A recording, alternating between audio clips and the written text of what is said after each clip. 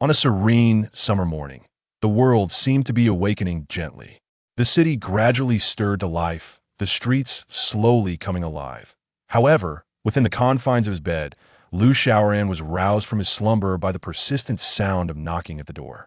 He pulled the covers over his head, for he was all too familiar with the unwelcome guests who disturbed him on a delightful Sunday morning: those who came to collect fees. There were only two types of visitors at this hour. 1. The water bill collector. 2. The property management fee collector. Yet today, the knocking continued unabated, as if the person outside had no intention of stopping. Reluctantly, Lou Shaoran squinted his eyes open and approached the door, peering through the peephole. To his surprise, the figure outside was neither the familiar water bill lady nor the property fee gentleman. He stepped back from the peephole, rubbed his eyes, and then slapped himself hard across the face, wincing in pain before leaning in once more to look. It was then he realized he wasn't dreaming. Standing before him was a woman with short hair and an expression of utmost seriousness. Her beauty was undeniable, captivating enough to render him speechless. Without a second thought, he opened the door. She appeared to be in her early 20s, standing at about 1.7 meters tall, clad in a sleek black professional outfit. The very sight of her left Lou Shaoran momentarily stunned. Her short hair was impeccably styled, and her large, enchanting eyes were fixed on him. Her skin was as smooth and fair as porcelain, a vision that would leave any man spellbound, let alone someone as naive as Lou Shaoran. After what felt like an eternity, he managed to close his gaping mouth and stammer, "I've already paid the water bill for this month." The stunning woman remained silent, stepping closer until their noses were nearly touching. Lou Shaoran inhaled deeply, catching a whiff of her delicate fragrance. And in that moment, everything felt ethereal. He felt as if he were floating, buoyed by the surreal closeness of this enchanting woman. As if on cue, he indeed began to levitate. When he opened his eyes again, he found himself reaching for the ceiling. Looking down, he saw that the beautiful woman had effortlessly lifted him by the collar of his shirt, pulling him into the room. Realizing he had been abducted by this formidable woman, Lou Shaoran panicked and shouted, "Help!" The captivating woman, still holding him with one hand, shut the door with the other and unceremoniously tossed him onto the sofa. With her lips slightly parted, she declared, "Boyfriend, do not scream." Lu Shaoran, struggling against her grip, froze at the sound of her calling him her boyfriend. He gazed up at her bewildered and asked, What did you just say?" The woman lifted her head, her exquisite face fixated on him as she enunciated, "I refer to you as my boyfriend. If that displeases you, I can address you as Lou Shaoran instead." Still in a daze, Lou Shaoran struggled to comprehend how he had awakened to find a stunning beauty calling him her boyfriend, regardless of her formidable strength. The enchanting woman continued, "You may find this difficult to accept, but allow me to introduce myself." In a melodious tone, she proclaimed, "I'm a robot from the year 2080, sent by my creator, who is none other than you, the future Lou Shaoran. I have come to this year, 2011, in accordance with your wishes. My mission is to ensure your safety and evade disaster. I also bear the responsibility of being your girlfriend. From this day forth, I shall take care of everything for you. Do you understand?" Lou Shaoran was at a loss for words. Noticing his silence, the stunning woman turned away and approached the window, drawing the curtains. With a glance at the wall, beams of light emanated from her eyes, projecting a vivid image. "This is a gift from you in the year 2080, she stated, falling silent thereafter. On the wall appeared an elderly man in a wheelchair, and Lou Shaoran realized with shock that the old man bore a striking resemblance to him. Suddenly, the voice of the elderly man emerged from the beautiful woman's lips, and the scene began to animate. "Hello, Shaoran. It must feel quite strange to greet yourself, but perhaps you understand that this is beyond belief. The future is unpredictable. She was not supposed to come. I created her to assist the man I once was, which is you, in this moment. Her name is Anchi. Currently devoid of a soul, she is akin to a doll. Yet as she shares in your life, she will learn and gradually develop human-like judgment. You will have the ability to imbue her with a soul. She will protect you. This is my gift to myself. Cherish it, young man, and may you lead a life free of regrets." As the image on the wall faded, Anchi turned her gaze back to Lou Shaoran. "You're a robot? Please refrain from using such a mechanical term," Anchi replied, turning away. "My name is Anchi. My identification number is S1723598414. My skeletal structure is composed of a rare alloy mine from Jupiter. I am controlled by an artificial intelligence system that mimics human neural functions. And she stepped closer, continuing, my skin is enveloped in biological cells, akin to that of a human. At this point, Liu Xiaoran's mind was in a state of turmoil, and he found himself asking, well, what should I do now? And she, with an expressionless demeanor, replied, you should wash your face and brush your teeth. I will tidy up your room in the meantime. Like a bewildered fool, Liu Xiaoran shuffled into the bathroom, turned on the tap, and splashed water onto his face. The cold shock brought him back to reality. At 22 years of age, Liu Xiaoran had left his home in northeast China to attend university in the distant city of Beijing. He had drifted through this unfamiliar city alone for a year, often reflecting, in this day and age, a man's wealth attracts women. Indeed, it was true. At 1.8 meters tall, with a youthful and handsome visage, he possessed an allure that could captivate women, yet lacked the financial means to support such charm.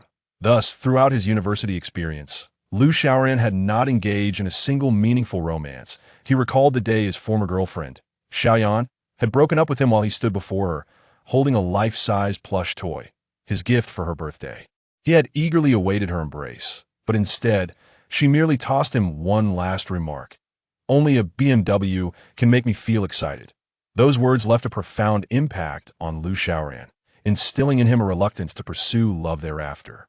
Splashing more cold water on his face, he took a deep breath and cautiously peeked out at the captivating woman who claimed to be his robot girlfriend from the future, Liu Xiaoran. Found it hard to believe that all of this was real. Could it be that a wife had fallen from the sky? And she neatly arranged Liu Xiaoran's bed sheets, her fair complexion remaining unperturbed, while her alluring curves captivated Liu Xiaoran's gaze.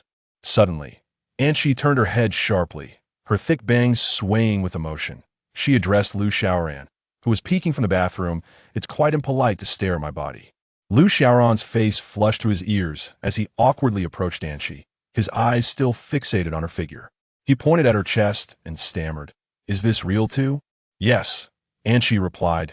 I could see that moment. Liu Xiaoran felt a surge of emotions, a mix of joy and disbelief, as if he might burst into tears from sheer elation. On the very first morning of his summer vacation, a stunning robotic wife had descended upon him. Regardless of the circumstances, having such a voluptuous and captivating woman by his side would undoubtedly attract attention. With a foolish grin plastered on his face, lost in daydreams, Anshi interrupted his reverie. Are you indulging in sexual fantasies? Liu Xiaoran, his smile stiffening, quickly waved his hands. Oh, not at all. Heh. Anshi, with her sparkling eyes fixed on him, stated, your heart rate was 83 beats per minute, with a blood pressure of 145/87 when you spoke just now. This indicates you were not being truthful. Liu Xiaoran was taken aback, stammering, is that even possible? Anshi surveyed the room and remarked, you need not doubt me. Upon observation, I can see your room lacks essential supplies. Therefore, we must venture out to shop. With that, she grasped Liu Xiaoran's hand and led him outside. Hey, wait, let go. I need to change my clothes. Liu Xiaoran protested, trying in vain to pry her fingers loose. Anshi glanced down at Liu Xiaoran, who was being dragged along, his expression pitiful as he looked up at her. She relented, releasing him. Fine, I'll wait outside for you. Liu Xiaoran internally lamented, this is not a wife, but rather a master. After dressing, Liu Xiaoran took his bank card and stepped out with Anshi. But on a scorching July afternoon, the sun blazed mercilessly, and Liu Xiaoran felt as though the asphalt was melting underfoot. He turned to Anshi, who walked calmly beside him, unflinching in her black attire. Aren't you hot in all that black? He inquired, and I'm not. I can automatically regulate my temperature. When it's warm, I can adjust my body heat to several degrees cooler. And when it's cold, I can raise it to 39 degrees, she explained. Waving his hand to create a breeze, Liu Xiaoran exclaimed, oh, I feel like I'm about to melt. Let's hurry to the supermarket where there's air conditioning.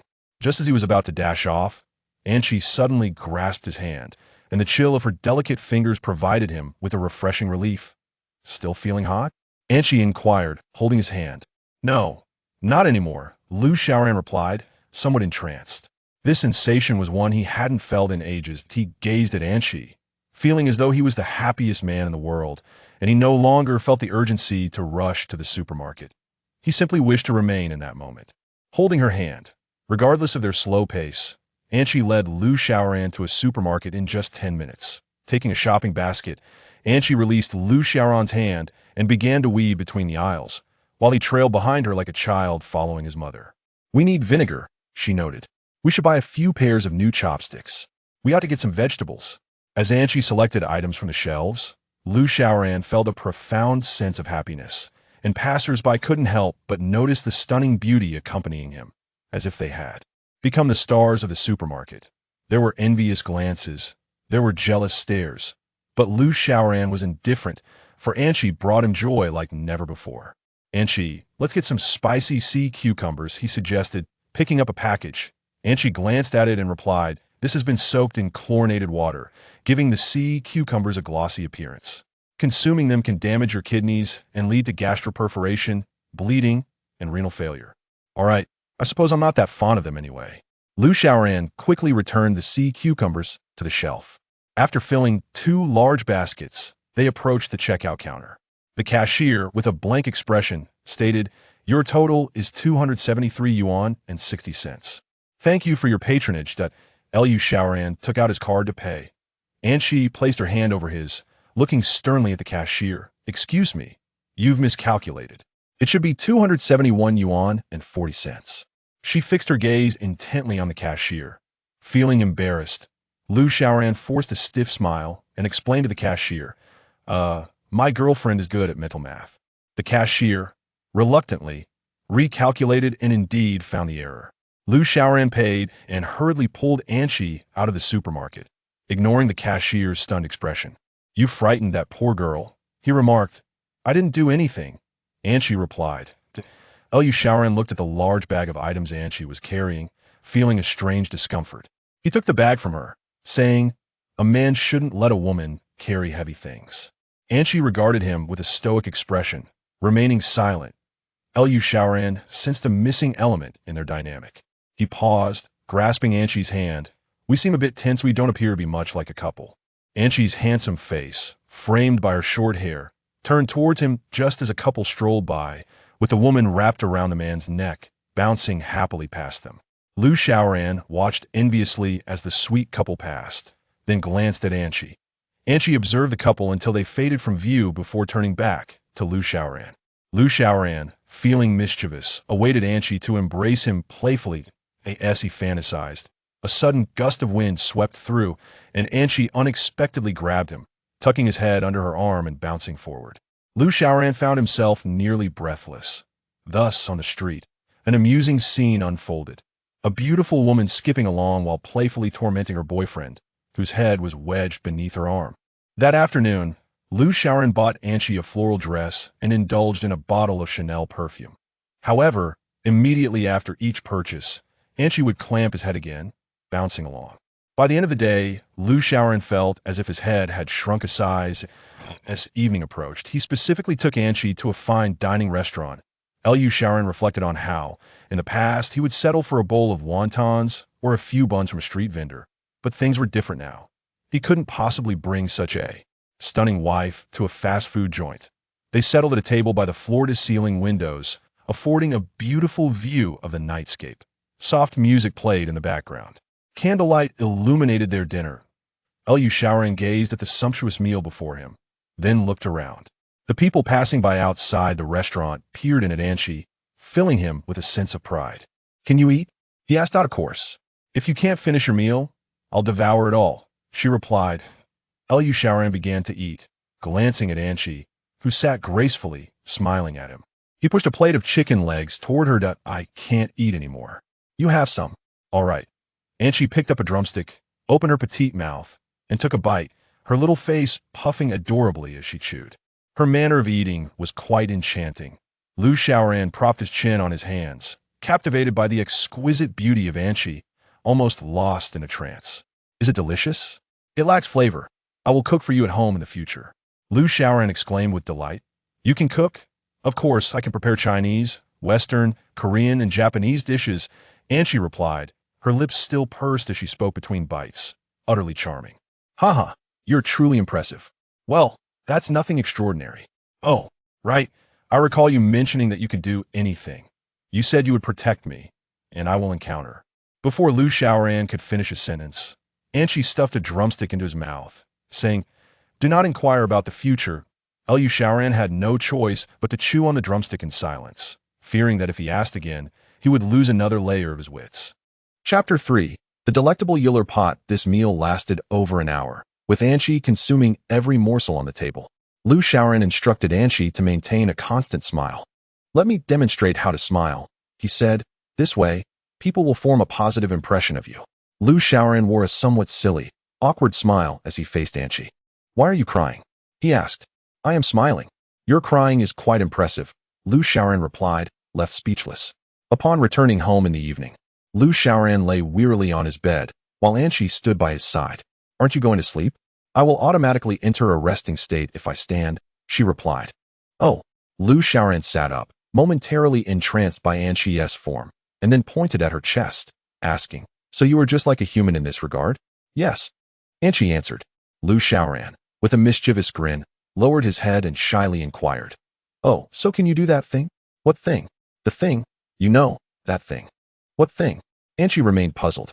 Lu Xiaoran, realizing he needed to clarify, stated, "It's the matter between men and women." Upon hearing this, Anchi looked up and beckoned. "Come here." Lu Xiaoran's heart soared with delight, and he tiptoed toward Anchi like a ballet dancer, lowering his head as he approached her. "Lift your head," she instructed. Blushing, Lu Xiaoran raised his gaze. Anchi's eyes sparkled with intensity, causing Lu Xiaoran to sit down abruptly on the floor. "Go wash your face and get ready for bed," Anchi commanded. At her words, Lu Xiaoran hurriedly stumbled to the bathroom, desperate to avoid another shock. Standing in the middle of the room, Anchi noticed a turtle crawling on the table and knelt down to observe it closely. "What is this?"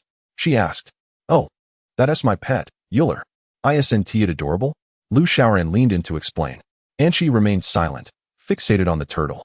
That night, Lu Xiaoran slept soundly, occasionally opening his eyes to find Anchi quietly standing by the window. His heart was filled with joy. It all felt like a dream. In the morning, the enticing aroma roused Lu Xiaoran from his slumber. "What are you cooking that smells so good?" Anchi was already seated gracefully at the dining table, adorned in the pink floral dress Lu Xiaoran had bought for her the previous day, smiling like a beautiful doll. "Wow, you made this? It smells amazing. I can't wait to dig in." Lu Xiaoran eagerly lifted the lid of the clay pot, a wave of fragrance enveloping him. He scooped a spoonful and took a hearty gulp. Feeling insatiable, he lifted the pot to drink deeply. "This is exquisite." "What kind of pot is this?" Lu Xiaoran asked, lost in bliss.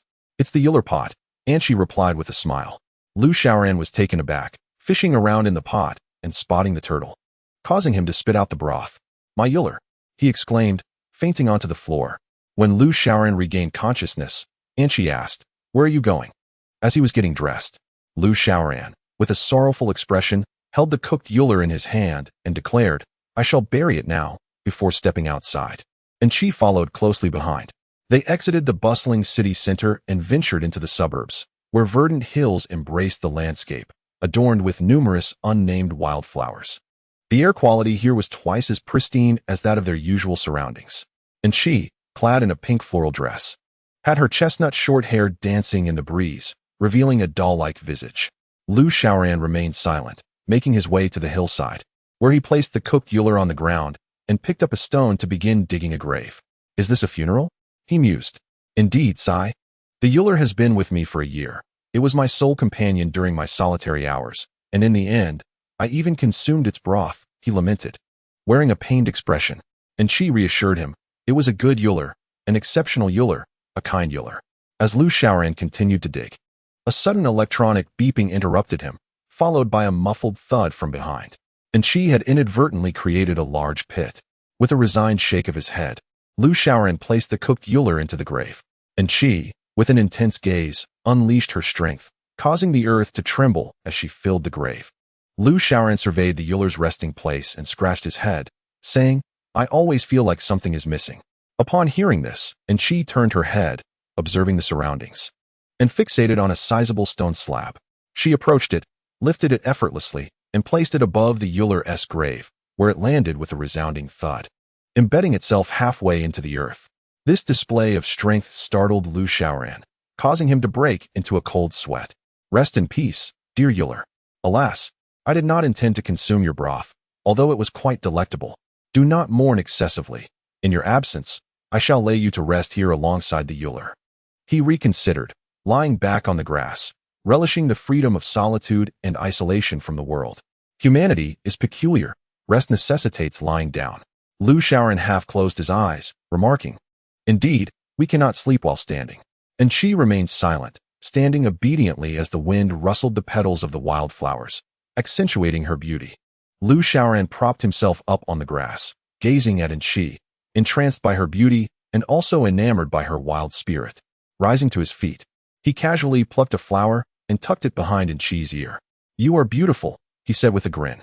Anqi wiped away the drool that had dribbled down Lu Xiaoran's chin, teasingly asking, Is it customary for humans to drool when they compliment someone's beauty? Not necessarily, but such extreme beauty might provoke it, Lu Xiaoran replied, brushing the grass clippings from his jeans, his face beaming with sunlight as he added, You cooked my Euler. Don't you think you owe me some compensation? I saw you enjoying it quite heartily. I did not. Regardless, you must make amends. And how shall I compensate you? Lu Xiaoran wore a mischievous grin and said, We just need to be a bit closer. Anqi smiled and approached him, lifting her delicate shoulder. This scene felt remarkably familiar to Lu Xiaoran. Indeed, their bond was intimate. Anqi playfully trapped Lu Xiaoran's head under her arm, and they bounced down the mountain together. Lu Xiaoran felt relieved that this was not happening on the street, suddenly reminded of a famous line, Su Wu herding sheep in the North Sea, the wildflowers bloom romantically. A picturesque scene. All that was heard was Lu Xiaoran's lament, My head. Chapter 4. Long live cohabitation. The cohabitation of Lu Xiaoran and Anqi commenced. I intend to make the most of this holiday, taking you out for some fun. Once school starts, I want to have time, he declared. I will accompany you to school, Anqi replied. Lu Xiaoran, thrilled, rubbed his hands together and exclaimed, You can really go with me? Indeed, for I must ensure your safety. Oh, that's wonderful, Lu Xiaoran exclaimed, excitedly pacing around the room. He then recalled a question he had long wished to ask. By the way, I think we should change how we refer to each other. Anqi tilted her head, asking, How would you like to address me? I will call you wife, and you shall call me husband, for that is how couples refer to one another, he chuckled. Anqi remained silent, stepping closer to Lu Xiaoran, lifting her doll-like face to gaze into his eyes. With a smile, she asked, Do you think we are not close enough? Upon hearing this, Lu Xiaoran covered his head with one hand and waved his other hand dismissively, quickly responding, No. We are quite close. I just feel our titles are a bit too formal. All right, I understand. Wife. No. I call you wife, and you call me husband. Okay, wife. You should call me husband, while I call you wife. Do you understand? I understand, wife. Listen to me. You call me husband, and I call you wife. Do you comprehend, my wife? I comprehend, my wife. Lu Xiaoran, feeling exasperated, nearly buried his head in his lap. Very well, let us go shopping, he announced before heading to change his attire. Anqi stood in the room, gazing at the Chanel perfume on the windowsill. She opened it and took a whiff, revealing a smile. As Lu Xiaoran emerged from the bedroom, he saw Anqi tilting her head back, gulping down the purple bottle of perfume. You can't drink that, Lu Xiaoran exclaimed, leaping to Anqi's side to snatch the now empty bottle from her hands. Oh my, how much have you consumed? Are you all right? He asked, gripping Anqi's shoulders. To his astonishment, Anqi's cheeks puffed out, and then with a loud gulp, she swallowed the rest of the perfume. Lu Xiaoran's heart raced, for although Anqi was a robot, consuming an entire bottle of perfume was still concerning. Anqi opened her mouth and let out a burp, filling the room with a fragrant aroma, and then she smiled, saying, The flavor is rather delightful, my dear. Could you fetch me another bottle? Lu Xiaoran joyfully wrapped his arms around Anqi, his eyes crinkling in a smile as he declared, Let us commence. Certainly, my love, Anqi replied with a radiant smile. All right, husband, Lu Xiaoran said, accustomed to Anqi's affectionate address. They were to take the bus.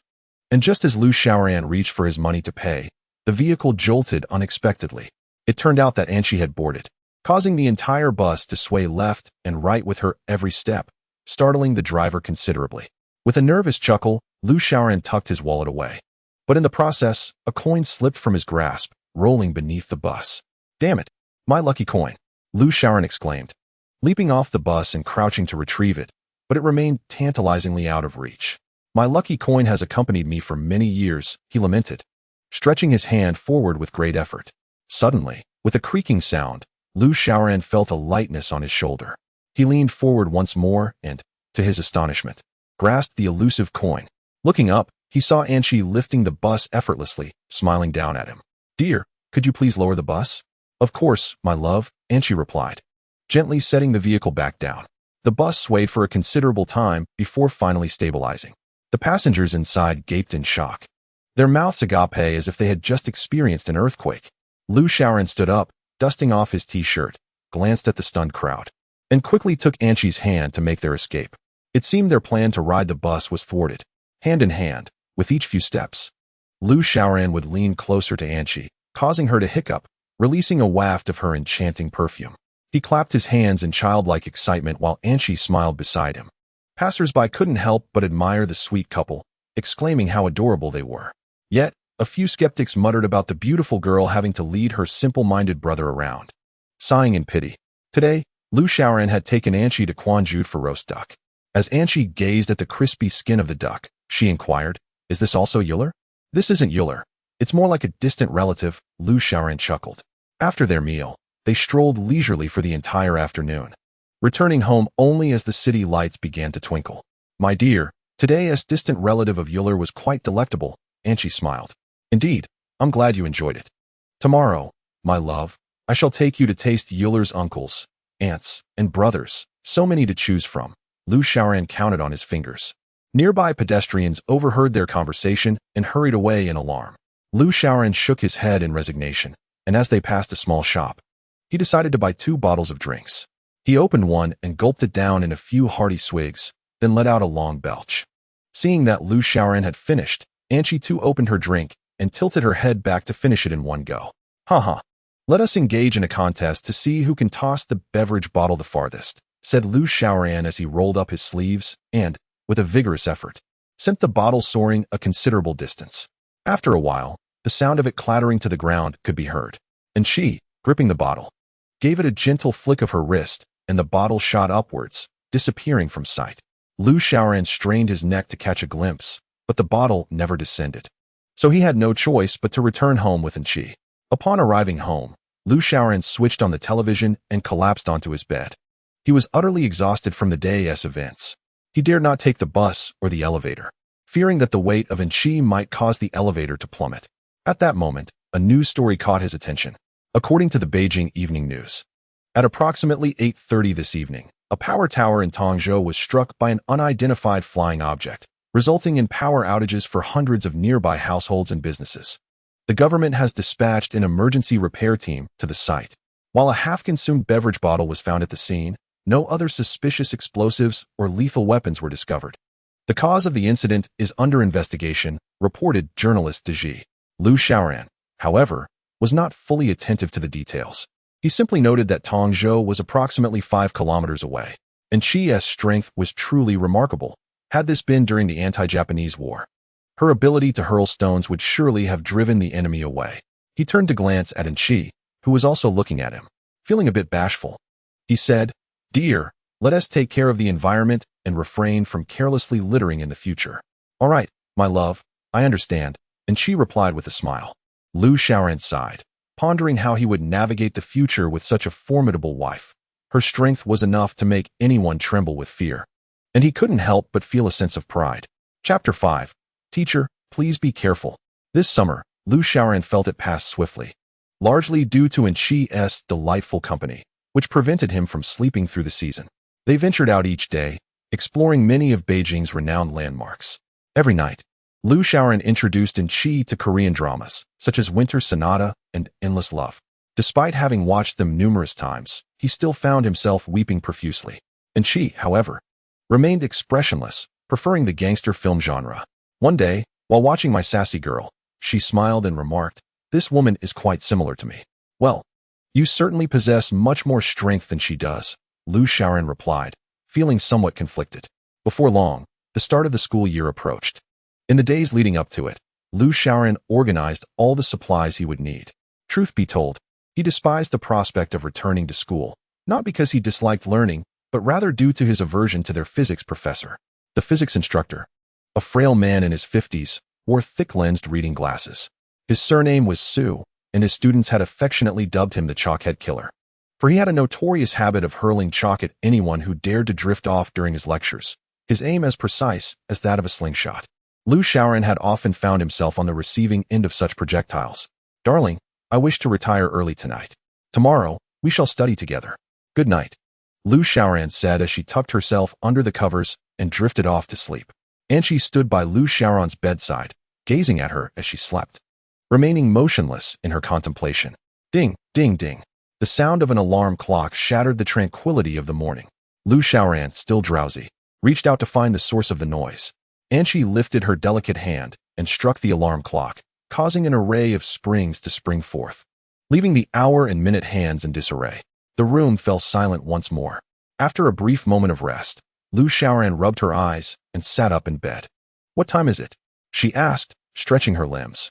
"It is 7:49, came the response. "Ah," Liu Shaoran exclaimed, leaping out of bed. "No way. We report at 8. With that, Liu Shaoran hastily donned her clothes, splashed water on her face in the bathroom, and rushed to brush her teeth, foam still lingering on her lips. Flinging open the door, she called for Anqi as she dashed outside.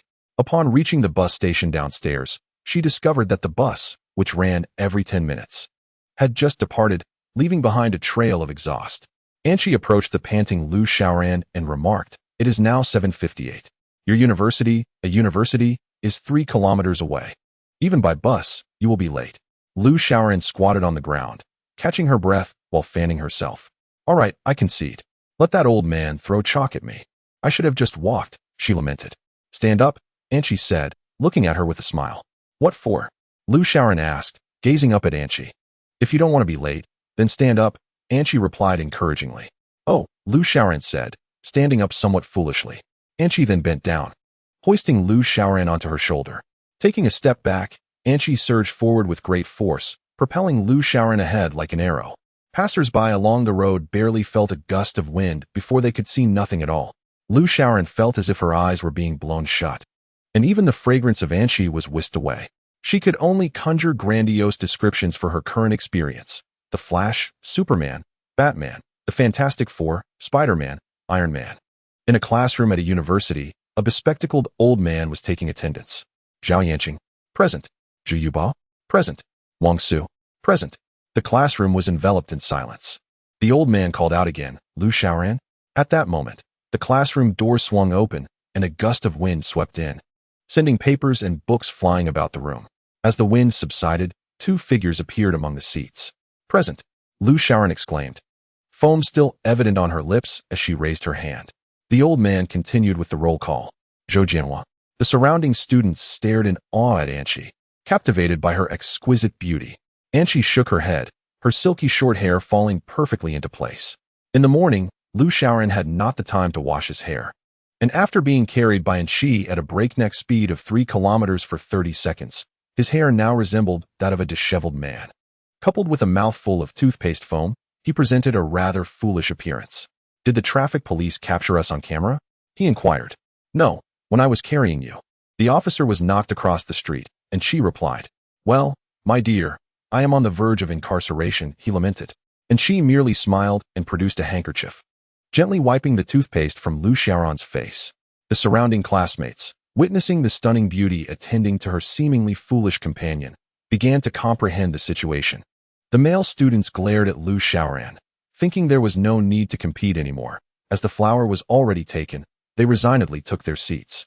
The female students expressed gratitude towards Anqi, relieved that their own boyfriends were safe, and happily resumed their seats. "All right, classmates, for our first lesson of the new semester," the frail old man said, adjusting his spectacles as he opened a box in front of him, revealing an assortment of chalk pieces. He picked one up, gazed at the class, and then flung it against the wall, producing a crisp sound. It seemed he had a fair amount of strength. Then, the old man smiled awkwardly at everyone, poised as if ready to launch into the lesson. "Okay, turn to page 346. A collective sigh of relief was heard as Liu Shaoran, covering his mouth, whispered, "This old man has issues. We shall call him the chalk assassin. Heh." With that, he pointed to his own head, grinning foolishly at Anqi. The old man scribbled formulas on the blackboard with fervor. Connect the wires, switch on the power.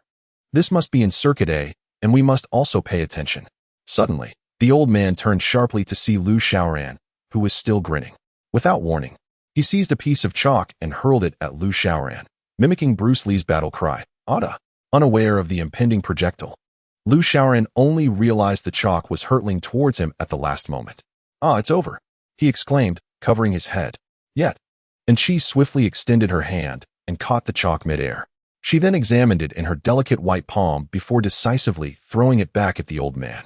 With a resounding bang, the chalk embedded itself into the blackboard, leaving only a small white tip visible, still emitting a wisp of smoke, resembling a bullet striking its target. "Teacher, be careful." And she smiled at the frail old man.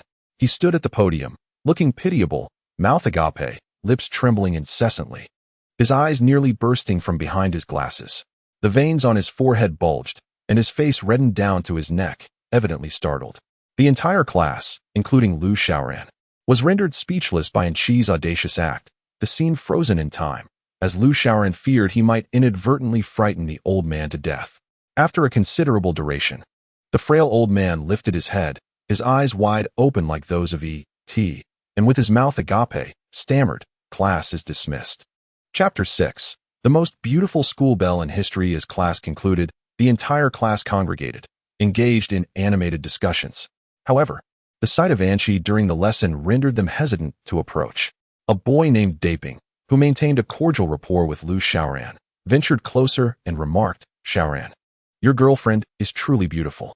Yet, Lu Xiaoran, aware of Daping's underlying intentions, promptly interjected, "Oh, she is trained in combat sports, including kickboxing, taekwondo, and Wing Chun." He rattled off an array of martial arts, nearly mentioning the Nine manual. Upon hearing this, Daping turned on his heel and departed. Thus, within a mere morning, the entire A university was abuzz with gossip about the newly arrived enchanting beauty in the physics department, whose boyfriend was Lu Xiaoran.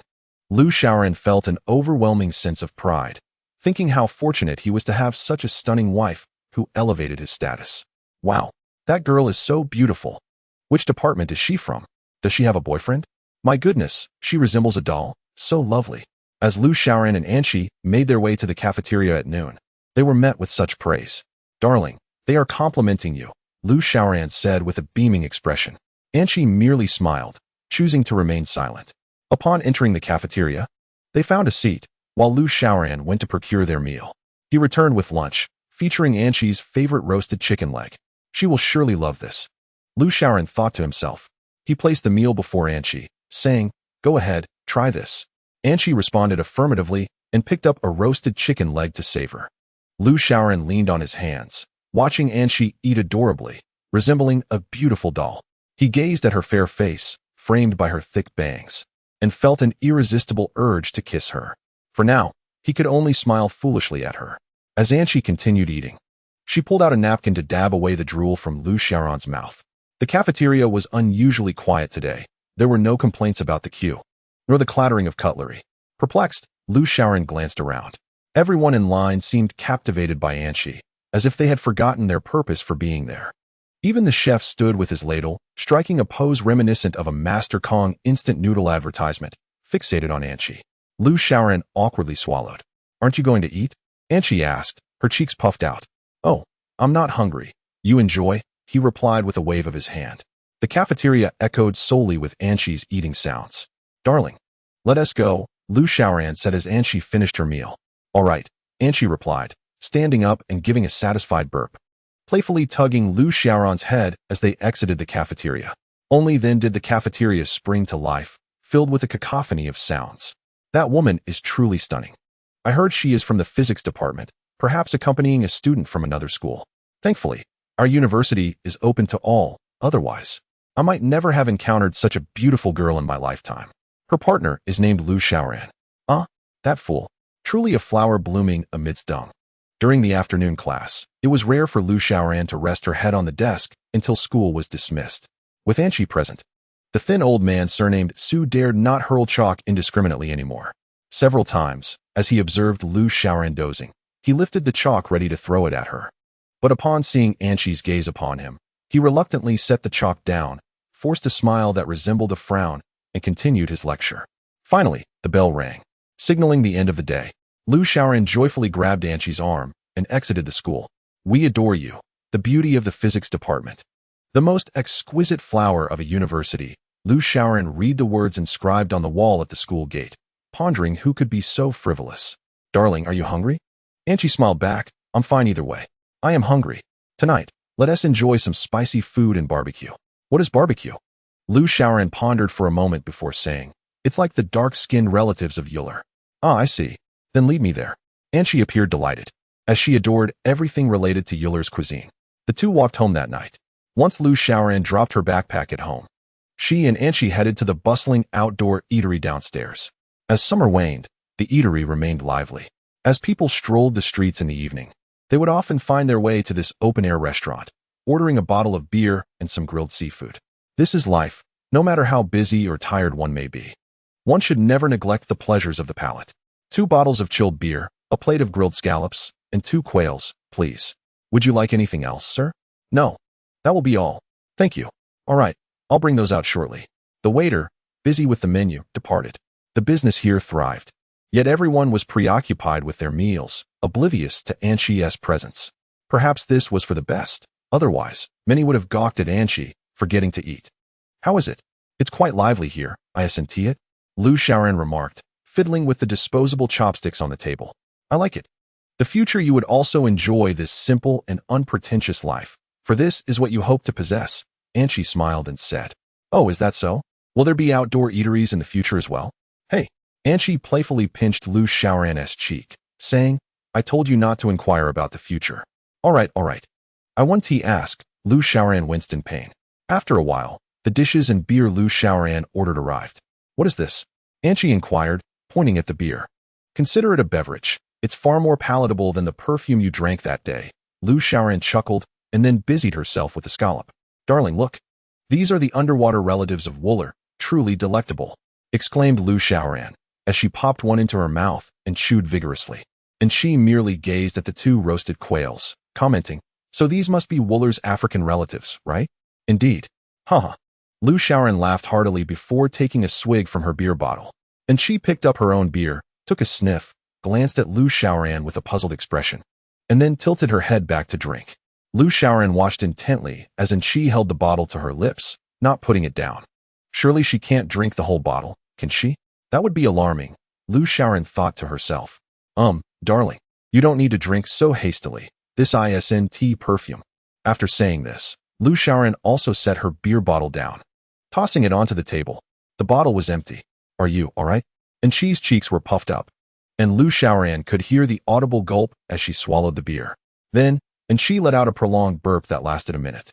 Despite her slightly dazed state, Anqi maintained a gentle smile, though her eyes began to flicker erratically, accompanied by electrical sparks. Her head swayed from side to side.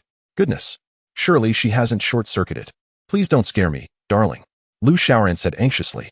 Chapter 7. The effects of alcohol. Lu Xiaoran felt flustered, wondering if Anqi had indeed gotten drunk. Surely not.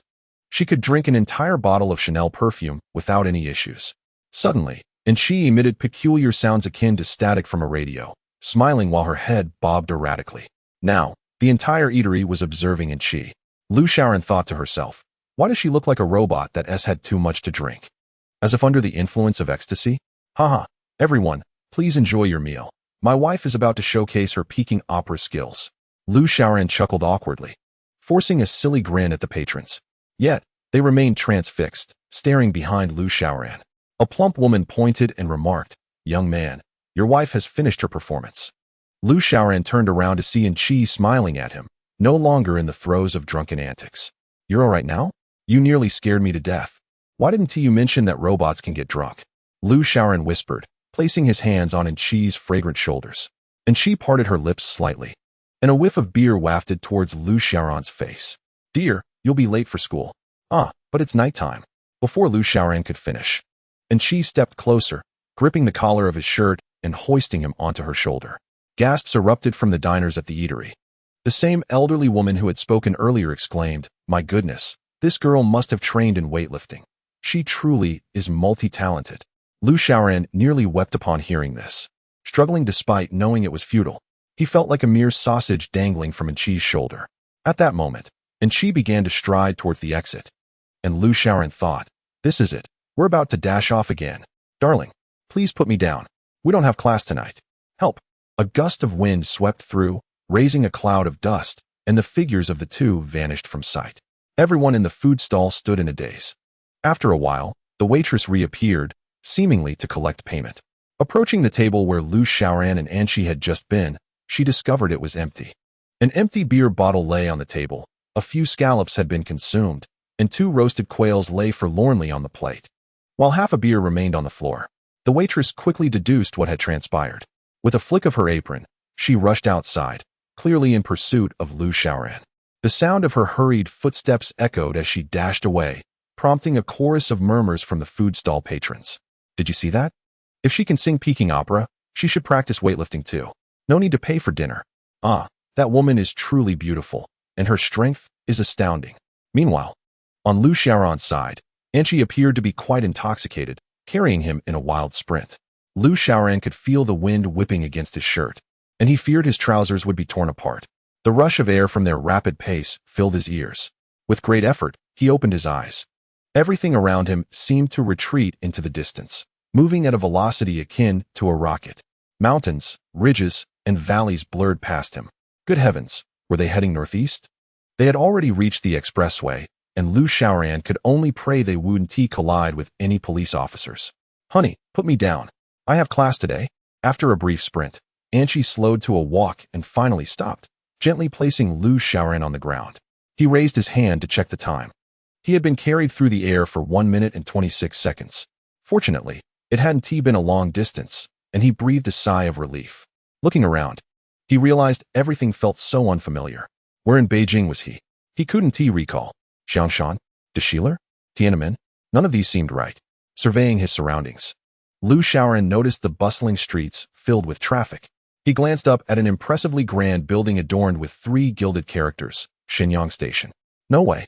In just a minute and a half, we've reached Shenyang, 600 kilometers away. Lu Xiaoran lamented. Perhaps if Anqi carried him for a few more minutes, he would find himself back in his northeastern hometown. All right, dear, you win, he thought to himself, feeling despondent. Anqi wore a bright smile. Perhaps the effects of the alcohol were wearing off.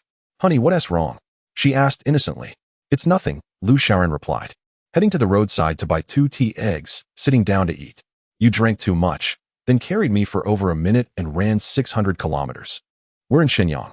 If you had told me you would get drunk, I wouldn't have taken you out for drinks, he said, stuffing a tea egg into his mouth as he spoke. Anqi glanced around and remarked, I mentioned that I am like a human. Lu Xiaoran, cheeks full, swallowed the tea egg in her mouth, took a sip of water to moisten her throat, and said, You are feeling much better now, right? Yes. I can take you back, Anqi replied, swiftly grasping Lu Xiaoran.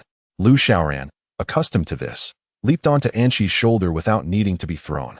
Clear the way, my dear, she said, holding a bottle of mineral water in one hand while the other clutched the tea egg. A swirl of dust kicked up at the entrance of Shenyang Station, with only Lu Xiaoran's voice resonating in the air. I swear I will never let you drink again. After a minute and a half, Anqi set Lu Xiaoran down, and they stood beneath a residential building in Beijing's Guanzhong. We're home, safe and sound, Lu Xiaoran thought to herself.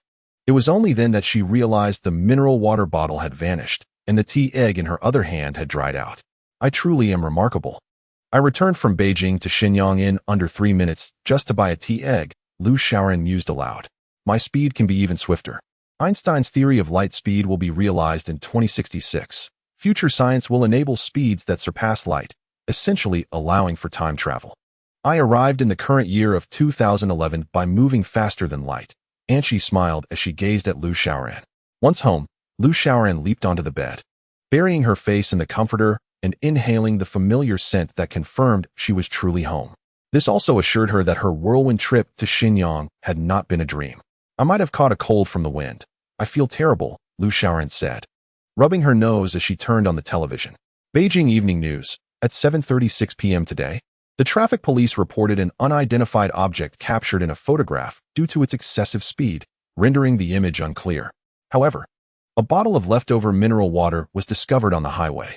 Authorities speculate that this unidentified object is closely linked to the recent blackout in Tongzhou, and investigations are ongoing. The reporter announced, "All right, I am increasingly fond of Beijing television. We have become UFOs," Liu Xiaoran chuckled. Anqi simply smiled and remarked, "UFOs will descend to Earth after 2030. They are not aliens, but rather machine aircraft." Liu Xiaoran stared at Anqi in surprise. "Wow, weren't there supposed to be aliens?" Anqi turned to look out the window and said, "At least, before I arrived here, there were none of the aliens you speak of." Liu Xiaoran scratched her head and lay back on the bed. Anqi stood by the bedside and advised, "You should rest early. I am entering a state of rest." With that, she lay still, her eyes wide open, resembling a doll. In the middle of the night, Liu Xiaoran got up to use the restroom. Seeing Anqi standing by the bed, she pondered briefly. She pushed the bed toward Anqi and nudged her gently. Anqi lay straight on the bed, still with her eyes open. Like a porcelain doll, Liu Xiaoran covered her with a quilt, gazing at her serene face with a dreamy smile. He then curled up on the sofa and drifted off to sleep. Chapter 8. A celestial wife as the first rays of morning sunlight graced Anqi's face. Her eyes fluttered open, signaling the programmed time for her to awaken. Sitting up, she noticed the quilt draped over her and turned to see Liu Xiaoran, curled up on the sofa. Anqi rose and approached him, gently covering him with the quilt, standing beside the sofa, smiling down at him. Startled, Liu Xiaoran opened his eyes to find Anqi gazing at him. He chuckled foolishly and said, "You're up so early. Did you sleep well last night?" With a smile, Anqi replied, "Yes, but you shouldn't have slept on the sofa and given me the quilt. You might catch a cold." "Not at all. Haha. I'm in great shape," Liu Xiaoran declared, but before he could finish, he sneezed, causing a flood of tears and snot. "See, you're already catching a cold." Anqi remarked, "It's nothing really. As long as you're well rested, that's what matters," he said, grinning foolishly. Anqi smiled, turning to fetch a tissue to wipe his face.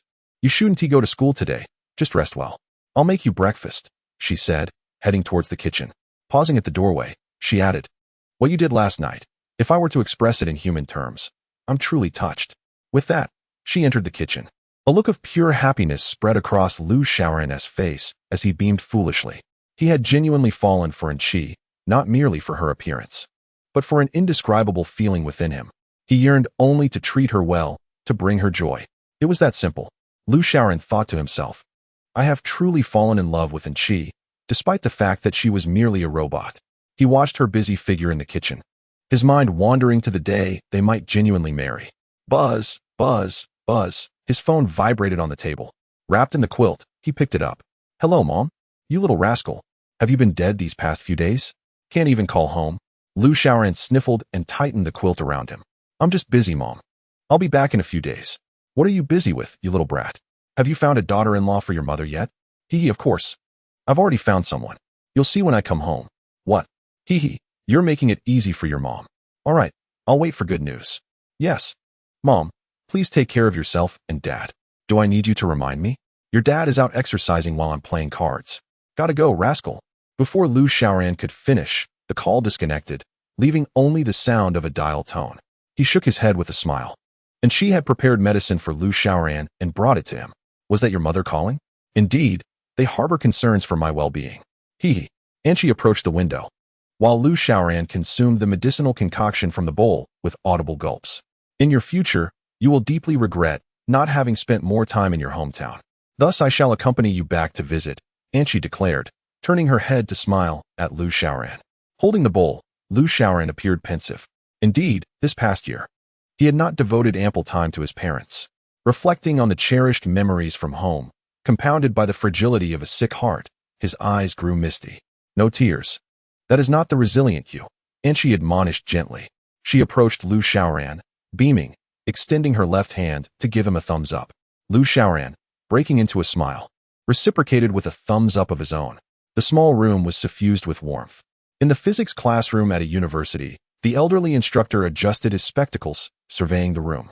Upon noticing the absence of the intimidating student from that day, a wicked smile crept across his face. He opened the chalk box, seized a piece of chalk, and struck it forcefully against the wall. "Ada, turn to page 390, he exclaimed with glee. The classroom fell silent, devoid of Anqi's protective presence. The old man grew audacious once more. As class concluded, A throng of students surged from the back of the classroom, each exuding an air of defiance. At the forefront stood a tall figure, approximately 6 feet tall, hands tucked into pockets, wearing a cynical expression. As they reached the entrance of the physics department, the leader seized a bespectacled classmate emerging from the classroom. "Hey, where's the new campus belle from your class?" The bespectacled student stammered. I don't know. She didn't come today." Just as he finished speaking, a burly student from the group approached and delivered a punch to the bespectacled student's nose. "Damn it. Can't you answer a simple question?" The bespectacled student clasped his bleeding nose, crying out, "I truly don't know. She really didn't come today." The handsome leader squatted down, patting the bespectacled student's head, and asked, "Then what is her name?" "I don't know. She never mentioned it." "Damn you." The handsome boy slapped him to the ground. Clearly, he was the ringleader here. "When that campus belle comes to class, you report to me immediately." All right. I'll remember. Take care," the bespectacled student replied, his face stained with blood, yet forcing a smile as he repeatedly addressed the leader. Let us depart," commanded the handsome boy, leading his entourage away, leaving a trail of murmurs and astonishment among the other students. Chapter 9. The Underworld, Chenhaonan. The following day, Lu Xiaoran and Anqi arrived at the school gate. They found 2 rows of individuals standing like security guards, each cradling a bouquet of roses. At the entrance stood a strikingly handsome young man. Lu Xiaoran spotted the young man, who wore a look of resignation as he patted his head. He recognized him. In fact, everyone from the nearby school knew him. He was none other than the infamous wealthy heir, Do Xan. To be precise, he was far beyond the ordinary rich kid, as Do Xan's family background was exceedingly intricate. His father owned mines across the nation, while his mother was a renowned lawyer. However, these details paled in comparison to the fact that Do Xan was linked to the underworld in Beijing. Thus, he wielded considerable influence at school, to the extent that even the principal kept his distance. It was recalled that once, after a teacher reprimanded Do Xan, he summoned gangsters to break the teacher's hands and feet, illustrating his ruthless nature. Lu Xiaoran glanced at Do Xan by the entrance and then observed the unfolding scene. Realizing that Do Xan was likely pursuing Anqi, upon seeing Anqi arrive, Do Xan produced a loudspeaker and bellowed into the school. "Let the show begin." After his proclamation, a hydrogen balloon floated down from the rooftop of the teaching building, emblazoned with the words "Do Xan loves the school beauty." Upon reaching the playground, 2 individuals atop the balloon began to pour down paper from a large barrel. Instantly, the air was filled with fluttering papers, resembling a snowfall. These were red 100 yuan bills. Lu Xiaoran cursed under his breath, thinking how incredibly wealthy Do Xan was. Anqi remained expressionless, watching as the bills cascaded to the ground, forming a thick pile. At this moment, every window in the building leaned out as hundreds of voices shouted, "We love you, school beauty. We love you." The deafening chorus resonated throughout. Lu Xiaoran's face darkened with anger, yet he dared not express it, fully aware of Do Xan's formidable family background. Do Xan approached Anqi with an air of triumph, kneeling on one knee, and presented a pure platinum jewelry box, opening it to reveal a dazzling diamond the size of a fist. Such a spectacle would surely sway any girl. "Beautiful school flower, from the moment I laid eyes on you, I knew you were destined to be my wife. We mustn't be late. Let us go." Before Do Xan could finish, Anqi seized Lu Xiaoran's hand and circumvented Do Xan, entering the school, leaving him frozen in place. "Is Do Gu all right?" inquired the robust young man from earlier. "What could possibly be wrong? This girl is quite amusing." Do Xan replied with a wry smile as he rose. In the past, there had been no woman Do Xan could not have when he desired one. Today, his pride had taken a hit. "After school, let us teach him a lesson." "Teach him a lesson? You only know how to shout. Use your brain for once." "Got it. Understood, big brother. What about the money?" The sturdy young man pointed towards the playground. "Earn it," Do Xan said impatiently before turning back to his group of followers and heading into the school. Lu Xiaoran and Anqi made their way from the playground to the classroom amidst a spectacle, drawing the admiring gazes of all around them. Anqi had remarkably diminished the reputation of the infamous Jin Xiao. "Darling, you are truly amazing. Do Xan must be furious, haha." Lu Xiaoran exclaimed as he wrapped an arm around Anqi's shoulder. "Is that lad named Do Xan? It seems everyone is quite intimidated by him," Anqi remarked with a smile, her cheeks adorned with sweet dimples. "Indeed, even the principal fears him. He has connections to the underworld," Lu Xiaoran responded, his expression somewhat uneasy. Underworld? Is it Chen Haonan? Well, somewhat. He's not quite as formidable, Lu Xiaoran replied with resignation. So, he is a mere mountain chicken then? That's one way to put it, Lu Xiaoran mused, realizing that Anshi had a keen understanding of the underworld dynamics. After a brief moment, Anshi uttered a rather classic line. Should I go and deal with him? No. Please don't. Lu Xiaoran hurriedly replied. A small lesson will suffice if he acts arrogant again. He felt a pang of unease, sensing that Anshi was inclined towards a campus bloodbath. At long last, the excruciating day came to an end. Lu Xiaoran had spent the entire day on edge, fearing Dou Xian might seek trouble. It wasn't Dou Xian he feared. Rather, he worried that Anshi might inadvertently cause him serious harm. As Lu Xiaoran and Anshi stepped out of the school gates, they spotted Dou Xian and a group of his followers waiting for them. Oh no, Lu Xiaoran thought. What I feared has come to pass. Campus Belle, you are looking particularly ungracious today, a robust young man remarked. Dou Xian regarded Lu Xiaoran with disdain. Leaning closer to Anshi, Lu Xiaoran whispered, Darling, let's leave him alive. We mustn't cause a death. All right, dear, Anshi replied with a sweet smile, gazing at Lu Xiaoran. Hey, you're still acting all sweet, huh? You little girl are quite ungrateful, the strong man retorted, striding towards Anshi. Anshi advanced a step, seizing the strong man's neck and with a sudden force, propelled him backward. He flew several meters before crashing to the ground, letting out a muffled groan before lying still. Dou Xian and his entourage were left aghast at Anshi's boldness. Before Dou Xian could utter a word, Anshi swiftly closed the distance, grabbing his collar. With a powerful thrust, she collided her forehead with Dou Xian's, producing a resounding thud akin to a coconut hitting the ground. Dou Xian collapsed, unconscious, witnessing their leader being overpowered. The remaining gang members panicked, scrambling away in disarray. Only a tall, slender boy with a round head remained. He glanced at Anshi, then at the fallen Dou Xian, and the strong man sprawled on the ground. Seizing a stick from the ground, he shouted and began to pound it against his own head. I'm dizzy, he cried out before tossing the stick aside and collapsing on the ground. Anshi approached, picked up the discarded stick, and swung it down upon the round-headed boy, producing a sharp crack as it splintered upon contact. The round-headed man twitched his legs, and his head tilted as well. He was truly dazed. Lu Xiaoran, standing nearby, felt a twinge of pain. It was utterly frightening. Darling, let us depart. Anshi whispered into Lu Xiaoran's ear, her familiar Chanel fragrance wafting through the air. You didn't kill them, did you? No, I followed your instructions and left one alive. They merely suffered from fractured skulls, intracranial hemorrhages, and ribs piercing their internal organs. They are not dead. Lu Xiaoran swallowed hard. This is worse than death.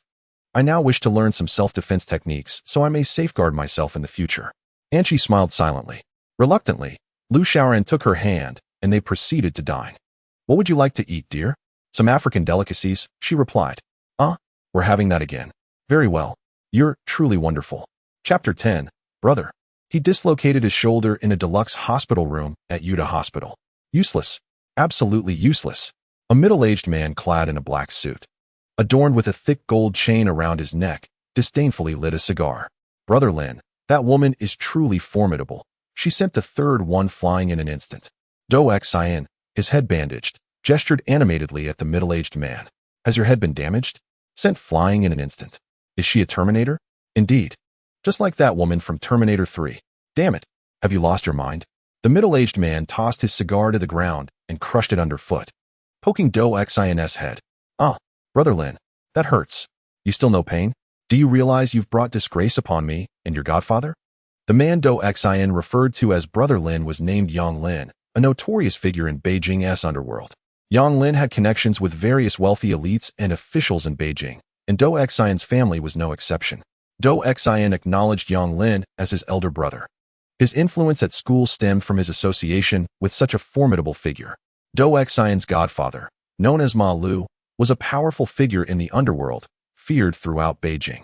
In his 50s, Ma Lu had long ceased to engage in the violent affairs of the underworld, yet his name still resonated throughout the city. He was the first to have the police chief bow to him in respect. Nowadays, Ma Lu was more focused on his business ventures, reportedly owning over 20 bars in the city. Yang Lin approached the window and gazed outside, declaring, Tomorrow, I will send some men to eliminate that woman and that young man. No, Brother Lin, I have high hopes for that woman. Go, go, go. Look at your pitiful state. This dignity must be restored. Take care of yourself well. With that, Yang Lin exited the hospital room, leaving Do Xin with a dejected expression. After Lu Xiaoran and Anshi finished their roasted quail, they settled the previous unpaid bill and returned home. Darling, you promised you would heed my words. Yes. What is it that you wish to convey? Lu Xiaoran, after hearing Anshi's words, approached her and placed his hands gently on her delicate shoulders. I wish for us to share the same bed like a normal couple. Did I not electrify you enough last time? No, wait for me to finish. I do not wish to do anything. I simply desire for you to lie beside me. It brings me a sense of security. Anshi gazed at Lu Xiaoran for a moment and replied, All right then. Wonderful. Lu Xiaoran exclaimed, filled with joy. That night, Anshi lay beside him, and he was too exhilarated to sleep. He sat up, admiring Anshi, who resembled a porcelain doll. She was truly beautiful. He gently caressed her soft, fair face. I love you, Lu Xiaoran murmured dreamily, knowing she had entered a state of rest. He studied her enchanting eyes, delicate nose, and inviting lips, and suddenly felt an urge to kiss her. Carefully, he leaned over the edge of the bed, inching closer to Anshi. His heart raced as their faces were merely a hand's breadth apart, and he could smell the scent of Chanel perfume. In that instant, Lu Xiaoran was entranced. He slowly pressed his lips against hers. The warmth and softness of her lips, imbued with a faint fragrance, captivated him. He kissed her passionately, his body atop hers. Their chests pressed together. Lu Xiaoran felt a delightful softness against him. Have you had enough? Startled, Lu Xiaoran quickly pulled away from Anshi. I. You like it, right? Huh. Well, not really. Anshi swiftly yanked the stammering Lu Xiaoran into the covers, showering him with a flurry of kisses. Within the blanket, Lu Xiaoran's cries echoed. I'm electrified. The next morning, Lu Xiaoran gazed at his reflection in the mirror. What was that phrase again? Like two plump sausages hanging from my mouth. He touched his own full lips. You won't dare to act recklessly again, will you? Anshi remarked while tidying up the room. All right, I understand. Next time, I shall seek your permission before kissing you, Lu Xiaoran replied with a mischievous grin. Enough of your nonsense. Off to school, Anshi said, playfully nudging Lu Xiaoran out the door. As they left the building and made their way to school, a van across the street suddenly swung open, and a group of individuals armed with knives rushed toward them. Lu Xiaoran was taken aback and frantically searched for something to defend himself. Anshi furrowed her brows, stepped forward, and confronted one of the knife wielders with a raised hand. Wife, how should we handle this? Don't kill them. Leave some alive. As Lu Xiaoran finished speaking, he witnessed Anshi effortlessly toss a man into the air before swiftly darting behind another armed individual, delivering a powerful kick to his leg. The man let out a piercing scream and collapsed to the ground. Only then did the others react, collectively lunging at Anshi with their knives. Alarmed, Lu Xiaoran shouted a warning, Be careful. Anshi merely smiled faintly and raised her hand to shield her head. A series of crisp sounds echoed as the knives shattered into fragments. The assailants, dumbfounded by the broken blades in their hands, were met with Anshi, seizing one by the head and forcefully driving it into her knee. With a swift turn, she leapt high into the air, delivering a precise kick that felled two more opponents.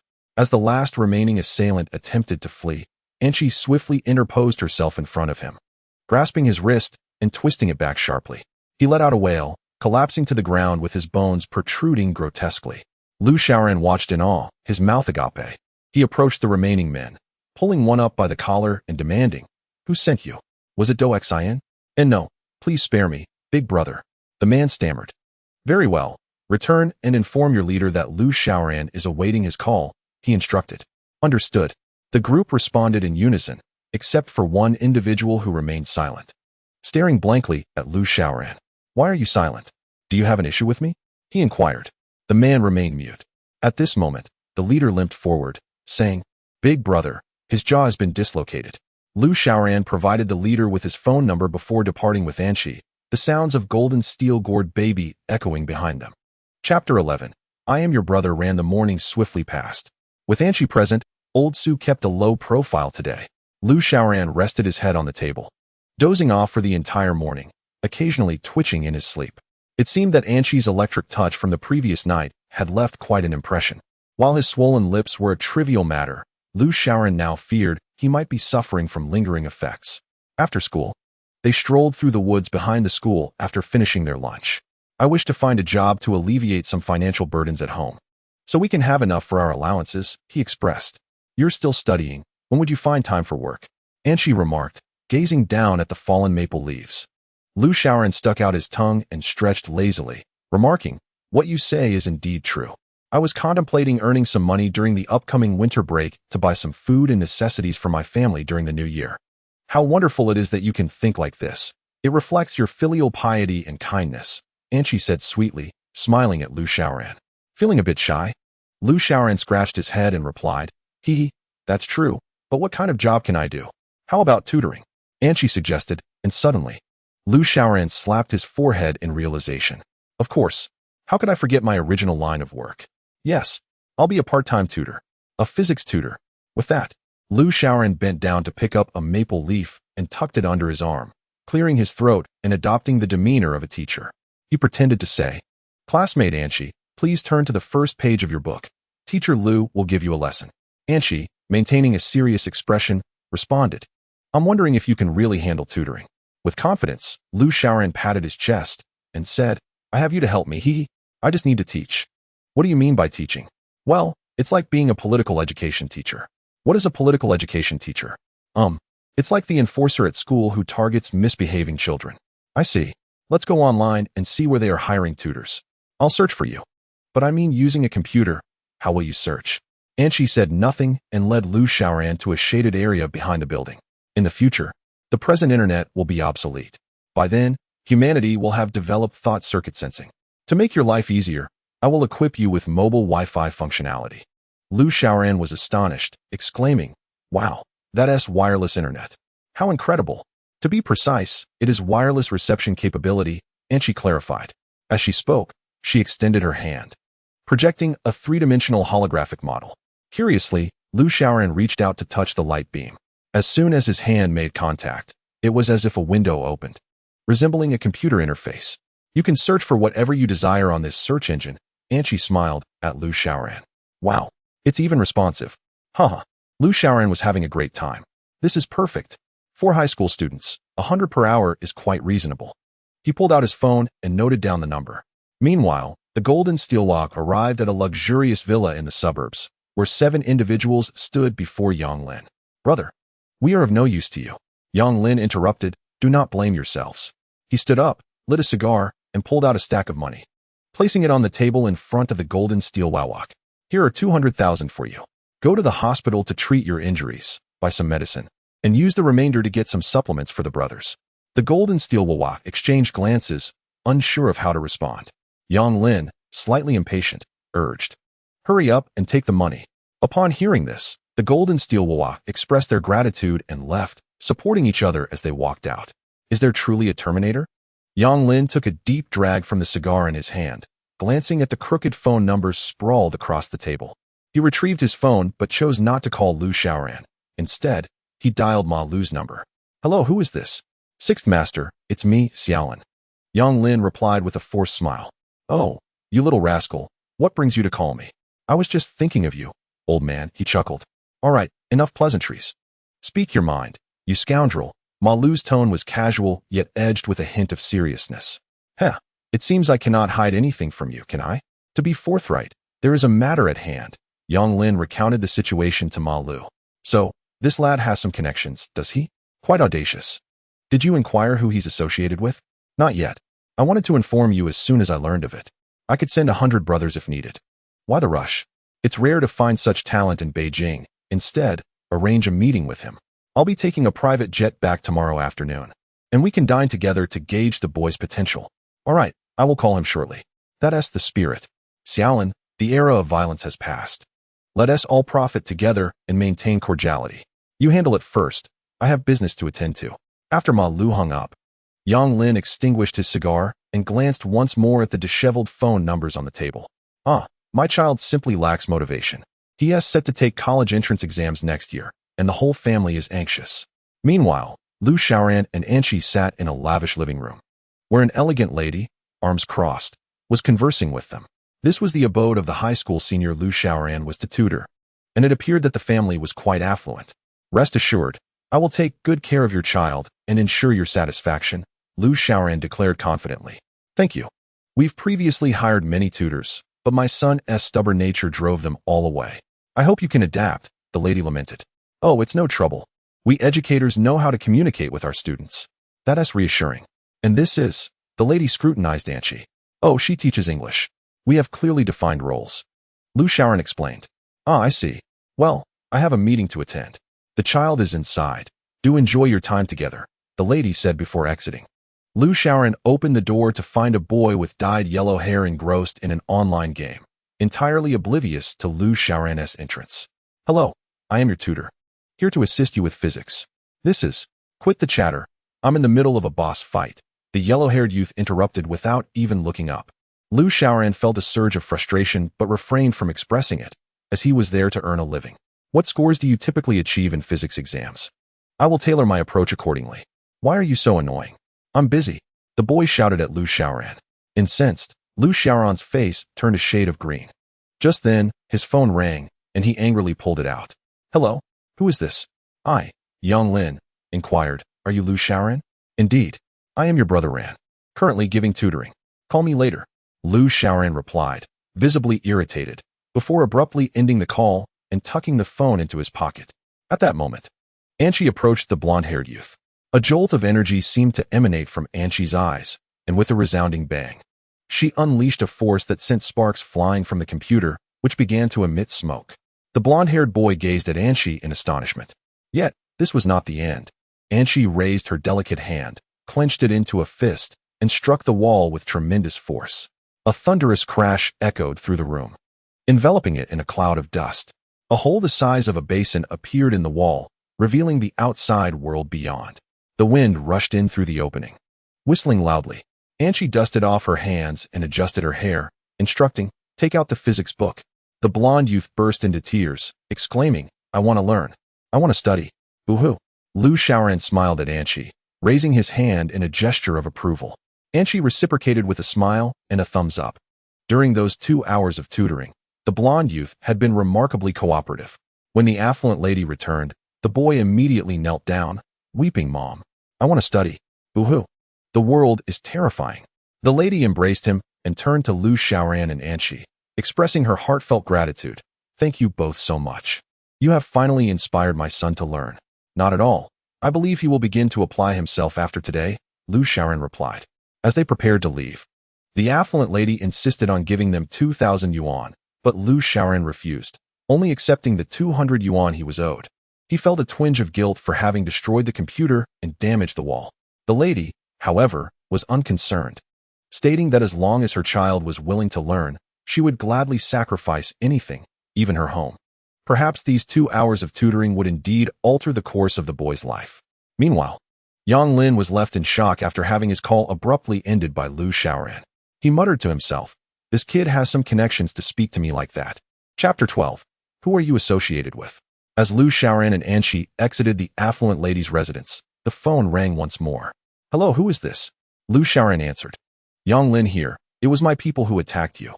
Upon hearing this, Lu Shaoran furrowed his brow and asked, do I have a grudge against you? Listen closely. Tomorrow at noon, meet me in the Presidential Suite 501 on the 5th floor of the Victoria. We need to have a serious discussion. All right. How do you intend to discuss this? Rest assured, it will be a calm conversation, not one involving violence. I will be there on time, Lu Shaoran affirmed. By the way, come alone. If you bring your wife, we won't need to talk at all. Yang Lin hung up the phone. Lu Shaoran placed the phone in his pocket, lost in thought. Why are you silent? Anchi asked, her face filled with curiosity as she looked at Lu Shaoran. The golden-hued figure that day, the gourd boy, was sent by the individual who had called me. He instructed me to meet him alone tomorrow, forbidding your presence. He wishes to discuss matters with me. Anchi turned her head to the side and remarked, are you afraid? I am not. I retorted, though I knew that was a mere facade. This time, I am indeed going alone. Anchi remained silent. Lu Shaoran glanced at Anchi, inhaled deeply, and declared, what is there to fear? I am a man, after all. Rest assured, my dear husband, I will meet with him alone tomorrow. Anchi smiled at him, her eyes shimmering with unspoken sentiments. Lu Shaoran anticipated that Anchi would either stop him or insist on accompanying him. Yet, she continued to say nothing, merely smiling at him. Very well, he sighed, feigning despair. Ah, my future self, I am truly sorry. Tomorrow I shall negotiate life and death. Tomorrow, I will be downstairs watching over you. At the first sign of danger, I will appear within 6 seconds, Anchi assured him. At this, Lu Xiaoran's face bloomed with joy, much like a flower. See, I told you, you wouldn't disregard my well-being. Haha. Yet Anchi remained silent. A gust of wind stirred Anchi's hair, and after a moment of contemplation, she said, You will not perish. Only in the face of future calamities will there be danger. Lu Xiaoran was taken aback by her words. What exactly is this future calamity? He began to inquire, but upon noticing Anchi's unwavering gaze, he ceased. All right, I understand. No inquiries about the future, he conceded. Anchi then smiled and said, Just remember, tomorrow you can proceed with confidence. With me here, there is no need for concern. Indeed, I will remember, Lu Xiaoran nodded vigorously. The following day, Lu Xiaoran donned the costume he had for the school play, and he ventured to a 2-yuan shop to purchase a pair of spectacles. His arms adorned with remnants of bubblegum. What are you doing? Anchi inquired. Making myself appear more formidable, Lu Xiaoran replied earnestly. He wrapped an arm around Anchi as they approached the Victoria Building, a prominent reception center in Beijing, its multi-storied structure exuding grandeur. My dear, I am heading up. How will you know if I am in danger? Anchi questioned. I have a sense about you. The moment you call, I will come, she assured him. Lu Xiaoran recalled the time Anchi had sprinted to Shenyang in a minute and a half while carrying him and nodded in reassurance. What should I shout? He asked. Anything you wish, she replied. Pondering for a moment, he proposed, I shall shout kill you. The moment you hear those words, you will appear. How dramatic. Anchi smiled and said, Very well, you can proceed with confidence. Lu Xiaoran adjusted the children's glasses he had bought and took a deep breath as he entered the Victoria Building. Upon entering the bright lobby, he was approached by 2 tall men clad in black, wearing sunglasses. You must be Mr. Lu Xiaoran. One of them spoke, his voice unmistakably military. Yes, that is I. And you are? We are subordinates of Mr. Yang Lin, the one who called you yesterday. Please accompany us upstairs. With that, the 2 tall men flanked Lu Xiaoran and led him to the elevator. The elevator ascended slowly, and Lu Xiaoran glanced at the sunglasses of those around him before decisively stowing away his own childish pair, purchased from a discount store. The red light above the elevator halted at the 5th floor. 2 tall men guided Lu Xiaoran to the entrance of an extraordinary room. The opulence of the suite was evident from the door, adorned with gilded floral patterns, flanked by oil paintings, and marked with the number 501. Such a luxurious suite implied that Yang Lin, the occupant within, was either a wealthy individual or an official. The 2 tall men opened the door, announcing, Mr. Lu, please. Upon entering the suite, Lu Xiaoran was momentarily taken aback. Before him stood a grand round table, laden with an array of exquisite delicacies. Seated at the table was a middle-aged man with a shiny visage, draped in a large gold chain. One hand clutching a snow cone, and the other fiddling with a lighter that emitted a crisp metallic sound. Behind the man stood over 30 individuals, all clad in judo uniforms, standing in perfect formation. Lu Xiaoran observed the man, who was presumably the one that had called him the previous day, Yang Lin, as referred to by the men in dark sunglasses. As Lu Xiaoran entered, the man rose and greeted, Hello, Mr. Lu Xiaoran. Please, take a seat. He gestured invitingly. Lu Xiaoran merely nodded and pulled out a chair to sit down. Yang Lin chuckled lightly and suggested, Let us dine first and then discuss our matters. Mr. Yang, I believe it would be more prudent to address our business first, Lu Xiaoran replied, his gaze firmly fixed on Yang Lin. Very well, let us discuss before we eat. Yang Lin laughed heartily. Mr. Yang, I trust we have no grievances between us. Why then would you send someone to harm me? Lu Xiaoran queried straightforwardly. Yang Lin's smile faded as he crushed his cigar beneath his foot, responding, My brother, Do Exine, was wronged by you, and I sought to restore his honor. Regrettably, Mr. Lu, your skills are formidable, and my efforts were in vain. Alas, does Mr. Yang intend to settle the score today? Lu Xiaoran inquired. Ah, brother. Let us not delve into that today. This meal is my way of extending an apology on behalf of my brother, Yang Lin replied. Lu Xiaoran, discerning that Yang Lin was not to be underestimated, smiled slightly and said, You are too gracious, Mr. Yang. In truth, the King Kong Halua brothers have not wronged me significantly. Yang Lin chuckled in response, saying, They are but inept, not worthy of your prowess. May I inquire as to who stands behind you, dear brother? Yang Lin's question implied curiosity about Lu Xiaoran's connections. Lu Xiaoran glanced behind him and turned to Yang Lin, saying, I came alone today, without any companions. Yang Lin, sensing Lu Xiaoran's ambiguity, resorted to the clandestine language of the streets to probe further. He stepped forward, clasping his fist in salute, and declared, Nancheng Road, Shaolin. Lu Xiaoran pondered for a moment, recalling the day of the Golden King gourd boy, and returned the gesture, stating, Iron Arm, A2 Mu. Yang Lin was momentarily taken aback.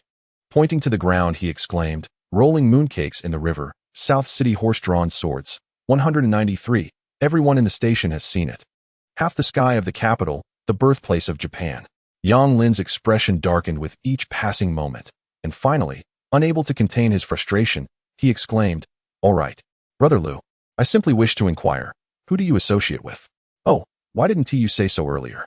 I associate with my wife, Lu Xiaoran replied. Chapter 13, I will kill you. Yang Lin's countenance shifted, believing Lu Xiaoran was mocking him. He slammed his hand on the table and stood abruptly. Are you toying with me? Do you dare to think I want to kill you? Just as Yang Lin finished his threat, the door swung open, and a gust of wind swept into the room, causing the dining table to shake, leaving everyone momentarily blinded. Lu Xiaoran shielded his eyes and squinted, and she had grasped Yang Lin by the neck, lifting him off the ground with ease. Yang Lin's face turned a shade of green as his companions stood frozen in shock, and she, with one hand holding Yang Lin aloft, flashed a thumbs up at Lu Xiaoran, beaming with a sweet smile. Lu Xiaoran chuckled softly, thinking perhaps it was Yang Lin's earlier threat that summoned in Qi to his side. He noticed Yang Lin's eyes bulging from the strain. Why, you little brat, are you cheating? Yang Lin stammered. Only then did the 30-odd judo practitioners behind him react, stepping forward in unison, shouting ha, as they charged at Qi. Lu Xiaoran seized a chair and hurled it at the leading judo fighter. The judo practitioner, seeing the chair flying towards him, leaped high, executing a downward chop that shattered the chair into two pieces. Qi merely tugged Yang Lin backward and then flung him forward, sending a few of the judo fighters crashing to the ground. The remaining judo fighters did not falter, agilely advancing towards Qi. Suddenly, Qi paused, a smile gracing her lips. With one leg back and one leg forward, she extended her delicate hand and struck a pose reminiscent of a martial arts master. Lu Xiaoran struggled to recall where he had seen such a stance. Yet it felt familiar. The judo fighters, witnessing Qi adopt this martial artist pose, exchanged glances and collectively bowed to her, only to resume their hostile stances. To Lu Xiaoran's surprise, these judo practitioners exhibited a commendable sense of martial ethics, he mused. At that moment, the judo fighters surged forward, the leader bellowing as he leaped. His left hand raised while his right, clenched into a fist the size of a bowl, barreled toward Qi. In response, Qi advanced, her right hand forming a palm, gently striking the chest of the judo fighter, who promptly collapsed to the ground. As the judo practitioner fell to the ground, Qi swiftly mounted him, her fists raining down upon his chest like dumplings being dropped into boiling water. With a sudden motion, she raised her hand and struck another judo fighter squarely in the face, causing him to soar backwards like a deflated balloon, crashing against the wall with a dull thud before collapsing to the floor, motionless. The remaining judo fighters encircled Qi tightly, launching a barrage of punches and kicks in her direction. Yet, Qi remained composed, skillfully countering their attacks, with each grasp of an opponent. She would unleash a flurry of rapid punches, knocking them down one after another. She would also seize a judo fighter by the collar, driving him knee-first into her own leg, or hurling them against the wall with a sickening crunch, undoubtedly resulting in broken bones. The speed of Qi's punches was so swift that only the shadows of her fists could be seen, leaving one to wonder just how many strikes she delivered in that fleeting moment.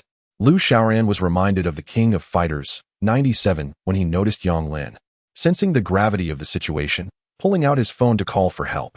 Glancing at the table, Lu Xiaoran seized a nearby ashtray and charged towards Yang Lin. Do not underestimate this ashtray. During his days of brawling, he wielded it with remarkable finesse. Lightweight, portable, and devastatingly effective. He had taken down many thugs armed with machetes with nothing but an ashtray. Thus, in middle school, Lu Xiaoran earned the moniker Ashtray Brother. Come to the 5th floor of Victoria. Everyone is coming. With a swift motion, Lu Xiaoran swung the ashtray at Yang Lin's head, causing it to erupt in a gory spectacle. Damn you, I'm going to settle this with you, Yang Lin shouted, clutching his head as he hurled the phone away and lunged at Lu Xiaoran, initiating a scuffle. Lu Xiaoran fell to the ground, gripping the ashtray with all his might, delivering a chaotic barrage of strikes upon Yang Lin. Initially, Yang Lin managed to resist for a short while, but soon fell silent. Rising to his feet, Lu Xiaoran surveyed the bloodied and battered Yang Lin sprawled on the ground, dusting off his hands. Anqi had already dispatched the 30-number judo fighter. "Darling, you're incredible. Watching you fight them felt oddly familiar," Lu Xiaoran remarked to Anqi. With a soft smile, she replied, "Wing Chun." It dawned on Lu Xiaoran that they had watched Ip Man 2 together the previous night. At that moment, applause erupted in the room, accompanied by exclamations of approval. "Bravo! What remarkable skill!" Lu Xiaoran turned towards the sound to see an elderly gentleman emerging from a private room, smiling approvingly at both him and Anqi. The old man exuded an air of shrewdness. Observing the judo fighters on the floor and the bloodied Yang Lin, he remarked with admiration, "Your strikes are quite ruthless. Reminiscent of my own in my youth." Lu Xiaoran looked at the old man with confusion, asking, "Who are you?" Suddenly, the elderly man raised his gaze, his piercing eyes locking onto Lu Xiaoran. "Ma Lu." At the mention of that name, Lu Xiaoran froze. Having heard tales of Ma Lu's notorious reputation as one of Beijing's most formidable gangsters since childhood. "Ma Lu, no, Master Ma. I harbor no grievances against you." "Do I?" Lu Xiaoran remarked. "I, Master Ma, hold you in high regard. Given the remarkable skills you and your wife possess, I would not dare to contend with you both." Lu Xiaoran chuckled softly. "What are you saying, Sixth Master? I have no exceptional talents. My wife, however, is quite capable." Master Ma observed Anqi, commenting, "This young lady possesses an innate beauty, and I am astonished to discover such remarkable abilities hidden within. In my 30 years traversing the underworld, I have never encountered such prowess." In a flash, Anqi dashed to Master Ma's side, startling him. "What did you just say?" she inquired. Master Ma swallowed hard and replied, "I wish for both of you to assist me in managing the empire I have built." Understanding Master Ma's intent, Lu Xiaoran embraced Anqi, concerned she might hurl the old man against the wall, reducing him to fragments. "Sixth Master, I am merely a university student with no grand aspirations of delving into the underworld. I hope you can appreciate that." Unperturbed, Master Ma casually pulled up a chair and settled down. "Young man, take a seat. There is no rush. Since you are here, you might as well find peace in it." After a moment's contemplation, Lu Xiaoran sat, ready to listen as Master Ma began his tale. "It all began when I ventured into society at the age of 20. Now, having surpassed 50, I find myself no longer wishing to engage in the affairs of the underworld. I seek someone capable to take my place and manage the enterprises I have established, allowing me to enjoy my twilight years in tranquility." Sighing, he continued, "At my age, I should be preparing for the inevitable. Yet I am without a son and surrounded by subordinates like Yang Lin, who are utterly useless in a crisis." Lu Xiaoran remained silent as Master Ma elaborated. "After 3 decades in this life, I have gleaned a certain wisdom. The era of violence has passed. I own several casinos and amusement parks in Beijing, as well as a candy bar within the second ring. Soon, I plan to retire in Hawaii, but I lack someone to oversee my affairs." After finishing, Master Ma glanced at Lu Xiaoran. "I understand you are merely a student, but I truly am just a university student," Lu Xiaoran interjected. Master Ma interrupted. "I am not asking you to drop out. On weekends, when you have free time, visit my establishments. Upon your graduation, you will take over these bars and casinos." Noticing Lu Xiaoran's hesitation, he walked over and patted his shoulder. "Young man, there is no need for overthinking. Go about your business. I will have these useless fellows removed. I shall seek you out in a few days. Now be on your way." With that, Master Ma pulled out his phone and moved to the window, engrossed in conversation, paying no further heed to Lu Xiaoran. Reluctantly, Lu Xiaoran took Anqi's hand and departed. Chapter 14. My wife is the boss, what should I do now?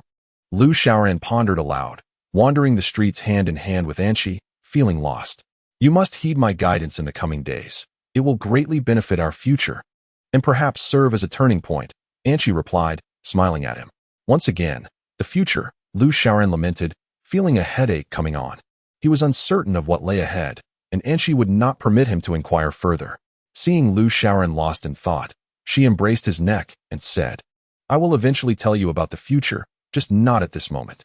"All right, I understand. However, with you by my side, I fear nothing," Lu Xiaoran replied with a comforting smile.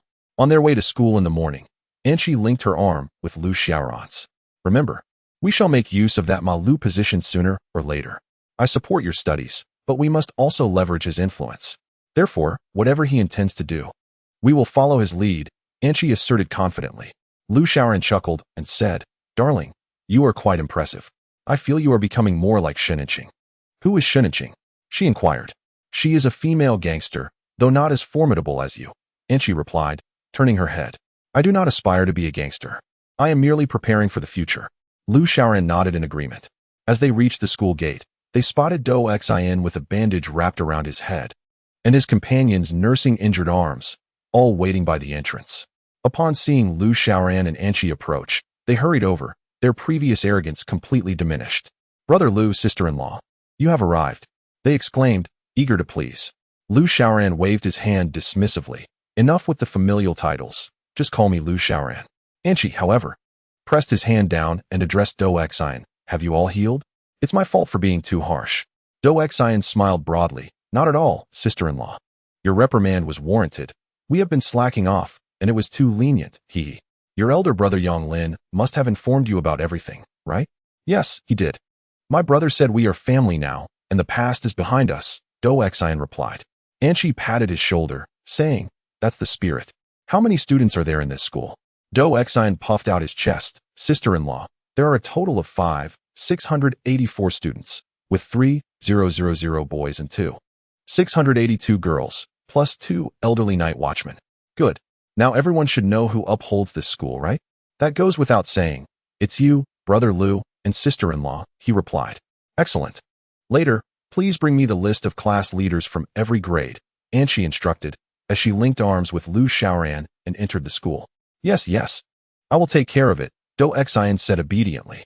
Once in the classroom, Lu Xiaoran excitedly remarked, Darling, you are incredible. Where did you learn those lines? You are truly a living embodiment of Shuniching, haha. Anchi smiled.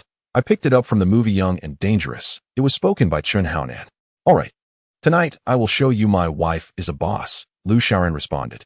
During recess, a crowd gathered outside the classroom, a mix of boys and girls. Do Xin was among them. And upon seeing Lu Xiaoran and Anchi emerge, he quickly approached. Sister-in-law, here is the roster. These individuals are the class leaders, he said with a grin. Wow. There are girls too, Lu Xiaoran exclaimed in surprise. Do Xin nodded vigorously and then addressed the group. This is Brother Lu and Sister Anchi. From now on, we will be under their guidance. Do you understand? Understood. Brother Lu, Sister Anchi, hello? Everyone chorused in unison. Lu Xiaoran smiled awkwardly and said, There is no need to call me brother. We are of the same generation. Just call me Xiaoran. Do Xin chuckled in response. How could that be? We wouldn't want to be the subject of ridicule from outsiders, hee. After saying that, he pulled out a cigarette, intending to light it for Lu Xiaoran. Brother Lu, try this cigarette, it's imported from Germany. Lu Xiaoran pushed his hand away gently, saying, No, I don't smoke. Is that true? Does Brother Lu look down upon this brand? Do Xin asked, bewildered. No, I truly don't smoke. It's harmful to one's health. Lu Xiaoran replied with a dry laugh. Do Xin, recognizing Lu Xiaoran's stance, reluctantly set the cigarette aside and took one for himself, preparing to light it. Anjia, you wouldn't deny the courtesy, would you? This cigarette is from your younger sister. A girl resembling a little punk grinned as she offered a cigarette to Anchi. Lu Xiaoran was about to intervene, saying that Anchi did not smoke, but it was too late. Anchi extended her delicate hand, taking the cigarette offered by the girl, and placed it between her lips. The girl quickly lit it for her. Anchi, with the cigarette in her mouth, looked at Lu Xiaoran, appearing utterly charming. Lu Xiaoran mimicked taking a deep breath.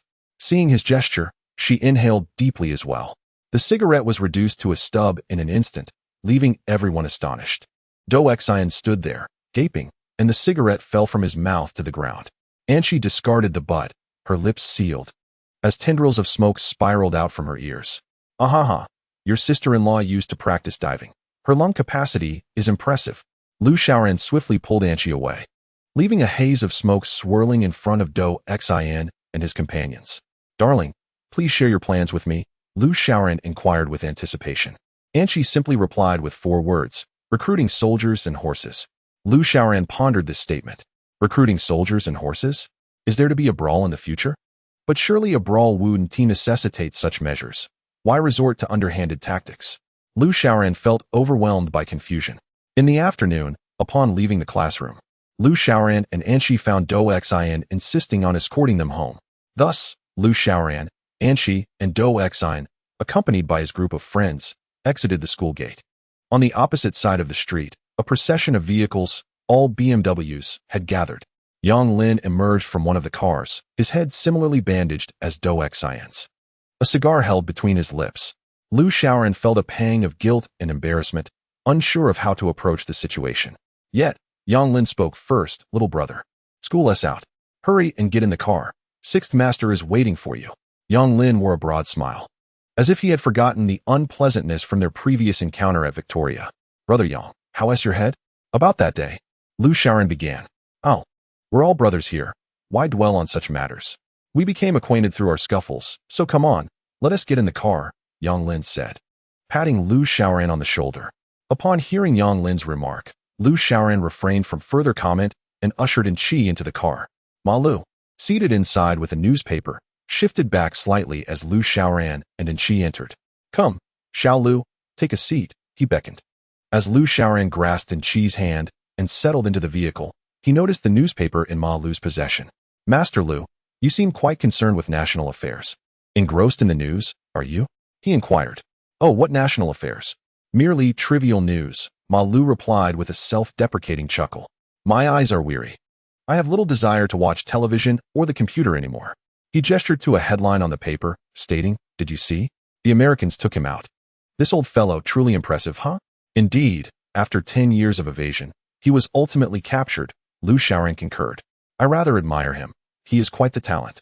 Don't you think? Ma Lu posed the question. Lu Xiaoran nodded in agreement. Yes, not everyone can achieve that. Ma Lu continued. But how could someone so well hidden be apprehended by the Americans? They've been keeping a close eye on him, haven't they? Incorrect. He was betrayed. Ma Lu hinted with an underlying meaning. What does this imply, Master Lu? Do you doubt my character? Lu Xiaoran asked, slightly taken aback. Ma Lu set down the newspaper and patted Lu Xiaoran's shoulder. Young man, that is not my intent. I wish to convey that human nature is unpredictable. As you embark on your journey into society, you remain unaware of its perils. Remember, trust no one but yourself. Lu Xiaoran smiled and nodded, affirming, I only trust myself. And I trust you too, Master Lu. Ma Lu burst into hearty laughter, and the atmosphere within the car was vibrant and filled with joy. Soon, they arrived at Lu Xiaoran's residence. Ma Lu produced a remote control and keys, presenting them to Lu Xiaoran. Xiaoran, consider this a small gift. In the future, when I require your assistance, it will allow you to arrive promptly. Rest well. Good night, young man. As Lu Xiaoran and Qi exited the vehicle, he accepted the keys and remote, puzzled, while Ma Lu turned to re-enter the car. The grand BMW convoy departed. Lu Xiaoran and Qi approached the building's entrance, where a car covered with a protective cover awaited them. He pressed the remote, and the concealed vehicle emitted 2 beeps. It appeared that Ma Lu had gifted him this car. What kind of vehicle could it be? A BMW? A Mercedes? Having known Ma Lu for only a short time, Lu Xiaoran thought it would be generous to receive even a modest sedan. He approached the car and pulled the cover down, revealing the entire vehicle. Lu Xiaoran stood frozen, his jaw nearly dropping to the ground. To his astonishment, it was a Rolls-Royce Phantom, a long wheelbase model. Am I dreaming? He muttered, touching his face, which had grown rigid. Half of his expression beamed with joy, while the other half remained in disbelief. And she approached him, placing a hand on his shoulder. What is the matter? Is there something wrong with the car? This car costs over 7 million. It's a Rolls-Royce. I can hardly fathom it. Lu Xiaoran struggled to regain his composure. It is rather commonplace. He did not bestow this car upon you without reason. In the future, we must not forget to include us, Anshi stated with a serious demeanor. Lu Xiaoran momentarily lost himself in thought, only to realize and exclaim, But we cannot leave this car outside. It may either be stolen or vandalized, and I do not possess a garage. He squatted down with a woeful expression, his chin resting on his hand. Anshi smiled gently and replied, What is so difficult about it? Just take the car home. Lu Xiaoran rose and approached the vehicle, gesturing with his hands before walking over to the hallway to illustrate his point. Darling, the hallway is too narrow. It cannot fit through. Even if it could, it certainly cannot ascend to the 5th floor, can it? Anshi remained silent, moving to the car and extending her hand towards it. Suddenly, a buzzing sound of electricity intensified, and blue sparks crackled from her palm. As she lifted her hand, a ring of blue waves enveloped the Rolls-Royce, causing the entire vehicle to radiate a dazzling blue light, akin to the brilliance of a welding torch, blinding Liu Xiaoran momentarily. After a flash of blue, a whooshing sound echoed, and the brilliant light dimmed, ultimately vanishing. Liu Xiaoran lowered his arm, blinking in disbelief. The Rolls-Royce had vanished. "Where has the car gone?" he exclaimed, running around in circles. "Darling, you are even more remarkable than David Copperfield. Honestly, where did the car go?" Anchi knelt down at the spot where the car had been parked, picking something up from the ground and presenting it to Liu Xiaoran. "I utilized technology from the future, specifically the nanoscopic telescopic display tube technology of 2080, to shrink the car proportionally by a factor of 1,000. Now you can take it home, and when you wish to drive it, I can restore it to its original form." In her hand lay a toy-sized car, no larger than the palm of her hand, still crackling with blue electricity. Liu Xiaoran took the miniature vehicle from Anchi's hand and examined it closely. It was indeed the Rolls-Royce from earlier. He pressed a button on the remote control aimed at the tiny car, which flashed its signal lights with a beep. "Wow, this is incredible." Anchi smiled at Liu Xiaoran, leading him upstairs. "Hurry, hurry, hurry. Transform it back so I can see." Liu Xiaoran rubbed his hands together, his face alight with anticipation. Anchi placed the small car on the spacious living room floor and directed a wave of blue light from her palm towards it. The toy began to pulsate with blue electricity, crackling and growing larger, while the sounds of electricity and sparks intertwined. The room resembled a laboratory in that moment. When the sounds ceased and the blue light dissipated, a magnificent Rolls-Royce, valued at over 7 million, stood in the living room. Liu Xiaoran wore a look of utter astonishment. At a loss for words, he found himself utterly defeated by the advanced science of the future. "I just realized one thing. I cannot drive," Liu Xiaoran said blankly. Anchi remained silent, extending her hand to reveal a small, thin black chip that floated in her palm. She gently remarked that this was a chip endowed with an intelligent human brain. "I will install it in the car and modify it," she said, lifting the hood of the Rolls-Royce and placing the chip inside. Suddenly, the entire vehicle shook violently, accompanied by crackling sparks. Liu Xiaoran felt a surge of anxiety, fearing that the car, worth over 7 million, might fall apart. With a loud bang and a flash of blue light, the Rolls-Royce trembled a few times before becoming still. "Come, sit inside," Anchi said, as she sweetly opened the car door for Liu Xiaoran. He settled into the driver's seat, caressing the steering wheel and shifting gears, the luxurious leather seat making him feel as if he might ascend to the heavens. Liu Xiaoran noticed a red button on the steering wheel and pressed it. Before him, the windshield displayed an image of Earth, gradually showcasing various cities, eventually focusing on the residential building of his home. "This is a military satellite you have stationed on Mars in the future," Anchi explained to Liu Xiaoran. Afterward, she retrieved a pair of glasses from beneath the seat and placed them on his head. "This is the intelligent driving system, which will navigate according to your thoughts." Liu Xiaoran removed the glasses, exuberantly exclaiming, "Ha! This is incredible. Honey, is all of this due to that chip?" Anchi squinted her eyes and smiled, replying, "Of course. Did you think it was a feature of the car?" "Haha, true." Liu Xiaoran clapped his hands in delight. "Gurgle, gurgle." Liu Xiaoran gripped his stomach and flashed a smile at Anchi. "Darling, I'm a bit hungry. Let me take you out for a late-night snack." "You haven't tried late-night snacks yet, have you?" Anchi tilted her head, her fair face innocently gazing at Liu Xiaoran. "Who are you talking about? Not someone else. Just dinner at night. Let's go?" Liu Xiaoran took Anchi by the hand as they descended the stairs. No one would have expected that in a dilapidated residential building, a Rolls-Royce would be parked inside a rental unit. The suburban area of Beijing was bustling late at night, resembling a vibrant food street filled with lively shouts and calls. If the streetlights were a bit brighter, it would be hard to distinguish from daytime. Liu Xiaoran decided to take Anchi to KFC that evening. "Who is that old man?" Anchi looked up at the large KFC sign. "Oh, he used to be a foreigner who fried skewers. Later he hired many people to fry together, and eventually, it blossomed into a business." Liu Xiaoran chuckled, wrapping his arm around Anchi's shoulder as they entered KFC. "Welcome," they were greeted as they found a cozy corner to sit. "I'll go order something. Please wait for me," Liu Xiaoran said, and Anchi nodded with a smile. While the outside was bustling with activity, the two inside shared a moment of romance. Liu Xiaoran devoured his meal with greasy delight, while Anchi, holding an ice cream, had it all over her nose. Looking utterly adorable, Your nose is all messy. Let me clean it. Lu Xiaoran leaned in and wiped the ice cream off her nose with his hand, quickly planting a kiss on her lips. Haha, come on. Come on. Lu Xiaoran sprang up and dashed outside. The bench they were sitting on tilted under his weight, causing Anqi to plop down with a thud, leaving an impression in the ground. Glancing back, Lu Xiaoran could be seen grinning mischievously as he opened the door and ran away. Anqi pursued him. The KFC staff were bewildered. Sir, miss, you haven't paid yet. A young staff member hurried after them. Lu Xiaoran, filled with joy as he ran, turned around only to find Anqi's figure missing, a wave of glee washing over him. Haha, can't catch me, darling. Just as he turned back, Anqi caught him by the head. Ouch, that hurts, she exclaimed with a playful grin. You're quite fast, my dear husband. Meanwhile, the young staff member, now wearing an apron, was catching up. Sir, you haven't settled the bill. Anqi, with a mischievous smile, hoisted Lu Xiaoran and took off. The staff member paused for a moment, then resumed his chase, calling out, Sir, it's not much money. Don't be reckless. Chapter 16. The Rolls-Royce is impressive, buddy. You go ahead. I'll send you the money tomorrow. Just cover it for now. Anqi quickened her pace, disappearing with Lu Xiaoran. The staff member wanted to say more, but felt himself sinking down, landing on the bed. They had arrived home. Anqi, with a smile lifting the corners of her mouth, looked at Lu Xiaoran and remarked, You've got dirt on your nose. Before Lu Xiaoran could react, Anqi leaned in closer. Realizing he was too late to escape, he shut his eyes, bracing for impact.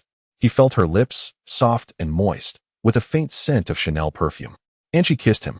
Lu Xiaoran's heart raced, a sensation far superior to any secret kiss he had stolen from her. Just then, Anqi's lips withdrew from his. This is a reward for your good behavior lately, she said with a smile, abruptly pulling him closer and pinching his head, adding, and this is a punishment for your earlier disobedience. No, Lu Xiaoran cried out. The room was filled with flashes of light and dark, interspersed with Lu Xiaoran's dramatic exclamations. The next morning, Lu Xiaoran gingerly touched his still swollen lips, which now resembled plump sausages. He muttered to himself, Do I look ridiculous? Not at all. You look quite adorable, Anqi replied from the kitchen. It just seems like you have 2 sausages hanging from your mouth. Who are you talking to? She asked. Oh, just practicing my voice. He responded. Come eat. After breakfast. We need to head to school. All right, coming. Today, Anqi had prepared several dishes, showcasing culinary skills worthy of a top restaurant chef. Lu Xiaoran took a bite, smacking his lips, then touched his mouth before continuing to eat. His eyes wandered to the Rolls-Royce in the living room, excitement bubbling within him. Darling, let us try out the car you modified later. Are you really going to drive that to school? Anqi asked, her fair face pouting as she chewed her food. Looking at him, Lu Xiaoran nodded vigorously several times. Yes. I will just drive it to the school gate and then tuck it into my pocket. After listening to him, Anqi pouted her lips and chewed for a moment before saying, Don't make it too small. It might frighten people if they see it. Just drive it to school. Upon hearing Anqi's words, Lu Xiaoran felt a surge of excitement within him. He reminisced about his past glorious years, walking to school in elementary school, riding a flying dart bicycle in middle school, purchasing a small electric scooter during high school, and later driving a Rolls-Royce worth over $7 million to college. Was heaven truly kind to college students? After lunch, Anqi transformed the Rolls-Royce back into a toy car. Lu Xiaoran picked it up and descended the stairs with Anqi. When the sleek black Rolls-Royce reappeared and they climbed into the glossy car, its headlights flashed vigorously, as if in defiance. Goodness, is that a Rolls-Royce? I can't believe it's a knockoff. The car kicked up a cloud of dust and sped away, leaving behind a trail of exhaust for the onlookers to admire. Is this really enough? Lu Xiaoran asked Anqi, peering through his special glasses. Yes. Your thoughts control the car's direction. It will head straight to the destination. Lu Xiaoran felt as though he was merely walking outside. The car was like an extension of his thoughts, taking him wherever he desired. Upon arriving at the school gate, Do Xin was already waiting there. Lu Xiaoran and Anqi exited the vehicle, and passers-by turned their heads to gaze and chatter. They looked at Lu Xiaoran with envious eyes, and he reveled in that feeling. Brother Ran, sister Ran, let us go. The guard will watch the car, Do Xin said, waving to the guard at the school entrance. The group entered the teaching building. Brother Ran, Yang Lin asked me to give you this. The password is 666. He said it's for buying some clothes, and tonight, Mr. Lu wants to discuss something with you, Do Xin added, pulling out a bank card and handing it to Lu Xiaoran. Take it for now. We'll go shopping together this afternoon, Lu Xiaoran suggested. Do Xin, hearing this, reluctantly put the card away. Hello, Brother Ran. Hello, Sister Ran. Hello, Brother Ran. In the corridor leading to the classroom, Lu Xiaoran embraced Anqi. The students passing by all greeted them in unison. I have truly become decadent, Lu Xiaoran thought to himself. In the afternoon, Lu Xiaoran and Anqi skipped class, taking Do Xin to the city center to buy clothes. Brother Ran, this car is incredible. It has GPS and drives itself. Lu Xiaoran then realized that he hadn't touched the steering wheel since getting in the car. Ah ha ha. This is my own concoction, imported, ha ha. Oh, it seems that Master Lu truly values you. Brother Yang has been with Master Lu for 5 years. Yet Master Lu has never treated him this way. Brother Ran, you and your wife possess such remarkable skills. In the future, the capital of Beijing will surely flourish under your management. Lu Xiaoran, puzzled, inquired if Master Lu's current affairs were not already prosperous. Do Xin shook his head, replying that Master Lu's nickname is half the sky. In the past, he was indeed a force to be reckoned with. However, as foreign and out-of-town individuals began to come to Beijing for business and opened casinos, even Master Lu's half the sky could not be maintained. Alas, upon hearing this, Lu Xiaoran felt a sense of clarity, thinking that this Ma Lu was being exceedingly generous to both himself and Anqi, likely hoping that they would help him reclaim his former glory. Regrettably, he could only wield an ashtray. The car stopped at a national trade center. Lu Xiaoran embraced Anqi as they entered the building, while Do Xin followed behind like a loyal attendant. Lu Xiaoran spotted a women's suit, a glossy black jacket adorned with a striking blue flower, quite alluring. Miss, please bring me this style, he requested. Certainly, sir, she replied. He turned to Anqi, saying, Darling, why don't you try on this outfit? Anqi smiled and nodded. After a while, Anqi emerged in the suit, leaving even the saleswoman speechless.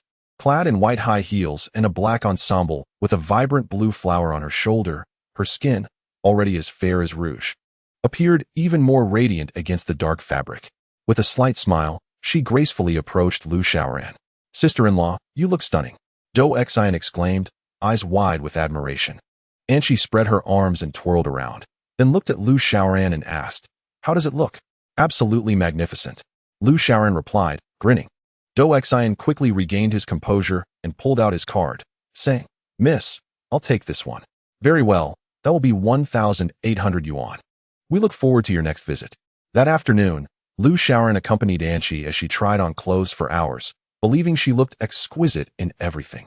Ultimately, he purchased several black suits for himself and over 10 outfits for Anqi, including a fur-lined coat for winter. Brother Ran, you look just like a big boss in that suit, Lu Xiaoran chuckled. Don't tease me. It makes me seem so old, he laughed. Do Xin joined in the laughter. Anqi paused at a perfume shop. Miss, are you looking to buy some perfume? The saleswoman asked. Anqi remained silent, twisting the cap off a bottle, smiling as she inhaled its scent, then took a sip directly from the bottle. Lu Xiaoran rushed over, snatching the perfume bottle, and exclaimed, Ah ha ha, how much is this? I'll buy it. He then said, Hey, have you forgotten?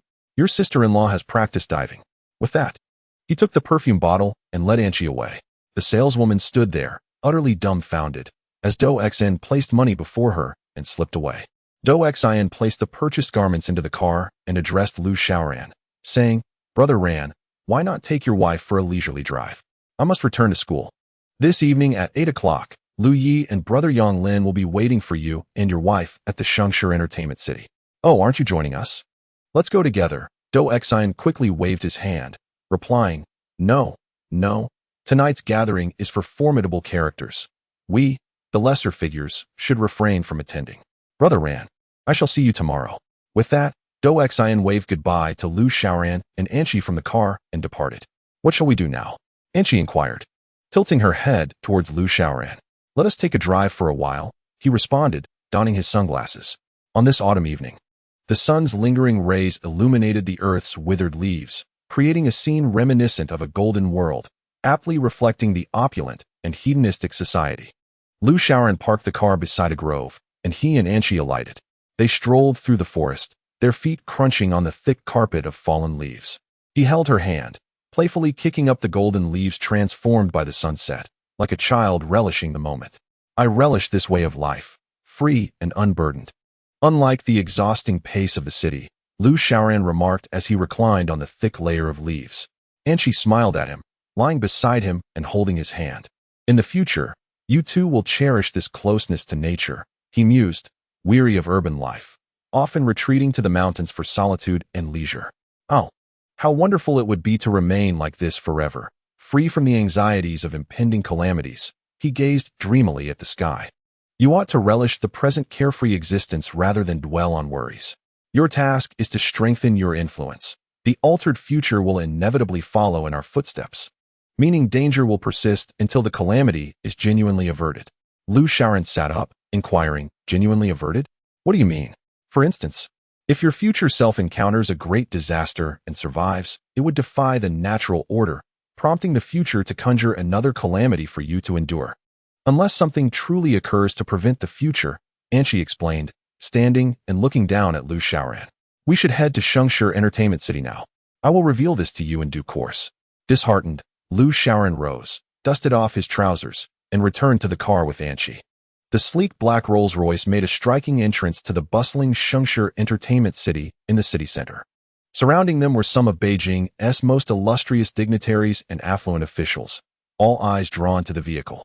Lu Xiaoran stepped out, embracing Anchi, and the onlookers expressed surprise tinged with admiration, perhaps astonished by the youthful driver accompanied by such a stunning woman.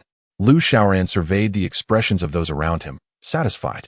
He adjusted his suit, a subtle smile gracing his lips as he took Anchi's arm and walked into the Shengshi Entertainment City. Chapter 17. The grievances of Ma Lu. As they entered, they spotted Yang Lin seated in the lobby, puffing on a cigar. Upon noticing Lu Xiaoran and Anchi's arrival, he promptly rose to greet them. Ah, Brother Lu, you and your wife have just arrived. Lord Lu has been waiting anxiously upstairs, said Yang Lin. Lu Xiaoran smiled sheepishly, taking Anchi's hand as they followed Yang Lin up the stairs. The trio entered a private room, where Yang Lin proceeded to open the door. Inside, a group of individuals surrounded a table, with Ma Lu seated at the head. Come, Xiaoran, join your wife and take a seat. Ma Lu gestured to Lu Xiaoran. Allow me to introduce, these two are my trusted confidants, who will assist me in managing the affairs of the underworld. Lu Xiaoran glanced at the table full of elderly gentlemen and humbly offered, I hope to receive guidance from all the esteemed seniors. However, the group paid him little heed. Though a slight discontent brewed within him, he refrained from voicing it due to Ma Lu's presence. At that moment, an elder spoke up, Lu, do you truly believe that such a young lad can manage this?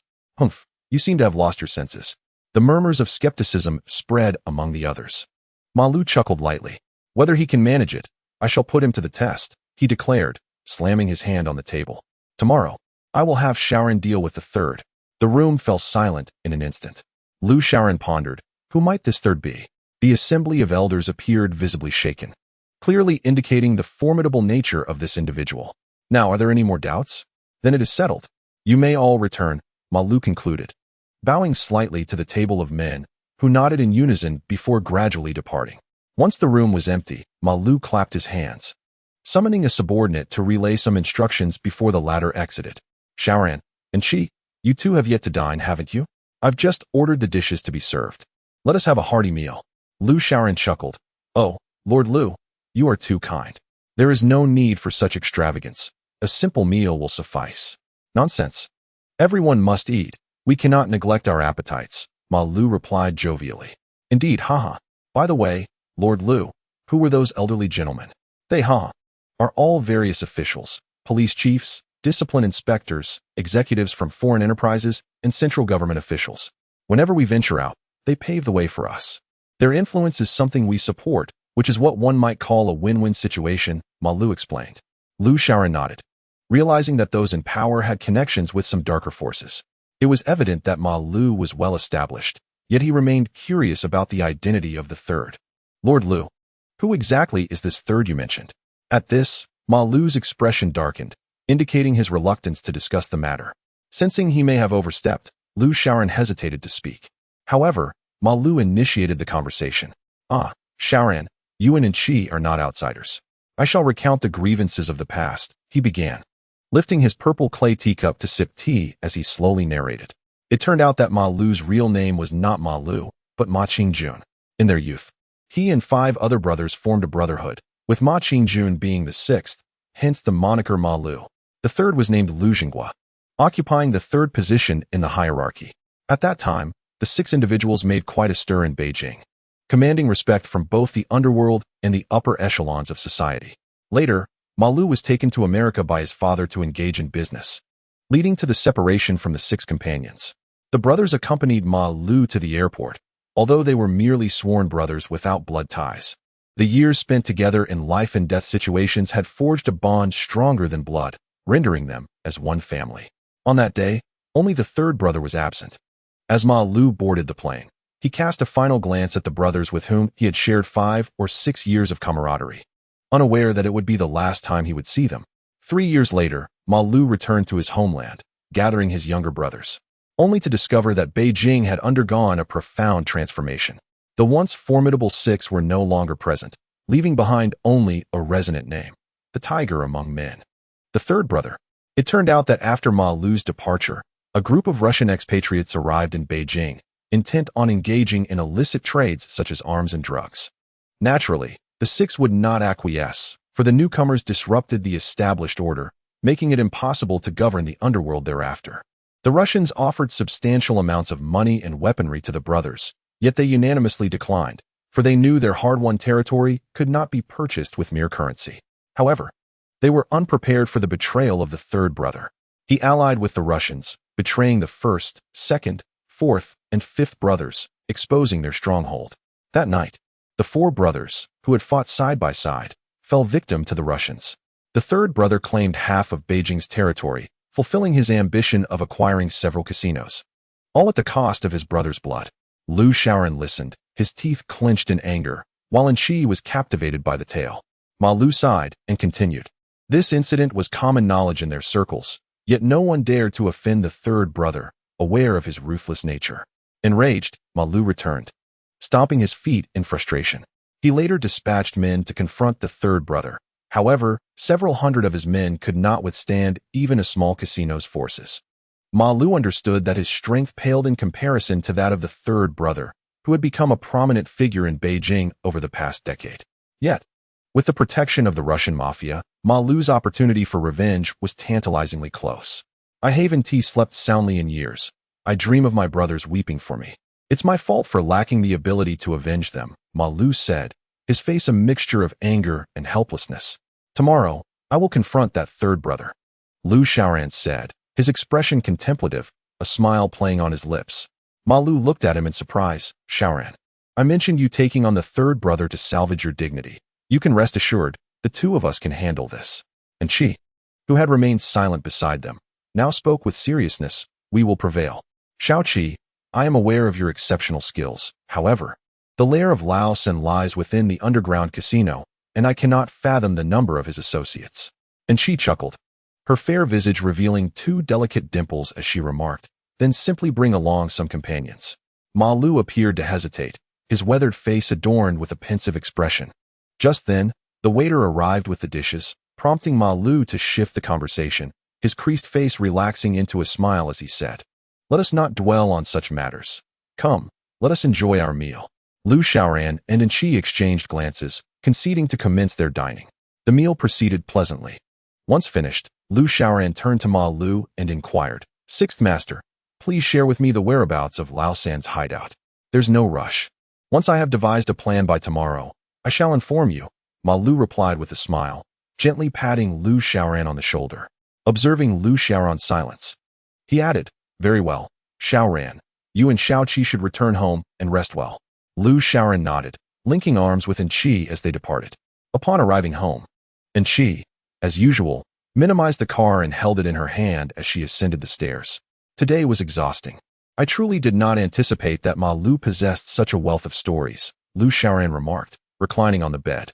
Enchi smiled, sitting beside him, extending her delicate hand to massage his shoulders. Is this better? Comfortable? She inquired. As she massaged him, he felt an immediate sense of relief.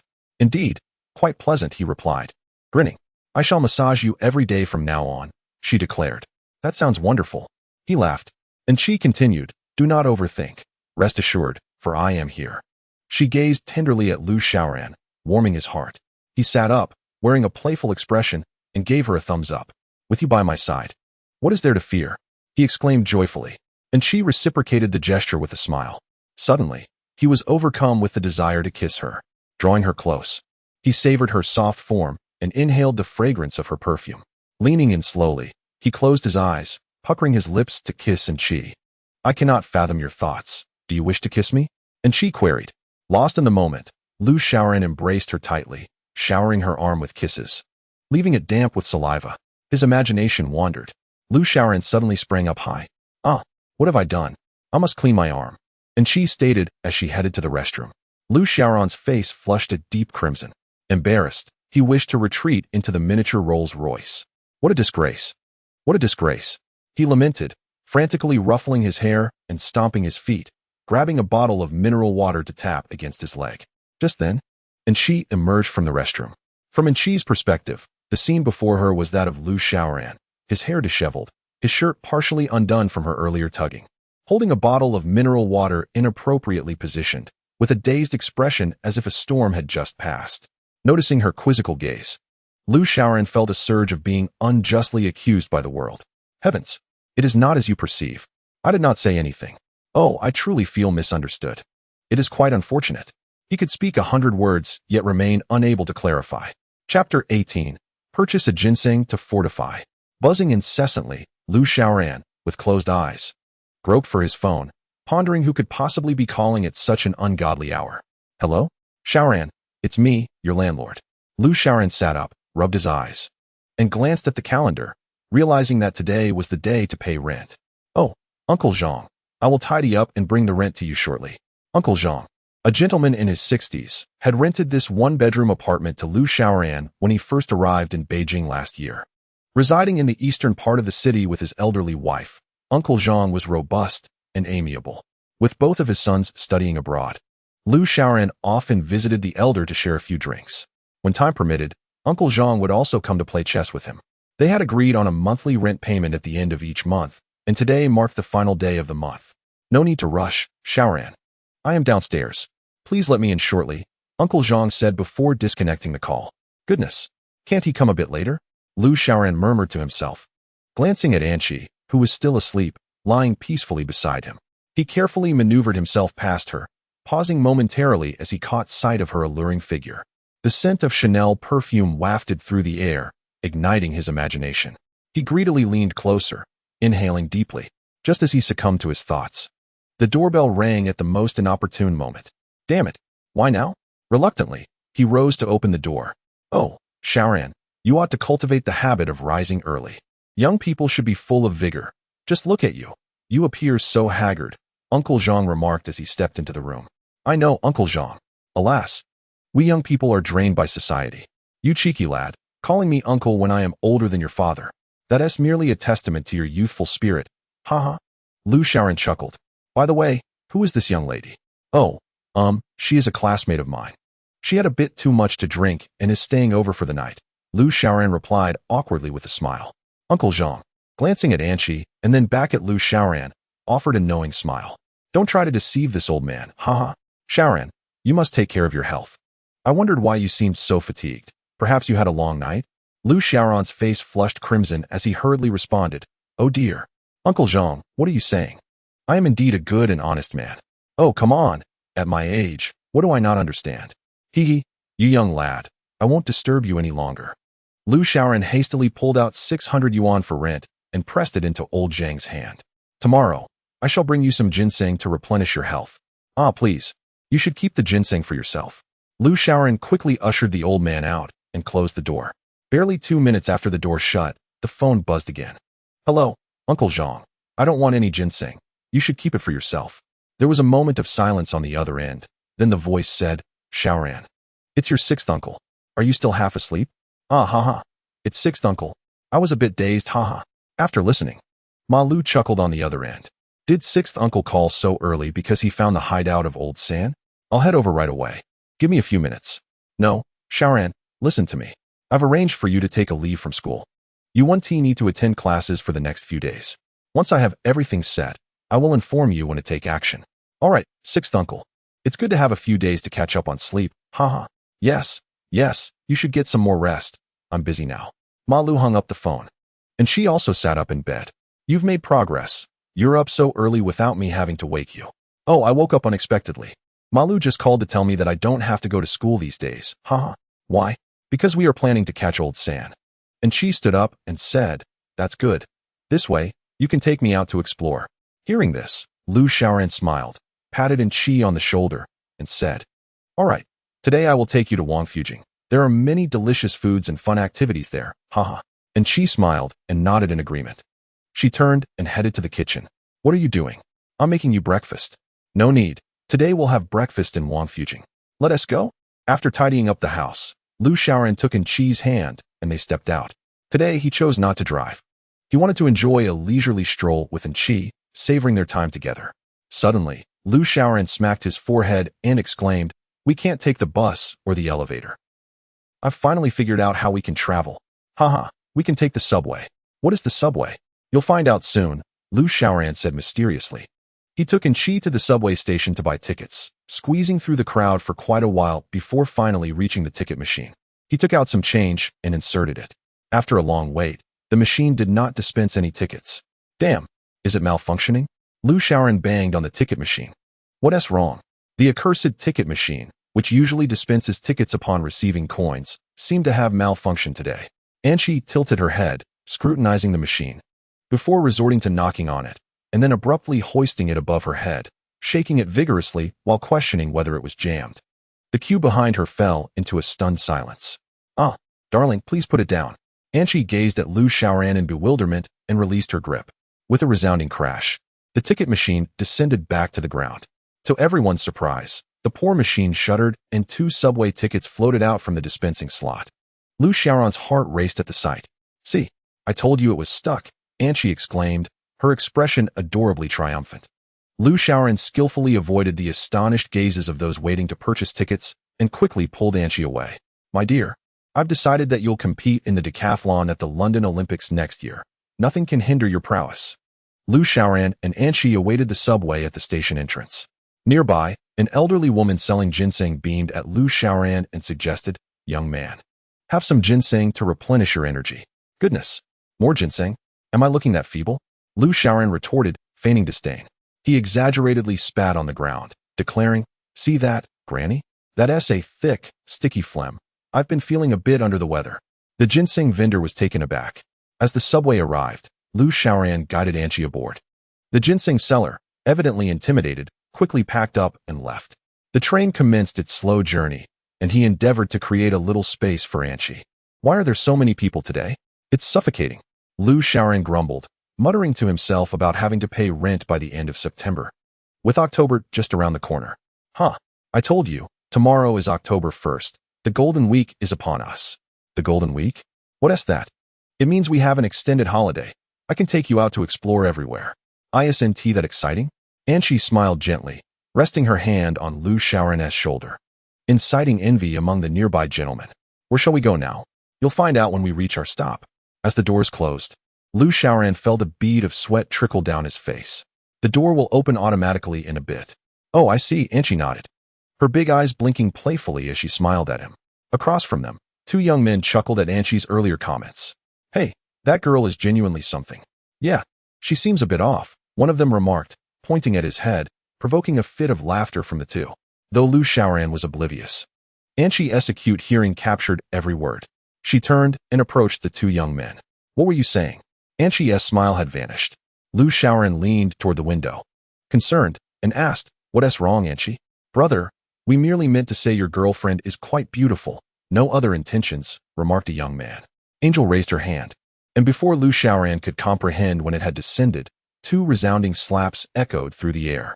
The young man staggered, his head swaying side to side. 2 distinct handprints gracing his face, blood trickling from his nose, his head resting against the back seat, utterly dazed. Witnessing this, another young man rose to retaliate. But Angel swiftly seized his collar, simultaneously lifting the injured young man, whose mouth and nose were now stained with blood. A collective gasp escaped the passengers on the subway. Haha, my wife has trained in weightlifting, Lu Xiaoran chuckled awkwardly. Mercy, heroine, please let us down, pleaded the young man being held aloft by Angel. What were you saying just now? Did you think I couldn't hear you? Angel inquired, fixing her gaze on the two hapless youths in her grip. With that, she forcefully slammed them together, then separated them, only to collide them again, the subway reverberating with the sounds of their impacts and their agonized cries. All eyes in the carriage were transfixed on the stunning beauty, endowed with extraordinary strength, effortlessly exercising with the two young men as if they were mere dumbbells. "Dear, let them down. If you keep this up, they will indeed become dumbbells," Lu Xiaoran remarked, silently vowing never to wear collared shirts again. Upon hearing Lu Xiaoran's words, Angel finally relented. She unceremoniously tossed the two young men back onto their seats, where they landed like mere toys. They sat there, dazed, staring at Angel. One of them promptly fainted, while the other, with a pitiful expression, quivered his lips and burst into tears. "I want to go home. I miss my mom," he sobbed. Angel raised her arm and poked the young man gently. "Suck it up. No crying." The young man's lips quivered, and he quickly stifled his tears, wearing an expression of deep grievance.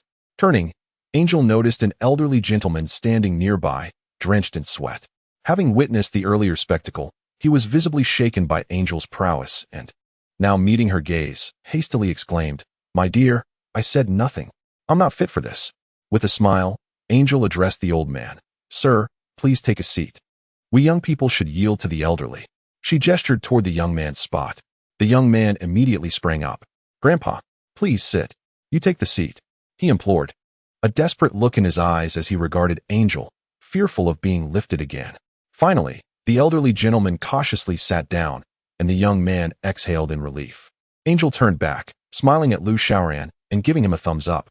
Lu Xiaoran smiled contentedly and gave a thumbs up. As the subway arrived at the station, he overheard a woman beside him quietly admonishing a man. "Did you hear that? If you dare to have a mistress, I will also take up weightlifting." Lu Xiaoran couldn't help but chuckle to himself as he pulled Anqi out of the subway station. "Ah, this sunshine, this weather," he exclaimed joyfully, standing on the bustling street with Anqi. "Today, your mood seems particularly bright," Anqi remarked with a perfect smile directed at Lu Xiaoran. "Indeed, I haven't truly enjoyed a holiday in ages. Usually, I just stay cooped up alone at home," Lu Xiaoran replied with a melancholic sigh. Upon hearing this, Anqi playfully wrapped her delicate arm around Lu Xiaoran's head. "But now you have me, right?" she teased. Lu Xiaoran bent at the waist, laughing. "Yes, yes. All right, let me go?" "Not a chance. This just makes us appear closer," Anqi retorted, bouncing ahead with Lu Xiaoran's head still tucked under her arm. In late September, Beijing showed no signs of autumn. The sun blazed down as if summer had never ended, leaving everyone drenched in sweat. "Honey, I'm hungry. We haven't eaten breakfast yet," Lu Xiaoran said from beneath Anqi's arm. "Didn't you say we were going out to eat? What shall we have?" Anqi inquired, releasing Lu Xiaoran. He patted his head, relieved it hadn't shrunk. "Let us go have cold noodles today. They're quite refreshing." "I want to eat Euler," Anqi replied. "Euler is on holiday today, so we'll have it for dinner," Lu Xiaoran said. He led Anqi to a noodle shop, where a fan inside provided a welcome breeze, making Lu Xiaoran feel considerably cooler. "What would you like to eat?" A server approached with a menu. "2 bowls of cold noodles, please." "Certainly. Please wait a moment," the server replied. Seated beneath the fan, Lu Xiaoran and Anqi enjoyed the gentle breeze. "Honey, with how much you eat, why haven't I seen you in the restroom?" Lu Xiaoran rested his chin on his hand, gazing at Anqi. "The food and water I consume are vaporized at high temperatures by my digestive system, transforming into gas. So there's no waste whatsoever." "Wow, that must be quite a temperature. Doesn't that burn you?" Anqi asked, intrigued. "Not at all. The internal temperature can reach 175 degrees Celsius, while the external temperature remains normal," she explained seriously. "Ah, I see. That's impressive." Lu Xiaoran chuckled just as their cold noodles were served. "Dig in," he exclaimed, eagerly. "I'm starving." Anqi picked up her chopsticks, watching Lu Xiaoran devour his food. Suddenly, Lu Xiaoran choked on a mouthful of cold noodles, pounding his chest and unable to speak. Anqi gave him a gentle pat on the back, and he managed to swallow. "That nearly choked me. The noodles were all stuck together. I forgot to chew," he exclaimed, taking a large gulp of water afterward. Anqi glanced at Lu Xiaoran and lowered her head to pick up the chopsticks, scooping up the cold noodles from her bowl. "You must bite through it, or you might choke," she remarked. Before Lu Xiaoran could finish her sentence, a slurping sound echoed as Anqi devoured a hefty portion of the cold noodles with great enthusiasm. "All right, you win," Lu Xiaoran said with resignation, picking up her chopsticks to continue eating. When the waiter came to collect the bill, He was puzzled to see Anshi's bowl empty, glancing down at the floor, seemingly questioning whether the bowl had been overturned. Chapter 20. The first strike in the Jianghu after their meal. Lu Xiaoran and Anshi exited the noodle shop and strolled through several intersections until they arrived at the bustling Wangfujing Street. What do you think, my dear? Is it grand enough here? Lu Xiaoran asked, gesturing towards the lively street. It's quite lively. With so many people, Anshi replied with a smile, observing the throngs of pedestrians. Yes, since tomorrow is the National Day holiday, there will be even more people, Lu Xiaoran added. Then let us delay our return tonight, Anshi suggested. No. Hee. We aren't going back tonight. Let us stay out and fully enjoy the Golden Week. Lu Xiaoran joyfully shook Anshi's arm. That way, you can show me some fun places, Anshi chimed in with laughter. Lu Xiaoran rummaged through her pocket and pulled out a bank card. This is the card DoXin used to buy clothes for us. The password is 6 once. Let us find an ATM and check how much is left.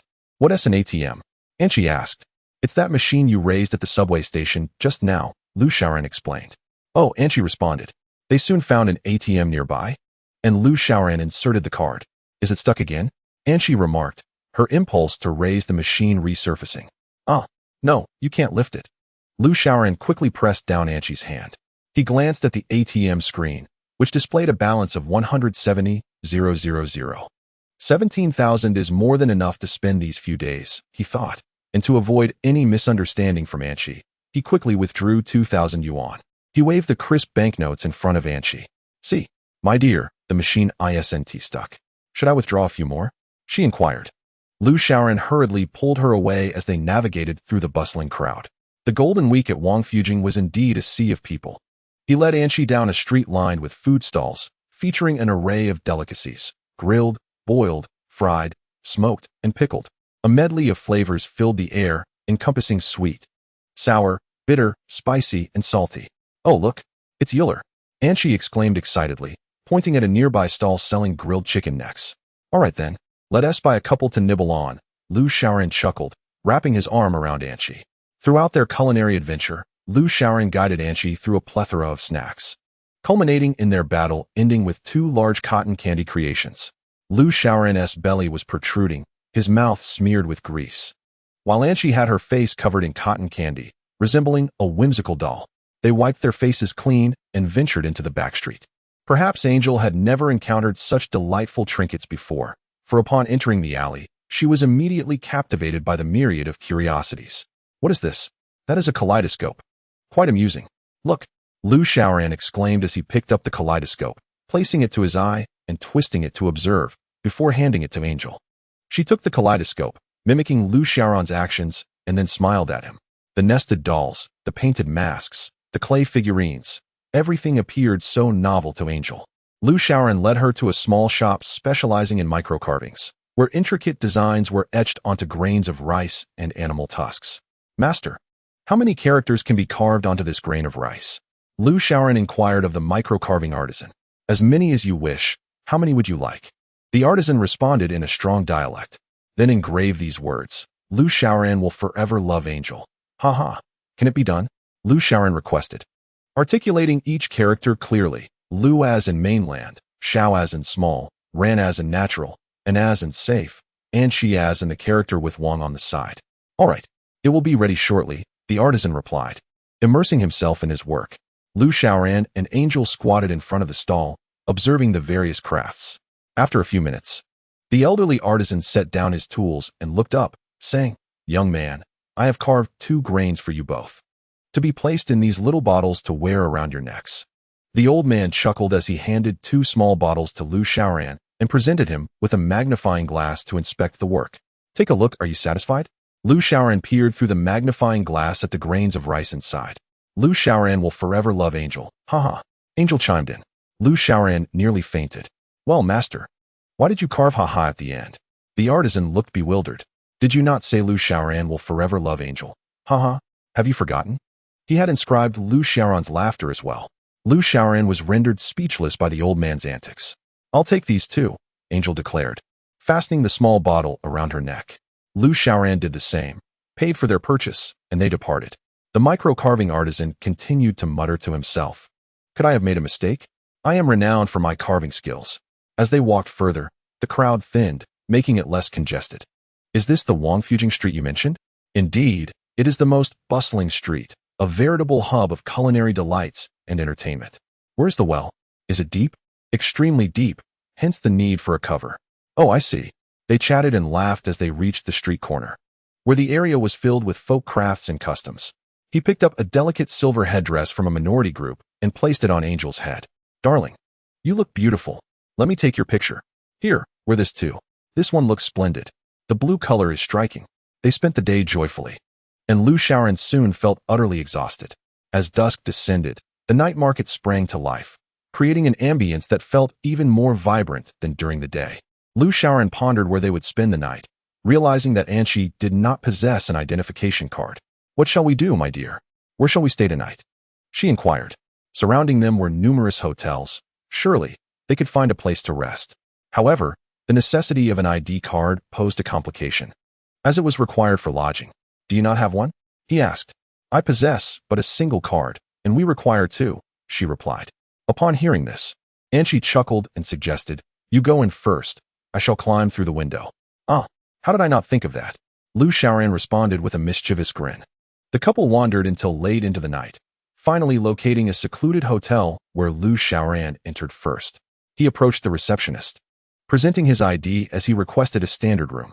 Certainly, sir, the receptionist replied, handing him the room key. Thank you, Lu Xiaoran said, taking the key and ascending the stairs. Arriving on the third floor, he opened the door and swiftly moved to the window, beckoning Anqi outside. Hey, darling, come up. I am on my way, Anqi replied from below, vanishing moments later. Lu Xiaoran felt a gust of wind, and, to his astonishment, Anqi was already perched on the windowsill. Her speed was astonishing, akin to the wind itself. With a smile, Anqi entered the room, which was quite nice, boasting a spacious mattress and a flat-screen television, alleviating any potential boredom. Lu Xiaoran switched on the TV and reclined on the bed. Today has truly exhausted me, yet I am filled with joy, he said with a smile. Allow me to give you a massage, Anqi offered as she climbed onto the bed, kneading his shoulders. That feels wonderful. Hee. You are truly delightful, my dear, he replied. Indeed, I shall administer electrotherapy shortly. Lu Xiaoran quickly covered his mouth, realizing what Anqi intended. I was merely jesting. Look how you were frightened. She laughed. Did you actually make a joke? How remarkable. How did you come by such skill? Lu Xiaoran asked, astonished. I learned it from you, Anqi replied, cupping his face.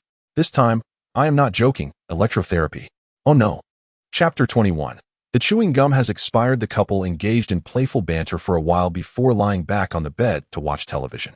Lu Xiaoran inadvertently tuned in to a Beijing channel. Tomorrow marks the commencement of the Golden Week. Have our viewers planned their family vacations yet? We recommend.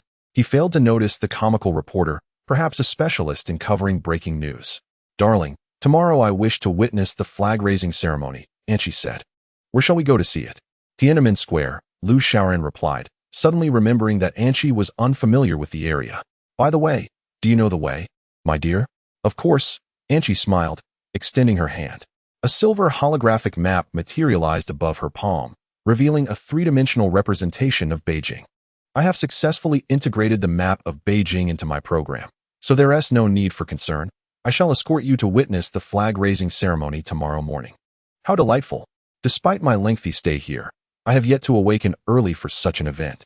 One might question why I do not rise early myself. Oh, Lu Xiaoran has already succumbed to slumber, and she gently draped a blanket over him and then fixed her gaze upon the ceiling. Gradually, she too entered a state of repose. On the following morning, before dawn had broken, and she quietly lifted Lu Xiaoran and, with a swift motion, exited through the window. Upon awakening briefly, Lu Xiaoran felt an unexpected chill enveloping him. He twitched his nose and slowly opened his eyes, only to find himself not beneath the hotel ceiling, but rather at the Tiananmen Square. It dawned on him that Anqi had carried him there, and he had been standing in a doze for quite some time. How long have I been here? For about half an hour. What? I've been standing here asleep for half an hour? No, I supported you from behind while you slept. Lu Xiaoran glanced around. It was rather early, with only a handful of people present. Checking his watch, he noted it was only 5:30. Darling, we've arrived too early. Let us return and watch the live broadcast, he yawned. And she wrapped her arms around his neck and playfully chided. Why are you so lazy? Do you truly wish to go back? Lu Xiaoran, already weary, assumed a posture resembling that of an aircraft preparing for takeoff. Come a little closer, and Qi teased, tugging at his ear. Suddenly, a familiar crackling sound filled the air. Two streams of electricity shot from Qi's eyes, accompanied by a shower of sparks. I am not at all sleepy. I do not wish to return. Lu Xiaoran exclaimed, startled by the sparks emitted by Qi, standing rigidly. Very well, let us go shopping, Qi declared joyfully, pulling Lu Xiaoran close and bouncing along. They attended a screening of Harry Potter, during which Qi remarked in astonishment that Harry resembled a robot of her own model. I believe that Harry is wielding our unique high-pressure laser cannon, a defensive weapon from the future. All right, when you return, be sure to bring one back for me. Lu Xiaoran mused, envisioning the thrill such a weapon would bring. The days passed in this manner. Qi carried Lu Xiaoran to a new hotel and entered through the window. Are we becoming thieves? What is a thief? A thief is a robber. Lu Xiaoran replied just as he heard the sound of the door opening. He quickly pulled Qi beneath the bed. At that moment, a conversation between a man and a woman filled the room, accompanied by a nauseating scent of alcohol. Darling, I've missed you terribly. Let me have my pleasure. Pleasure? You're joking. I suggest you hastily divorce that yellow-faced woman. Do you hear? All right. All right. All for you, my sweet darling. Come here. Lu Xiaoran and Qi listened intently from their hiding place beneath the bed. I find it utterly revolting, yet again, a pair of disgraceful individuals. Where are the dogs? Angel innocently inquired. They'll be out shortly, he gestured upwards. After a while, the bed began to sway rhythmically. See, the dogs have arrived. Lu Xiaoran pointed at the undulating bulge on the bed. Suddenly struck by a clever idea, he feigned fear and exclaimed, Darling, I am so frightened of the dogs. Please, chase them away. Upon hearing his words, Angel turned and lay on the ground, delivering a flurry of rapid punches to the bulge on the bed. Two muffled groans followed, and then a thud echoed, plunging the surroundings into silence. Lu Xiaoran and Angel crawled out from beneath the bed. Goodness, Lu Xiaoran glanced at the scene on the bed, which was truly a sight of horror. The man lay there like a lifeless pig, his body slick and bloodied, with his head injured and a certain part of him still erect. A streak of blood adorned the ceiling, likely the result of the hefty man being flung into it by Angel's strike. What about the woman? He wondered aloud. Angel pointed towards the wardrobe. She's up there. Following her indication, Lu Xiaoran noticed a hand dangling from atop the wardrobe. Approaching the bedside, Angel discovered a pile of condoms on the nightstand. What is this? Lu Xiaoran, upon seeing the condoms in Angel's hand, felt his face flush crimson. Well, that's bubble gum. But why is there a twist? Angel pressed. It's expired. Oh, Angel responded, suddenly stiffening, then swiftly lunged towards him, hoisting him up and rushing out, creating a gust that toppled the table. Before Lu Xiaoran could inquire about the sudden turn of events, Angel halted. As he looked around, he realized, to his astonishment, they had returned home. He dismounted from Angel's shoulder and asked, What's wrong? Why did we come back? Angel looked up towards the upper floor, her expression grave. There's a thief in our home. Upon hearing this, he too gazed upwards and indeed spotted a figure lurking at their fifth-floor window. How dare you invade my space? Just wait until I get my hands on you. Lu Xiaoran seethed. Together with Angel, he ascended the stairs, gently opening the door and stealthily approaching the window. He intended to frighten the unfortunate thief. Thus, he peered out with wide eyes, tongue out, and abruptly swung the window open. What are you doing? Oh my God! The thief shrieked, startled, causing him to lose his grip and tumble downwards. Moments later, a thud resonated below. Lu Xiaoran, taken aback by the thief's fall, leaned out to glimpse the dark void beneath. He can't possibly be dead, can he? Chapter 22.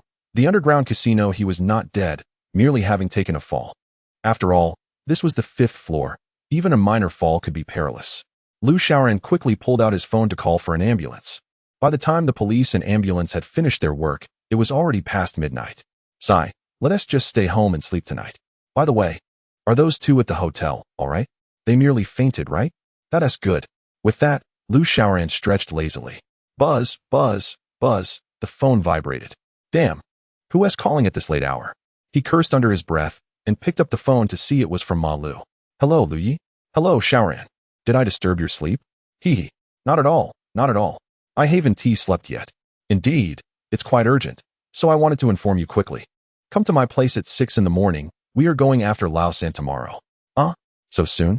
Did you not prepare? Oh, that is not the case. Don't worry, Lu Yi, I'll be there tomorrow. After hanging up, Lu Xiaoran sighed and said to Enchi, tomorrow we're going to deal with Lao San. Enchi walked over, patting his shoulder. No need to be nervous. I'll be with you. I'm not nervous. I'm just uncertain about how formidable Lao San truly is. He then reconsidered, realizing he had Enchi by his side, and felt a sense of relief wash over him. Glancing at the clock, he noticed it was already past 3, and he felt drowsy. Darling, wake me at 6. I want to catch a little more sleep. Okay. Huh. What's wrong? Why are you waking me up? It's already 6. Lu Xiaoran felt as if he had just closed his eyes when it was already time to rise. All right, let us go. He shut his eyes again and extended his hands, waiting for Enchi to lift him. Drive today, let us be formal. After Enchi said this, she hoisted him up and helped him into his suit. Then she brought him to the bathroom, brandishing a toothbrush with toothpaste, and shoved it into Lu Xiaoran's mouth, effectively brushing his teeth. Now, Lu Xiaoran could barely open his eyes. He tucked the keys to the Rolls-Royce into his pocket and descended the stairs with Enchi. When they arrived at the Shengshu Entertainment City, he finally noticed that the entire street was lined with black cars, all without license plates. Goodness. It seems these are all Ma Lu's men. And she glanced outside, her glasses seemingly able to pierce through those vehicles. There are people inside each car, all armed with metal weapons. As Lu Xiaoran's Rolls-Royce drove past the street, all the cars honked in unison. The entire street resonated with the cacophony of horns. Upon arriving at the base of Shengshu Entertainment City, Lu Xiaoran and Enchi got out of the car, where Yang Lin, Ma Lu, and a group of others were already waiting. Lu Yi, Yang Gu, I'm late. I overslept, haha. Hey, we just arrived too, no problem. Ma Lu said with a broad smile. Lu Yi, who is this? Lu Xiaoran surveyed the crowd.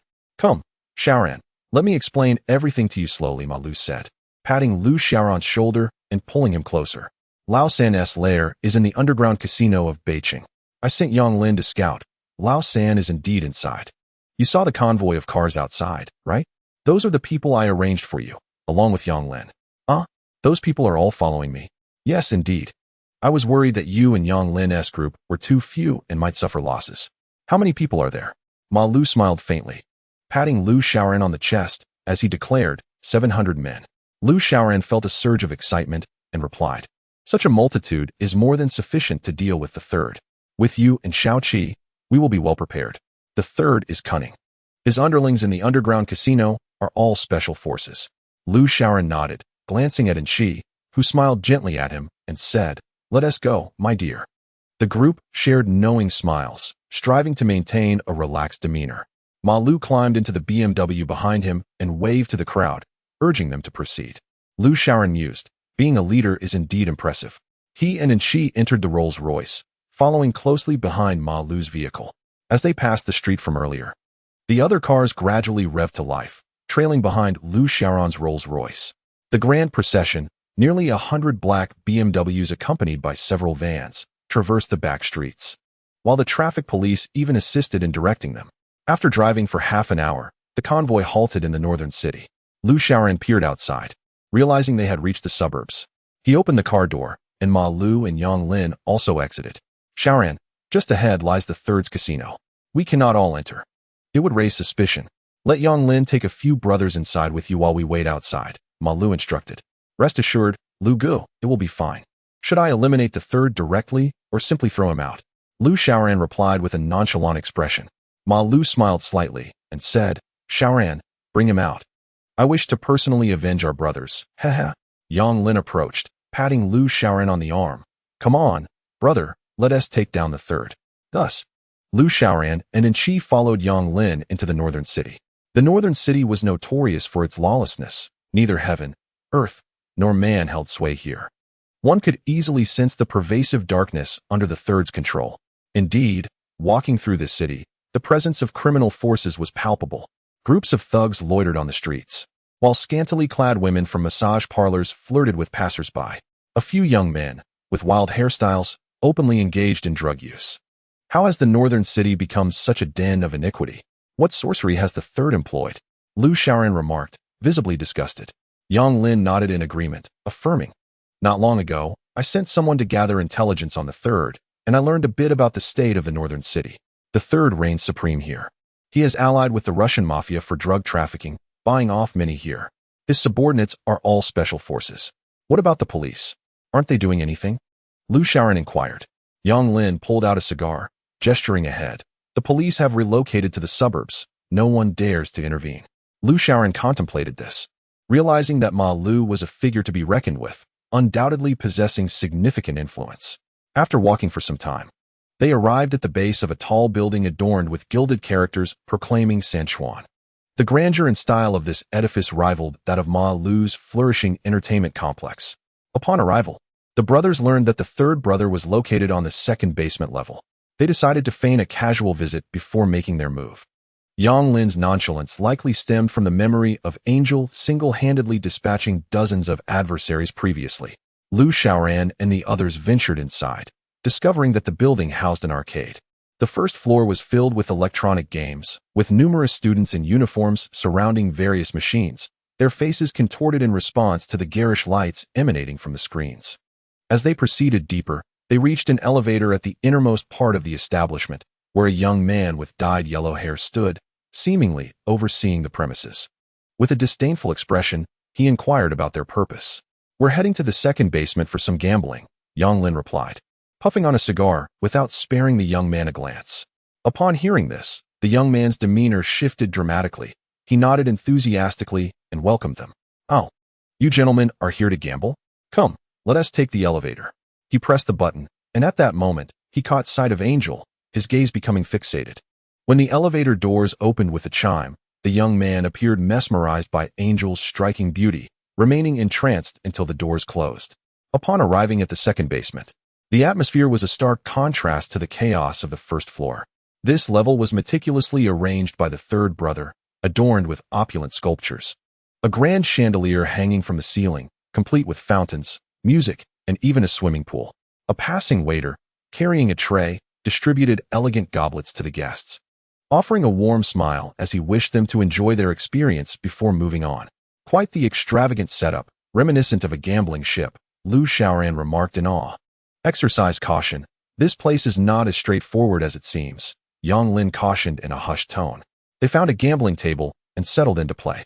Lu Xiaoran, unfamiliar with the game, leaned close to Angel and whispered, "Darling, could you help me discern the numbers on the cards they're holding?" After a quick glance, Angel whispered back, "The opponent has 2 5s, to the left there's a 10 and a 6, and to the right, 2 3s. What is that on the other card? Why did you stop?" "There's a little figure holding a sword on it." Lu Xiaoran stifled a laugh, amused by Angel's inability to identify the face cards, but he was grateful for her assistance nonetheless.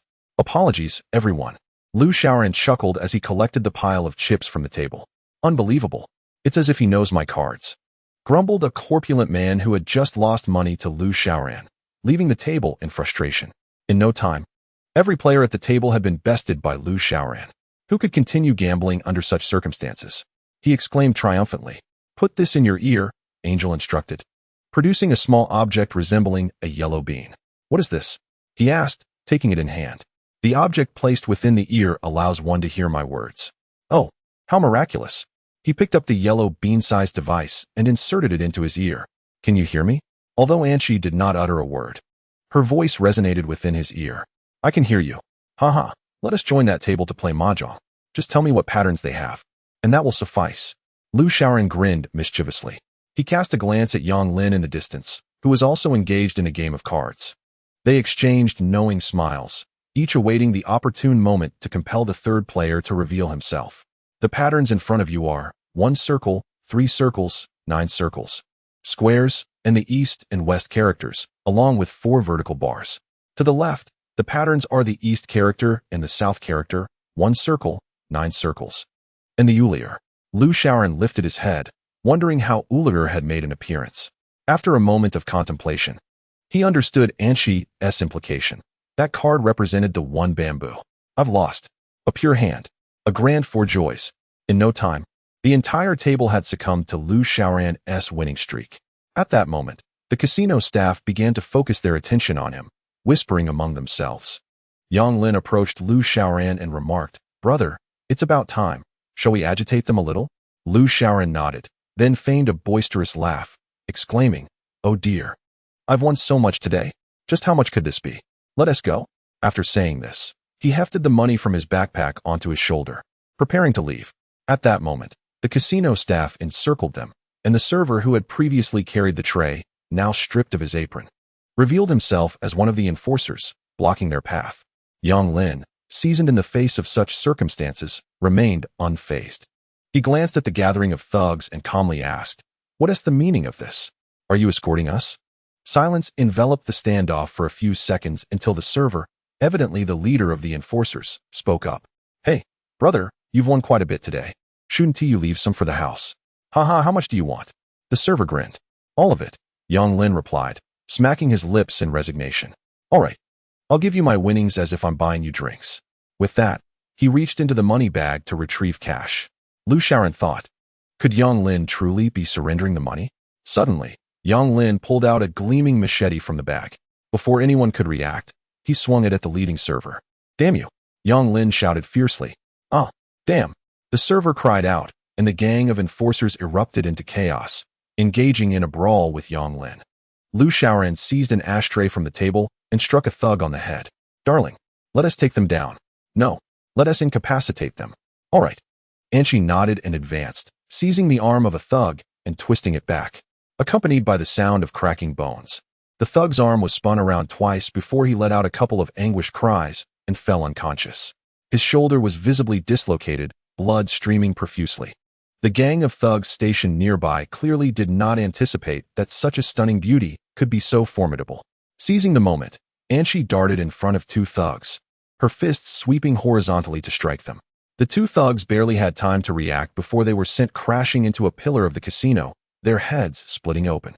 Lu Shaoran was vigorously smashing a small thug with an ashtray. Exhausted, he paused, and the thug, clutching his head, rose with a resentful expression, showing no sign of blood. "Damn it, how could you withstand my blow?" The thug actually engaged in conversation with him. "Big brother, you can do whatever you want of me, but for heaven's sake, don't use a plastic ashtray." Yang Lin had already taken down two thugs and turned to find that all 10 or so of the guards were now sprawled on the ground. "Your skills are truly impressive," Yang Lin remarked with admiration for his brothers and sisters. Lu Shaoran smiled, about to speak when suddenly, a secret door across the casino swung open, and a large group of people surged out, wielding various weapons, machetes, baseball bats, steel pipes, and several foreigners brandishing firearms. They had stumbled into a hornet's nest. A man in a checkered shirt emerged from the back.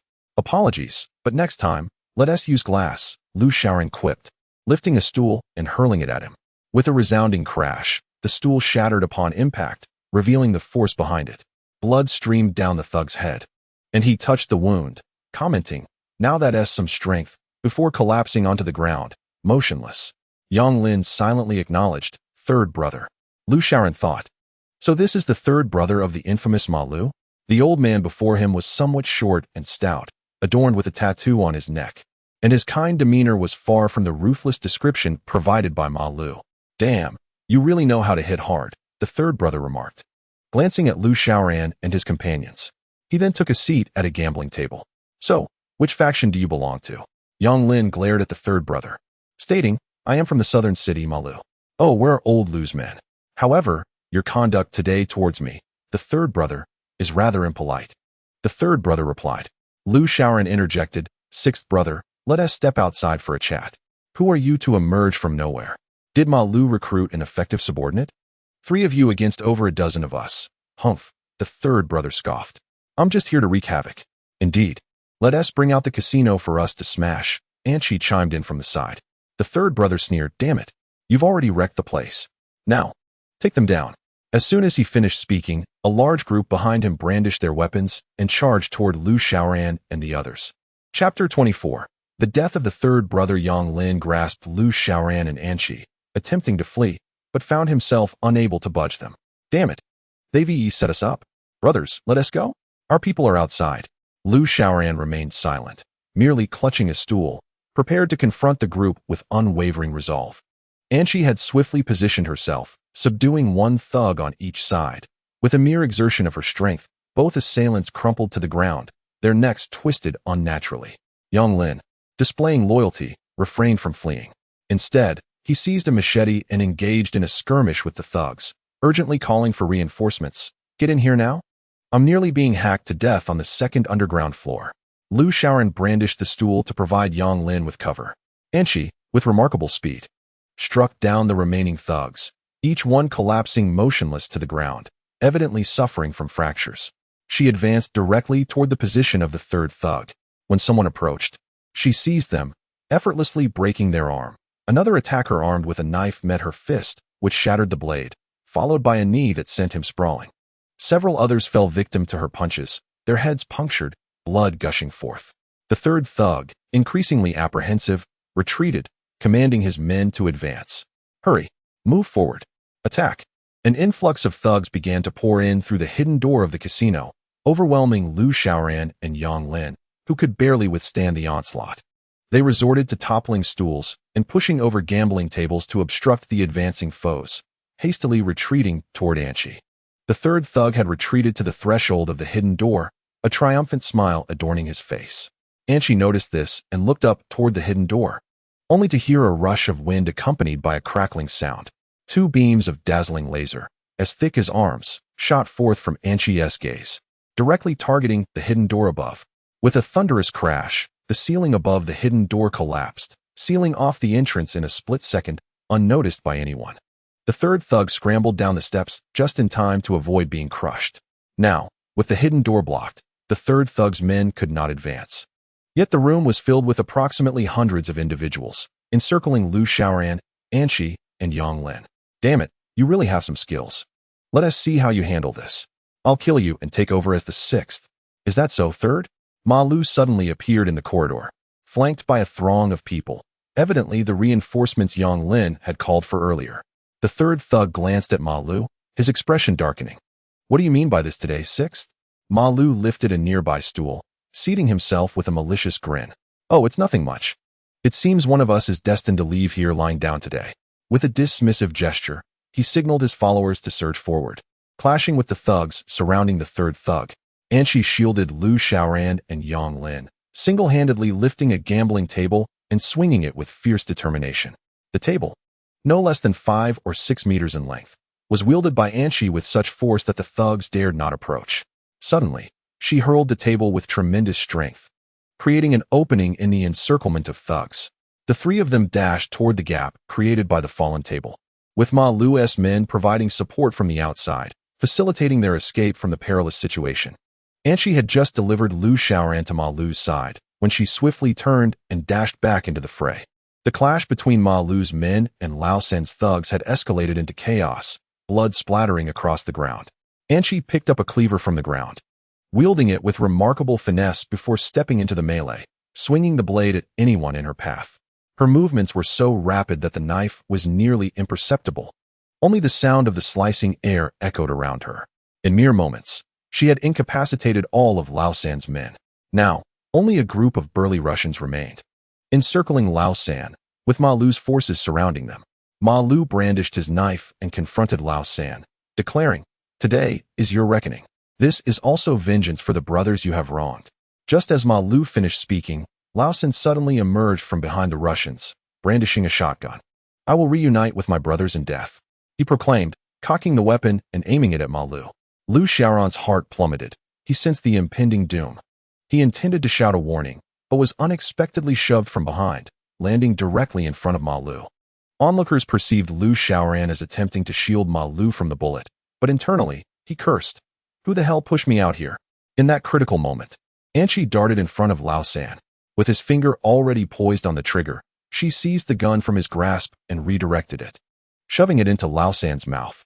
The surrounding Russians were taken aback, unable to comprehend how she had maneuvered so swiftly. Gripping the shotgun lodged in Lao San's mouth, she yanked it out and struck the heads of the 3 Russians standing nearby, before swiftly returning the gun to Lao San's mouth.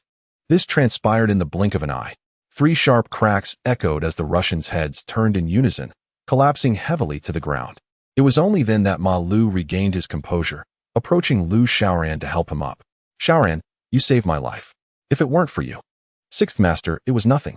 It was all thanks to my wife." He pointed towards Anshi, who was still gripping the gun aimed at Lao San, who was now drenched in sweat. Ma Lu stepped closer to Lao San, taking hold of the gun as Anshi released it. "Do you know how the hell I've been sleeping these past few years? Huh. Lao San could only mumble incoherently, unable to produce a sound. I dream every damn night of the brothers you caused to die, standing by my bed, weeping. Their spirits are restless. Do you understand? Ma Lu shook the gun vehemently. Tears welled in Lao San's eyes, his mouth trembling under the gun's pressure.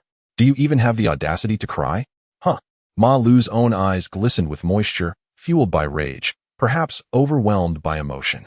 He placed his finger on the trigger, preparing to pull it. You should go and accompany our deceased brothers. I will join you in a few years. With that, he pulled the trigger with a resounding bang. Blood gushed from the back of the third brother's head. He lay on the ground, his eyes gazing at the ceiling, tears glistening at the corners of his eyes. His mouth agape as he passed away. Chapter 25. The invincible weightless electromagnetic cannon. Ma Lu stood before the lifeless third brother, lost in contemplation for a considerable time, before he slowly sank into a nearby chair, igniting a cigarette and inhaling deeply. Lu Xiaoran was at a loss for words. So he approached Ma Lu and placed a hand on his shoulder. Sixth Master, the third brother has departed. May your fallen brothers rest in peace. After a lengthy silence, Ma Lu finally spoke. The third brother was one of our six. Alas, despite his betrayal and cowardice, I still recall the times we fought side by side. It seemed that Ma Lu was a man of loyalty and honor. With the third brother's death today, I believe my heart is finally unburdened. Xiaoran, thank you otherwise. I would have joined the third brother in descending to reunite with the fourth. He patted Lu Xiaoran on the shoulder and offered a faint smile. Not at all. It is all thanks to my wife, Lu Xiaoran replied, secretly cursing the one who had just pushed him forward. Haha, thank you, Xiaoqi, for today otherwise. I would have gone down myself. Ma Lu nodded towards Anqi. She approached, placing a hand on Ma Lu's shoulder, playfully pushing him off his chair, causing him to land on the ground with a thud. You're welcome. It was the least I could do, Anqi said with a smile. Ma Lu, taken aback, could only smile awkwardly and respond. Oh, heh, Xiaoqi, you have quite the strength. The others joined in laughter, alleviating the earlier tension. All right, heh. I will take care of this casino. Xiaoran, you and Xiaoqi should head back and rest. The night after tomorrow, come to our usual spot. I shall await your arrival, Ma Lu said, sharing a meaningful smile. Lu Xiaoran nodded in response, leading Anqi away. On the way home, Lu Xiaoran felt a pervasive soreness throughout his body. It had been a long time since he had engaged in such a brawl. The last being during his senior year of high school, and even then, it had merely involved some pushing, unlike the violent clashes of today with knives involved. Thinking back to the earlier incident, he realized how perilous it had been. Had it not been for you, I would have been shot, he said cheerfully to Anqi. It's nothing. I felt it was time. What do you mean by time? You will know when we get home. Oh. Anqi shrank the car and took it in her hand as they ascended the stairs. Lu Xiaoran eagerly followed, curious to discover what she meant by time. Upon entering the house, she closed the door and approached Lu Xiaoran. Extend your hands, she instructed. Huh? What for? Are you going to shock me? Lu Xiaoran asked, a hint of trepidation creeping in. No, just extend them. Reluctantly, Lu Xiaoran stretched out his hands. Anqi placed her hands over his, and Lu Xiaoran was intrigued, wondering what Anqi was about to do. Before he could even contemplate playing, he felt a sharp, needle-like pain in his hands, and at that moment, Anqi withdrew her hand. Ah, it hurts terribly. The stinging sensation caused him to grimace, and tears welled up in his eyes. Look at your pitiful self. Why are you crying? It hurts so much. What have you done to my hands?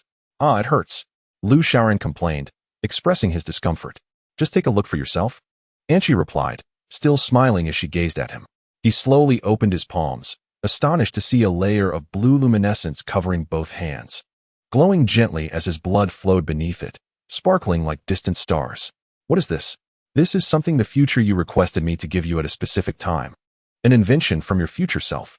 The liquid I just applied to your hands is one of those inventions. It is called the anti-gravity electromagnetic cannon. The anti-gravity electromagnetic cannon? Indeed, it is a liquid that possesses destructive power through anti-gravity. Anything that comes into contact with it will lose its weight, becoming exceptionally light. I have already injected it into your hands, and it is slowly merging with the subcutaneous tissues, gradually taking effect as your blood circulates. Lu Xiaoran examined his hands and then looked at Anqi. I don't quite understand. Anqi approached him. Why don't you try lifting the refrigerator in the kitchen? Confused, Lu Xiaoran walked to the kitchen and placed his hand on the refrigerator. Is this it? Just lift it? Put some effort into it. To his astonishment, He found himself lifting the refrigerator effortlessly with one hand, something that had previously required the strength of 3 people. The anti-gravity electromagnetic cannon emits anti-gravity liquid through billions of pores in your palms. It merges with your blood, and its effects will never diminish. Lu Xiaoran stared in amazement at his hands, then walked into the living room and lifted the television with ease. This is incredible. Haha, darling. Is there anything else from the future that you need to give me? Please, I want it all. Yes, there is much, but the time has not yet come.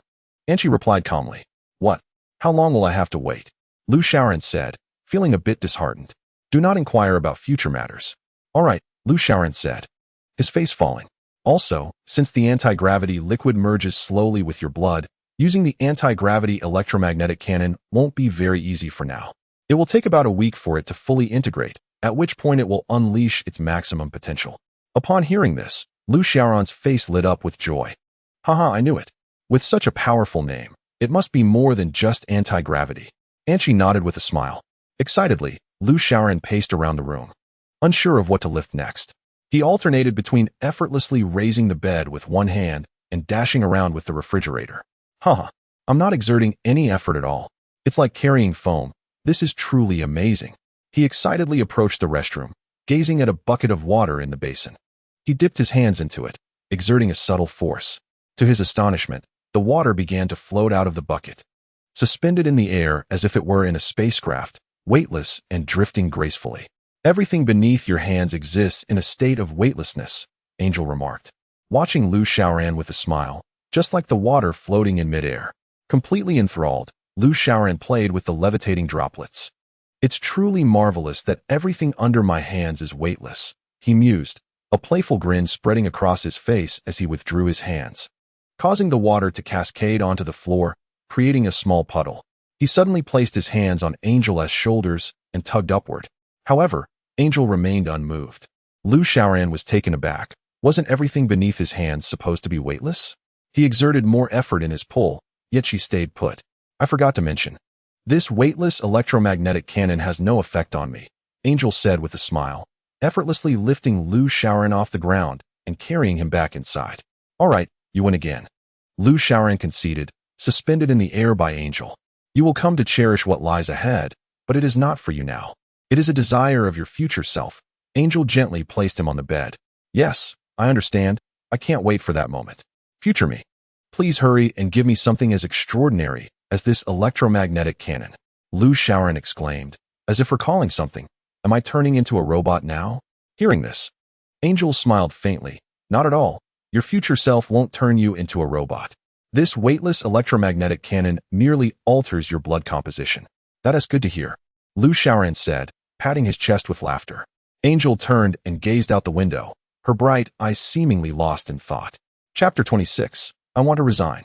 In the morning, as Lu Xiaoran and Angel made their way to school, Do Xian was already waiting at the entrance with a group of friends. They were smoking outside the school gates, and the bandage on Do Xian's head had been removed, revealing a subtle scar. Do Xian, the stitches are out? How are you feeling? Lu Xiaoran asked, glancing at the scar with a twinge of guilt. Hey, look at what my brother Rand said. What could possibly be wrong? Even if my head got stitched up, it's no big deal.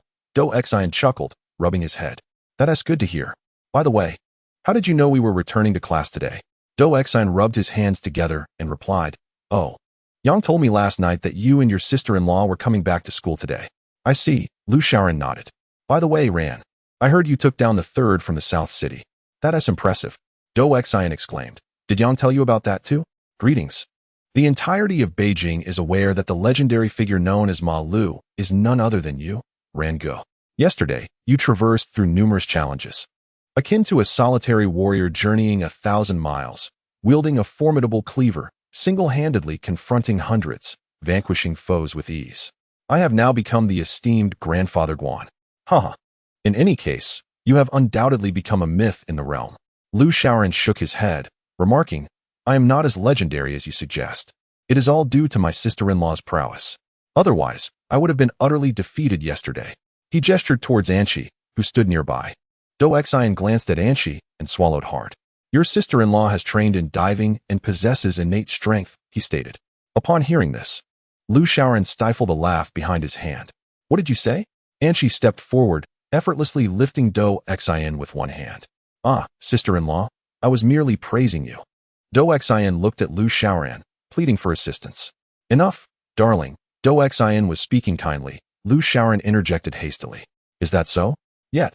Why does it sound somewhat awkward to me? Are you mocking me? And she smiled at Do Xin. Suspended in midair, Do Xin gazed anxiously at the ground beneath. Sister-in-law? I genuinely meant it. Please set me down. I have a fear of heights. Only then did Anshi release him, allowing Do Xin to return to solid ground. Come now. Rangu, sister-in-law, you have both missed class for a week. Do Xin, drenched in sweat, exclaimed. Suddenly, Anshi approached Do Xin once more. Observing this, he put on a mournful expression and turned to Lu Xiaoran for help. Rangu, please tell sister-in-law to let me go. I truly fear heights. With a smile, Anshi patted Do Xion's shoulder. I was merely jesting. Do not be alarmed. With that, she linked arms with Lu Xiaoran and entered the classroom. Seated at their desks, Lu Xiaoran and Anshi were attended to by fellow students who offered water, large books to alleviate boredom for Lu Xiaoran, and fashion magazines for Anshi. They were treated as if they were nobility, with students providing various items such as game consoles and notebooks. Lu Xiaoran, however, declined the offerings. While Anshi immersed herself in a hefty stack of books, surrounded by DVDs, magazines, and game consoles. Such arrangements allow for deeper insight into human thought, Lu Xiaoran mused. Feeling idle, he retrieved a piece of chalk from the box, weighing it in his hand, and glanced at the elderly Su, who was diligently writing on the blackboard. With a mischievous grin, he flicked the chalk. It struck the blackboard with a sharp sound, creating a small indentation. Su immediately turned, glaring at the students present. Lu Xiaoran feigned nonchalance. Su surveyed the room, his expression disgruntled, before returning to his rapid writing. Alas, my strength is still lacking, Lu Xiaoran lamented. Anshi lifted her gaze, noticing the slight dent on the blackboard. Turning to Lu Xiaoran, she remarked, despite your ability to wield a weightless electromagnetic cannon, you are too slender and lack sufficient strength. You must engage in physical training to achieve such prowess. With that, she retrieved a piece of chalk from the box and, with a swift motion, hurled it. It struck the blackboard with a resounding thud, releasing a puff of white dust. Old Su stared at the familiar scene before him, his mouth agape in shock, rendered speechless. Lu Xiaoran produced a piece of chalk, gripping it tightly before hurling it with a swift motion. The chalk struck the blackboard with a sharp ding, falling to the ground and leaving a small indentation on the board. Subsequently, Anshi retrieved another piece of chalk, and with a resounding bang, she drove it into the blackboard, releasing a cloud of white dust. Lu Xiaoran followed suit, sending another piece flying, which also struck the board, creating yet another tiny crater. The cacophony of ding and bang resonated through the classroom like gunfire, echoing for a full 10 minutes. At last, Anshi lifted the final piece of chalk from the box, weighing it in her hand before smashing it against the blackboard with a thunderous crash, embedding it firmly. The blackboard resembled a honeycomb, riddled with holes and numerous small craters. Testament to Lu Xiaoran's handiwork. Old Su, paralyzed by fear, could barely move, his throat constricted as if choked, emitting only a stammering gasp. You see, and she smiled at Lu Xiaoran. Only by strengthening our bodies can we achieve such feats. Oblivious to the astonished gazes of their classmates, Lu Xiaoran marveled at his own hands. It was only then that the students regained their composure, murmuring in admiration of Anshi's strength. With his crutches, Old Su approached the podium, his eyes nearly popping from behind his glasses, his mouth forming an A shape. Clearly, he was thoroughly frightened, trembling as he squeaked, I want to resign. Feeling somewhat embarrassed, Lu Xiaoran rubbed his hands together and said, Professor Su, please continue your lecture. I promise I won't throw chalk again. He quickly nudged Anshi, urging her to assure the professor as well. However, Anshi, unaware of his intention, asked what for. Can't you see? That old man is terrified and wants to resign. What should we do? Look, I've already made a promise. Let us give him a way out, Lu Xiaoran suggested. Anshi nodded in response and stood up, walking to the podium, placing her hand on the blackboard. With a resounding crash, she forcefully yanked the blackboard down. Holding it aloft with one hand, she struck it against the podium twice, causing pieces of chalk to tremble and a cloud of dust to rise. Lu Xiaoran felt reassured, thinking that Anshi intended to empty the chalk onto the floor to offer Old Su an escape. Yet, he was mistaken. Anshi approached Old Su, who was visibly trembling in fear. Suddenly, she lifted him effortlessly with one hand while holding the blackboard in the other, raising him off the ground. Well, you're quite the fighter, aren't you? And she beamed at the suspended old Sue. Lu Xiaoran hurriedly glanced at the book on Enchi's desk, discovering she had just been reading a novel titled Kung Fu. He patted his head, leaned over the table, and thought to himself, "Dear Professor Sue, I can no longer save you. May you rest in peace." Chapter 27. I have started wearing a bra. Professor Sue, having achieved his desire, retired early. Lu Xiaoran felt a pang of guilt and decided that afternoon to gather all the students for a collective farewell for Professor Sue as he retired. He then enlisted Do Xin to create a large banner and a congratulatory flag. That day, Professor Sue's departure was truly grand. Over 5,000 students stood in the middle of the playground, holding banners and flags adorned with phrases like "Beloved One," "A great person," "Diligent gardener," "Savior of lives," "Generational master," and every possible commendation was uttered. "Professor Sue, we shall remember you," Lu Xiaoran bowed to him, whether it was from emotion or grievance.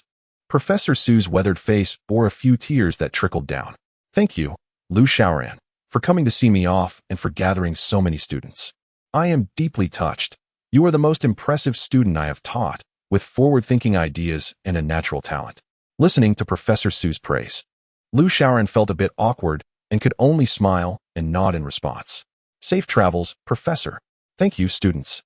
The vast playground, filled with over 5,000 students standing in unison, accentuated Professor Sue's solitude. "Alas, I am the sinner," Lu Xiaoran lamented inwardly. Professor Sue, holding his thick teaching materials, made his way step by step toward the school gate, even breaking into a slight jog as he approached, perhaps eager to leave this place. Upon exiting the school gate, he unexpectedly leaped in joy, seemingly celebrating. "Watch out for your feet, old man," Do Xian remarked from the side. "Oh, come on, we've frightened him at his age." Lu Xiaoran scoffed. He glanced at the students holding and bearing the banner and thought to himself, "Why does this feel like a grand opening ceremony? All right, everyone disperse." After speaking to Do Xian, he looked up at the fifth-floor window and saw the principal peering out. "Sigh, more work awaits," Lu Xiaoran sighed. Inside the principal's office, Principal Ma and the director stood by the window, observing the students gradually dispersing after sending off Professor Sue. "Ma, this Lu Xiaoran from the physics department is no ordinary student," remarked the director beside Principal Ma. "Indeed, he is not simple. Lu Xiaoran is under the thumb of Lord Lu, a notable figure in the Underworld, which explains his influential presence in the school." Just as they were speaking, a knock was heard at the door. "Come in." Lu Xiaoran entered. "Oh, it's Lu Xiaoran. Please, have a seat," Principal Ma said, not daring to show any negligence toward this influential student. "Oh, never mind. I just wanted to mention Professor Sue's situation." He himself stated that his mental turmoil was precipitated by a sudden heart condition. Thus, he voluntarily decided to resign and return home to enjoy his retirement. Lu Xiaoran understood that Principal Ma's remarks were meant to offer her a way out, and she felt it inappropriate to respond, merely managing a smile in return. "By the way, I will contact my family regarding the blackboard and ensure it is compensated to the school as soon as possible." "No need for compensation. The logistics department has a blackboard. Besides, Professor Sue has already stated that the issue was due to his own circumstances. It is not your fault," Principal Ma insincerely declared. Lu Xiaoran let out a soft grunt, contemplating. "If it weren't for Ma Lu's connection, would you speak to me so condescendingly?" "All right then, Principal Ma. I shall take my leave," Lu Xiaoran said before turning to exit the office. "What happened?" And she inquired, standing at the doorway of the principal's office. "Oh, nothing much. Just our principal, causing a fuss over nothing." "Let's go," Lu Xiaoran replied. "Principal? Is he capable?" And she questioned. "Not at all. He is quite weak." "Let's head back to the classroom," Lu Xiaoran hurriedly urged, thinking that she should never allow Enchi to read violent literature in the future. After school that evening, as Lu Xiaoran and Enchi approached the school gate, his phone buzzed with a call. It was Yang Lin. "Hello, Brother Yang. Xiaoran, don't forget to come to Shengshi tonight. Lu Yi is worried you might forget, so he asked me to remind you," Yang Lin said breathlessly from the other end. "Yes, I won't forget. I'll arrive early," Lu Xiaoran assured him. "That's good to hear." "Ha. Phew," Yang Lin responded. "What are you up to? Why are you so out of breath?" Yang Lin chuckled. "Oh, I was just flirting with a girl. Gotta go now, huh?" With that, he hung up. Lu Xiaoran placed the phone in his pocket, shaking his head with a resigned smile.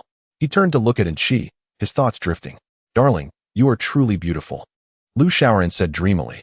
And she took out a tissue and wiped the drool from Lu Xiaoran's mouth. Are you daydreaming again? She smiled. Nothing at all, Lu Xiaoran replied, coming back to reality. By the way, Yang Lin just called. We are going to Shengshi tonight. And she nodded. You are gradually earning his admiration and trust. This is a promising start. Lu Xiaoran agreed with a nod. Hee, darling, you seem to understand everything now. Of course. I am constantly absorbing people's thoughts and gradually improving, Lu Xiaoran replied. And she smiled at him, her bright eyes twinkling. Lu Xiaoran squinted his eyes and smiled back. He wished that Shi could become more human-like, or perhaps even transform into a person one day. How wonderful that would be. Once home, they changed clothes. And for the first time, Lu Xiaoran attempted to tie a tie, only to realize after much effort that he was incapable of doing so. Darling, can you tie a tie?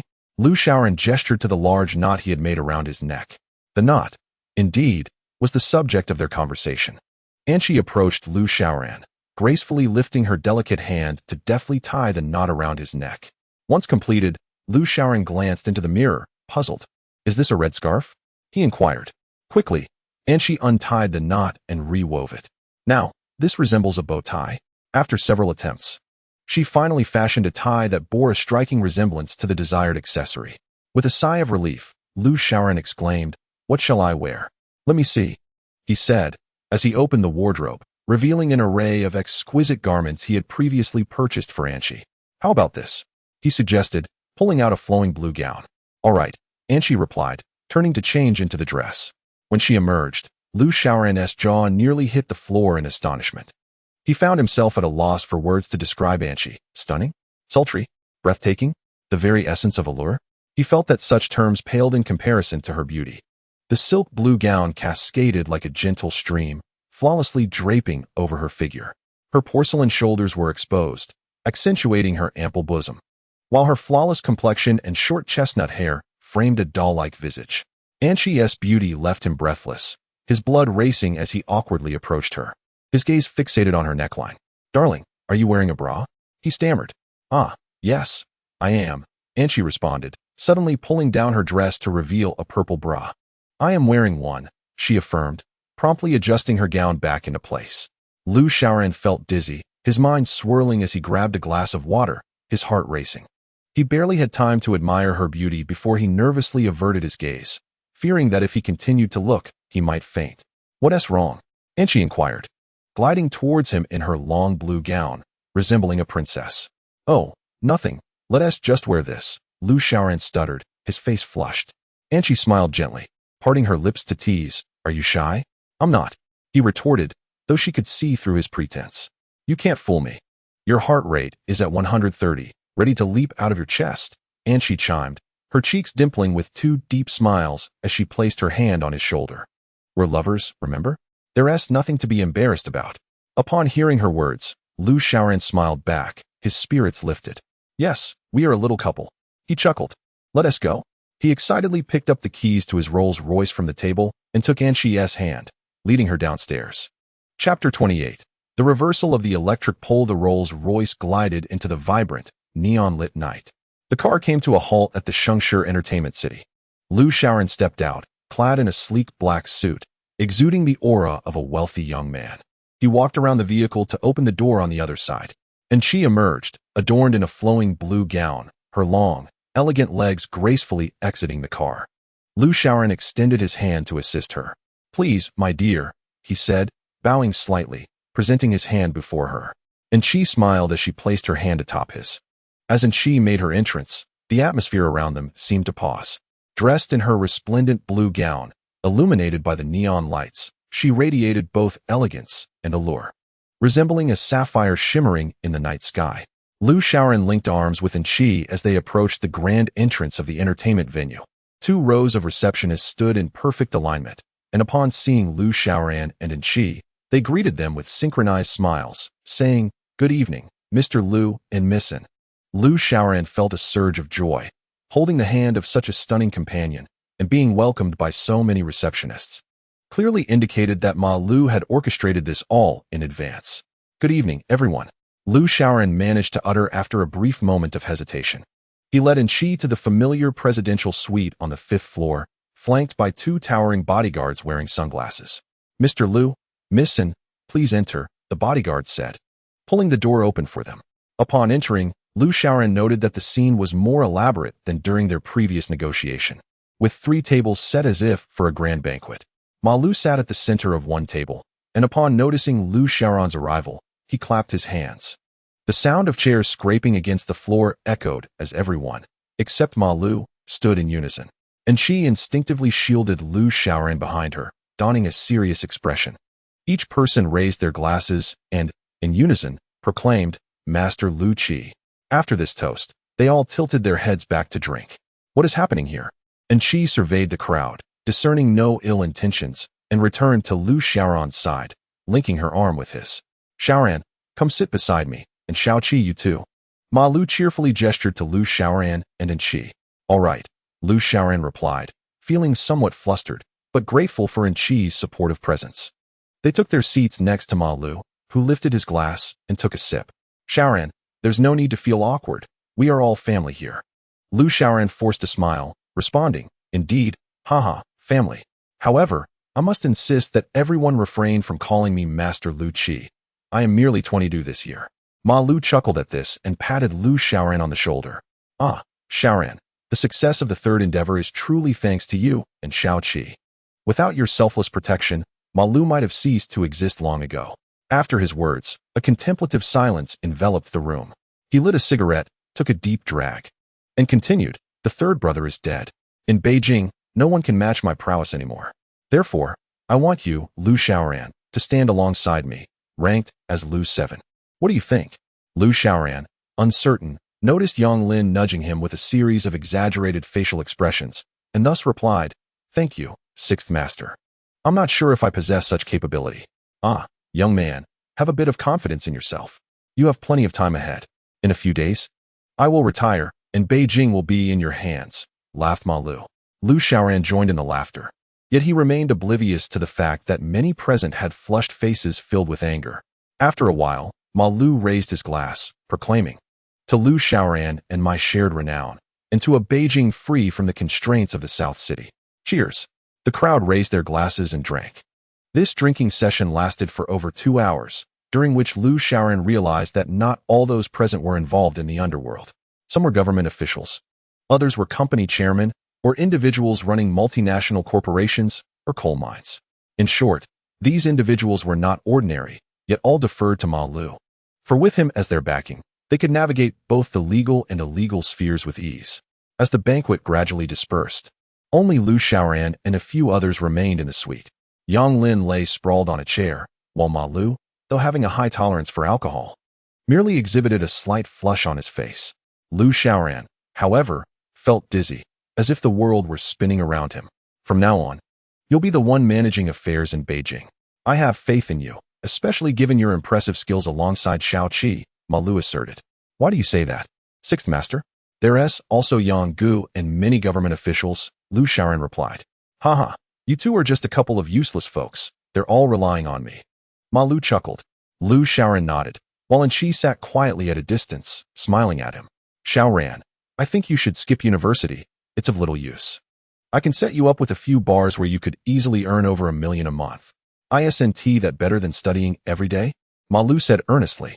"While that may be true, at least having a diploma is important," Liu Xiaoran replied. "Ah, just a diploma? That's easy. In a couple of days, I'll speak to your school and have your records transferred. I'll take care of it," Ma Lu assured him. To which Liu Xiaoran readily agreed without much thought. "By the way, Sixth Master, I do have a favor to ask of you." "What favor? Have you forgotten? We're family. Just tell me what you need," Ma Lu said with a smile. "Well, I want to get an ID card for Xiao Qi. But she doesn't have a household registration," Liu Xiaoran began. "What's the big deal? An ID card? That's easy. Just take a photo of Xiao Qi." Ma Lu interrupted, seemingly oblivious to the fact that Liu Xiaoran hadn't finished his thought, believing Ma Lu was merely inebriated. Liu Xiaoran was surprised to see that he was not joking. In his drunken state, Ma Lu fumbled for something, eventually pulling out his phone. Taking a glance at Qi, "This thing is far more convenient than a Big Brother phone," he remarked, before reclining back and dozing off. "Darling, let us return home. I feel rather dizzy." Liu Xiaoran, experiencing such an abundance of alcohol for the first time, felt a tumult within his stomach. Anchi supported him down the stairs, attracting the gaze of every passerby. I can't bear it. I'm so dizzy, Lu Xiaoran said, clutching the wall and retching, hoping that releasing his stomach's contents would bring relief. Yet, after several attempts, he could not expel anything. Let us return to the car, Anchi suggested gently. No, I want to vomit, but nothing is coming out. Lu Xiaoran waved his hand dismissively. Observing him, Anchi lifted her hand and gave a firm pat on his back. At last, Lu Xiaoran found release. After a tumultuous bout, he felt considerably better. Are you feeling improved? Anchi inquired with concern.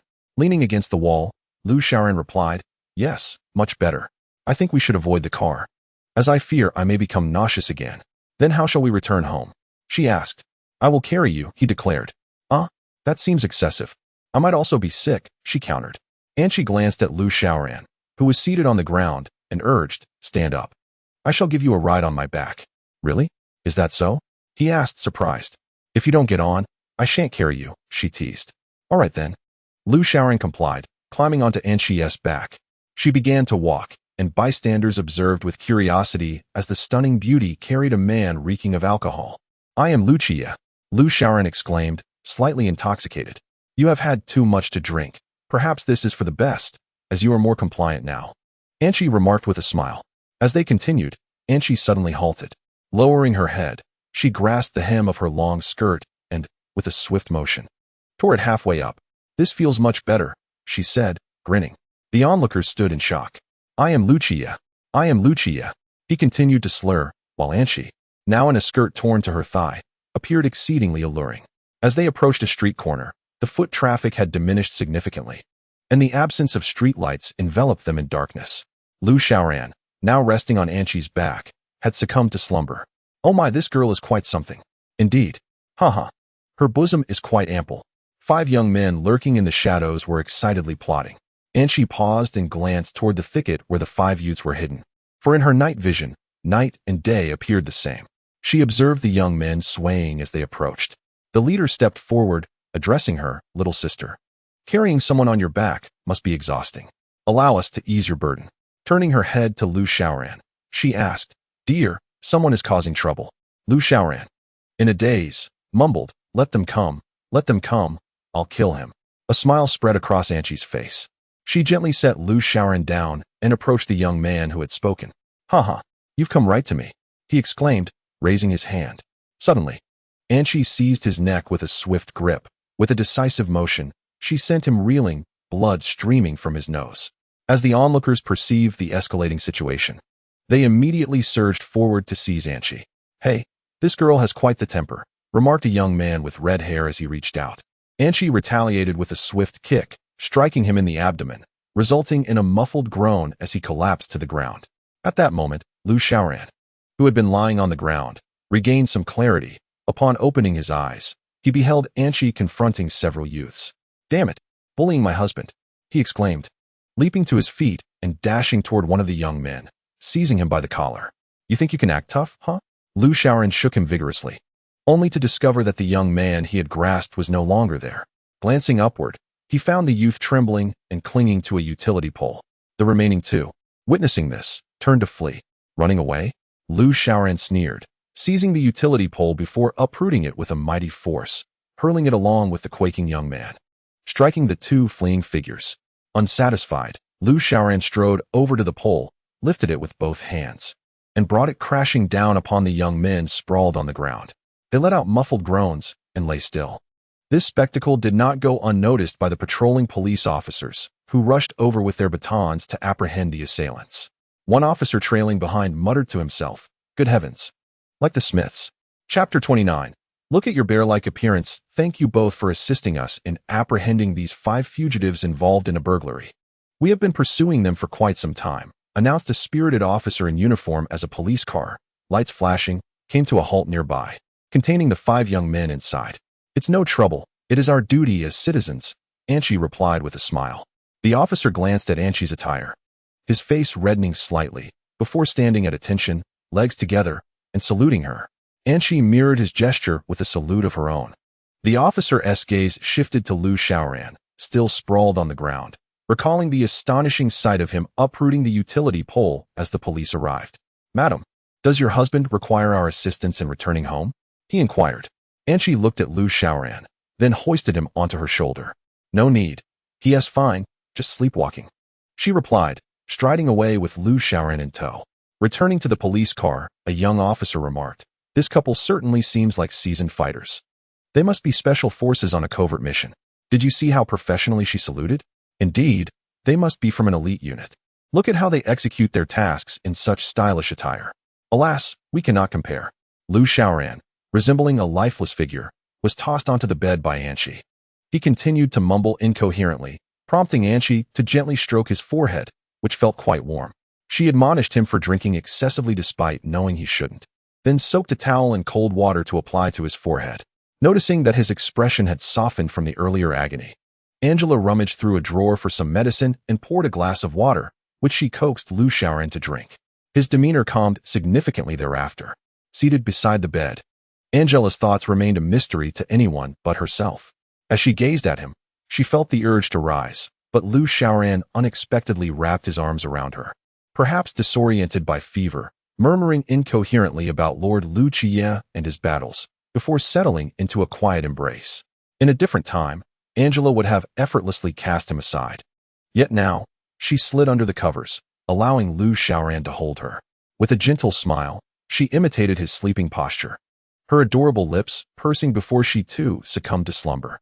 The morning sun pierced through, rousing Lu Xiaoran from his dreams, his body aching as if it were disassembled. He spotted Angela bustling in the kitchen, the warmth of the sunlight enveloping the scene in a comforting glow. "You're awake," Angela said, placing a bowl of medicine beside him.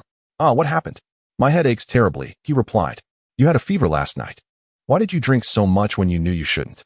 "Take your medicine first," she urged. Lu Xiaoran chuckled foolishly, accepting the bowl and gulping down the contents. "Don't go to school today. I've called Do Xian," she informed him. "Ah, you can use the phone now?" he asked, surprised. Angela smiled deeply. "What is so difficult about it?" "It's quite simple." Lu Xiaoran nodded in agreement, sharing her amusement. After donning a coat, she playfully pinched his cheek and said, "Stay home and rest. I'm headed to school." Curious about Angela's sudden transformation, he inquired, "What are you going to school for?" "I'm retrieving those magazines and films," she replied, and Lu Xiaoran understood. "Come back early," he called as she walked out, tucked under the covers. "Yes, I've prepared breakfast for you. It's in the kitchen. I'll return shortly," Angela assured him, glancing back at him before exiting. Her transformation was remarkable. She seemed to be flourishing. Lu Xiaoran mused to himself, filled with contentment. Rising from bed, he made his way to the kitchen to enjoy the delicious meal Angela had prepared. After finishing his meal in a hurry, he returned to bed and turned on the television, greeted by the familiar face of a reporter from Beijing TV. Bringing a sense of nostalgia, Beijing Morning News reported that a violent incident occurred last night at the Fujian community. According to police descriptions and surveillance footage, we have received the latest news. A couple encountered 5 assailants on their way home, who are wanted fugitives. The couple bravely resisted the attackers, ultimately assisting the police in bringing the 5 criminals to justice. Lu Xiaoran, upon reading this, chuckled, thinking how formidable the couple was to handle 5 adversaries. However, his amusement faded upon seeing the photos. The footage revealed that the woman initially took down 2 of the suspects, and then her boyfriend suddenly rose from the ground, uprooting a long-neglected utility pole, subduing the remaining 3 assailants. Lu Xiaoran felt his head spinning. Although the image was unclear, he could make out Anchi in a blue dress and himself in a black suit. Why can't I recall uprooting that pole? He glanced at his hands. Currently, all 5 suspects have been apprehended, and they have confessed to their crimes. 1 suspect is in critical condition in the hospital. Another has suffered irreversible damage to his reproductive capabilities, while 3 have sustained pelvic fractures. Lu Xiaoran changed the channel, feeling a hint of violence within himself. Today, Anchi was remarkably swift in her movements. A gust of wind swung open the door to the physics classroom as Anchi entered. The new physics professor, a bespectacled man in his 30s, had heard early on about the stunningly talented woman in the department and dared not provoke her, fearing an early retirement like Professor Su. "Good morning, Anjia." A few nearby girls greeted her, trying to be friendly. Anchi smiled and waved, asking one of them, "Do you still have those books you showed me the other day? And the movies?" Yes. We kept the notebook and PSP for you and Rango. By the way, why isn't Rango here today? He is sleeping at home, haha." and she rarely laughed like this. Oh, I see. All the things are with Doxin. I'll bring them to you after class, hee. And she nodded with a smile. After class, Doxin arrived at the physics department with a pile of bags. Angia, here is this month's fashion magazine, the hottest magazine right now. These are the newly released films, notebooks, and PSP, he listed as he handed them to her, including some classic literature and foreign language books. Is that all? Thank you. Doxin, and she replied with a smile. Hey, it's no trouble at all. Helping out your sister-in-law is our duty. ISNT Rangu coming to class. He overslept. Oh, I see. The school sports meet is approaching. You and Rangu should come and enjoy the festivities. Sure, definitely. And she chuckled as she picked up the heavy bags with one hand and walked away. Chapter 30. Charity Acrobatics Performance. And she returned home, carrying the bulging sack. Lu Xiaoran lay sprawled on the bed, the television flickering in the background. She approached the bedside with the sack in hand and remarked, I'm heading back to school today. I heard from Doxin that there is going to be a sports meet. Oh, really? Upon hearing this, Lu Xiaoran sprang up from the bed, her excitement palpable. It seemed she had recovered considerably, and she smiled and confirmed, yes. Doxin said we should go watch the festivities. Not just watch the festivities. I intend to participate and bring glory to our physics department. Lu Xiaoran declared with unwavering determination, her fists clenched. Given your current health, perhaps you should reconsider, and she gently advised. How can I do that? I am a seed athlete, a sports prodigy. I have won numerous awards throughout my life, Lu Xiaoran asserted proudly. You've won awards? And she asked, her expression one of disbelief. Lu Xiaoran patted her chest with pride. Of course, I was first in back carrying in elementary school, first in jump rope in middle school, and first in kicking the shuttlecock in high school.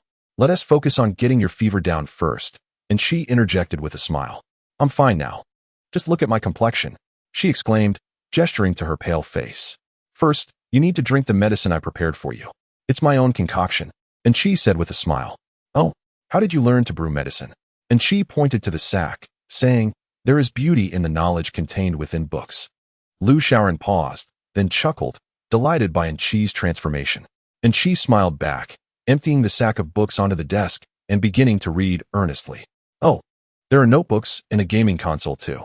Doxin really thought of everything, Lu Xiaoran remarked, surveying the scattered books and DVDs. And she, deeply engrossed in her reading, replied without looking up, you should rest for a bit. Once I finish these books, I'll take you somewhere. I see your fever has subsided. Lu Xiaoran reclined back, lying on the bed, watching Chi. With so many books, how long will it take you to finish? An afternoon is more than sufficient, she smiled. All right, I'll take a nap, he said, pulling the blanket over himself. That afternoon, and she read through all the books she had brought from school. She flipped through the pages rapidly, finishing a book every few minutes. Lu Xiaoran had sat up, observing her read. Feeling better, are we? Of course. It was just a minor fever, he chuckled, pausing before adding. And of course, thanks to the excellent medicine brewed by my wonderful wife. Upon hearing this, and she revealed a mysterious smile. All right, get dressed. We're going out, Lu Xiaoran exclaimed excitedly while putting on her clothes. Where are you taking me? You'll find out when we arrive, she replied enigmatically as they stepped out into the sunset. Along the way, couples strolled, elderly individuals practiced Tai Chi, and women danced in pairs. You're taking me for a walk. I thought there would be something more exciting, Lu Xiaoran said, a hint of disappointment in her voice. It's a secret, and she maintained her mysterious smile. She led Lu Xiaoran to the outskirts, where quaint farmhouses exuded a rustic charm, adorned with strings of corn and peppers hanging from the walls, evoking memories of Lu Xiaoran's hometown. And she walked forward silently with a smile, eventually stopping at a deserted farmhouse. Go fetch that grinding stone, she commanded. What do you mean? Just because I asked you to do it, you think your head has grown bigger? Lu Xiaoran, recalling the sensation of being pinched by Anchi, hurriedly approached to lift the grinding stone. He brushed off the dust from its surface and placed his hands upon it. Straining in vain, he paused to inspect his hands, muttering in confusion about his inability to lift it. Do not be nervous. Do not concentrate too hard on your hands. Just treat it as if you were picking up something normally, Anchi advised from the side. All right. Lu Xiaoran exhaled gently onto his hands and placed them back on the grinding stone. Indeed, he felt a sudden lightness, and he successfully lifted it. Excellent. Anchi smiled approvingly. Hey, and it doesn't even feel strenuous at all, Lu Xiaoran exclaimed, brimming with excitement. Anchi nodded, suggesting he lift another stone nearby. Feeling quite at ease, Lu Xiaoran lifted one grinding stone with one hand and, with the other, picked up the second one as well. He swayed the two stones like a bodybuilder showing off. I've become Arno, haha. Who is Arno? Anchi inquired. Lu Xiaoran struggled to find a way to explain. He puffed out his chest, bulged his cheeks, and with veins protruding from his neck, his face reddened as he proclaimed, "This is Arno." Anchi tilted her head, observing him, and asked, "Is it a terminal illness?" "Well, no, it's not a terminal illness," Lu Xiaoran replied, lowering his head. He pondered if his earlier imitation of Arno had indeed appeared somewhat ill. Feeling embarrassed by the thought, "Dear, why do you want me to carry two large grinding stones?" "To carry them home," Anchi said with a smile, leading the way. She picked up a stick as she walked ahead, while Lu Xiaoran trailed behind, awkwardly handling the two large stones. Their unusual appearance drew attention. A stunning beauty wielding a stick, followed by a seemingly gentle yet surprisingly strong man carrying the enormous grinding stones. An elderly couple nearby whispered and pointed, speculating. Which performance troupe are they from? Is it a comedic act? I wonder where they are performing. It can't be a film shoot, can it? They seem to be filming a sci-fi movie. What nonsense. They look more like street performers. Just look at those hefty props they are carrying. Hearing the elderly couple's remarks, Lu Xiaoran felt his face flush crimson and quickly approached Anchi, saying, "Hey, can we hurry home now?" Unexpectedly, Anchi responded lazily yet playfully, "I'm not feeling well today. I'm so tired, hee," as she flashed a mischievous smile. "You've become quite naughty, really," Lu Xiaoran said, irritated, as he swayed forward with the two grinding stones. Meanwhile, Anchi twirled the stick in her hand, swinging it playfully with a flourish. Upon realizing his predicament, he felt an overwhelming urge to return home. He quickened his pace, and the two heavy grinding stones clashed together, creating a cacophony accompanied by a shower of dirt. Ironically, his sprint drew the attention of everyone around him. "Ah, what a true talent. I thought it was all a facade. Bravo." A second Arnold Schwarzenegger. The crowd erupted in applause, some even rummaging through their pockets for spare change. Lu Xiaoran finally grasped the poignant sensation of wanting to weep without tears. Angel walked over with a smile, bending slightly to hoist Lu Xiaoran onto her shoulder. "Marvelous. This is spectacular. What a performance."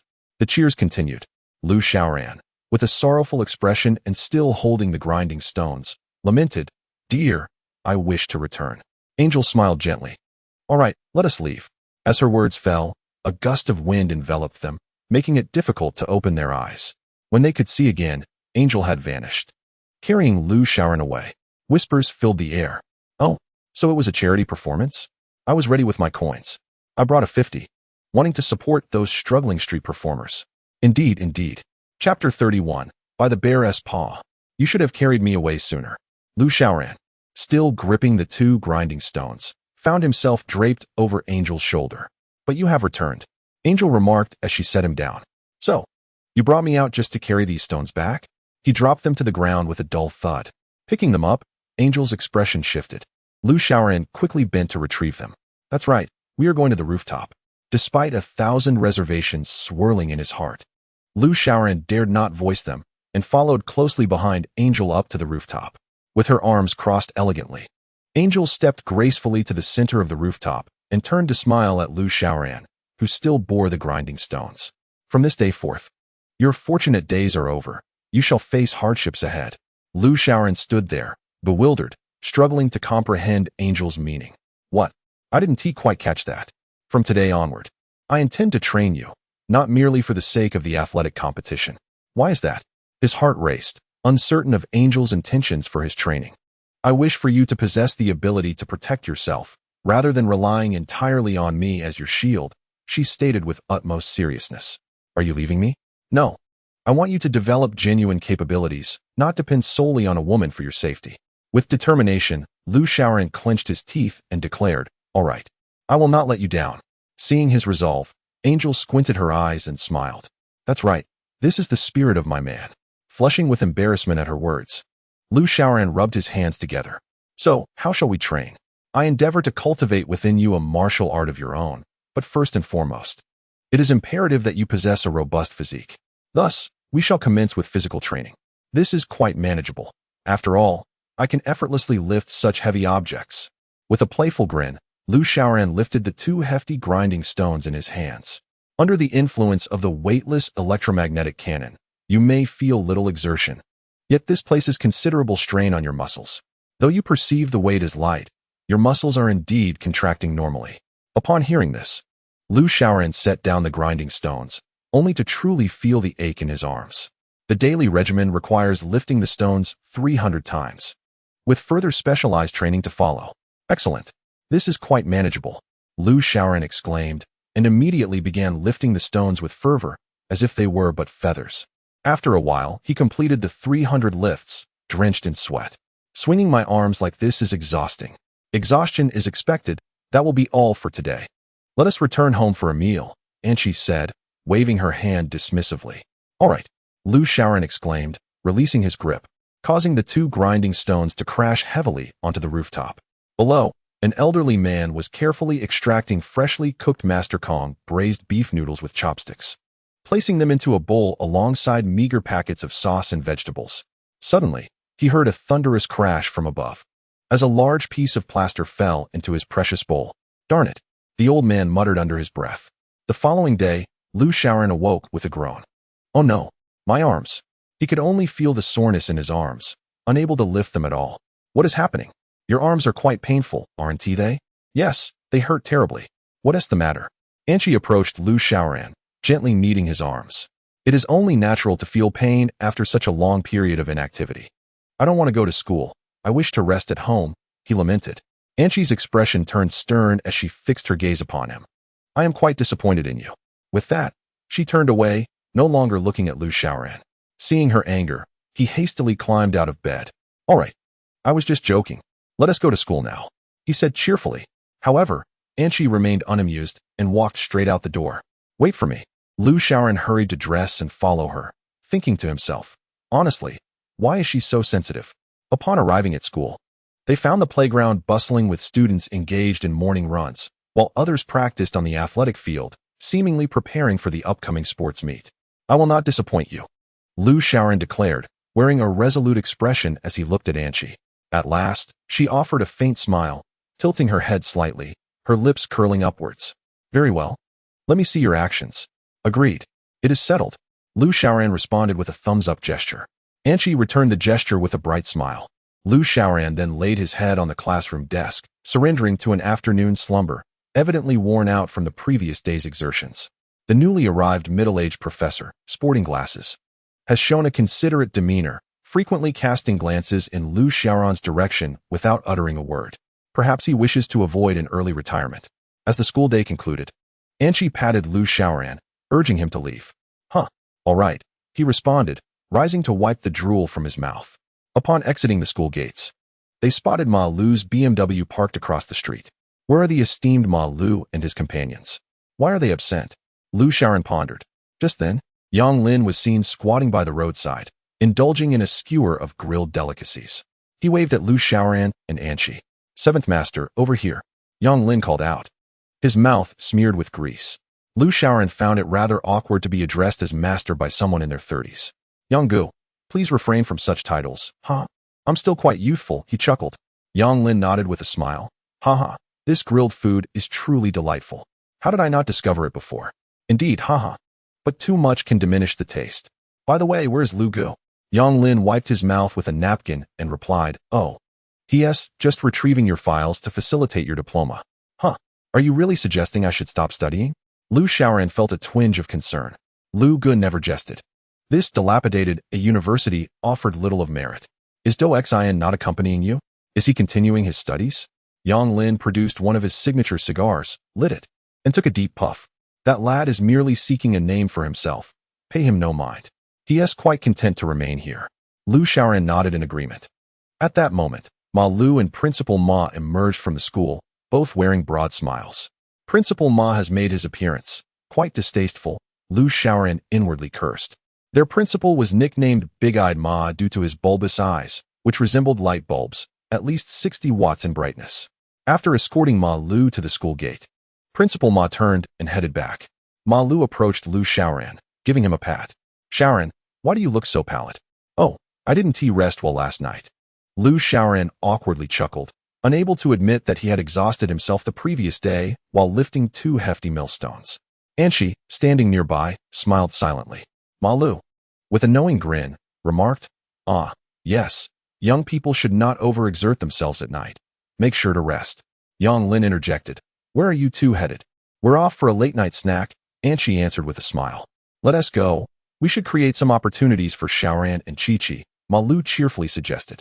Just as he was about to turn away, he looked back and added, "By the way, Xiaoran, don't lose that card Doexine gave you. I will deposit money into it each month, sufficient for your expenses." "Lu Gu, you are too generous. My family sends me some money each month, which is enough." Lu Xiaoran replied, feeling a bit embarrassed. "Let it be," said Ma Lu. "It's not easy being out and about. Your sports meet is approaching, isn't it?" "Indeed.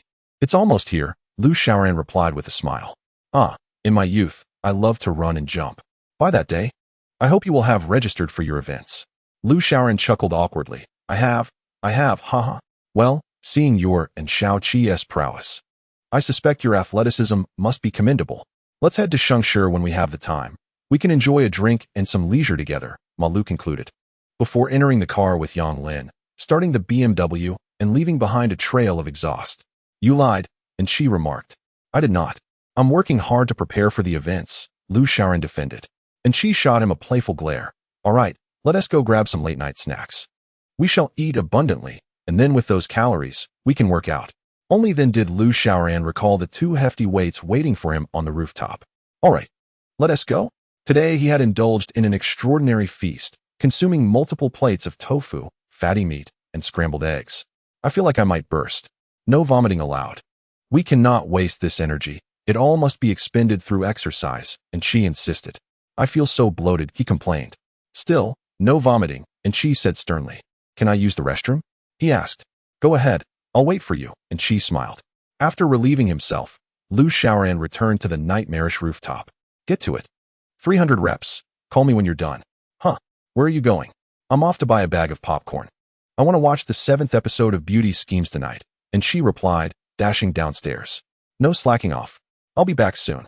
Lu Xiaoran pondered how to descend. "She's truly gone rogue," he sighed, approaching the 2 weights and bending down to lift them. 297, 298, he counted, glancing around to ensure no one was watching. 300. Done. No sooner had he declared his completion than Enchi sprang from seemingly nowhere, wrapping her arm around his neck. "You missed one," she exclaimed. "Did you think I wouldn't notice?" "Ah, I want to do it again." "Ouch." Lu Xiaoran cried as she released him and bent to lift one of the weights. With a swift motion, Enchi tossed the weight into the air, delivering a kick that shattered it into several pieces, sending debris tumbling down. Lu Xiaoran felt a surge of gratitude. "You finally don't need me to practice anymore, right? I knew you were considerate," he thought, nearly moved to tears. "Not quite, as a penalty. You must now go downstairs and bring all those broken pieces back up to train your speed." "You can't be serious," he protested, but before he could finish, and she hoisted him up and dashed downstairs. "Starting the timer now, go." Lu Xiaoran hurriedly gathered the scattered fragments from the ground, hurling them back onto the rooftop. Instantly, the rooftop echoed with a cacophony of noise. It was still the same rooftop, with the same unfortunate old man. He had mastered his craft, as if preparing dumplings. Covered with a lid, he only heard a chaotic noise from above, and a brick fell from the ceiling, directly toppling the pot. The old man was furious. "What the hell? Is there no peace for us?" Chapter 32. Frenzy on water under Angel's devilish training. Lu Xiaoran's physique gradually transformed significantly. Each day, he engaged in strenuous exercises, while Angel meticulously arranged his meals to replenish his energy. His weight surged from a mere 120 pounds to 140, his body now a canvas of muscle. Lu Xiaoran's hands were now calloused, shedding their previous softness. 1, 2, 300. Over the past month, Lu Xiaoran had shattered countless grinding stones, and the elderly man residing on the top floor later suffered a heart attack and was rushed to the hospital. "Ah, splendid." Angel beamed as she produced a handkerchief to wipe the sweat from Lu Xiaoran's brow. "I genuinely feel much more invigorated than before. I should have started exercising long ago." Lu Xiaoran remarked with a smile. "Indeed, that's the spirit. You'll be able to showcase your skills at the upcoming sports event," Angel encouraged him. "What events should I enter?" Lu Xiaoran scratched his head in contemplation. "With your current arm strength combined with the electromagnetic cannon, You can surpass the average person by at least 3 times, Angel suggested with a smile. Huh, I got it. I can enter the shot put, right? Basically, you can try any throwing event. All right, I understand. I'll sign up for it when I get to school tomorrow, he replied cheerfully. After nearly a month of training, preparations for the sports event were nearing completion, yet the playground remained bustling with activity, filled with runners and athletes, all brimming with enthusiasm. This lively and somewhat naive scene evoked a sense of nostalgia in Liu Xiaoran, transporting him back to his childhood. Seventh Master. Do Xin ran over, panting heavily. I've told you countless times, do not call me Seventh Master. It's a generational gap. Ah, understood, Brother Ran, Do Xin chuckled. That's more like it, Liu Xiaoran smiled, patting Do Xin on the shoulder. By the way, Brother Ran, are we not preparing for the parade? Do Xin inquired. Our physics department has quite a few talents. Oh, come on. Look at their parade. Do Xin pointed to the distant formation practicing their drill. On the playground, there were formations clad in ancient official attire. Another group donned ultra-short skirts. Yet another was dressed as animated characters, exuding a commanding presence. That is the retro parade of the history department. That is the youthful parade of the Chinese department. And that is the dynamic parade of the chemistry department. Shouldn't we, from the physics department, make a showing? After a moment of contemplation, Liu Xiaoran replied, no worries. Just include your sister-in-law in the registration, and all these parades will be a mere cloud. Though he said this, the parade nonetheless held significance in terms of face. Angel interjected, regarding the parade, I have a plan to discuss after class. You can handle it. For now, let's get my event registered. Do Xin smiled. Sure, what does sister-in-law want to register for? All of them, Angel replied with a smile. Do Xin was momentarily taken aback, unsure of how to respond. Ah, how amusing. Your sister possesses an impressive array of talents. We shall continue this conversation after class, he said, pulling Anchi along. As the afternoon class concluded, Anchi busily sketched with her pen. Let us think of a name for the inspection team, she remarked while drawing. Liu Xiaoran stroked his chin thoughtfully and suggested, how about calling it Iron Arm? It sounds quite formidable, doesn't it? Anchi nodded with a smile, lowering her head to continue her artwork. What are you drawing? You'll find out during the inspection, Anchi replied, accustomed to keeping him in suspense. Liu Xiaoran, having grown used to her penchant for teasing, refrained from asking further. Upon returning home that evening, Liu Xiaoran lay exhausted on the rooftop after training. He relished the sensation of sweat trickling down his cheeks, a feeling of fulfillment washing over him. Anchi crouched down beside him, wiping his sweat away, and inquired, would you like to indulge in some fun? I no longer trust you.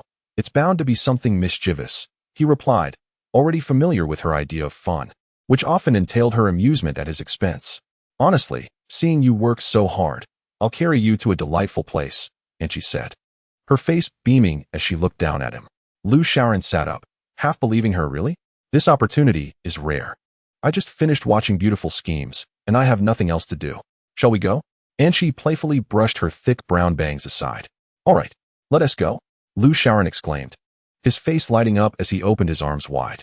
Anchi grasped the collar of his shirt and hoisted him onto her shoulders. Hold on tight, she declared before bending slightly and taking off in a light run, her speed increasing rapidly. With a whoosh, Anchi dashed off with Liu Xiaoran, leaving a cloud of dust in their wake. This spectacle was witnessed by a family residing upstairs. A woman, holding her child, sat on the windowsill beside her husband. Should we call the police? She asked. What for? The man replied. Didn't you see that? Or am I imagining things? She said weakly. What are you babbling about? Hurry and take the child back inside, the man retorted before retreating into the house. The woman pulled out a cross from her chest, murmuring to herself, God bless. The devil has returned. Liu Xiaoran felt the wind so fierce that he could barely open his eyes, lying flat against Anchi. He caught a whiff of her perfume, mingling with the salty scent of the sea in the air. The sound of crashing waves filled his ears, and something damp splashed against his face. Covering his eyes with his hand, he managed to open them just enough to glimpse the deep blue ocean beside him. Anchi was sprinting across the surface of the water, and he marveled at how she accomplished this, reveling in the exhilarating madness of the moment. Looking back, he saw the splashes forming a long, undulating wave behind them. This is amazing. Woohoo! Liu Xiaoran shouted with excitement. As he opened his mouth, the wind rushed in, prompting him to quickly close it again. Anchi, flying through the air, turned her head, her hair trailing behind her. Hold on tight. We're headed to a higher place. All right, he replied. The splashing water drenched the two of them. Before the spray of water had settled, Anchi had already dashed far ahead, racing wildly over the sea's surface, stirring up waves in her wake. Gradually, her speed began to diminish. What started as a sprint transitioned into a leisurely walk, eventually coming to a halt as she set Lu Xiaoran down. This is exhilarating. It feels as if I'm flying, he exclaimed, excitedly embracing Anchi's shoulders. This is truly delightful, she replied with a smile. I want to do it again. He laughed. No. We must be cautious. Otherwise, we risk drawing attention, and that could lead to complications. Lu Xiaoran acknowledged her point with a nod, conceding, all right. I shall try to restrain this ability in the future. Of course. By the way, where exactly are we? He inquired, surveying the peculiar architecture around them, facing the ocean. This place remains nameless. Henceforth, it shall be our realm, Anchi responded with a smile. How wonderful, Lu Xiaoran said, closing his eyes to savor everything around him. I am genuinely curious. Wouldn't we fall into the sea? At a certain speed, weight disperses, preventing us from plunging into the water, she explained. Oh haha, my dear wife. You should register for the 100 meters. You would undoubtedly secure first place. What are the rules? It simply measures who can run the fastest over a distance of 100 meters. After contemplating, Anchi declared, I can complete it in 0.1 seconds. It dawned on Lu Xiaoran that he had a pressing concern. On the day of the sports event, he must ensure Anchi does not exhibit her superhuman abilities, or it might provoke unwanted attention from the National Security Agency. By the way, regarding the events you should participate in, there's the relay race, where you'll need to take the baton and run. Understood. Also, for high jump, you must clear the bar to earn points. Got it. During the long-distance run, you must pace yourself. Do not finish in 1 second. Aim for 2 minutes instead. Acknowledged. Well, that seems to cover everything. Haha, this year's first place will undoubtedly be ours. As long as you are with me, Lu Xiaoran said, beaming with joy. Chapter 33. The Caribbean Review Team. The following day, upon arriving at school, Do Xin awaited Anchi at the classroom door. Sister-in-law, I have prepared everything as per your request. Let us practice the review now, he said, beaming with pride. All right. Let us go and take a look, Anchi replied with a smile. What have you planned? Lu Xiaoran asked, still in the dark. Brother Lu, just step outside and you'll find out, Do Xin said with a mysterious grin. They exited the classroom and arrived at the playground, which was filled with various review teams adorned in an array of costumes and styles. Lu Xiaoran spotted a particularly striking formation in the distance, surrounded by numerous other teams. The group was clad in black vests and long boots, their faces adorned with realistic scars, all exuding a fierce demeanor. Upon closer inspection, he realized, goodness, they resemble a band of pirates. The spectacle was indeed magnificent. A group of students clad in pirate attire, swords dangling from their waists, stood before a colossal pirate ship the size of a large truck, which was mounted on 2 wheels and bore a black flag inscribed with the words Iron Arm. It seemed this was the masterpiece of Anchi. My dear wife, your talent is truly remarkable, stammered Lu Xiaoran. I was inspired by Pirates of the Caribbean. It exudes a magnificent aura, Anchi replied with a smile, her arms crossed. Why does it feel like a rebellion? Lu Xiaoran scratched his head in confusion. Oh, come on. Ranja, this is simply the trend. Do Xin chimed in from the side. Wait, why is there a foreigner up there? Lu Xiaoran exclaimed.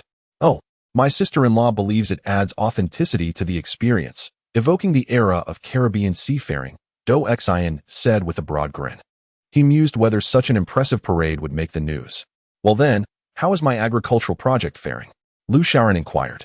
Do Xin patted his chest and confidently replied. I've got everything sorted. For you, Ranja, I've registered shot put and discus, and for my sister-in-law, what events do we have? 100 meters, 200 meters, 400 meters, 1,500 meters. All the relays, shot put, discus, high jump, triple jump, Do Xin recounted, feeling slightly overwhelmed. He took a breath and asked, so, can your sister-in-law manage all this? I mean, it's quite a lot. No worries. Your sister-in-law is a multi-talented athlete. You can trust her, Do Xin nodded in agreement. All right. Everything should be ready by now. What are we missing? Do Xin pondered, stroking his chin as men and women training nearby ran past. I've got it. We are lacking costumes. Do Xin exclaimed, slapping his thigh. What did you think of? Lu Xiaoran queried. Look at their outfits. Do Xian pointed to the athletes who passed by. Lu Xiaoran followed his gaze and noticed they were all adorned in various branded athletic gear. Nike, Adidas, Li Ning. Right. Let's go buy the best tomorrow, Lu Xiaoran mused thoughtfully. Do Xian nodded eagerly. Of course, you can count on it, Ranja. Lu Xiaoran smiled reassuringly. The sports meet is the day after tomorrow. Let us give it our all. He patted Do Xian on the shoulder. With you and my sister-in-law around. Our physics department has nothing to fear in securing first place. Haha. Let us hope so, Lu Xiaoran said as he took Anshi's hand and strolled away. As they walked leisurely behind the school, accompanied by the chimes of the school bell, Lu Xiaoran couldn't help but laugh and ask, "What inspired you to assemble a pirate crew for the parade? It's the most fashionable theme this year. I read it in a fashion magazine." Anshi teased, wrapping her arms around his neck with a mysterious smile. "This Iron Arm parade is quite extraordinary. On the day of the sports meet, they even have a surprise performance," she added. Lu Xiaoran was taken aback, responding, "What kind of surprise performance? Let us hope it doesn't result in any calamities." He was apprehensive that Angel's ideas would astonish the entire stadium. "Rest assured, it won't," she replied with a smile, playfully pinching Lu Xiaoran's nose. He had nothing further to say and could only chuckle as he embraced her, leading the way home. In the days leading up to the event, Lu Xiaoran had been closely monitoring the weather forecast, anxious that rain might spoil the day when he and Angel would showcase their talents. However, fortune favored them. On the day of the sports meet, the weather was remarkably pleasant, with the sun shining brightly from early morning. The expansive stadium, capable of accommodating over 10,000 spectators, was filled to capacity. Each department had adorned their area with vibrant decorations, featuring eye-catching banners and spirited cheerleading squads. Lu Xiaoran and Angel arrived early and found their designated spot for the physics department. "How tacky," Lu Xiaoran complained, observing how the setup, arranged by a new bespectacled middle-aged man, was utterly uninspired. A garish rainbow arch proclaimed physics department is the best. "I can't believe it. I almost don't want to go in," Lu Xiaoran sighed, covering his face. Angel smiled and agreed. Indeed, this design is just the epitome of tackiness. As each department prepared, the procession of teams began. On the podium, Ma Dian and a group of rotund leaders sat upright, observing the parade. Approaching them were the students from the chemistry department, marching proudly with an air of confidence. Look at them, full of spirit and enthusiasm, seizing this opportunity to showcase themselves. United in their efforts, daring to strive and achieve. They bring glory to the chemistry department. One by one, the teams paraded past. Lu Xiaoran and Angel watched from the stands, his nerves escalating as he spotted the grand procession of the Caribbean pirates slowly making their way toward the podium. They exuded a unique charm and high spirits. Next came the representatives of the animation design department, marching in perfect unison, clad in innovative, trendy costumes inspired by contemporary animation. They persevered, believing that hard work would yield rewards, embodying the motto of "there is no best, only better." Vibrancy and vitality radiated from each individual, while camaraderie and encouragement filled every heart. This was a dynamic, aspiring collective. This was the physics department, dressed in distinctive pirate costumes.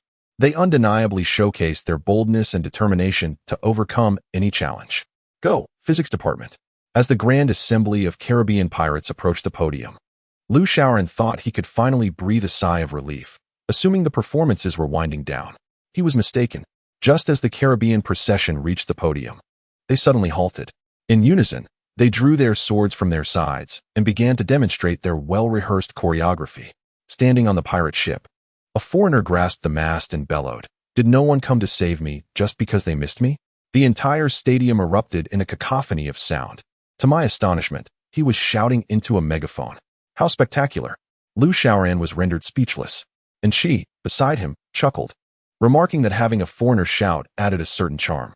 Looking down from the stands, Lu Xiaoran observed that all the students below were cheering loudly. "So cool. Jack. I love you. Awesome. Keep it up." Lu Xiaoran offered an awkward smile and commented, "It's really quite impressive, hee hee." Chapter 34. The ultimate sports meet. A few cars arrived outside the stadium and came to a halt at the entrance. Ma Lu and several subordinates disembarked. They seemed to be here to witness the sporting event. A group of individuals discreetly followed Ma Lu, taking seats some distance away from Lu Xiaoran while Ma Lu waved from afar, encouraging him to perform well in the competition. "Brother Ran, sister-in-law, it's time for check-in." The competition is about to begin, Do Xian exclaimed, panting as he rushed over, clearly overwhelmed with the day's tasks. All right, let's go. Lu Xiaoran replied and turned to Enqi, whispering, don't forget to watch my signals closely and avoid running too fast. Also, keep an eye on the shot put. We can't afford to lose it, nor the discus. Understood, I'll be attentive to your signals, Enqi smiled, interjecting. Lu Xiaoran nodded reassuringly. The two rose from their seats amidst the roar of the crowd, which included enthusiastic supporters from nearby departments. Enqi headed to the changing room, while Lu Xiaoran swiftly removed his shirt, revealing the fruits of his recent training. His body was sculpted and muscular. Brother Ran, it's been a month since I last saw you. You've made great strides in your physique, Do Xian remarked. Lu Xiaoran chuckled. Behind every well-toned body, there are countless broken gym equipment. Just as he spoke, Enqi emerged from the changing room. Lu Xiaoran and Do Xian were left utterly astounded. Enqi donned a striking green athletic outfit, her figure accentuated, with her fair arms exposed and shorts that hugged her thighs, exuding an alluring charm. Lu Xiaoran swallowed hard, stammering, that's incredibly eye-catching. Do Xian, equally mesmerized, managed to respond, this is relatively modest. The others are even more revealing. At that moment, the loudspeaker announced, participants in the women's 100 meters, please proceed to the check-in area. Enqi raised her hand, giving Lu Xiaoran a thumbs up, exclaiming, I'm off. Cheer for me. Go for it. Lu Xiaoran grinned back, watching her retreating figure, the lingering scent of Chanel perfume still in the air. Come on, Brother Ran. Let us head to sister-in-law's track, Do Xian suggested from the side. The track was already filled with spectators, and the female competitors had taken their positions, poised in a crouch, eagerly awaiting the sound of the whistle. However, the referee delayed the start, as Enqi stood upright, gazing at Lu Xiaoran in the stands. Lu Xiaoran quickly gestured to her, then demonstrated the crouch position herself. Enqi smiled faintly, then squatted down, looking up at Lu Xiaoran. Lu Xiaoran nearly fainted. But at least Enqi had taken the crucial first step. The referee appeared utterly bewildered, as such a situation was likely unprecedented in a century. What is wrong with her? Why is she still squatting? Do Xian inquired with confusion. Probably has an upset stomach, Lu Xiaoran replied helplessly. Suddenly, the gunshot rang out, igniting a frenzy in the stadium. Filled with shouts and cheers, the female competitors surged forward like untamed wild horses. These women can really run. But why is my sister-in-law still squatting? Lu Xiaoran thought in alarm, quickly checking the starting line. Enqi remained crouched, her gaze fixed on Lu Xiaoran. Run. Run with all your might. Cross the finish line. Lu Xiaoran shouted, waving her hands, not caring whether Enqi could hear her. Just as her words fell, Enqi vanished in an instant, leaving behind a trail of dust racing toward the finish line. A fierce woman was barreling towards the finish, her face contorted in determination. In a flash, the finish line was pulled far away. Enqi was tugging at it, causing it to fly. Lu Xiaoran breathed a sigh of relief, realizing how close it had been. What kind of strategy is this? She is too fast. Do Xian exclaimed, utterly stunned. Lu Xiaoran suppressed a laugh and patted Do Xian on the shoulder. Your sister-in-law used to coach Bolt, she remarked before dashing toward the track. Enqi smiled as she watched Lu Xiaoran approach. Hey, darling, you came in first. Enqi merely smiled and replied, not bad. I thought you wanted me to squat. I always forget to tell you that I need to crouch when I run, huh? I understand now, Enqi said with a smile. The morning's sprint events concluded under Lu Xiaoran's tense guidance, and he had forfeited his shot put event. Your sister-in-law nearly swept all the awards today. It seems she has broken several records, Do Xian remarked with a smile. Indeed, let us treat her well tonight. We should all go together, Lu Xiaoran replied cheerfully. Just as they were speaking, the loudspeaker blared. Female 4x400 meter relay participants, please report to the registration area. This was the event Lu Xiaoran feared most. He worried that Enqi might take the baton and run it herself, or worse, toss it aside. The worst-case scenario would be throwing the baton onto the podium. Brother, look, my sister-in-law is about to run, in lane 1. Do Xian excitedly pointed at the track. Lu Xiaoran hesitated to look, fearing it would be too brutal and chaotic. Yet, he resolutely turned his gaze toward Enqi, gesturing encouragingly. Angel nodded at him from a distance and gradually crouched down. With a charming smile, she gazed at Lu Xiaoran. Alas, I forgot to inform her that crouching was unnecessary for the relay, Lu Xiaoran thought to himself. With a sharp crack, the starting gun fired. There were 4 participants. each running a lap. Angel had a splendid start, appearing remarkably like a typical competitor. She had been intentionally assigned to run the first leg, thereby avoiding the need to pass the baton upon completion. Her pace was consistent, quickly leaving her adversaries lagging by half a lap. Lu Xiaoran breathed a sigh of relief. There was little to worry about now, save for the runner who would receive the baton from Angel. In truth, every time he felt at ease. It marked the onset of a nightmare. As Angel reached the starting point, she extended her hand to thrust the baton into the hands of the girl in front of her, then came to a halt. The girl took the baton and turned to sprint with all her might. Angel stood watching for a moment before suddenly charging forward, swiftly reaching her teammate's side and lifting her up. A gasp swept through the crowd, leaving everyone astonished. With the girl in tow, she dashed forward at an astonishing speed, completing a lap with remarkable swiftness. After gently placing the bewildered girl down, she passed the baton to the next teammate, bent down, and hoisted yet another girl onto her shoulders. Silence enveloped the field as all eyes were riveted on Angel's audacious actions. 1 lap, 2 laps, 3 laps, 4 laps. When the final lap concluded, Angel set down her last teammate and stood upright, directing her gaze toward Lu Xiaoran. She extended her hand, giving him a thumbs up. Lu Xiaoran, utterly bewildered, slowly raised his hand in return, also offering a thumbs up. At the conclusion of the event, as the results were announced, Ma Dian proclaimed from the podium, first place in the women's 100 meters, Department of Physics, Angel, time, 9:89 seconds. First place in the women's 200 meters, Department of Physics, Angel. First place in the women's 1500 meters, Department of Physics, Angel. First place in the women's 4x400 meter relay, Department of Physics. After shattering the school records and securing the first ever victory for the Department of Physics, Angel had indeed made history. Of course, she had no scores in shot put and discus, as the shot put had landed on a nearby residential building and the discus had yet to return after being thrown. Chapter 35. Huxiang Jingqi Water. This tumultuous, yet legendary sports meet came to a close.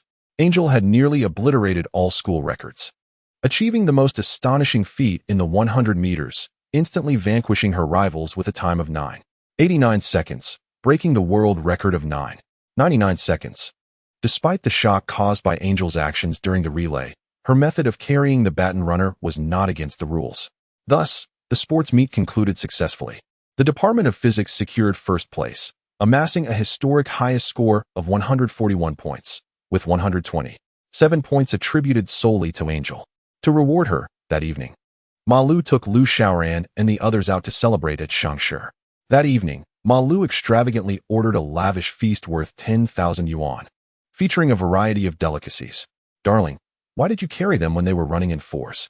Angel elegantly savored a bite of dessert, lifting her gaze to smile at Lu Xiaoran. They were running too slowly, and since you wouldn't let me finish alone, I had no choice but to carry them along. Beside them, Ma Lu sipped his red wine, chuckling, Xiaoqi truly possesses remarkable skills. I never imagined you excelled in sports as well. Which sports school did you graduate from? Horan Kailang. What? Which province's school? I am Horan Kailang's most capable and the only intelligent machine. Oh, by the way, Xiaoqi graduated from a private sports high school in her hometown. Lu Xiaoran hastily intervened, covering Angel's mouth to interrupt. Ma Lu, somewhat perplexed, could only nod in confusion. Lu Xiaoran quickly encouraged Angel to eat more, ensuring she had no opportunity to speak. Xiaoran, now that the sports meet is over, I expect your records to be finalized soon. When that happens, come and assist me with my affairs, Ma Lu remarked. Sure, all right. Ma Lu, I'll come over as soon as my records are ready. Ah, with you and Xiaoqi around, I can finally relax. I can't be of much help. My wife is only slightly capable because of her past training, Lu Xiaoran said, suddenly feeling it was inappropriate. I should say, exceptionally skilled. Hey, young man. You don't understand. Both you and Xiaoqi are not just physically adept. Merely listening to your conversations reveals a profound depth. Thus, in the eyes of others, those who appear enigmatic often possess extraordinary physical prowess and speak in peculiar ways, leading to misconceptions of being masters. After their discussion, they turned to look at Angel. The table was completely cleared of food. Xiaoran, I must say, you should be attentive to your wife. Look how hungry Xiaoqi is, he remarked. Her appetite has always been substantial, Lu Xiaoran replied with an awkward smile. Yang Lin laughed alongside him. Exactly. How could Xiaoqi manage to take on 30 black belts in judo without such an appetite? Angel took out a handkerchief to wipe her mouth and smiled at Yang Lin. Do you wish to have a flower on your head? Not at all. Yang Lin quickly waved his hands, then touched his head, provoking hearty laughter from Lu Xiaoran and Ma Lu. Do Xian chuckled nearby. Yang Lin's face turned crimson as he playfully slapped Do Xian on the head. You rascal! Why are you laughing? Didn't your head also bloom? I want dare again, brother Lin. Lu Xiaoran embraced Angel as they exited the bustling establishment, slightly intoxicated with a rosy complexion. Darling, today you said something enlightening. It is Horn Kailang. All right, what is that? Is it really your sports school? Angel smiled, brushing aside her wind-tousled hair. That is your future company. Company? Indeed, it is precisely a scientific research institute. Angela guided Lu Xiaoran to a nearby bench and slowly began to narrate. In the future, you devoted your entire life to establishing the Horn Kailang Research Institute, where many leading scientists and cutting-edge technology congregated. After 30 years, they created me. This is my origin, stemming from Horn Kailang.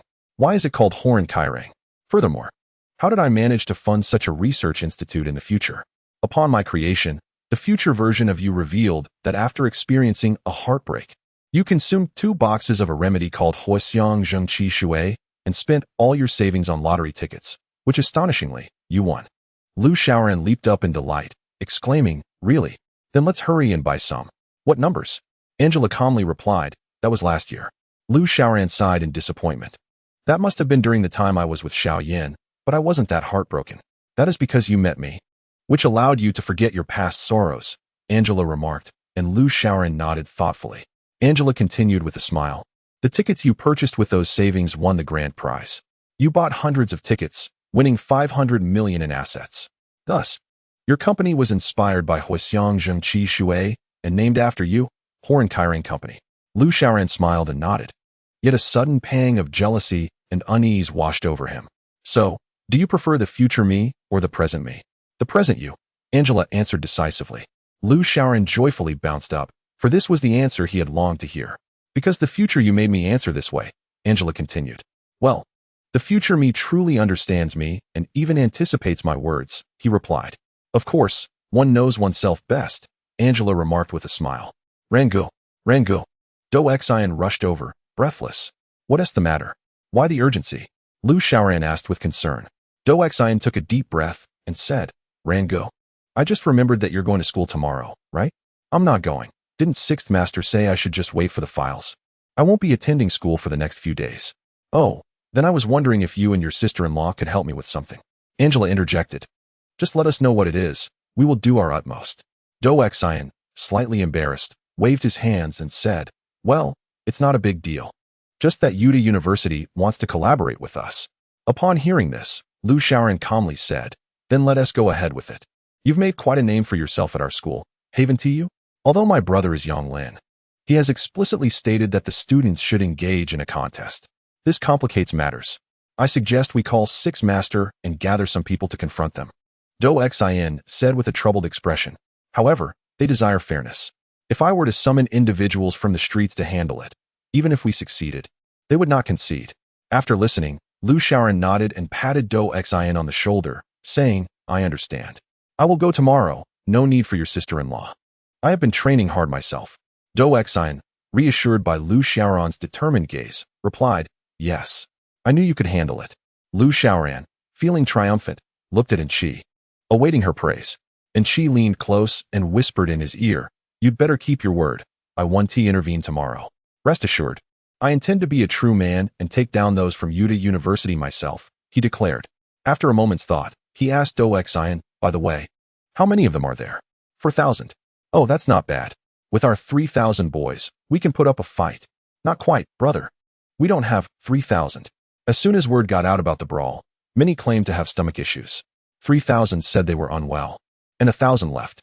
Lu Xiaoran gritted his teeth. Damn these useless cowards. No matter. We will go in with 2,000.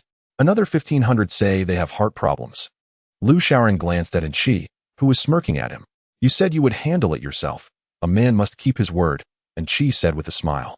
Crossing her arms. We're left with just over 500 to face their 4,000. 498, plus 2 who are on night watch duty, Lu Xiaoran said. unsure whether he was intoxicated or simply incensed. He stood up from the bench, hands on his hips. Tomorrow, I will handle them myself. It's just a matter of 1,000 fighting. I'm not afraid. Chapter 36. Blinding Eyes in the Morning. And she prepared a lavish breakfast for Lu Xiaoran and even gave him a massage. I feel as if I'm heading to the gallows. Don't worry, I am here. What is there to fear? Hearing In Chi's words, Lu Xiaoran felt reassured. I knew you wouldn't let me face so many alone. Indeed, I won't let you fall. Lu Xiaoran nibbled on a fried egg with vigor. And Chi poured him a glass of milk, saying, you should train yourself. Think of the hardships you've endured over the past month. There's no need to be afraid. Not being afraid is easier said than done. We're talking about a brawl with thousands. Just their collective presence could be overwhelming. And she couldn't help but laugh at Lu Xiaoran's comments. He looked at her, pouting in mock grievance, muttering, I wonder what has gotten into you. You've become quite mischievous. And she stifled her laughter, her expression still bright with mirth. She patted his shoulder, saying, all right, once we finish breakfast, put on your school uniform and go as a student to defeat those useless individuals from Yuta University. You promised you wouldn't need my help. Oh, I will succeed. Lu Xiaoran replied, determined. After donning his school uniform, Lu Xiaoran took In Chi's hand, and together, they headed to school. Throughout this journey, Lu Xiaoran was drenched in perspiration, his anxiety reaching unbearable heights. The school appeared unusually desolate today, with hardly a soul on the playground. Perhaps the news of impending conflict had sent everyone into a frenzy of fear and illness. Do Xian, oh Do Xian, how have you managed to drag me into this hellish situation alongside you? Lu Xiaoran lamented to himself in disappointment. What are you muttering about? Anchi inquired, tilting her head curiously. Nothing. I'm just strategizing on how to sweep through the enemy forces, he replied. Just then, Do Xian emerged, wielding an enormous baseball bat. Brother Ran, the time is set for 3 o'clock this afternoon at the abandoned factory in the northern outskirts. Isn't that approaching rather quickly? We have an hour left. Indeed, those bastards are quite inconsiderate. They just called me without giving me a moment's notice, Do Xian declared with a resolute expression. Alas, by the way, why are you alone? Where are our 500 comrades? Actually, it's 498, he corrected, clenching his fist. Well, we're no longer at 498. When I mentioned we face 4,000, half of them claimed they were fainting at the sight of blood. Damn, have they lost their minds? Lu Xiaoran felt his temper flaring. He steadied himself and continued. How many of us do we actually have? Do Xian counted on his fingers and mumbled, including you and me, there are a total of 250. At that moment, Lu Xiaoran felt as though he had stepped into the darkest phase of his life. Anchi smiled gently at the downcast Lu Xiaoran and asked, what's wrong? Are you feeling timid? Who said that? I am not. He retorted. Let us go. We shall confront them. Lu Xiaoran stomped his foot decisively. Brother Ran, a true man. Do Xian waved his comical baseball bat. Just then, a large group of students poured out of the teaching building. There were those with slender limbs, some wielding bamboo sticks, and others resembling Arnold in physique, all armed with an impressive array of weapons. Mops, steel pipes, cleavers, and nunchaku. Hey, what is up with that guy holding the egg pancake? Lu Xiaoran pointed at a student with a bamboo stick. Do Xian glanced over and shouted to the lad, hey, why are you carrying an egg pancake? I didn't eat breakfast, the student with the bamboo stick grinned, revealing a mouthful of yellowed teeth. Lu Xiaoran slapped his forehead and sighed repeatedly. Damn, if we send this bunch of elite students from our school to confront them, we'll be finished in no time. After speaking, he gestured for the throng to head towards the northern outskirts. Along the way, Anchi persistently urged him to relax. Yet her words sent shivers down Lu Xiaoran's spine. As the confrontation looms, you must shield your head, lest the chaos dazzle your eyes and obscure your vision. Such a distraction could lead to a perilous slip. They will undoubtedly brandish knives against you, should your arm be severed. Do not attempt to retrieve it. Prioritize the protection of your head. If the situation becomes dire, you may resort to picking up your arm and retreating. Furthermore, when the blade strikes your body, do not fear the flesh wounds. Your heart's safety is paramount. Avoid letting the knife graze it, and if flesh falls to the ground, do not stoop to reclaim it. Lu Xiaoran, already fraught with anxiety, now finds his legs trembling at Chi's words. My dear wife, please take care of the future me. He feigned a pitiful tone. Rest assured, I will, and Chi replied with a smile. Her intent merely to dissuade Lu Xiaoran from believing she would shield him. Very well, you have prevailed, Lu Xiaoran grumbled. and she, along with the rather foolish brigade, ventured to the northern outskirts. The abandoned factory, once desolate, now thrummed with the presence of over 4,000 individuals, with several hundred more outside, squatting and smoking. Upon their arrival, a student stationed at the entrance spotted Lu Xiaoran and promptly dashed away, presumably to deliver word of their presence. Lu Xiaoran paid him no mind and led the brigade directly into the factory. The atmosphere shifted palpably from cacophony to tension as they entered. The students from Utah University stood with their hands tucked into their sleeves, exuding an air of hostility. A student who appeared to be their leader stepped forward, adopting a nonchalant demeanor. Do Xian disregarded Lu Xiaoran and advanced ahead. Do Xian, quite the man indeed, bringing such a meager following, he taunted. Let us not mince words. I'm here to have a proper discussion, undeterred by your numbers. All right, we tread the same path. I, Shangbo, wish to converse, he proclaimed, evidently the leader. Fine. Speak your mind, Do Xian replied, his demeanor dripping with disdain. Lu Xiaoran felt a nagging suspicion that the situation was far more complex than it appeared, suspecting that Do Xian had indeed offended them. Shangbo scoffed, you act as if nothing is amiss. Yet why should the money of Utah's people serve as your protection fee? What is this? You think you can extort money from us and walk away unscathed? Are you dismissing my brother? Do Xian replied with a cold smirk. Ah, so it is clear now. Do Xian is demanding protection fees from elsewhere, Lu Xiaoran mused. Shangbo hesitated, but the moment was fleeting as he gritted his teeth and declared, do not use Yang Lin to intimidate me. There must be some ethics in this world. You, Do Xian, must provide me with an explanation today. I cannot continue in Utah under these circumstances. Do Xian smirked coldly. That is your concern, not mine. Lu Xiaoran also felt Do Xian's actions were dishonorable. Damn you, I will end you. Shangbo, evidently infuriated, drew a machete and charged at Do Xian. Behind him, over 4,000 individuals raised their arms in unison, each brandishing a baton, poised for action. Lu Xiaoran leaped forward, utilizing his remarkable speed, and swiftly reached Shangbo, wrapping an arm around his neck while gripping his wrist with the other hand. Shangbo winced in pain, dropping the machete onto the ground.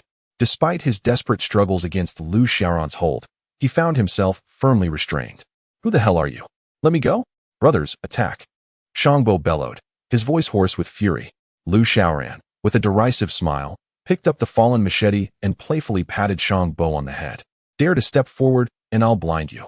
Upon hearing this, the assembled crowd of 4,000 hesitated, opting to hurl insults from a distance, some feigning aggression. Their faces twisted with menace. Shangbo, his eyes bulging with rage, shouted, Who do you think you are to speak? Lu Xiaoran calmly replied, Beijing, Lord Lu Qi. Chapter 37. The outburst of a small universe at these words, an immediate silence enveloped the factory. Whispers erupted among the crowd, their hesitance palpable as they dared not make a move. Observing this, Lu Xiaoran remained composed. He slowly continued, Today, I recognize that what Do Xian did was wrong. Unlike him, I have not lived in such a way, so I can empathize with your feelings. He truly deserved what he got. Shangbo, puffing his cheeks, appeared to acquiesce. Lu Xiaoran pressed on, Therefore, today we shall seek justice. Do Xian took your money and tarnished your reputation, and I shall restore it for you. With that, he released Shangbo and approached Do Xian. Do not blame my brother, he declared, raising his hand and delivering a resounding slap to Do Xian's face, causing blood to stream from his nose. Do Xian winced in pain, clutching his face, momentarily unable to respond. Lu Xiaoran, with a cold smirk, returned to Shangbo. I have restored your honor. Earlier, you questioned my identity, which was quite embarrassing for me. How could I possibly know if you are truly Lord Lu Qi? What do you intend to do? Shangbo replied with disdain.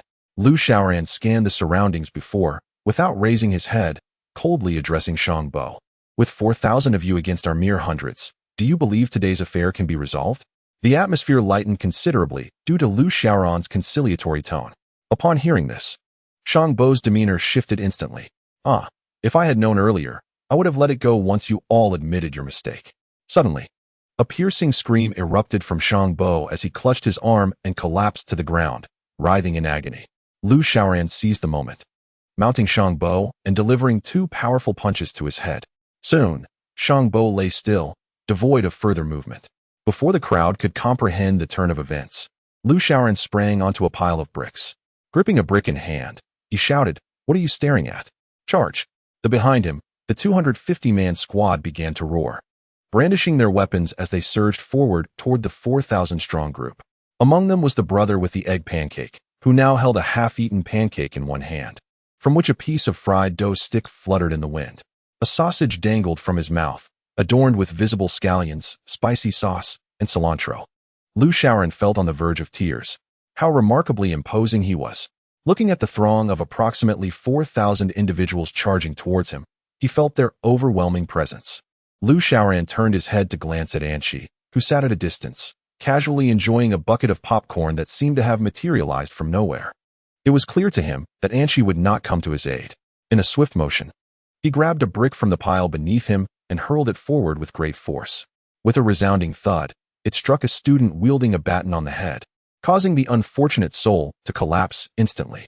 Realizing his tactic had succeeded, Lu Shaoran quickly seized a second and then a third brick, employing the skills Anshi had taught him in their earlier training. One by one, the bricks rained down upon the opposing crowd, creating a cacophony of impact. The adversaries staggered and fell, with over 100 bricks landing among the 4,000. Some struck heads, causing immediate incapacitation, while others hit arms and legs, sending their victims rolling on the ground. The 250 Brigade demonstrated their prowess amidst the chaos, delivering merciless blows. A few individuals wielding sticks aimed directly at the eyes, while others, resembling muscular giants, delivered swift kicks to the groin. After several exchanges, coupled with those felled by bricks, the opposition had lost at least 2,000 of their ranks. Sensing a glimmer of hope, and realizing he had exhausted his supply of bricks, Lu Shaoran picked up a baseball bat from the ground and plunged into the fray. Though only about 2,000 adversaries remained, the 250 Brigade still struggled fiercely. Lu Shaoran swung his bat with abandon, feeling an inexplicable lightness in his arms, as if no effort was required. The bat whirled in his grasp, rendering it nearly invisible. Surrounding him were the sounds of muffled thuds, and soon a multitude of opponents fell around him.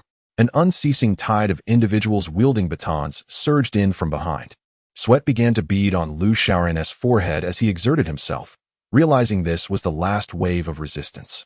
He braced himself, clutching the baseball bat, preparing for one final stand. In the distance, Do Xin and the others had already collapsed, clearly exhausted. A few stragglers remained, desperately brandishing their makeshift weapons, including the egg pancake brother. Gritting his teeth, Lu Shaoran forcefully flung the baseball bat into the crowd of newcomers. This situation was untenable. Lu Shaoran found himself drained of strength. He raised his gaze, searching for Anshi in the distance, hoping for assistance. Yet she remained leisurely munching on popcorn, casting a gentle smile in his direction upon noticing his gaze. I've had enough. Lu Shaoran's fist clenched in anger as he struggled to rise. His furious glances swept the surroundings. His inner fury was on the verge of eruption. Indeed, human limits can be shattered by rage. As the saying goes, the soft fear the hard, and the hard fear the reckless.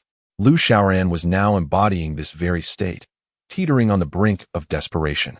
He dashed towards a heap of discarded equipment, where Do Xin lay nearby. I am furious, Lu Shaoran bellowed, gripping the cement mixer beside him, veins bulging on his arms. Summoning every ounce of strength, he grimaced as he lifted the cement mixer with a creaking sound. How dare you? He roared, hurling the massive machine away.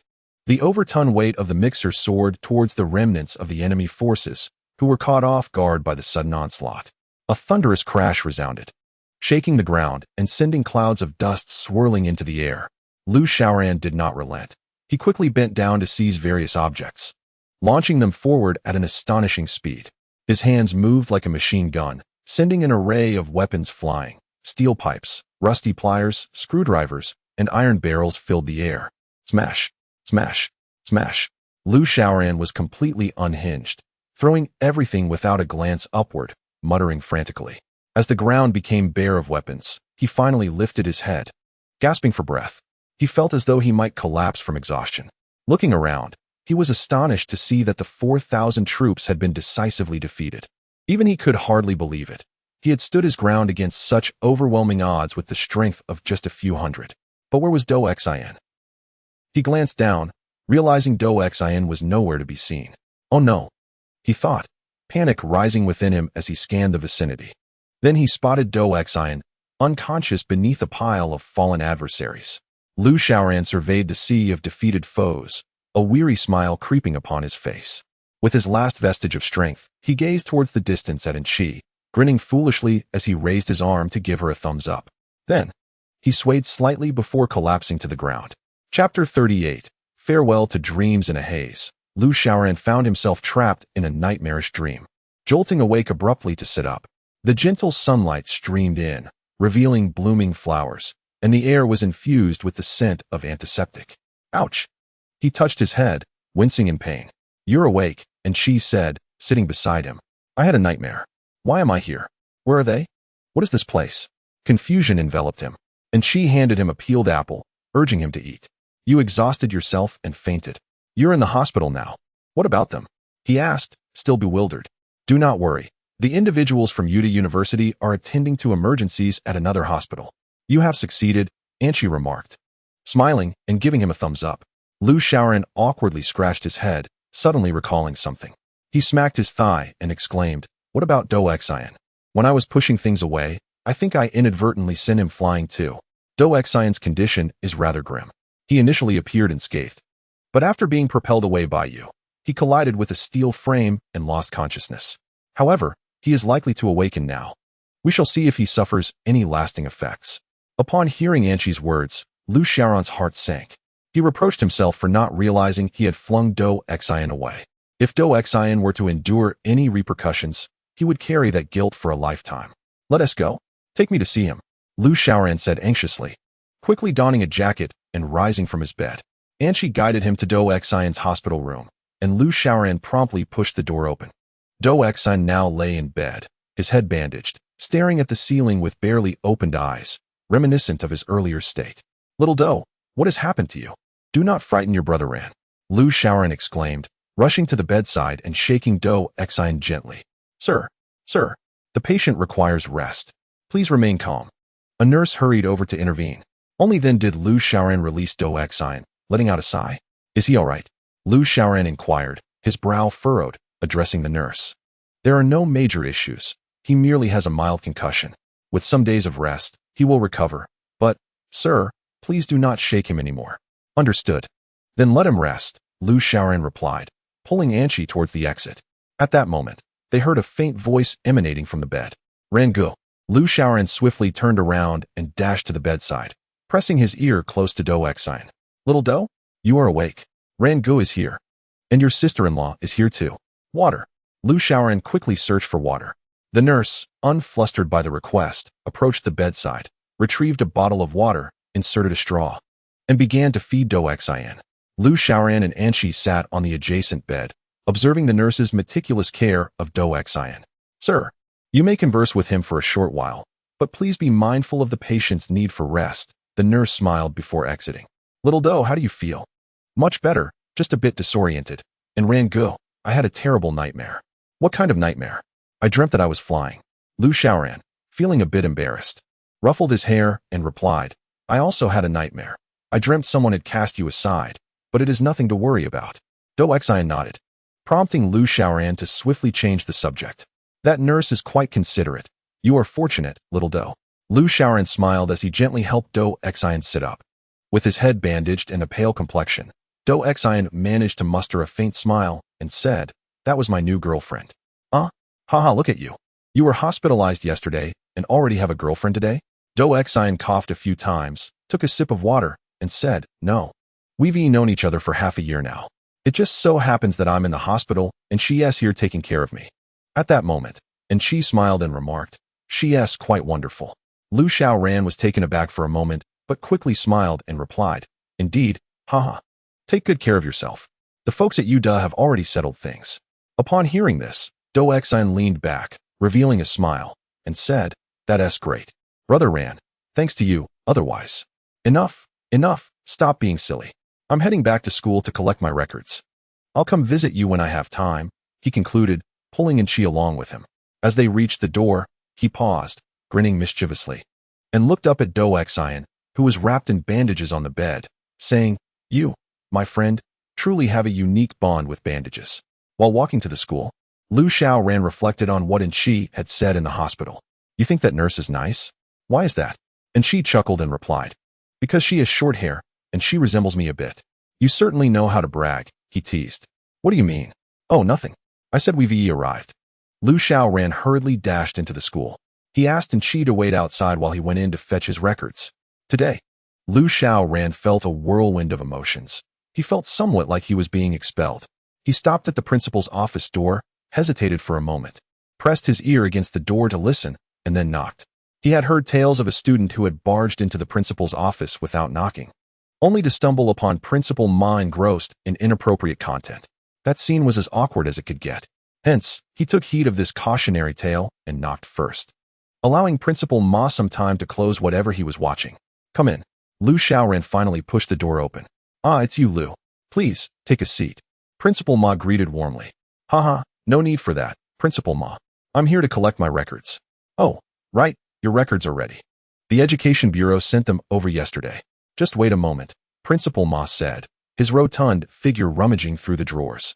Here you go, Lu. This is your transfer record. From today onward, you are an esteemed graduate of a university. I also hope you'll come back to a university to visit and remember the nurturing you received here. Principal Ma added with a flourish. Lu Xiaoran did not pay much attention to Principal Ma's sentimental words. He smiled, accepted the records, and nodded in acknowledgement. Thank you. Well, I'll take my leave now, Principal. Please carry on. All right, goodbye, Lu. With the records in hand, Lu Xiaoran exited, closing the door behind him. Once he left, the smile on Principal Ma's face evaporated in an instant. Finally, that troublemaker is gone. Having that Ma Lu Yi's presence in this school was truly a trial, Principal Ma muttered to himself, wiping the sweat from his brow with a tissue. Lu Xiaoran reached the playground and opened the records, pulling out the contents. Graduate of Renmin University of China. For a fleeting moment, he felt the urge to cry. He had so effortlessly obtained a diploma from Renmin University, and he had graduated. If only it had been this simple earlier. He wouldn't have had to endure this wretched university. The rest were just certificates, all adorned with the grand seal of the Education Bureau. There was a package, and upon opening it, he discovered an identity card featuring a photograph of Anshi taken by Molly during their last visit to Shangshi. Molly truly amazed him as he placed the items back into the file and strolled towards the school gate. As he reached the entrance, he found himself momentarily reluctant to glance back at the institution where he had spent nearly 2 years pursuing his studies. Goodbye, ideals, he involuntarily murmured. Perhaps Lu Xiaoran had been influenced since childhood by the notion that education was the sole pathway to success, which left him feeling somewhat despondent. You've finally come out, Anshi exclaimed as she sat on a bench, sunlight illuminating her flawless face. Oh, I've graduated. What does that mean? It means I've retired early. Just like old Sue. Alas, my university dreams. Anshi stood, smiling, and pulled him closer, saying, Trust me, retirement might offer you more opportunities. Lu Xiaoran nodded in agreement. And just as they were about to leave, his phone vibrated. He retrieved it to find it was a call from Yang Lin. Hello, Xiaoran, where are you? I'm at our school. What's up, Brother Lin? Well, Lu Yi informed me that Principal Ma has handed over your files, so I'm coming to pick you up. All right, I'll wait here. Oh, by the way, could you get me 2 grilled skewers? I've become quite addicted to them, Yang Lin said before hanging up. Chapter 39, Sanlitun Bar Street. By the time the grilled skewers were ready, Yang Lin's car arrived. Haha, I could smell the aroma from far away, Yang Lin exclaimed as he stepped out of the vehicle. Hey, Brother Lin, you've become quite the foodie, Lu Xiaoran teased. Don't call me Brother Lin. You're making me feel old. Just call me Lao Yang. Yang Lin replied while indulging in the skewers Lu Xiaoran had purchased. Where are we headed next? Shangshi? Lu Xiaoran asked. No, today I'm taking you somewhere fun. You probably need to go to Shangshi again, Yang Lin said. Lu Xiaoran was somewhat puzzled by Yang Lin's words, but nodded in agreement nonetheless. Anshi, watching Yang Lin devour the food with fervor, appeared a bit envious. She tugged at Lu Xiaoran's sleeve, her adorable eyes gazing up at him. I want to eat Wooler. I'll take you for some after we get home. Lu Xiaoran replied with a smile. Yang Lin, sipping water, chimed in, Xiaoran, if your girlfriend wants something, you should get it for her. Don't let her go hungry. What does Xiaoqi want? Wooler, Anshi declared, looking at Yang Lin. What? Wooler? I've heard of Wooler grass, Yang Lin said, turning to Lu Xiaoran with a puzzled expression. What is Wooler? Well, my wife is from a minority ethnic group, and Wooler is a dialect from her hometown that means roasted sea turtle. Roasted sea turtle? Yang Lin exclaimed in astonishment. Lu Xiaoran chuckled awkwardly. Haha, yes, indeed. Roasted sea turtle, It's said to be beneficial for health. Yang Lin stared blankly, possibly unable to grasp the significance of roasted sea turtle. Oh, it seems I have been outpaced by the youth, he remarked. Come, let us board the vehicle. Otherwise, Lu Yi will soon grow impatient. With that, he opened the car door and entered. Lu Xiaoran took Anqi's hand and followed him inside. Yang Lin activated the sound system, and a soothing piano melody filled the confined space. Leaning back against the plush seat, Lu Xiaoran closed his eyes, pondering the refined taste of Yang Lin. He lowered the window, extending his hand into the breeze. The wind caressed his skin, a delightful sensation, as if it bore a weight of its own. Close the window. Anqi interjected from beside him. It's so refreshing, why shut it? My hair is getting tousled. Just indulging in your vanity, Lu Xiaoran teased, rolling the window up. The vehicle gradually ventured into the more vibrant area within the third ring road, where towering buildings stood in a majestic array. Lu Xiaoran glanced outside and inquired of Yang Lin, who was at the helm. Where are we headed? In the rearview mirror, Yang Lin replied with a smile, Sanlitun. Sanlitun. Lu Xiaoran mused silently. He had heard of this splendid place since his arrival in Beijing, but had never found the time to explore it. The wind blows through Sanlitun. The rain falls upon Havana. Amidst the wasabi lane, my heart dwells with Suxia. With wine we conceal our coolness, singing songs of gallantry, traversing Ming University, and reciting folk ballads. In Happiness Garden, we seek hidden trees, allowing boys and girls to hide within Daisy's cottage. In the White House, we drink blackcurrant. And on the horizon, we intoxicate the sun. After finishing a Corona, we move on to tacos, then to Fujita, and finally indulge in vodka. This was the depiction of Sanlitun South Bar Street by the revelers. Most notably, it was renowned as Beijing's most famous bar district. What could Yang Lin possibly have planned for them in this lively locale? Did Ma Lu also revel in nightlife? Just as Lu Xiaoran pondered this, the car halted before an impressive edifice.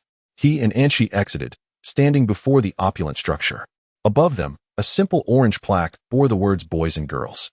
Oh, boys and girls, Lu Xiaoran exclaimed instinctively, for he recognized it as the most famous bar in Sanlitun. It seemed he was fortunate enough to experience it firsthand today. Let us go, Xiaoran. Lu Yi is waiting for us inside, Yang Lin encouraged, giving Lu Xiaoran a gentle pat on the shoulder. With that, he led Lu Xiaoran and Anqi through the door of the renowned boys and girls bar. As they stepped inside, the glass mosaics framing the windows and columns evoked imagery of an Eastern Venice, offering a blend of nostalgia and eccentricity. Apart from the bar and the stage for live performances, the remainder of the space was filled with small tables, creating an intimate atmosphere that bridged the gap between strangers. Xiaoran, over here. Ma Lu called from the elevated platform, holding a tall glass aloft and gesturing towards Lu Xiaoran. Lu Yi truly knows how to enjoy life. I hadn't anticipated you could connect with us young people. Lu Xiaoran and his companions made their way to the elevated platform where Ma Lu stood. Greetings. Enough of the jesting. I merely visit during my leisure time. With a slight swirl of the wine in my goblet, I called out to the counter, Xiao Su, please prepare 3 drinks. Certainly, it will be ready shortly. Please hold on. Sixth master, responded a young man at the counter, resembling Lu Xiaoran in age. Dressed in a shirt and vest, his deep blue hair complementing his bright eyes, exuding both professionalism and charm. This lad, Xiao Su, was adeptly juggling 3 bottles of liquor in the air, captivating everyone with his dazzling performance. Looking at Xiao Su behind the counter, I took a sip from my goblet and remarked, Xiao Su is the most renowned bartender in Beijing. He was a talent I discovered when I acquired this bar. He is quite remarkable. This bar originally belonged to you, Sixth Master? Lu Xiaoran inquired, silently admiring my prowess. Setting aside the substantial sum required to purchase such a well-known establishment in Beijing, managing to navigate both the legitimate and illicit realms is no small feat indeed. I acquired it a few years ago. It serves as a splendid place to unwind, I replied. Lu Xiaoran gazed enviously at the bar, exclaiming, how wonderful it must be to own one's own bar. It sounds delightful. Well, this bar is now yours, I stated with a serious expression directed at Lu Xiaoran. What? Sixth Master, you must be joking. I never jest, I affirmed. Lu Xiaoran appeared bewildered, uncertain of how to respond. The notion of inheriting such a grand establishment was simply too extraordinary to grasp. I continued, Xiaoran, there is no need for embarrassment. Remember, you are my equal.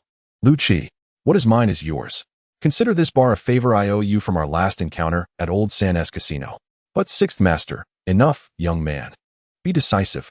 I chuckled, giving Lu Xiaoran a reassuring pat on the shoulder. Xiao Su and I have discussed our affairs. You are expected to manage well. Xiao Su will handle the accounts. All right, Lu Xiaoran nodded in acknowledgement. At that moment, Yang Lin chimed in, Sixth master, rest assured, Xiao Ran will not falter. This remark elicited laughter from the group. Sixth master, the drinks are ready, Xiao Su announced, presenting a tray with 3 glasses of JD Coke before Lu Xiaoran and the others. The 3 glasses contained a liquid reminiscent of orange juice, yet strikingly transparent, revealing a hint of blue sediment at the bottom. Allow me to introduce you. Xiao Su, this is the esteemed Lu Qi, Lu Xiaoran. Greetings, 7th Master. I have heard much about you from 6th Master. Xiao Su extended his hand. You're too kind. 6th Master is merely flattering, Lu Xiaoran replied, shaking Xiao Su's hand. Ma Lu smiled as he observed the camaraderie between the 2 young individuals. From that moment on, the bar was entrusted to Lu Xiaoran's management. Xiao Su, please assist Qi Yi in any areas where he may lack understanding, he requested. Xiao Su, with a beaming smile, assured him, of course, absolutely. Yang Lin lifted a tray carrying JD Coke and said, Here, drink up and savor the delightful concoction Xiao Su has prepared. Lu Xiaoran and Enqi also raised their wine glasses. By the way, isn't this a bar? Lu Xiaoran suddenly recalled that Enqi shouldn't be drinking alcohol. Not at all. What I mixed is JD Coke. It contains no alcohol, merely a fruit juice, Xiao Su replied with a grin. That's a relief. My wife cannot drink. Haha, she tends to become quite unruly, Lu Xiaoran remarked, glancing at Enqi, who was smiling back at him before lifting her glass to take a sip. Note, next week, Ling Dang will open a reader group, where updates, work information, and reviews will be shared. We hope all friends will join enthusiastically. Chapter 40. Enjoy good food and drink. After providing a few more instructions to Xiao Su, Ma Lu exchanged a few words with Lu Xiaoran and Yang Lin before departing. Xiao Ran, relish life to the fullest. Sanlitun is a city that never sleeps. Have fun, young man. With that, Ma Lu led his subordinates away. Qi Yi, let us head upstairs for a while. Lu Yi has asked me to show you around, Xiao Su cheerfully suggested to Lu Xiaoran. Xiao Su, there's no need to call me Qi Yi. We are of the same generation, Lu Xiaoran replied. That simply won't do. Your reputation is well known among society. Who doesn't recognize the name of Lu Qi Yi? You've eradicated the lair of Lao San, earning immense respect in the underworld, Xiao Su spoke with admiration. Scratching his head as he continued, I just didn't expect Lu Qi Yi to be so young. Lu Xiaoran smiled modestly, so please refrain from addressing me as Lu Qi Yi, just call me Ran Ge. He turned to Enqi and said, Xiao Su, this is your sister-in-law, Enqi.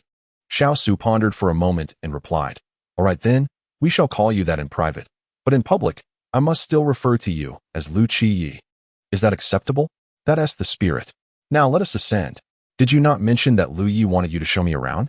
Lu Xiaoran said as he took Enqi and Xiao Su upstairs, the 3 of them exuding the ease of familiar friends. Rangu, this room has been specially arranged for you and your sister-in-law by Lu Yi.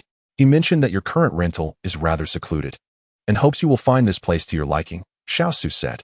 Lu Xiaoran led Enqi through the spacious room on the 2nd floor, which spanned approximately 90 square meters.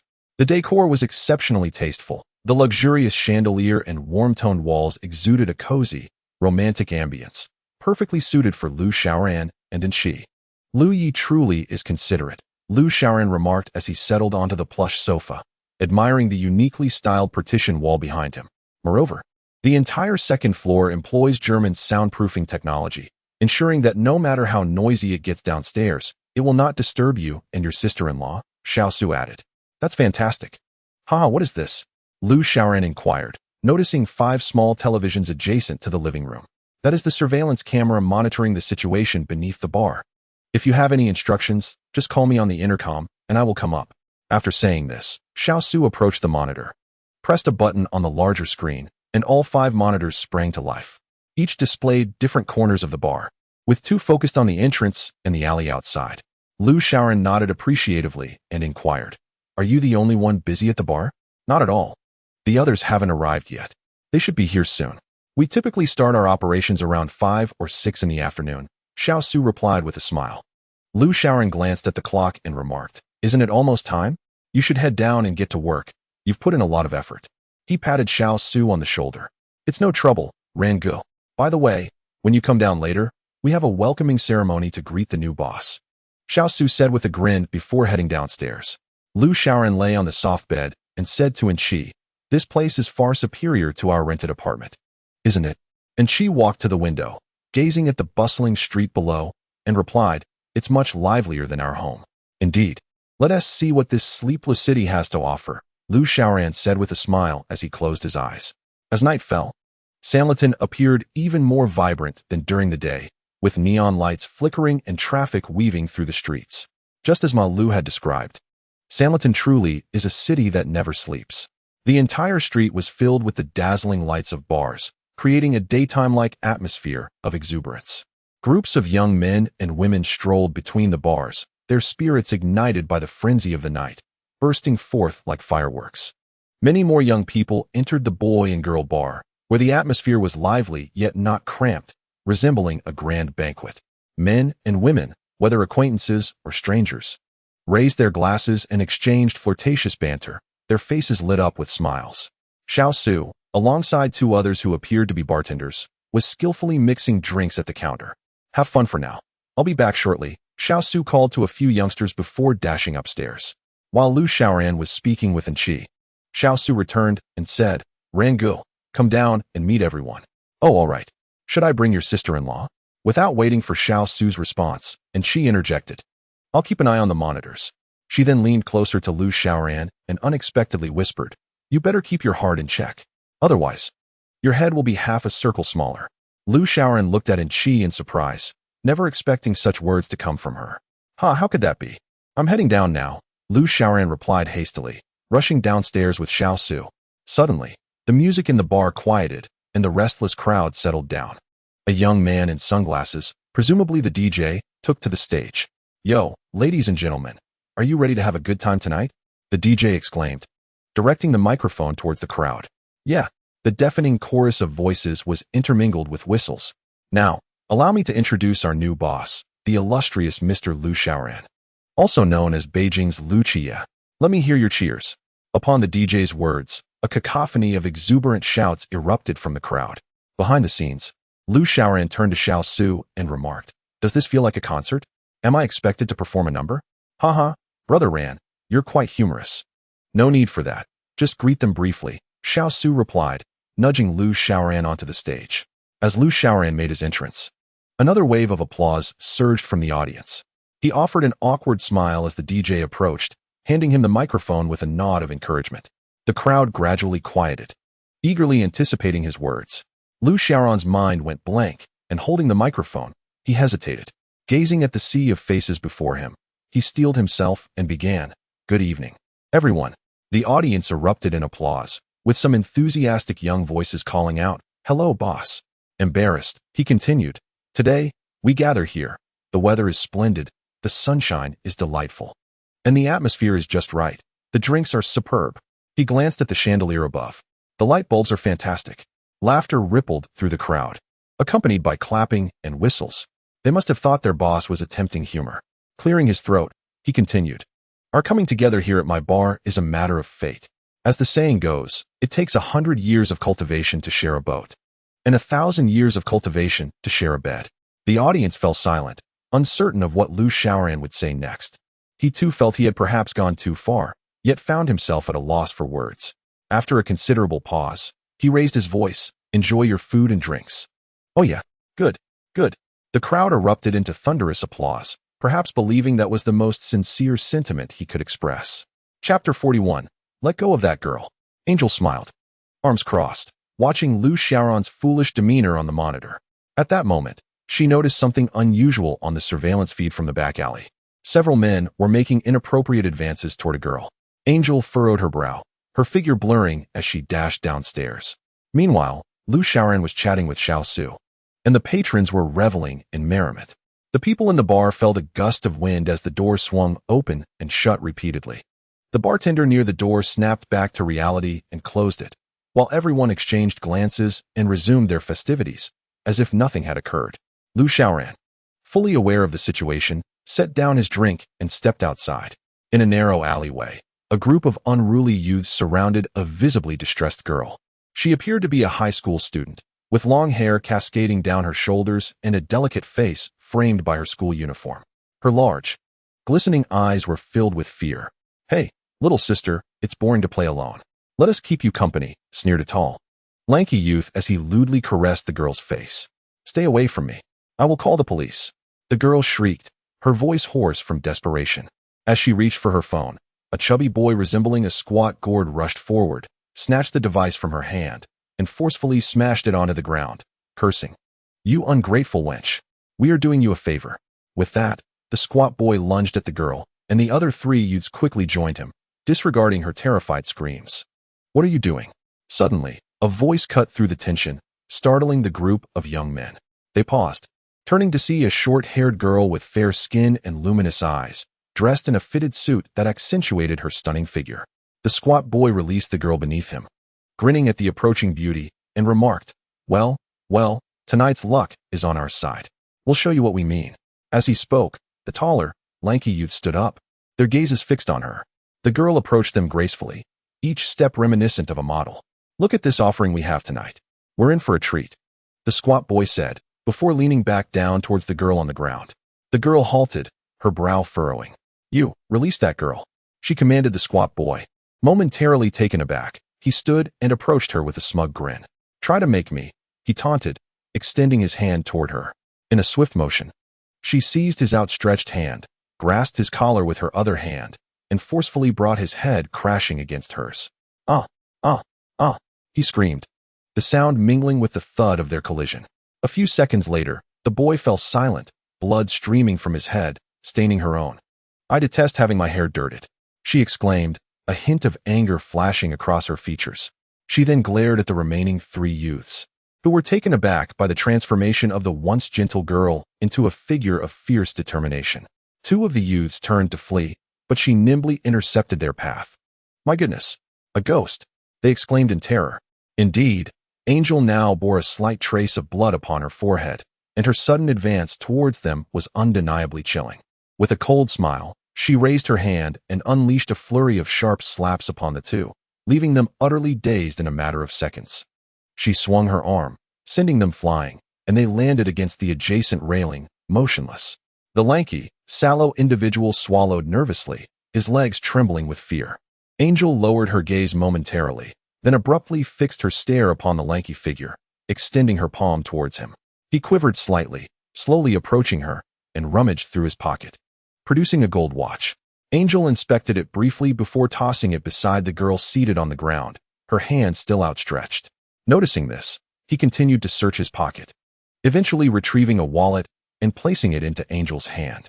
Angel opened the wallet and scattered several red bills onto the ground before stuffing the wallet into the pocket of the now perspiring lanky figure.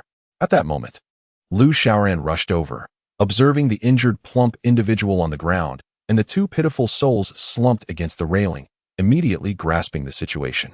Angel approached the wall and, with a forceful punch, created a large hole, from which white smoke billowed and dust ascended.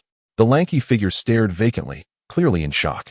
She returned to him, pointed at him, then at the girl on the ground, and finally gestured towards the gaping hole behind her. Lu Xiaoran, suppressing a laugh, jogged between them, feigning bravado as he said, "Hey, kid, do you understand what our big sister means?" The lanky figure nodded idiotically. "That's right. Our big sister's message is, remember, if you ever treat a girl like that again, you'll end up just like that hole," Lu Xiaoran emphatically declared, mimicking the landlord from a martial arts film, cracking his knuckles with gusto. At that moment, Angel spoke up. "You misunderstood. That is not what I meant." With that, she delivered a swift kick to the lanky figure's waist, sending him flying into the hole, where he became lodged halfway, struggling momentarily before falling still. "Now, that is my intention," Angel remarked with a chilling smile. Lu Xiaoran awkwardly scratched his head, admitting, "All right, I misinterpreted." Angel crouched down, addressing the terrified girl. "Do not fear. The bad guys have entered the hole. Take the money and buy a new phone." After a brief smile, she stood and walked ahead, with Lu Xiaoran following closely behind. Filled with a sense of pride, he mused to himself how much she was starting to resemble a truly remarkable person. The following day, Lu Xiaoran and Angel visited their rented apartment, making a call to their elderly landlord, tidying up briefly, primarily to retrieve their Rolls-Royce. As they were about to leave, The landlord cheerfully remarked to Lu Xiaoran. Xiaoran, you look much better these days. Have you been resting? Lu Xiaoran's face flushed, and he quickly grabbed Angel's hand, hastily departing. The child, despite my efforts to bring him ginseng, fled without even taking it, lamented the elderly landlord as he pursued him a few steps. During noon, the two had purchased an abundance of fruit, specifically to visit Do Xian at the hospital. Upon arriving outside the ward, Lu Xiaoran pushed open the door and was greeted by quite the sight. Do Xian's head was bandaged, resembling a ball, as he chatted with another similarly adorned individual. Lu Xiaoran glanced over and recognized that the other ball was Shangbo Lu Gu. You've come to see me. I've missed you terribly. Where have you been? Shangbo and I have reconciled, Do Xian presumably said with a smile, though the bandages were wrapped so tightly that only his mouth was visible. It's good that you two have made amends. It's not a big deal, Lu Xiaoran chuckled, observing the two spherical heads. Yes, indeed. As the seventh master says, Shangbo nodded in agreement. Unable to contain his laughter, Lu Xiaoran remarked, you two look like two duck eggs. The two balls exchanged glances and began to laugh, entirely devoid of the fierce rivalry they had displayed previously. Instead, they appeared more like brothers. Chapter 42. Peanut Hennessy Lu Gu. Where have you been lately? Do Xian inquired, sporting his egg-like head. Liu Xiang gave me the boys and girls. So I've been staying there these past few days. Oh, Xiao Su is doing well, right? Lu Xiaoran said, gently patting Do Xian's head. You two know each other? Ah, it hurts. Ouch. Do Xian covered his head, continuing, of course we know each other. I used to visit the boys and girls daily at Liu Xiang's bar. And now it belongs to you, Lu Gu. Haha. Lu Xiaoran chuckled and glanced at Shangbo beside him. Shangbo, your group is all right. I heard you all were rescued, Lu Xiaoran asked. Shangbo, also with his egg-shaped head, vigorously shook his head. It's nothing, seventh master, don't worry. Our heads are tough. Suppressing his laughter, Lu Xiaoran patted Shangbo on the shoulder. One does not become acquainted without conflict, from now on. You and Do Xian should take care of each other and unite against outsiders, rather than squabbling amongst yourselves. Indeed, if I had known it was you, seventh master. This wouldn't have happened, Do Xian said, nodding with a smile. At that moment, the nurse from last time entered. Do Xian, Shangbo, it's time for your dressing change. Lu Xiaoran glanced at the short-haired nurse, and then cast a meaningful smile at the radiantly grinning Do Xian. You two focus on your recovery. When you have time, my wife and I will come to visit you, he said, leading in Qi towards the door. After bidding farewell to Do Xian and Shangbo, he returned to the bar in his Rolls-Royce. In the morning, Xiao Su was still alone at the counter, seemingly engrossed in accounting. Alas, this month has taken another loss, he sighed softly, fiddling with the ring in his hand. At that moment, Lu Xiaoran entered the bar with Qi. Lu Gu, Qi, you're back, Xiao Su exclaimed, rising from behind the counter. Yes. We want to check on that unfortunate Do Xian, Lu Xiaoran replied with a smile. Noticing that Xiao Su seemed troubled, he asked, What's wrong, Xiao Su? Observing your countenance, laden with unspoken concerns, I couldn't help but chuckle lightly, suggesting that perhaps you are overthinking it. However, do not deceive me. Your face is a clear testament to urgency, almost resembling a conglomeration of worries. Pray, share your troubles. Xiao Su, sheepishly smiling, retrieved the ledger from the counter and placed it before Lu Xiaoran. This reflects the bar's revenue for the month. Take a look, Ruan Ge. As Lu Xiaoran perused the ledger filled with an array of numbers, a disheartening realization struck him. This month, our bar has incurred losses exceeding 300,000. Previously, we managed to break even, but this month, not only have we failed to recoup our investment, but we have also suffered significant losses, Xiao Su lamented. Lu Xiaoran flipped through the pages, pondering the source of their predicament, and she, seated beside him, seized the ledger and swiftly examined it from cover to cover.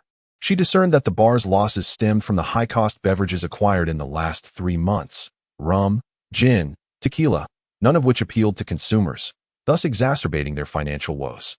Adjusting drink prices is one aspect, but diversifying our beverage selection is equally crucial, and she explained, pacing the hall as she elaborated. Moreover, we ought to revamp our food offerings. These are the issues at hand, she concluded, resembling a presenter delivering a report. Both Lu Xiaoran and Xiao Su stood momentarily in stunned silence. After a prolonged pause, Xiao Su nudged Lu Xiaoran's arm, astonished. Ruan Ge, your sister-in-law is quite the competent manager. Lu Xiaoran, grinning foolishly, murmured, Indeed, Your sister-in-law was once a top student in social management. And she flashed a smile at the two before fetching a bucket of popcorn from behind the counter. Think it over. I shall be watching television upstairs, she declared, ascending with her snack. Well, it seems I must unleash my creativity, Lu Xiaoran mused, reclining in his chair, arms crossed in contemplation. Xiao Su ventured behind the counter, retrieving a box of assorted spirits, each bottle a different hue. Ruangu, what should we do with these? Are they all several hundred per bottle? Xiao Su inquired. Indeed. Alas, they are rather burdensome, Xiao Su sighed. Lu Xiaoran approached the counter, uncorked a bottle, and inhaled its potent aroma. Quite pungent, a strong spirit. Is it drinkable? Certainly. It contains a high alcohol content, but it is manageable, Xiao Su replied, presenting a brown bottle before Lu Xiaoran. Taking the bottle, Lu Xiaoran opened it and took a whiff. Ah, this one is delightful. What is it? This is Hennessy. Give it a try, Ruangu. Xiao Su encouraged with a smile. Lu Xiaoran raised the bottle to his lips and took a hearty gulp. Almost immediately, his face transformed, akin to that of someone who had just consumed chili oil. It's so spicy, he gasped, fanning himself while searching for water. Lu Xiaoran noticed a box of peanut drink placed beside the counter and casually grabbed a bottle, drinking it down eagerly. As he felt a sense of relief wash over him, his complexion returned to normal, and he set the empty glass bottle of peanut drink back on the counter. Lu Xiaoran smacked his lips and mused inwardly. What's wrong, Ruangu? Xiao Su asked with a puzzled expression. This peanut drink is truly invigorating. The Hennessy I just had didn't even compare. This sip of peanut drink has completely revitalized me. Upon hearing Lu Xiaoran's remark, Xiao Su also picked up the bottle of Hennessy they had just tasted, savoring it like a connoisseur, and then took a sip of the peanut drink. How interesting. Xiao Su's expression relaxed immediately. Ignoring Lu Xiaoran's questioning gaze, he proceeded to mix the peanut drink and Hennessy in a cocktail shaker, gently swirling it.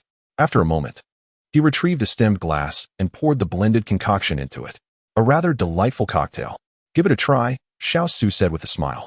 Lu Xiaoran observed the layered cocktail of peanut drink and Hennessy.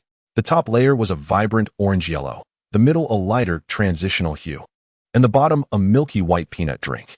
He raised the glass and gulped it down, his expression a complex tapestry of emotions. Joy, surprise, and satisfaction all mingled together. Refreshing. Truly invigorating. The initial spiciness is unbearable, yet the sweetness of the peanut drink is simply magical. He licked his lips, still savoring the aftertaste. Xiao Su poured himself a glass as well, revealing a look of contentment. This is undoubtedly the most creative cocktail I've ever tasted. Ruangu, it's your invention. Let us give it a name. After a moment's thought, Lu Xiaoran declared, let us call it Peanut Hennessy Delight. We can use it to turn a profit. What do you think? That's a splendid idea. I'll fetch the Hennessy I've stockpiled and mix it in a 1:6 ratio. This will surely be a hit. Lu Xiaoran nodded approvingly, shaking his stemmed glass. Xiao Su, remember, we'll sell this Peanut Hennessy Delight for 10 yuan a glass. We'll definitely recoup our costs. With a slight smile, he ascended the stairs. As anticipated by Lu Xiaoran, the Peanut Hennessy Delight became immensely popular. Nearly all patrons at the bar opted for this novel drink, reveling in its refreshing taste. Within a single night, the 3 to 4 boxes of Hennessy paired with the peanut drink were sold out. The stock of Hennessy seemed insufficient, and even the following morning, there were still requests for drinks, but the peanut drink had already run out, leaving those customers disappointed. In just one night, over 7,000 yuan had been earned, far quicker than the slow returns from selling expensive foreign wines. Chapter 43. Wife, let us breakdance. In a matter of weeks, the entire Sanlitun district became aware of this Peanut Hennessy Delight. The boy and girl had effectively claimed the entire street's beverage business, with their 10 yuan a glass delight pushing aside the more costly foreign wines, which had nearly vanished from the scene. So, have we turned a profit yet? Lu Xiaoran leaned against the counter with a smile, inquiring of the young man Xiao Su, who was busy organizing the accounts. Not only have we recouped our investments, but we've also profited a net of 120,000, Xiao Su replied with a grin, glancing at the long queue outside for the peanut Hennessy drink. Turning his head back to Lu Xiaoran, he continued, the Hennessy we concocted has a minimal alcohol content, so one could hardly classify it as a spirit. It resembles more of a beverage. Look, many women are in line to purchase it. Lu Xiaoran followed his gesture and indeed, among the lengthy queue, numerous women and students were waiting to buy. Well, This has certainly become our bar's signature, Lu Xiaoran remarked with a satisfied smile. Yes. We've even started operating during the day, Xiao Su affirmed. I suppose the Hennessy stock must be dwindling by now? Xiao Su, brimming with confidence, pointed towards the bar's storage. Rest assured, there are still over 80 cases in stock. It should suffice for the month. Lu Xiaoran felt a twinge of embarrassment, pondering. How can we avoid incurring losses with such a substantial alcohol inventory? Daily foot soaks are more than enough. At least it serves as a disinfectant. Just as Lu Xiaoran was lost in thought, the door swung open. Rangu, Xiao Su, haha. It was Do Xin and Shangbo. The two were still wrapped in bandages, though they had slimmed down a bit. Xiao Xin, where have you been these past few days? It's been a while since your last visit, Xiao Su said, leaning on the counter with a cheerful demeanor. Do Xin and Shangbo exchanged smiles, remaining silent. Lu Xiaoran quipped, they must have overindulged in duck eggs. Xiao Su stifled a laugh, while Do Xin grinned, saying, Rangu, you've got it right. Xiao Su, let me introduce you. This is my buddy, the ace of Yuta University, Shangbo. He gestured toward Shangbo, who was more proactive, and shook Xiao Su's hand, both smiling in camaraderie. Rangu, where's your wife? Oh, she's upstairs, still not awake. By the way, our friends are coming to support us tonight. We'll be partying all night, Do Xin said with a grin. Then, leaning in closer to Lu Xiaoran, he whispered, Rangu, will there be any special performances tonight? What special performances? Oh, just play along. Rangu is the one who dances on the bar. Damn it. You rascal, that was cancelled a long time ago. Lu Xiaoran retorted, playfully tapping Do Xin on the head. So what are we entertaining ourselves with tonight? Do Xin asked, covering his head. Our bar has hired a professional dance troupe. They perform every night. Just wait and see, you little rascal. The peanut Hennessy drink continued to sell from the afternoon until evening. The crowd tonight was particularly large, mostly comprised of Do Xin and Shangbo's friends, all bearing youthful faces. This is fantastic. One more drink. Those who had sampled the peanut Hennessy could not help but sing its praises. The pulsating music flowed through the crowd as Lu Xiaoran sat on a swivel chair at the bar, observing the throng. At that moment, and she descended from upstairs, having spent the day engrossed in television dramas, which is why Lu Xiaoran hadn't disturbed her. I'm thirsty, and she said, adorably blinking her eyes.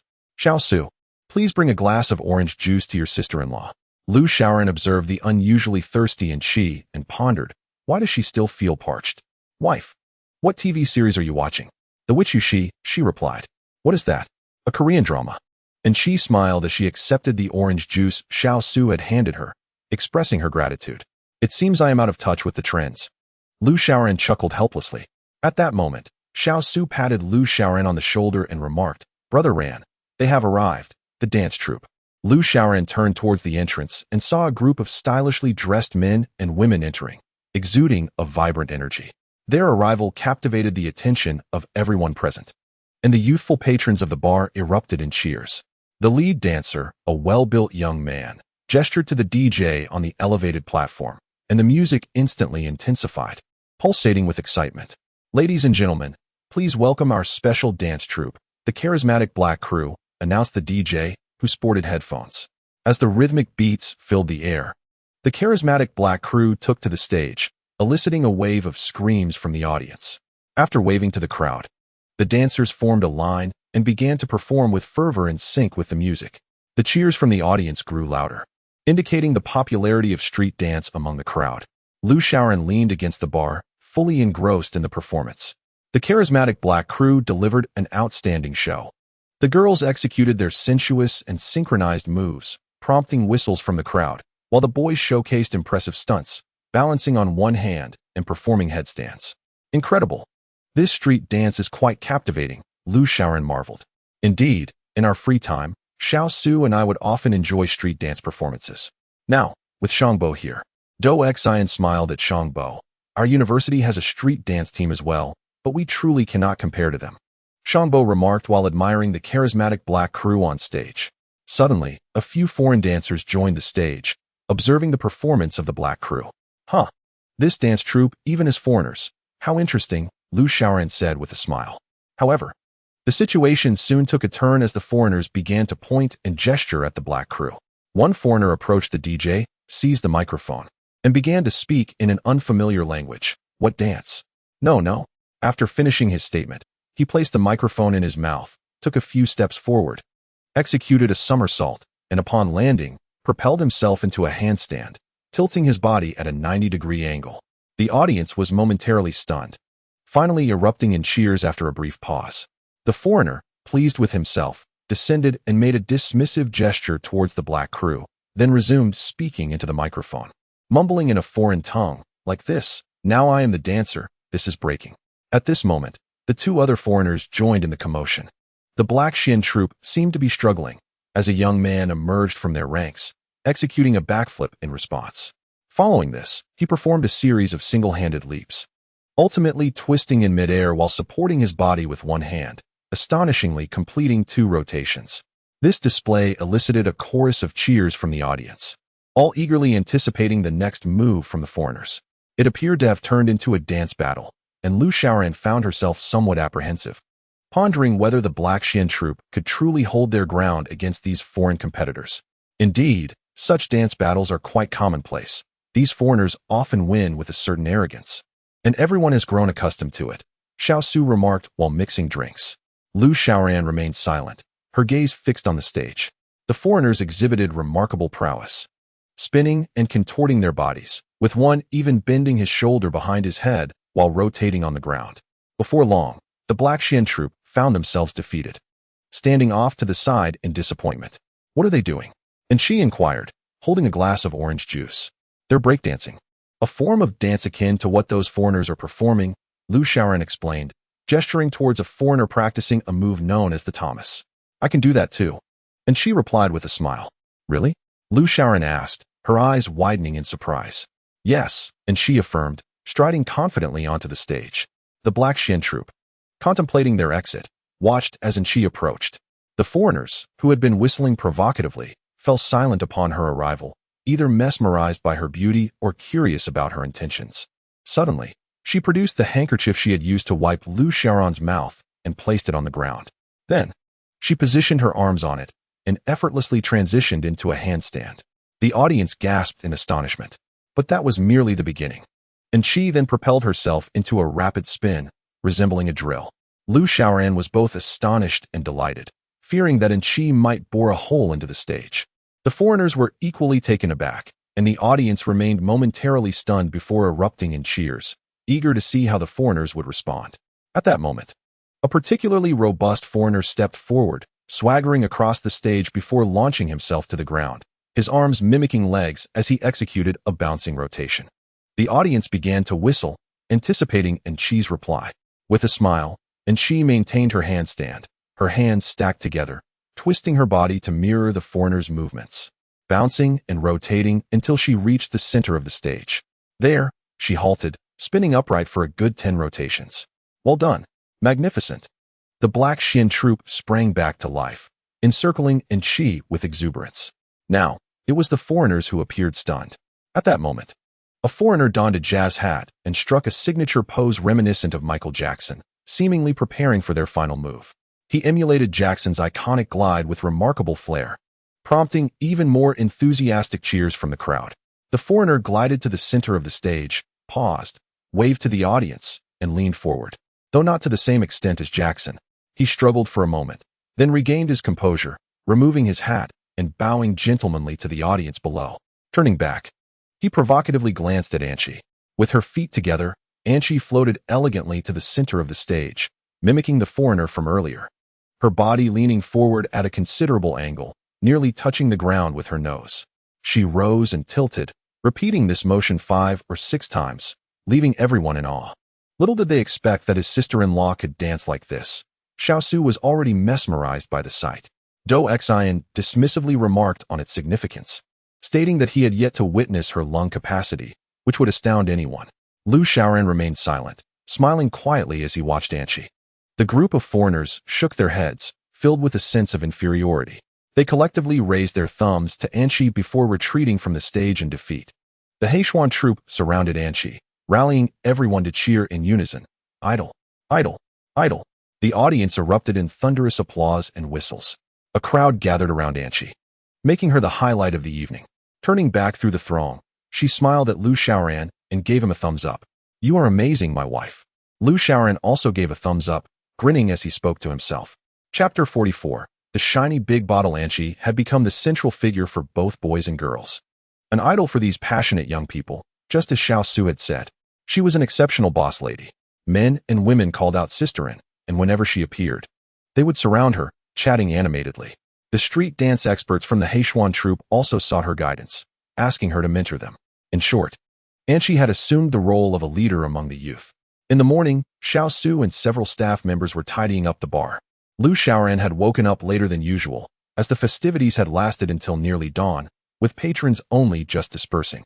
What a mess, it's so dirty, Lu Xiaoran exclaimed, stepping on the shells of pistachios and hazelnuts scattered across the floor. Approaching the counter, he grabbed a handful of pistachios and began to munch on them. Xiao Su, are these pistachios selling well? He asked while cracking one open. Pretty well, but the cost price is quite high, leaving little profit to be made. Oh, I see. Lu Xiaoran nodded thoughtfully. Xiao Su, take out 50,000 yuan from the bar. I have a new plan, he. All right, but what is this new plan? Care to share? Xiao Su smiled at Lu Xiaoran. Just keep working hard, and you'll find out in a couple of days, Lu Xiaoran replied with a mysterious smile. After saying this, he took out his phone, dialed a number, and began to speak. Hello, Sixth Master, it's me, Xiaoran. By the way, do you have anyone at the glass factory? Days passed, and the number of people coming to buy Hennessy at the bar continued to increase. Just then, a large truck pulled up outside the bar. Time indeed flies. Merely 3 days have passed, and it is done. Lu Xiaoran wore a mysterious smile as he stepped outside to greet the visitors. Several robust men leapt from the vehicle, approaching Lu Xiaoran with cheerful expressions. Seventh Master, we have prepared the items for you. Do they meet your expectations? One of the burly men exclaimed, raising his hand to call attention. Before them, a group of strong men toiled to lift a massive object from the truck, resembling a giant cauldron, yet significantly taller. It was draped in red cloth, concealing its contents from view. Be careful, don't drop it, a man beside Lu Xiaoran directed. The strong men cautiously carried the covered giant to the entrance of the bar, gently placing it down.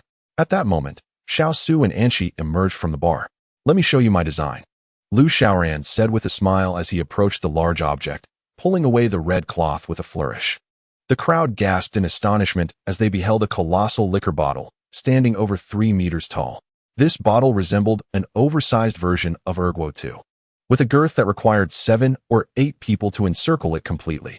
The entire bottle was crafted from glass and featured several prominent inscriptions. Peanut Hennessy liquor. Anqi seemed to have grasped Lu Xiaoran's intentions, smiling as she approached him. You wish to sell the liquor from this bottle, creating an open-air market atmosphere, correct? Nothing escapes your perception, haha, Lu Xiaoran replied, wrapping his arm around Anqi. The burly man who had directed the others walked up to Lu Xiaoran with a beaming smile. Seventh Master, are you satisfied with this bottle? Indeed, I am exceedingly pleased. By the way, how much do I owe you? Seventh Master, do you look down upon us laborers? Forget about money. Consider it a token of your esteem for us. Lu Xiaoran felt slightly embarrassed and insisted, that cannot be. Compensation is necessary. He turned to Xiao Su to retrieve the payment. No need, Seventh Master. In the future, just look after our small factory. The burly man chuckled with sincerity. Lu Xiaoran understood the man's sentiment and waved at Xiao Su, signaling him not to bring any money. Very well, it is settled then. Should you require my assistance in the future, do not hesitate to ask, Lu Xiaoran declared, witnessing the workers' faces light up with joy. Seventh Master, you carry on. We must return to Sixth Master to report, the man said, nodding to Lu Xiaoran before hopping back into the vehicle, taking the laborers with him. Let us get to work. Let us clean this grand bottle and fill it with our bar's signature liquor, Lu Xiaoran instructed the bar staff. That afternoon, the team diligently washed the towering liquor bottle, then filled it to the brim with peanut Hennessy liquor. The bottle featured a valve at its base, allowing patrons to pay and press the valve to fill a glass, making it all the more convenient. The significance of erecting such a grand bottle transcended mere utility. The large bottle of liquor has become a striking feature upon entering Samleton. The sight of a grand bottle at the entrance unmistakably signifies the presence of the bar boys and girls. This evokes a sense of relevance, as Boys and Girls has evolved into a theme bar that embodies innovation, fashion, and trendiness. Even at night, the bar thrives with business, and if this continues, it is projected that by the end of the month, the bar could easily profit around 500 to 600,000 yuan. Lu Xiaoran, engrossed in his calculations, was interrupted as Anchi approached and playfully pinched his head. "Oh dear. Spare me, hero. Come, take me to eat Euler, as you promised." All right, let's go. "I understand. Now let go, that hurts." After exchanging a few words with Xiao Su, Lu Xiaoran took Anchi out. Xiao Su and several staff members were chatting at the counter. Almost every patron that evening had ordered multiple glasses of peanut Hennessy, and the trend felt as if it had just begun to surge. At that moment, a group of men clad in judo uniforms entered, exuding a commanding presence. Xiao Su instructed one of the staff to attend to the judo men. "Xiaoma, go greet those guests." "Understood, Brother Su," replied the eager staff member, hurrying over. "What would you gentlemen like to order?" Xiaoma inquired of a judo man sporting a scruffy beard. "What specialties does your bar offer?" asked the bearded gentleman. "Our signature drink is the peanut Hennessy at the entrance, which has recently become quite popular. Would you gentlemen care to try it?" "All right, let us have that. Bring out a few glasses." "Certainly, gentlemen, please wait a moment." After a short while, a cacophony erupted, accompanied by the sound of shattered glass and shouts. "What the hell? What kind of drink is this? It has no kick at all. It's like water. Call your boss." Noticing the commotion at the judo men's table, Xiao Su hurried over. "Gentlemen, please calm down. Calm down. What kind of drink is this? It resembles water. It has no potency at all. Bring your boss out." "Our boss is not here. I'm the bartender. If there's an issue, you can discuss it with me," Xiao Su replied, maintaining a smile. The bearded judo man glanced at Xiao Su with disdain and retorted, "Who do you think you are? Get lost." He swung a fist toward Xiao Su without even looking. To the man's surprise, his punch was blocked by the handsome young man with striking dark blue hair standing before him. "Sir, drinks may be consumed freely, but such words cannot be spoken lightly," Xiao Su stated with a cold expression. His previous cheerfulness vanished. The judo men stood up, menacingly encircling Xiao Su. "What do you intend to do? Keep this up, and I shall call the police." Xiao Ma and several staff members brandished their phones, confronting the judo men. "Hello. Xiao Ma, keep a close watch over the store." Standing amidst the towering judo practitioners, Xiao Su pushed through their encirclement and pointed at them. "You lot, come with me." The judo men paused momentarily, then burst into raucous laughter, swaggering out behind Xiao Su while mockingly exclaiming, "Ha, this kid truly knows no fear. He must be desperate to avoid embarrassment." Xiao Su led them to a narrow alley behind the bar, the very same alley where Anchi had rescued a girl previously. Its seclusion made it a place pedestrians instinctively avoided. Xiao Su halted, turning around, his dark blue bangs cascading over his eyes, obscuring his expression in the dim light. The judo men felt a pang of apprehension, poised to react at any moment, anticipating an attack from this seemingly enigmatic youth. The bearded judo practitioner, unable to contain himself, clenched his fists. "What's the deal? You brought us here. How do you intend to die?" Xiao Su remained silent, his head bowed, resembling a ghost, a truly chilling sight.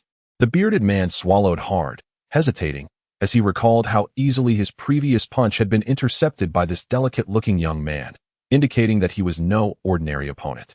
The unsettling calmness of Xiao Su instilled doubt in the judo practitioners. The more composed he appeared, the more they struggled to gauge his strength. Finally, the bearded man snapped, bellowing as he launched a punch aimed directly at Xiao Su's face. In an instant, Xiao Su vanished. The bearded man's fist struck nothing but air, forcing him to retreat defensively, wary of a potential counterattack. When he glanced toward where Xiao Su had stood, he discovered the young man had crouched down. Damn it, he really is a skilled fighter, moving with such speed. The bearded judo man gritted through clenched teeth. At that moment, Xiao Su sprang to his feet, maintaining a somber demeanor that obscured his expression, filling the air with an aura of dread and strangeness. The judo men could no longer endure the tension, fists clenched, ready to engage in a fierce confrontation. "Damn it, let us take him down." The bearded man led the charge, with 5 or 6 judo practitioners rushing toward Xiao Su. Suddenly, Xiao Su, unflinching in the face of danger, slipped his hand into his jacket pocket. Anticipating trouble, the judo men instinctively stepped back, some even dropping to the ground, their minds racing with the thought, "He doesn't have a gun, does he?" To their surprise, Xiao Su retrieved his phone. The dialing tone echoed, followed by the sound of the call connecting. Xiao Su calmly placed the phone to his ear and spoke. "Hello, Rangu. I'm surrounded. Hurry and save me." Chapter 45. Let the chicken wings fly. Meanwhile, Lu Xiaoran was seated in KFC with Anchi, happily feasting on a bucket of chicken. Just then, Lu Xiaoran's phone buzzed with an incoming call. He pulled out the phone and pressed the answer button. Hello, Rangu, I'm surrounded. Hurry and help me. Hello? Hello? Xiaosu, where are you? The call abruptly ended. Lu Xiaoran hastily ended the call and turned to Anshi, exclaiming, Dear, someone is vandalizing our bar. Anshi, with her mouth full, was in the midst of devouring a chicken wing. Upon hearing Lu Xiaoran's words, she swiftly shoved the wing into her mouth, seized Lu Xiaoran, hoisted him onto her shoulder, and dashed away in a blur. Sir, you haven't paid yet. The previous waiter called out, chasing after them. Upon reaching outside, he found nothing. Anshi had long vanished with Lu Xiaoran. Xiaosu hung up the phone and sprinted into the alley. It was then that the group of judo men realized they had been deceived and angrily pursued him. He only discovered it was a dead end at the far end of the alley. Damn it, kid, let's see how you handle this. The bearded man swung his fist toward him. Xiaosu, agile as a monkey, effortlessly dodged the blow. Still quite nimble. Let us see how long you can keep this up. The judo men blocked the alley's entrance, intent on capturing him. Xiaosu weaved left and right, relying on his slender build. Suddenly, the bearded man spun around and delivered a roundhouse kick, sending Xiaosu crashing to the ground. Xiaosu groaned as he fell, clearly in pain. The bearded man pinned Xiaosu down, revealing a sinister grin as he raised his fist to strike. At that moment, an object soared from the alley's entrance, hurtling directly at the bearded man. What the hell? He yelped, collapsing beside, clutching the hand that was about to strike Xiaosu. The judo men glanced toward the alley's mouth, where two figures were elongated in the streetlight-esque glow.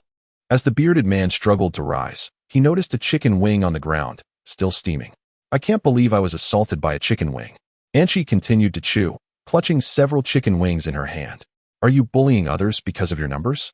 Lu Xiaoran remarked to the bearded man, who was laboriously getting back on his feet. The bearded man, considering the earlier force, dared not act recklessly against Anshi, who stood silently with her pile of chicken wings. Let us go all at once. The bearded man shouted, and the judo men charged together. Without lifting her gaze, Anshi swiftly hurled the chicken wings, her hands ablur. Lu Xiaoran merely heard the whoosh of the wings slicing through the air. Ah, damn. Once in Anshi's hands, the chicken wings became formidable weapons. They struck the judo men like stones, causing them to grimace in pain. A few were knocked unconscious by direct hits to the head, showcasing the formidable strength behind her throws. Handle the rest, Anshi said, dusting off her hands as she addressed Lu Xiaoran. This is nothing. Lu Xiaoran replied with a slight smile, charging toward the limping judo men, who had been battered by the chicken wings. Lu Xiaoran fully harnessed the capabilities of his weightless electromagnetic cannon, effortlessly hurling the judo practitioners like javelins, leaving Xiaosu in a state of astonishment. Come on, Xiaosu. Let us return, Lu Xiaoran said, extending his hand to help the wall-supported Xiaosu. As they exited the alley with Anshi, Xiaosu glanced back at the sprawled judo men. Upon returning to the bar, Xiaosu recounted the events that had transpired. Lu Xiaoran sat on the sofa, observing the footage on the monitor, replaying the confrontation between Xiaosu and the judo men as if it were a cinematic spectacle. Xiaosu, you were quite impressive. When that burly man attempted to strike you, you effortlessly intercepted his punch. Truly commendable, Lu Xiaoran praised, giving Xiaosu a pat on the shoulder. Not at all. Brother Ran, Xiaosu replied modestly. I intended to pick up the cup on the ground, and as I reached out, I inadvertently collided with that burly man's fist. Lu Xiaoran chuckled, covering his mouth. So that's how it was. Haha, that's akin to a fart in the woods. What do you mean? Xiaosu queried, scratching his head in confusion. Just a coincidence, my friend, Lu Xiaoran explained, prompting Xiaosu to finally grasp the jest and join in the laughter. However, we are not to blame. They are merely a bunch of ruffians, Xiaosu remarked. Indeed, Brother Ran, he continued. By the way, sister-in-law certainly excels at handling chicken wings. He added, gesticulating enthusiastically. Lu Xiaoran turned to glance at Anshi, who was engrossed in a Korean drama while clutching a bucket of popcorn, completely oblivious to their conversation. Meanwhile, the burly men, leaning on each other, returned to an imposing martial arts dojo. In the center of the dojo, a muscular bald man struck a heavy bag, the sound of his blows resonating throughout the spacious hall, creating an impressive atmosphere. Master, we are back, the burly man with the beard said, looking quite aggrieved. Yet, the bald man continued to unleash powerful strikes on the heavy bag. We encountered a woman today, the bearded man added. At this, the muscular man, referred to as the master, paused, wiping the sweat from his brow without lifting his gaze. A woman dealt with you? The bearded men bowed their heads in silence. The bald man donned his shirt and approached the bearded man. What sort of strikes did she employ? He inquired. I am not certain. She used some kind of hidden weapon, the bearded man replied, his expression one of grievance. A hidden weapon? What sort of hidden weapon? The bearded man, feeling wronged, reached into his pocket and produced a chicken wing. This. The bald man looked at the chicken wing in the bearded man's hand and burst into hearty laughter. Ha ha ha. What a joke. We martial artists engage in camaraderie through skill, yet this has turned into a chicken wing affair. Ha ha ha. The bearded man, reassured by the bald man's laughter, joined in the amusement. However, the bald man soon ceased his mirth, his expression darkening as he glared at them. The bearded man quickly stifled his laughter. The bald man snorted coldly and turned away. With a thunderous roar, the bald man bellowed. You have brought disgrace upon the Sun family martial arts school. He unleashed a powerful punch upon the sandbag, sending grains scattering and dust swirling. The force of his blow punctured the bag, rendering the room silent. All that could be heard was the soft sifting of sand trickling from the torn bag. Suddenly, with a resounding clatter, a machete fell from within the bag. Who dared to conceal a blade within the sandbag? The master exclaimed. I intended to hide it for a fight.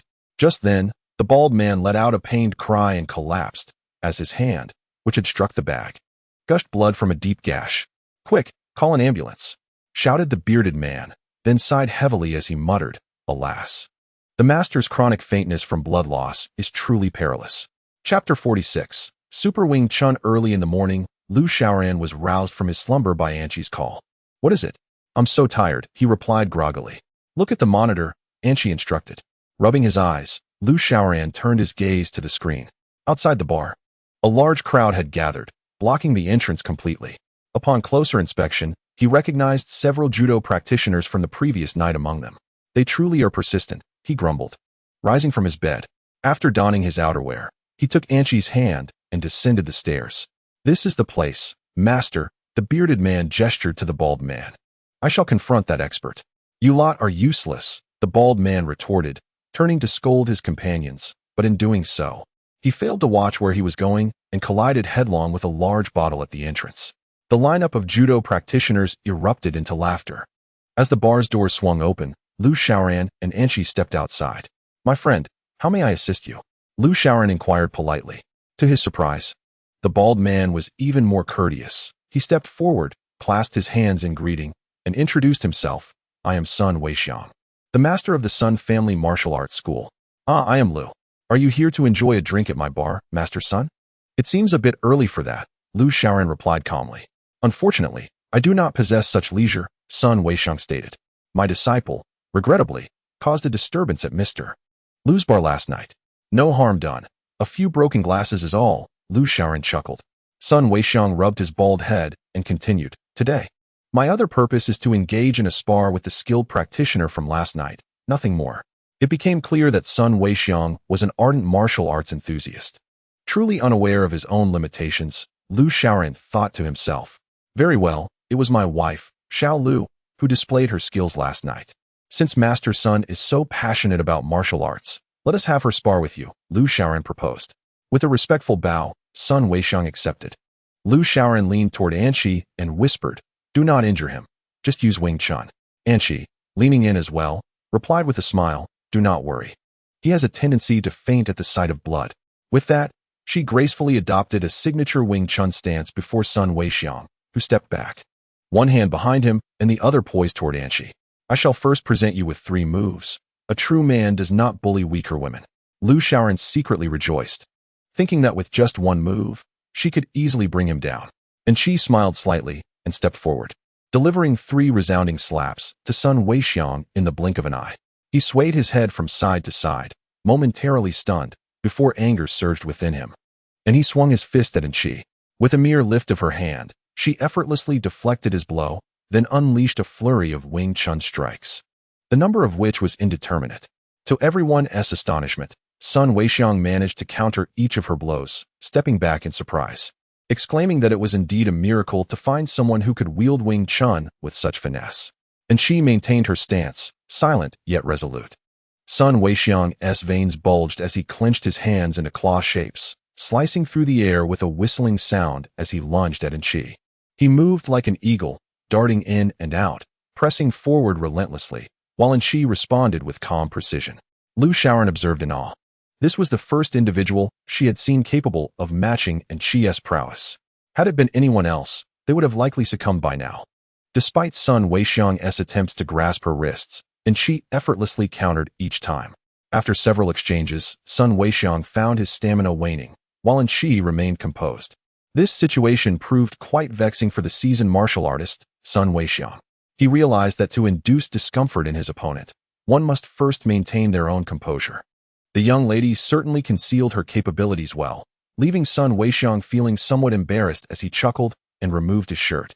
Despite being in his 40s, his physique was impressive, a testament to his martial training. Sun Weixiang's wrists were adorned with steel rings. A shake of his hands produced a melodious clinking sound. Lu Shaoran recalled a saying, "Without shedding my shirt, I cannot surpass you." Sun Weixiang unleashed a few powerful punches, the air resonating with the sound of his strikes. With a cry, he charged towards Enchi. Worried, Lu Shaoran shouted, "Super Wing Chun." Enchi smiled knowingly, seizing Sun Weixiang by the neck and lifting him effortlessly into the air. Her other hand formed a fist, delivering blows at a bullet-like speed to the airborne Sun Weixiang. He groaned under the barrage, yet still attempted to shield himself from her relentless assault. The sound of dull impacts echoed through the air. Eventually, Enchi paused, tossing the dazed Sun Weixiang forward. Lu Shaoran expected him to be incapacitated, but to her surprise, he rolled upon landing and sprang to his feet. He can certainly take a hit, Lu Shaoran mused. Sun Weixiang removed all the steel rings from his arms and assumed a Tai Chi stance, palms facing Enchi. You possess quite a repertoire. Eagle Claw, Great Flood Fist, Tai Chi. What else do you know? Enchi remarked with a smile, lowering her Wing Chun stance and striding confidently towards Sun Weixiang. Caught off guard, he found himself confronted as Enchi closed the distance, and before he could react, she executed a Tai Chi double peak strike towards her. Enchi did not retreat in the slightest. Instead, she launched forward, colliding with Sun Weixiang and sending him tumbling to the ground in a most undignified manner. Sun Weixiang, seated on the floor, exhibited a glint of indignation in his eyes as he remarked, "As fellow practitioners of martial arts, how can you disregard the established protocols?" "What are the protocols?" he pondered, feeling as though he had been toyed with by this stunning woman before him. Yet, recognizing that he was no match for Enchi, he could only rise and clasp his hands in a gesture of respect. "My lady, today's sun has lost. I shall return another day to seek your guidance." Enchi regarded Sun Weixiang's stance, tilting her head as if recalling how Lu Shaoran had dealt with the formidable King Kong, Hu Lu Hua in the past, and reciprocated with a bow of her own. Sun Weixiang was taken aback, thinking to himself that this young woman was no ordinary person, and quickly returned the gesture with a look of admiration. "I do not watch animated series," he stated, before leading his group of disciples away. Lu Shaoran and his companions stood in bewilderment, utterly confounded by Sun Weixiang's peculiar behavior. The most astonished among them were Xiao Su and the others, who gazed at Enchi in sheer disbelief, perhaps unable to accept that this captivating proprietress possessed such formidable skills. Enchi watched as Sun Weixiang and his disciples retreated in disgrace before she turned and entered the bar. As she passed by Xiao Su, she commented, "The bottle at the entrance is slightly askew. Please adjust it to the left." "Understood, sister-in-law," Xiao Su quickly replied. Enchi's tone was gentle, devoid of the fierce intensity she had displayed moments earlier. Once Enchi had entered the bar, Xiao Su cautiously turned to Lu Shaoran and said, "Brother, your sister-in-law truly resembles a secret agent." "Indeed, your sister-in-law was an athlete in her past," Lu Shaoran replied. "Yes, Do Xian mentioned it to me, saying that your sister-in-law trained in diving, weightlifting, and combat, even serving as a sparring partner for both." Lu Shaoran chuckled, recalling how Do Xian's words had once left him bewildered, and now were being used to astonish Xiao Su. "All right, Xiao Su, please adjust the bottle first." Lu Shaoran sat at the bar for a while, and as the crowd began to swell, he entrusted the task to Xiao Su and made his way upstairs. Enchi was seated on the bed, engrossed in the television. She had developed a keen interest in various films and television series. "Ah, I am utterly exhausted today," she exclaimed, flopping onto the bed and burying her face in the soft bedding. "Tired from what? Was it merely adjusting a bottle?" You did not employ a weightless electromagnetic cannon, did you? How could I dare to? And she retorted, you were so formidable today. You frightened Xiao Su and the others. If I had lifted that bottle suddenly, I fear they would have gone completely mad. Anshi's smile illuminated her face as she spoke. By the way, I found Sun Weixiang rather impressive today. Yes, he is well versed in various martial arts, which allowed him to withstand my attacks for a time. Then why did you cease using your fists and resort to a headbutt? He was too slow, and I was in a rush to watch my show, Anshi replied with a smile, pointing at the 70-inch LCD television mounted on the wall. So that is it, you television enthusiast, Lu Xiaoran chuckled. Just then, his phone buzzed incessantly. Chapter 47. We are family. Who could be calling at such a late hour? Lu Xiaoran pondered as he picked up the phone and pressed the answer button. Hello, Xiaoran. Oh, Lu Yi, I guessed it was you. Few people contact me on this phone. Just you, Lu Yi. Enough with the banter. How's the bar business going? I heard you've invented something? Lu Xiaoran chuckled quietly on the other end of the line. Yes, indeed, Lu Yi. My revamped liquor has revitalized the bar's business. This month, I expect to recoup over 500,000. That sounds commendable, but is this enough for your satisfaction? Ma Lu's tone seemed devoid of admiration. Yes, it is quite good.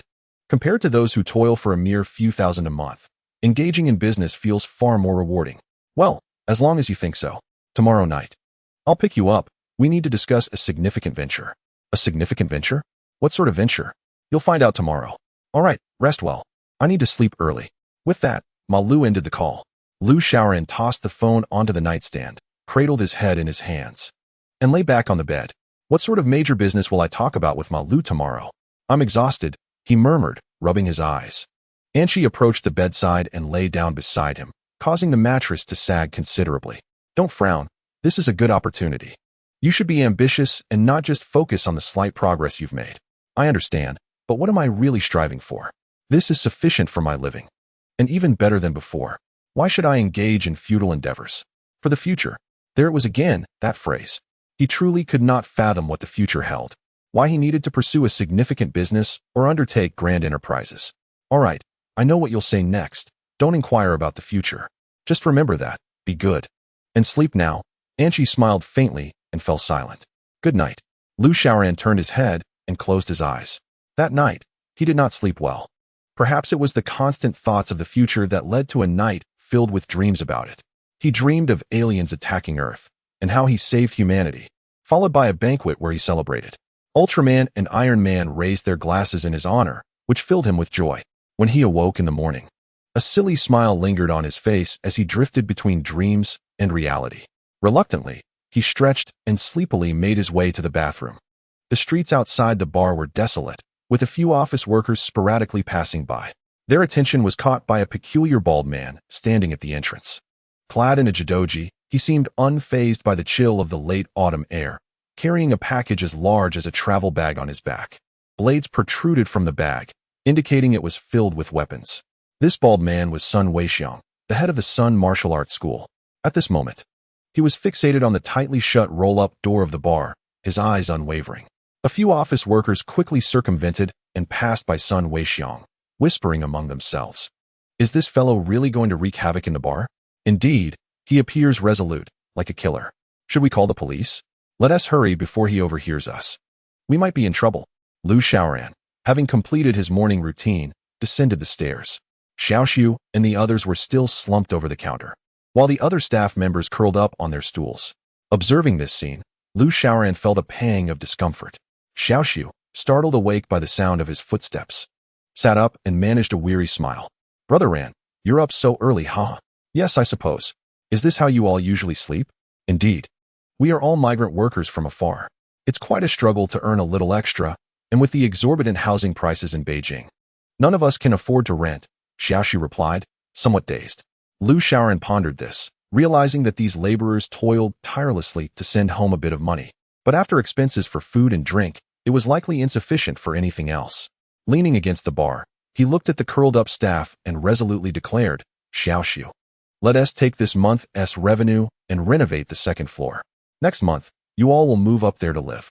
No, that is not possible. We're fine as we are, Brother Ran. There is no need for such measures, Xiaoxiu protested, shaking his head fervently. Are you looking down on me? Looking down on 6 Yi? Remember, We are a family, Lu Xiaoran said, patting Xiaoshu's shoulder with heartfelt emotion. Noticing the flicker of uncertainty in Xiaoshu's eyes, he continued. In this family, there is no distinction between you and me, understand? Trust me, take the funds and transform the upper floor. Next month, all of you will move up there. Silence enveloped the room. It dawned on him that the staff had been roused by their conversation, each of them now gazing at Lu Xiaoran. They had overheard everything. Thank you, Brother Ran. You are a wonderful boss, several employees remarked, tears welling in their eyes. A wave of unease washed over Lu Xiaoran. Had it not been for Anqi, he might have graduated from a university and found himself struggling for a living. Just like these employees. Such is the nature of humanity. No matter how successful one becomes, one must never forget their roots. All right, everyone, let us lift our spirits. We're opening up, Lu Xiaoran said with a smile as he raised the shutter door. However, as he swung the door open, he was nearly startled into a scream. There stood Sun Weixiang, resembling a bald ghost, staring into the bar from outside. Good grief. Is it necessary to scare someone to death so early in the morning?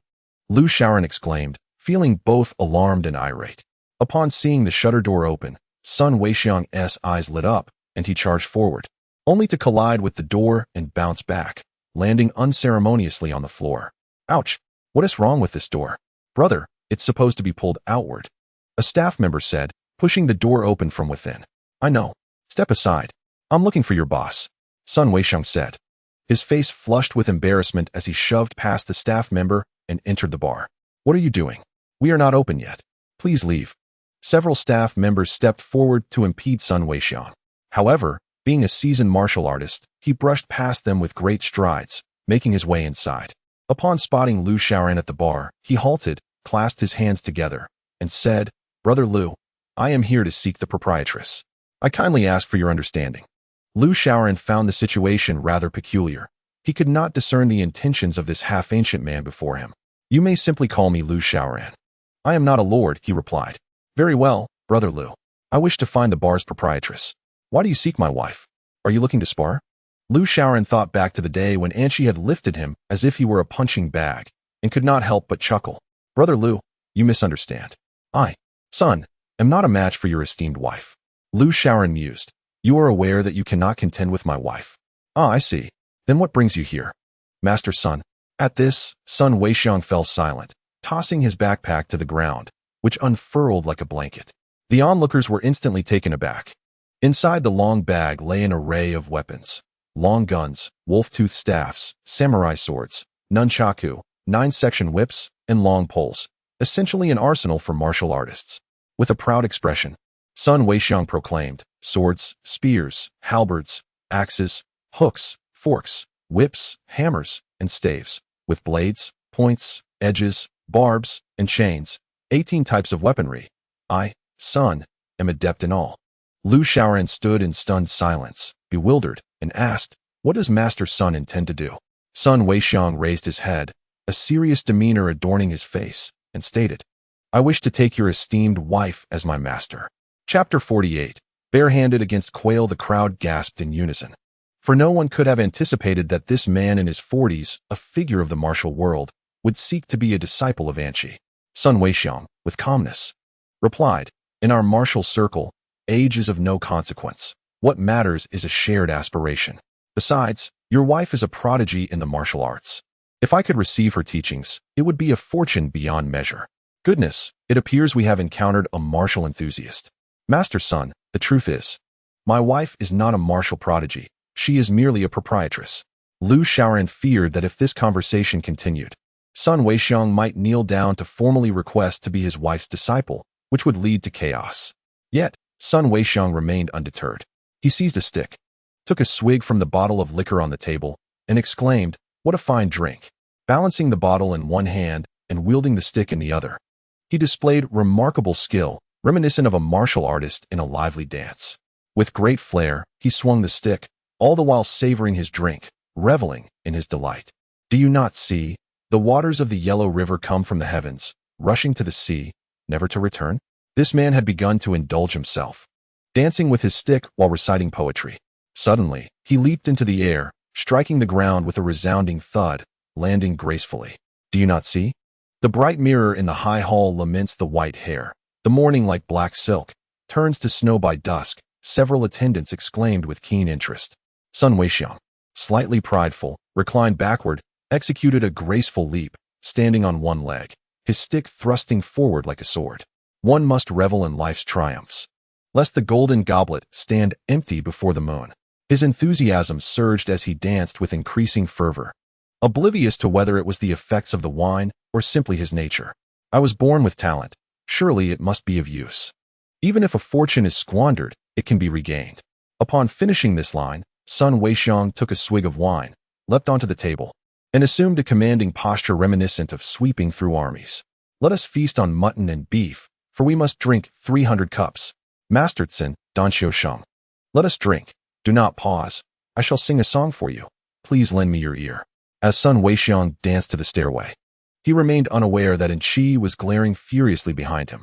The sounds of bells and sumptuous feasts are not what matter, but hey, where's my stick? In his fervor, he did not notice Enchi had seized his stick. Lu Xiaoran and the others swallowed nervously, gesturing behind them, anticipating Enchi's outburst.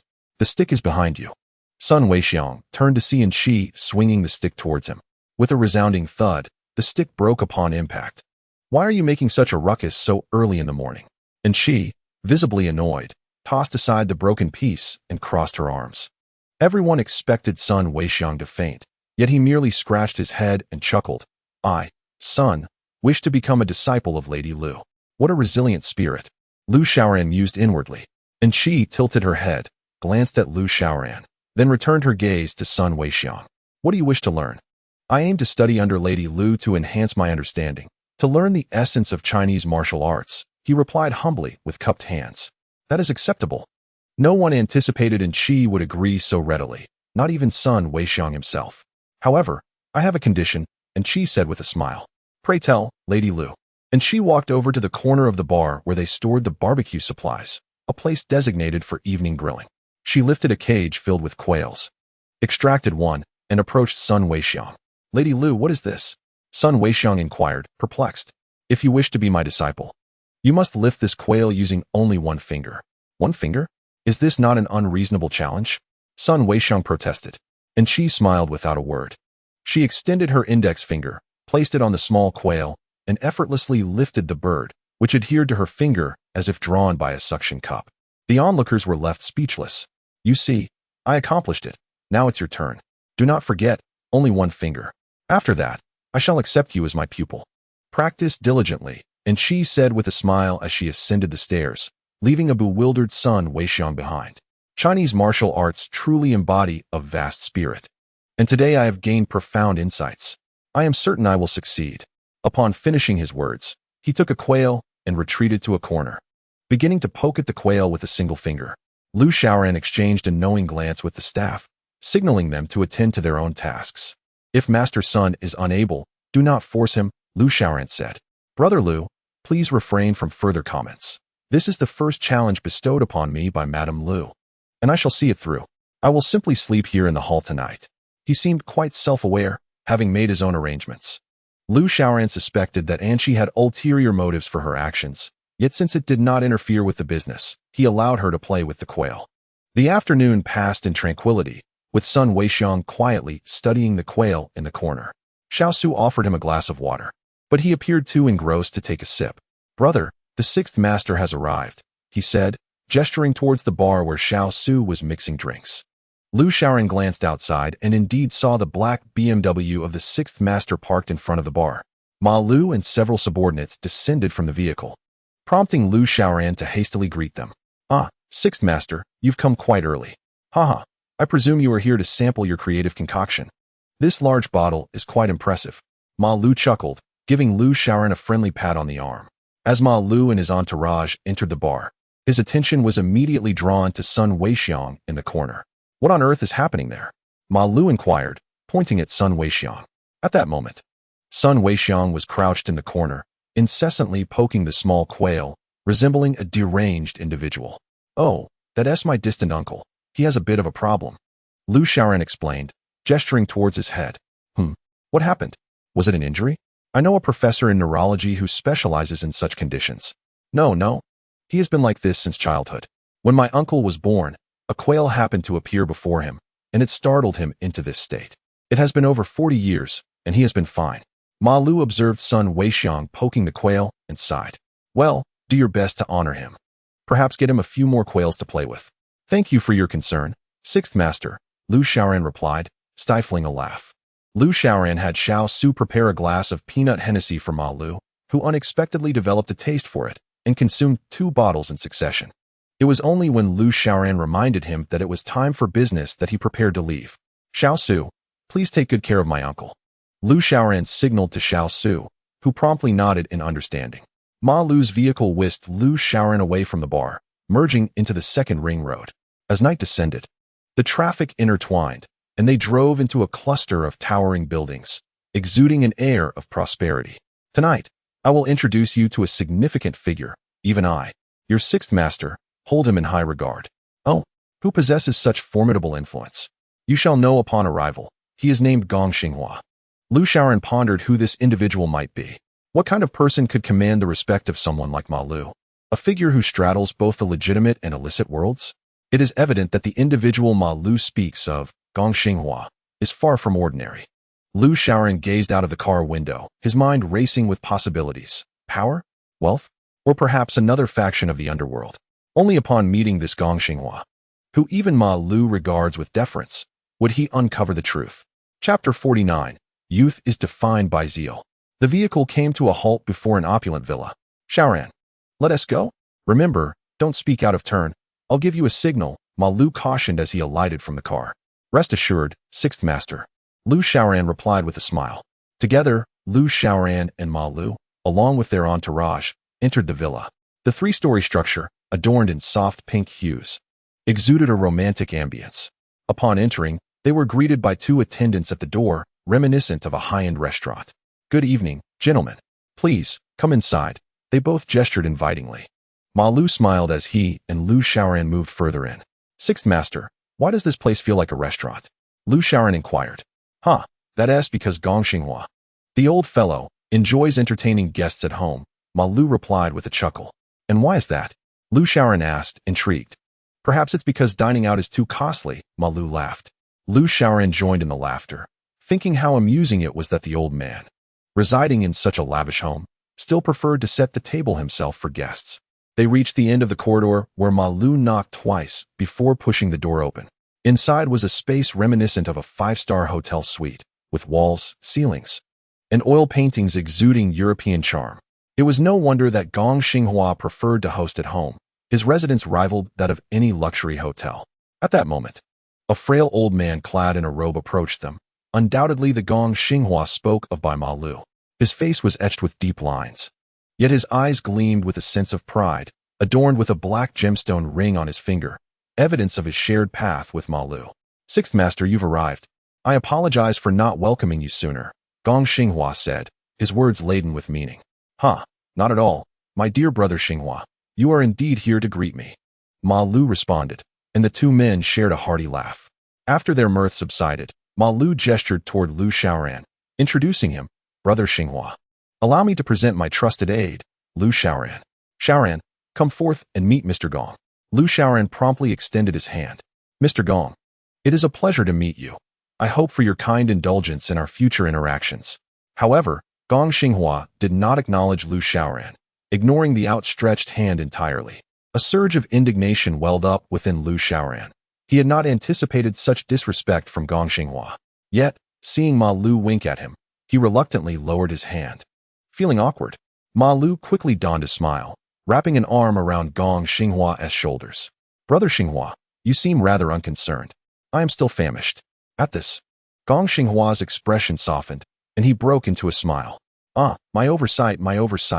Come, sixth master, let us indulge in a meal while we converse. Gong Xinghua and Ma Lu embraced each other warmly as they took their seats, akin to affectionate siblings. Lu Xiaoran, feeling aggrieved, yet hesitant to voice his displeasure, could only hold back, awaiting Ma Lu's next move. As the drinks flowed, Ma Lu began to broach the matter at hand. Brother Xinghua, how fares the real estate development recently? Not too bad, I suppose. Business for properties has become rather challenging, Gong Xinghua replied. Ma Lu, with a knowing smile, continued. You are being modest, Brother Xinghua. I have heard that you have acquired all the properties in Beijing. How can you claim things are merely satisfactory? Gong Xinghua, taken aback by Ma Lu's revelation, responded with a hint of displeasure. Oh, I see. Sixth Master is quite well informed. Indeed, brother, between us, there is little we do not know, Ma Lu replied. It seems you have more to say, no? Gong Xinghua leaned back in his chair. You are indeed astute. My friend, I shall be forthright. I wish to request a few buildings from you in Beijing, Ma Lu stated calmly. Gong Xinghua fell silent, pondering the request before inquiring. What is your intention for these properties? No ulterior motive. I wish to establish a company for my trusted associates, Ma Lu responded, casting a glance at Lu Xiaoran. Mr. Gong, I raise a toast to you, Lu Xiaoran said, approaching Gong Xinghua with a glass in hand, his tone respectful. Unexpectedly, Gong Xinghua sneered, curling his lip. Oh, let us not dwell on that. I am merely honoring Sixth Master's request. To offer a few buildings is no issue, but you, a mere fledgling, dare to converse with me? Humph. Lu Xiaoran's eyes widened in disbelief, his grip on the glass tightening with frustration. Brother, enough of this. Xiaoran, return. You are a nuisance. Always inciting unhappiness. Lu Xiaoran recognized that Ma Lu was trying to give him an out, yet his anger clouded his judgment. Noticing Lu Xiaoran's reluctance to leave, Gong Xinghua cast him a disdainful glance. Brat, return to your place. Wait until you have made a name for yourself before asking for properties. Lu Xiaoran, seemingly unfazed, allowed a slight smirk to play on his lips. You want me to leave? Lu Xiaoran glanced at the glass, swirling the dark red liquid within. What did you say? Are you deaf? I told you to get lost. Don't embarrass Sixth Master. Ma Lu interjected, rising to his feet, sensing Lu Xiaoran's impending outburst. You dare tell me to leave? Repeat that. I told you to get lost. Get lost, you brat. Lu Xiaoran's eyes blazed with fury as he hurled the glass at Gong Xinghua's head. With a scream, blood erupted. Enraged, Lu Xiaoran stormed out, disregarding Ma Lu's attempts to restrain him. As he reached the door, Gong Xinghua struggled to rise, trembling as he declared, Lu Xiaoran, let me remind you, do not let your pride overwhelm your sense of propriety. Lu Xiaoran paused in his tracks, suddenly reminded of a classic quote by Sun Honglei. He turned back and offered a cold smile.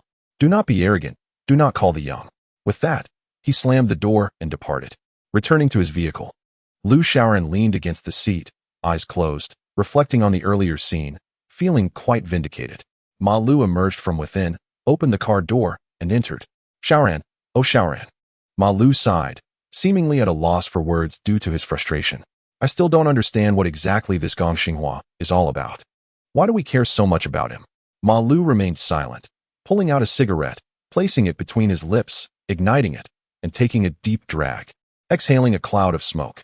Gong Xinghua is the largest real estate developer in our area, and he once collaborated with Lao San in smuggling drugs with the Russian mafia. His influence is on par with mine. What's the worst that could happen? I don't wish to run a company or deal with that kind of pressure. Lu Xiaoran retorted angrily. Xiaoran, being temporarily dependent on others can lead to future supremacy. What is wrong with that?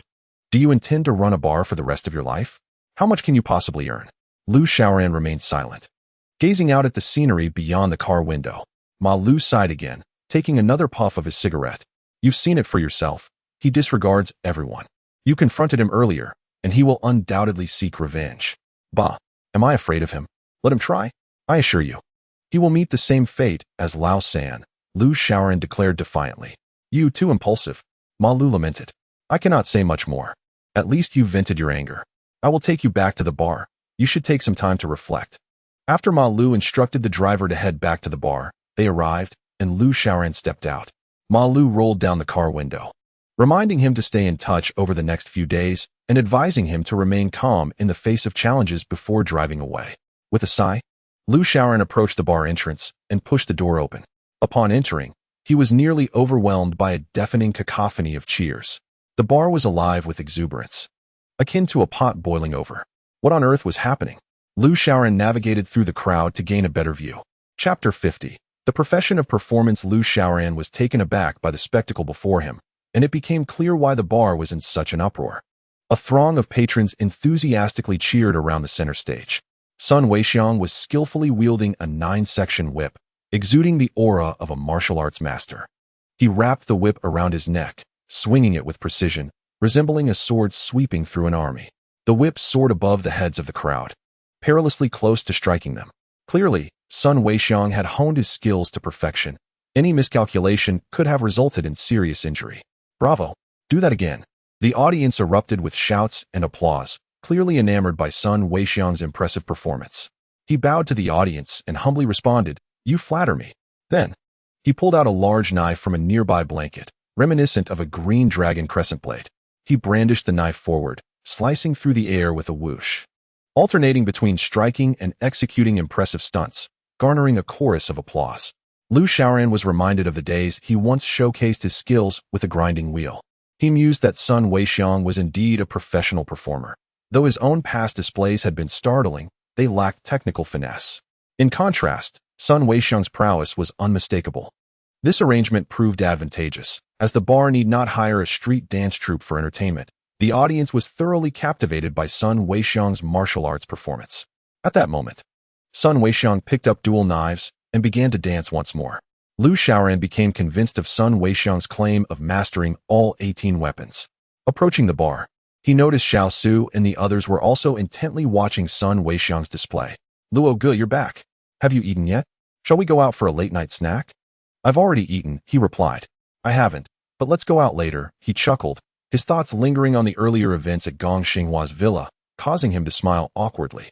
He shifted the conversation and continued, "By the way, how did Sun Weixiang volunteer to perform?" "Ah, that was all my sister-in-law's idea. She said he should perform at night after catching quails during the day so that she might take him on as her disciple," came the reply. "It seems Sun Weixiang is genuinely eager to be taught by your sister-in-law. Quite a clever tactic, achieving two goals at once." Another round of applause erupted from the audience. Angie approached with a smile, gazing at Liu Shaoran. "So, are you satisfied with this?" Liu Shaoran quickly pulled her towards the stairway. "He can't just stand here performing every day and then catch quails, can he?" "I have my motives," he asserted. "I know you have motives. But it's not quite that simple." Angie smiled, crossing her arms as she regarded him. "Sun Weixiang is quite adept at his craft, and his skills are commendable. Taking him on now will surely be beneficial in the future. Isn't he essentially becoming a bodyguard? I'm quite formidable myself now," he boasted, puffing out his chest. "Strength and skill are two different matters. Didn't you say everything must comply with my wishes?" "All right, I understand. I'll heed your counsel," Liu Shaoran chuckled, wrapping an arm around Angie's shoulder. After Sun Weixiang concluded his performance, Liu Shaoran, Angie, and Xiao Su took him out for a late-night snack. They left the bar under the watchful eye of Xiao Ma, who was to call Xiao Su if any issues arose. The group gathered around a table laden with exquisite delicacies, slowly savoring their meal, while Sun Weixiang devoured his food ravenously, evidently famished from his earlier exertions. Noticing the attention focused on him, he sheepishly swallowed the delicious morsels in his mouth. "We practitioners of martial arts are rather uncouth. I apologize for my poor table manners," Sun Weixiang said, rising to bow respectfully to Liu Shaoran and the others. "Ah, it's nothing, Master Sun. You must be exhausted from eating today." "Not at all. I usually train even harder than this." "I appreciate your concern, Brother Liu." Gradually, Liu Shaoran found that this peculiar martial artist was quite amiable, at the very least. His straightforward nature and honesty were commendable. Thereafter, Sun Weixiang became a focal point for both boys and girls, with the youth eager to learn martial arts from him. During the day, they would purchase peanut Hennessy and rush to the corners to seek Sun Weixiang for instruction. Yet, he would always wave them off, engrossed in poking a quail with a single finger. Is he all right? Playing with quails every day? Who knows? Perhaps all masters have their quirks. The few shop assistants whispered amongst themselves. In a high-end restaurant, music floated gently through the air, and the fountain in the hall gushed forth, seemingly expressing its inner emotions. Several men in black suits surrounded a person in the center whose head was wrapped in bandages, guiding him towards a private room. This bandaged individual was none other than Gong Xinghua. They entered the innermost private room, pushing the door open. Inside, two individuals wearing sunglasses sat rigidly, their expressions stern. Upon Gong Xinghua's entrance, they both stood and bowed slightly. "Mr. Gong, how do you do?" The two spoke in a dialect, evidently from out of town. "Please, take a seat." Gong Xinghua gestured to them, entirely devoid of his usual imposing demeanor. The two outsiders sat down. "I won't beat around the bush. I invited you both here today to request a favor," Gong Xinghua stated candidly. "Mr. Gong, feel free to instruct us." Gong Xinghua lit a cigarette, exhaled slowly, and continued. It is well known in the underworld that you two, Dong Zai and Lao He, form the most formidable assassin duo. The two men chuckled in unison, responding, Mr. Gong, you flatter us. You want us to eliminate someone, right? Excellent. I admire your straightforwardness. After speaking, Gong Xinghua clapped his hands, prompting his subordinate to bring forth a box. He opened it to reveal stacks of crimson bills. I wish for you two to take care of this person, and upon completion, each of you will receive 500,000. He handed a photograph to the two, referred to as Dong Zai and Lao He. One of them, a darker-skinned man, took the photo, grinned broadly, revealing a set of white teeth, and tore it into shreds, tossing the pieces into the air. The fragments floated down like snowflakes. Rest assured, Mr. Gong, we are quite professional. After the job is done, we will come to collect our payment, Lao He assured him. Observing their demeanor, Gong Xinghua smiled appreciatively and remarked, Indeed, you are the finest assassins in Beijing. Truly professional. With that, he led his subordinates out, leaving only Dong Zai and Lao He in the private room. As the two individuals removed their sunglasses, Dong Zai suddenly erupted in anger, striking Lao He on the head with his hand and exclaiming, What the devil? Lao He, you've torn up the photo. Where shall we find the money? Lao He, taken aback by this, retaliated with a resounding slap to Dong Zai's face. Damn it, it's not like I intended for this to happen. I thought it would make us appear more professional. You do have a point, Dong Zai conceded. All right, let us get to it. Hurry up and glue the photo back together. Thus, these two renowned assassins from Beijing knelt on the ground, diligently working. After more than 2 hours of painstaking reconstruction, Dong Zai and Lao He held the completed photo in their hands. The person depicted was none other than Liu Shaoran. Goodness, this fellow bears an uncanny resemblance to my younger uncle, exclaimed Dong Zai. He looks just like your aunt. Don't you think he resembles your older brother-in-law? Lao He replied. Enough of this nonsense. We are professional assassins. Tomorrow, we strike. Once they had finished speaking, Lao He and Dong Zai donned their sunglasses and exited the private room side by side. Chapter 51, Professional Assassins. The following morning, Ma Lu called Liu Shaoran. Shaoran, have you been keeping busy these past few days? Oh, Lu Yi, nothing much going on. What is the matter? Liu Shaoran responded, sensing a sigh from Ma Lu on the other end. It's nothing. I've had people keeping an eye on Gong Xinghua. He just got out of the hospital. And what's the issue with that? Yesterday, he went to a hotel. It seems he was in discussions with someone. And I worry. Don't fret, Lu Yi. Everything will be fine. Moreover, if you're truly concerned, we could handle him just like we did with Lao San. Shaoran, don't be naive. Lao San and Gong Xinghua come from entirely different backgrounds. Gong Xinghua is a legitimate figure. And dealing with Lao San was a mutual desire between the underworld and the authorities. It's not the same. Liu Shaoran nodded on his end of the call, saying, I understand, Lu Yi. Rest assured, if no one provokes me, I shall not instigate conflict. Ma Lu chuckled. Hearing you say that puts my mind at ease. Now, get some good rest. I don't want to disturb your sweet dreams. With that, he hung up the phone. Liu Shaoran sat on the bed, gazing at Enchi, who lay sleeping beside him, and smiled foolishly before collapsing back onto the bed. Meanwhile, across the street in a bar, Dong Zai and Lao He were hard at work. How did these two assassins rise to the pinnacle of their profession in Beijing? It was, after all, a stroke of good fortune for these two simpletons. Originally farmers from Tianjin, they had come to Beijing years ago seeking work and stumbled upon the profession of assassination. Their first job was to break the arm of a contractor. Lao He, lacking precision, inadvertently struck the contractor on the head with a heavy hammer, killing him instantly. By chance, it was a dark night without surveillance cameras, which allowed the police to remain oblivious to the incident. Thus, Dong Zai and Lao He gained notoriety. Lao He, do you have confidence? I'm feeling uneasy, Dong Zai remarked, watching Lao He assemble a sniper rifle. Rest assured, I know my limits. Despite my poor eyesight, I can discern patterns. What kind of patterns? He struck his arm, designating a blow to his head. With a professional demeanor, he placed a guitar case on the ground and opened it. Inside lay an array of formidable weaponry, handguns, sniper rifles, shotguns, and even a grenade. He meticulously assembled the firearm and positioned it on the rooftop, where a red dot from the infrared laser illuminated the bar across the street. Dong Zai, have you got it right? Is this the place? It can't be wrong. The photo is marked with the name of the bar, Dong Zai responded, patting the man's head. He chuckled and leaned into the sniper's scope. At this early hour, the streets were nearly deserted, with the bar's second-floor curtains drawn halfway, revealing a glimpse of a bed. He peered through the scope, watching for any movement on the bed. Suddenly, a figure sat up, grinning foolishly. "Here we go. Here we go. I've been waiting for you." He grinned wickedly, his finger poised on the trigger, aiming at Lu Xiaoran's arm, confident that, according to his previous miscalculations, he would inevitably strike the head. Just as he was about to pull the trigger, Lu Xiaoran dove back onto the bed. "Damn it! How frustrating!" he exclaimed, exasperated. "Patience. Patience. Don't forget, we are professional assassins," he reminded himself, nodding as he resumed his watch over the second floor. The red dot of the infrared laser steadily moved into the room, finally resting on the bed. "The moment you rise, I'll blow your head off," he muttered to himself, maintaining his unwavering focus on the scope. Suddenly, the bed shifted as Anshi sat up, the red dot landing squarely on her face. He withdrew his head, grinning foolishly. "Hey, there's a beauty." Dongzai, curious, leaned in to see. "What beauty? Is she dressed?"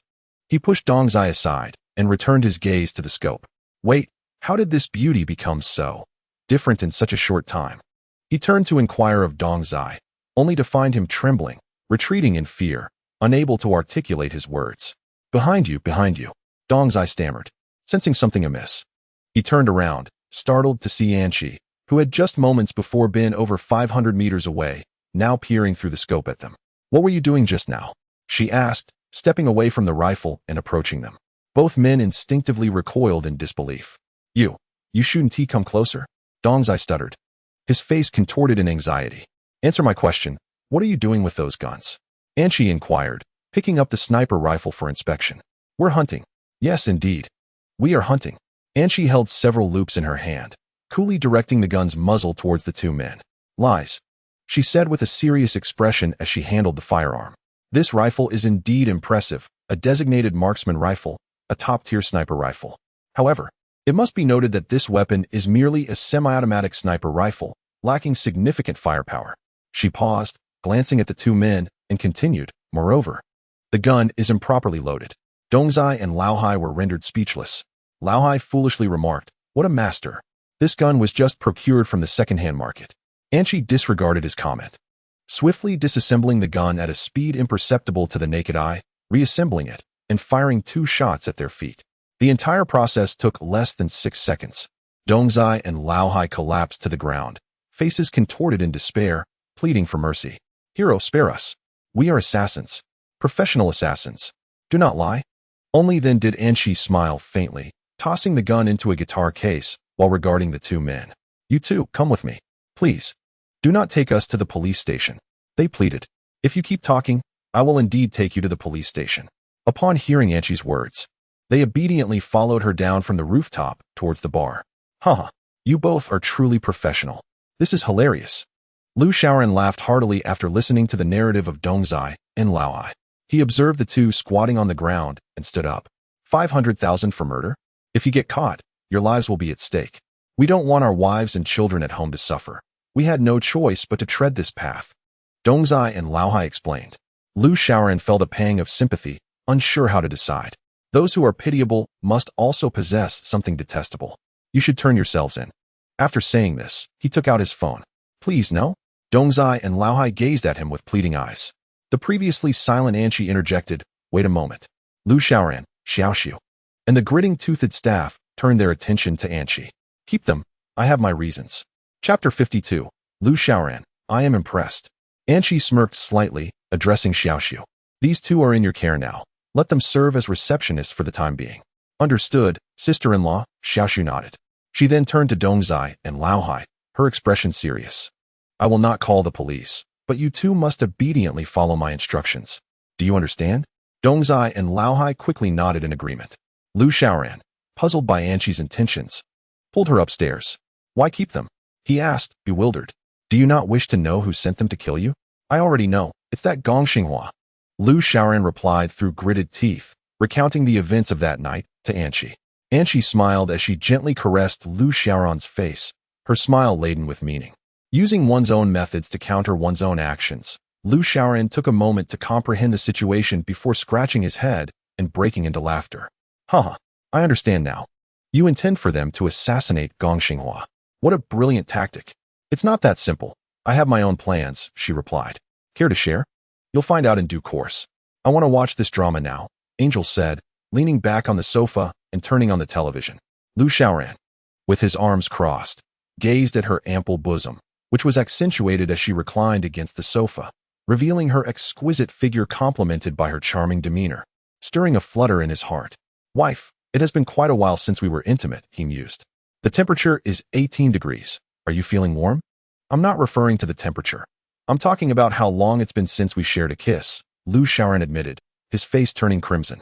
Angel blinked in confusion, tilting her head. Are you suggesting kissing? Yes, exactly. Just kissing, he affirmed eagerly. Let us discuss it after you do something that satisfies me. Stop indulging in such fantasies. It's not good for your health, Angel said innocently, clutching a bucket of popcorn.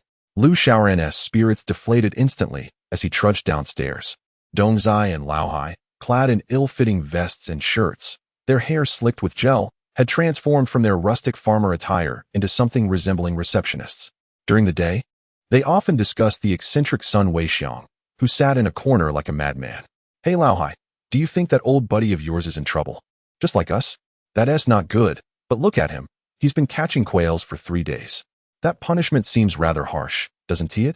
Indeed, we must work diligently, or we might end up like him, endlessly catching quails. Just then, Lu Xiaoran descended the stairs, followed closely by Angel. They approached Dongzai and Laohai, who stood before them. Good morning, Boss Lu, Boss Lady. They greeted in unison, standing politely. What's the scoop? Lu Xiaoran inquired, crossing his arms. We've decided to turn over a new leaf and start anew. We won't kill anymore. We'll focus on pig farming. Dongzai declared. No. I want you to kill. Lu Xiaoran replied with a sly grin, patting Dongzai on the shoulder. Both Dongzai and Laohai were taken aback, staring at Lu Xiaoran in bewilderment. He gestured subtly towards son Weixiang, who was still catching quails, and whispered to them. Ahem. Do you know what's going on with that person in the corner? No idea. Is he being held here by Boss Lu? Ah, you're quite astute, Lu Xiaoran chuckled, patting Laohai's shoulder again. Now, do you know why I have him confined here? Dongzai and Laohai shook their heads in unison. Lu Xiaoran smiled faintly, for he had been disobedient. I instructed him to capture quails for reflection. Observe, he now appears quite unhinged.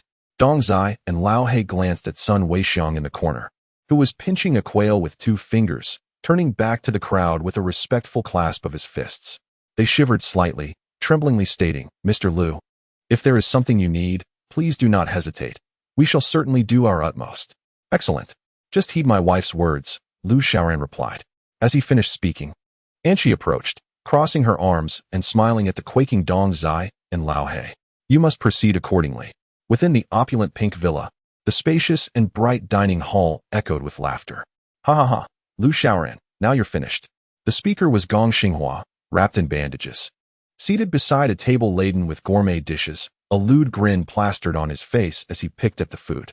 The surrounding individuals appeared familiar, for they were all regular patrons of the Shengshi Entertainment Club. These dignitaries were fickle, swaying between the interests of Ma Lu and Gong Xinghua, each having their share of bribes. Though Lu Xiaoran was associated with Ma Lu, this fellow had truly overstepped. Yet, would killing him be excessive? The speaker was a balding man with a shiny scalp.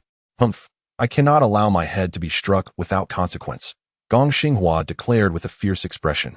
At that moment, the door swung open, and Dongzai and Laohai entered. Gong Xinghua immediately brightened, greeting the two with enthusiasm. Come. How did it go? Did you succeed? Dongzai and Laohai nodded, yet remained frozen in place. Come in. Have a drink. I have prepared 1 million for you both, Gong Xinghua said, rising with a smile. However, his smile quickly faded. Lu Xiaoran and Anshi emerged from behind them. Why is Mr. Gong stuttering? Lu Xiaoran chuckled, pulling a chair to sit down. A heavy silence enveloped the room, the atmosphere thick with tension, as some individuals began to tremble, aware that a storm was about to break. Hiring a hitman. This should be easily settled for the renowned Mr. Gong. I do not comprehend your words, Lu Xiaoran retorted, standing to slam his hand on the table, exclaiming, spare me your pretenses. The resounding noise startled Gong Xinghua and those nearby. Gong Xinghua's fleeting fear vanished as he calmly replied, what? Do you intend to frame me? Do you take me for an ordinary citizen? Lu Xiaoran sat down again, offering a faint smile as he produced a stack of photographs and tossed them to Gong Xinghua. Upon examining the images, Gong Xinghua's expression shifted dramatically.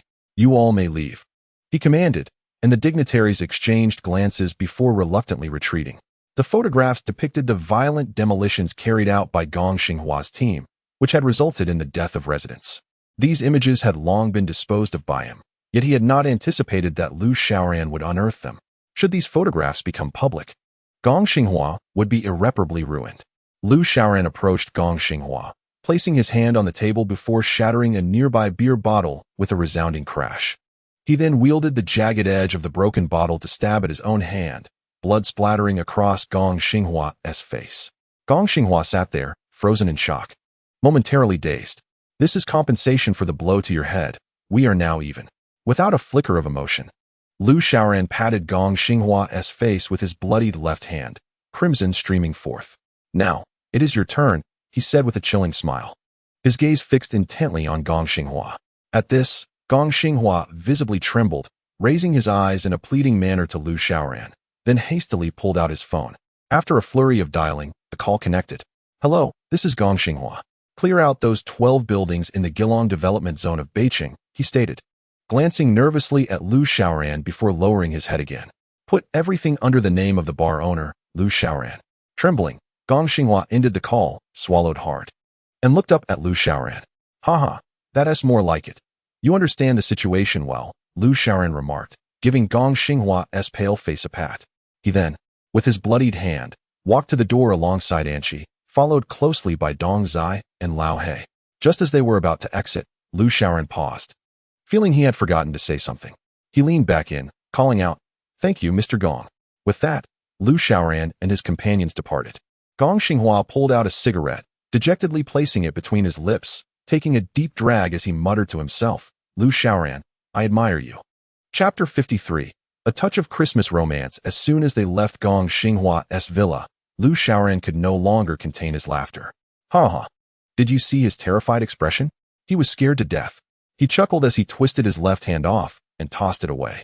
It turned out that this was a prop hand prepared by Anqi to intimidate Gong Xinghua. Once his laughter subsided, he pulled out his phone and dialed Ma Lu's number. "Hello, Master Lu. Everything went as you predicted. Those photos were incredible." Gong Xinghua was nearly paralyzed with fear. "Of course, that's his lifeline. The development project has been signed over to you, right?" "Yes, it's the Gilong development zone in Beijing, just as you mentioned." "Good. You will handle that project and establish a company. As for what it will do, that's up to you. I will send someone to assist with the renovations later." "Understood." Lu Xiaoran ended the call and stood still for a moment, lost in thought. "I actually have a company," he murmured to himself. Anqi smiled at him and asked, "What's wrong?" "I have my own company now. I don't even know what kind of business to start." "Don't overthink it. Let us discuss it at the bar," Anqi said, taking Lu Xiaoran's hand. At that moment, Dong Zai and Lao He, who had been silent, finally spoke up. "Boss Lu and the boss lady, we wish to follow you and no longer be assassins."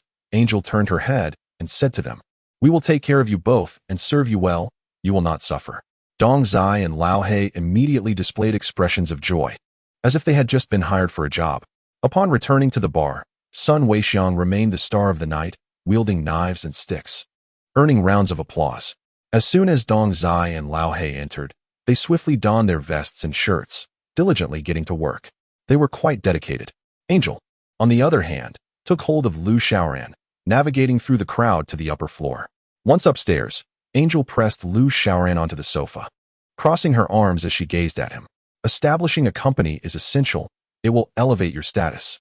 The company will engage in electronic trade, and I will entrust the future of technology to the workers, enabling them to create more practical innovations that will make the company renowned far and wide." Lu Xiaoran listened in a daze, and Angel tugged at his ear. "Did you hear that?" "Ouch. Yes, I heard. Lu Xiaoran pleaded. Rubbing his ear, he mumbled, "But apart from a neurotic fool chasing quails and 2 troublesome assassins, who else do we have? Soon there will be more. Do not underestimate these 3 individuals.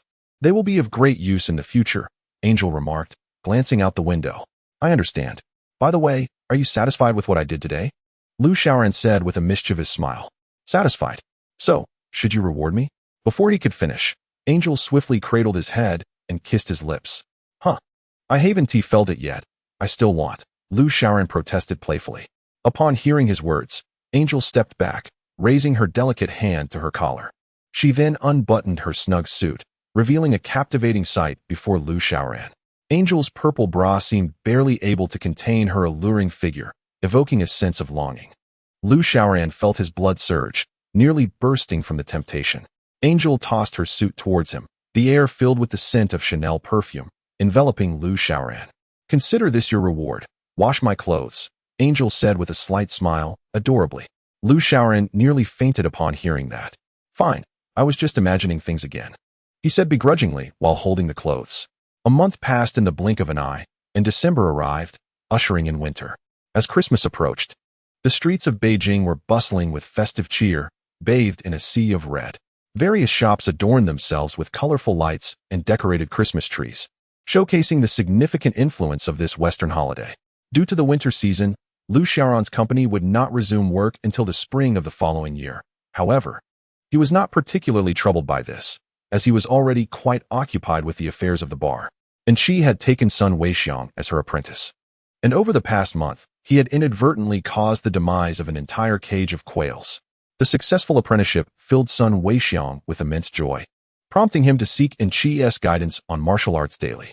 During the day, Dong Zai and Lao He each held a copy of How Assassins Are Trained, diligently studying, while at night they fulfilled their duties as receptionists. The bar continued to thrive, and the large wine bottle that once stood outside was now moved inside. Do Xian and Monk Bo would also frequent the bar during their leisure time, and of course, Ma Lu and Yang Lin never failed to show their support. "Brother, Christmas is approaching. Are you not going to do something romantic for sister-in-law?" Xiao Su cheerfully inquired of Lu Xiaoran. Sitting at the bar, Lu Xiaoran took a sip of vodka and replied with a smile, "I'm not sure what would be appropriate." "Ah, women, they all adore romance." "Oh, your sister-in-law is not an ordinary woman.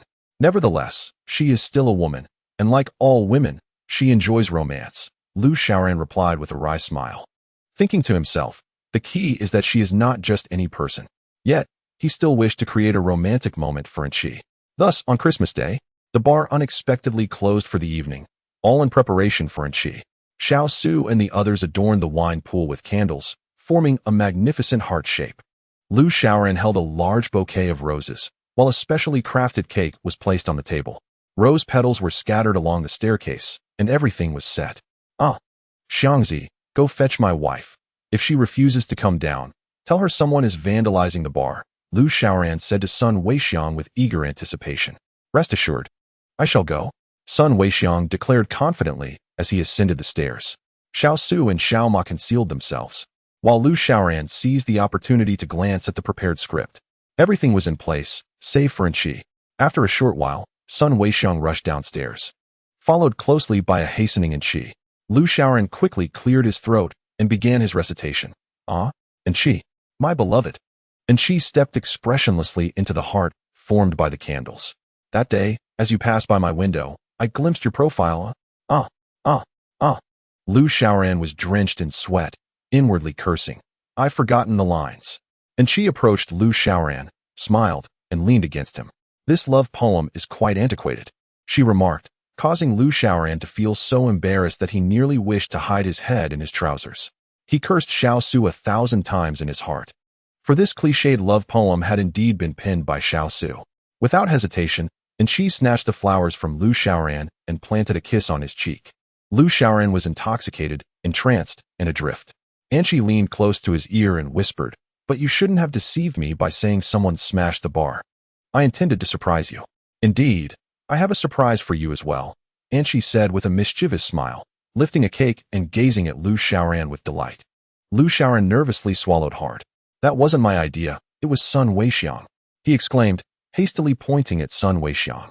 "Brother Lu, how could you add insult to injury?" Sun Weixiang retorted, known for his integrity, often referred to as the most honest. "Come here," En Chi beckoned with a smile, embracing her shoulders. Sun Weixiang, having experienced En Chi's prowess before, steeled himself and approached her. En Chi placed the cake on the table, which was artistically adorned with chocolate that read "Merry Christmas." "Come here, master. Enjoy some cake," En Chi said, and Lu Xiaoran instantly sensed mischief afoot. Sun Weixiang, straightforward as ever, approached En Chi and grinned foolishly, poking the cake's cream with his finger before tasting it. Master, it's sweet. Suddenly, Anchi forcefully pressed down on his head, pushing it towards the table. A resounding crash echoed. Amidst the commotion, everyone gasped, while Lu Xiaoran merely chuckled, unperturbed. He had witnessed Sun Weixiang's resilience before. There lay Sun Weixiang, face smeared with cream, taking a moment before rising and wiping his face. This cake is truly sweet. Thank you, Master. Truly resilient. Everyone chimed in unison, relieved that the situation was merely a false alarm. Nonetheless, Lu Xiaoran's little romantic endeavor had been quite successful. For the past few days, Lu Xiaoran had been troubled, feeling a sense of unease that he couldn't quite grasp. It wasn't until he received a phone call at noon that the knots in his heart began to unravel. Little rascal, aren't you coming home for the new year? It's been a year without seeing your father and mother. Oh, Mom. How could I not think of you and Dad? The bar has been busy, and school has been quite demanding. I'll buy a ticket home tomorrow. That's more like it. Dress warmly on your way back. It's much colder here than in Beijing. Got it, Mom. Don't worry. And make sure to bring your girlfriend home for me to see. Rest assured, Mom. You won't be disappointed. You'll see her soon. Yes. I can't wait to see how my daughter-in-law is. All right, I have to eat now. Take care of yourself. Remember to buy your ticket early. There will be many travelers this spring festival. Understood, Mom. I'm hanging up now. Lu Xiaoran smiled as he ended the call. He finally understood the peculiar feeling in his heart. It was the longing for home. Having been away for over a year for studies, he missed it dearly. Now, he possesses a diploma from Renmin University of China, has established his own bar, and his company is set to get on track next year. Consequently, he feels a desire to return home to his roots in northeast China to spend some time there. What is he contemplating? Come and have breakfast. Angel called out as she brought the prepared dishes to the table, wearing an apron. Lu Xiaoran sat down at the dining table, propping his chin on his hand. A look of melancholy etched on his face. Angel wiped her hands and sat beside him, gently wrapping her arm around his shoulder, and asked tenderly, "What troubles you? Why the long face?" "My mother called and asked me to come home for the new year," he replied. "This should be the happiest news for you. Don't you miss home?" "Yes, but I wish to stay at home for a longer period. Yet, I fear that I might not manage the affairs here if I linger too long." With a smile, Angel playfully pinched Lu Xiaoran's cheek, her fragrance enveloping him pleasantly. "Then stay at home. Let Xiao Su and Sun Weixiang handle the bar. You can trust them with safety and management. As for the company, it is not yet established, so there is no need for you to worry so soon. Besides, you can conduct some business from home, which would be quite beneficial." Lu Xiaoran nodded in agreement. "Indeed. That sounds good. I shall call Malu shortly.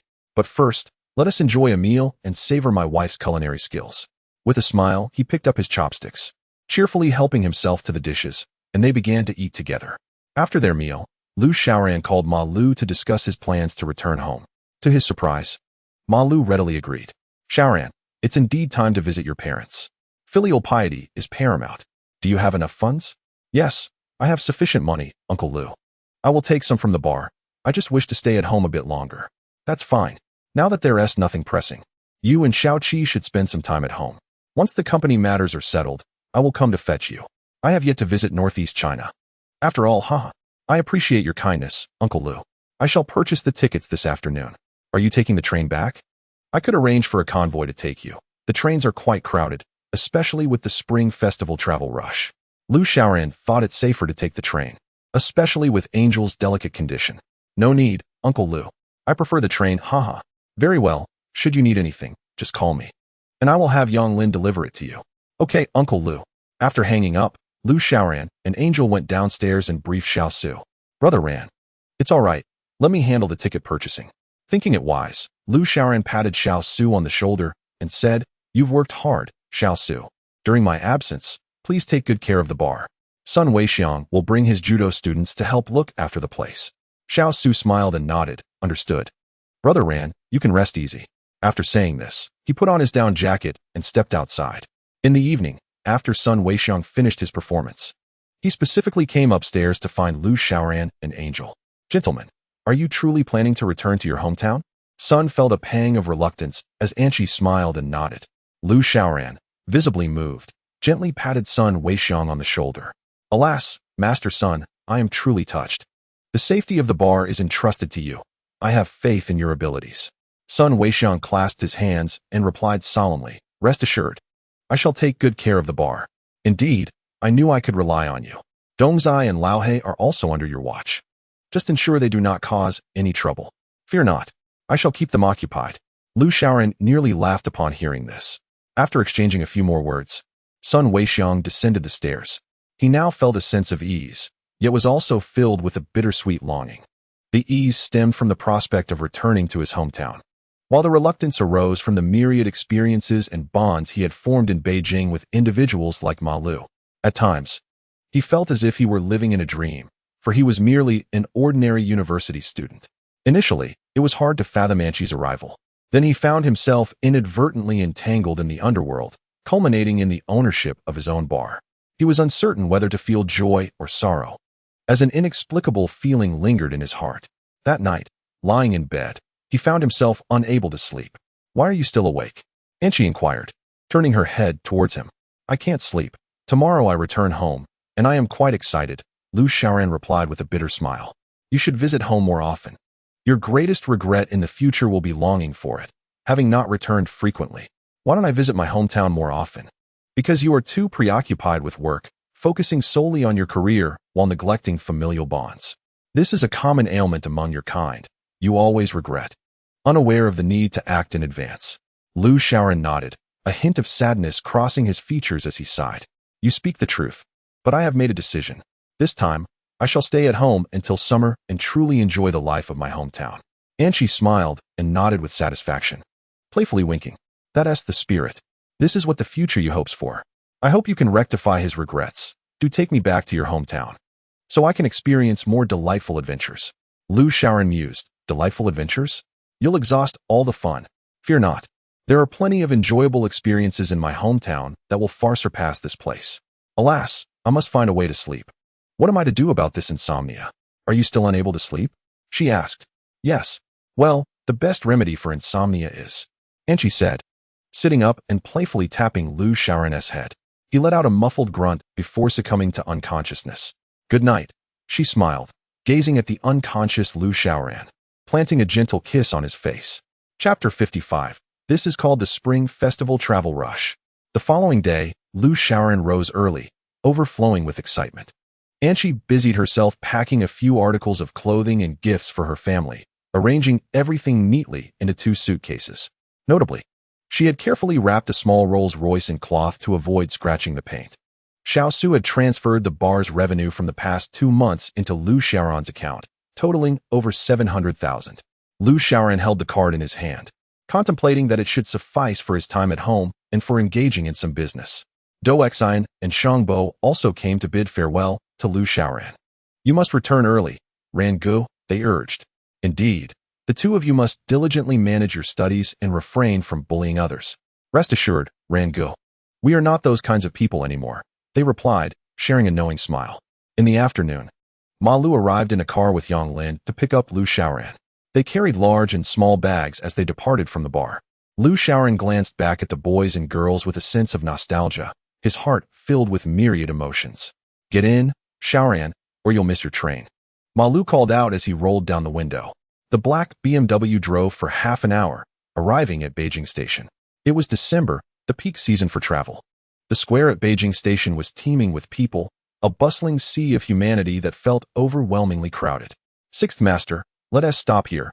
We can't proceed further," Ma Lu remarked, observing the formidable throng of travelers. With a resigned smile, he added, "It must be this way. Xiaoran, don't forget to call me when you arrive home. It will put my mind at ease. Be careful on the road." "No worries, Sixth Master." Yang Lin chimed in from the driver's seat, grinning. "Brother, don't forget to bring me some ginseng. It's a specialty from the Northeast, and I could use a boost." Lu Xiaoran nodded with a smile. He held on to Anqi while pulling their luggage, watching the tide of people buying tickets to return home, feeling a tightness in his chest. "What are they doing?" he asked. "Buying tickets. Oh no. Is the ticket machine broken again? I'll go check," he said, starting to move. Wait. Lu Xiaoran quickly pulled Anqi back. He navigated through the crowd with Anqi, finally squeezing into the waiting room.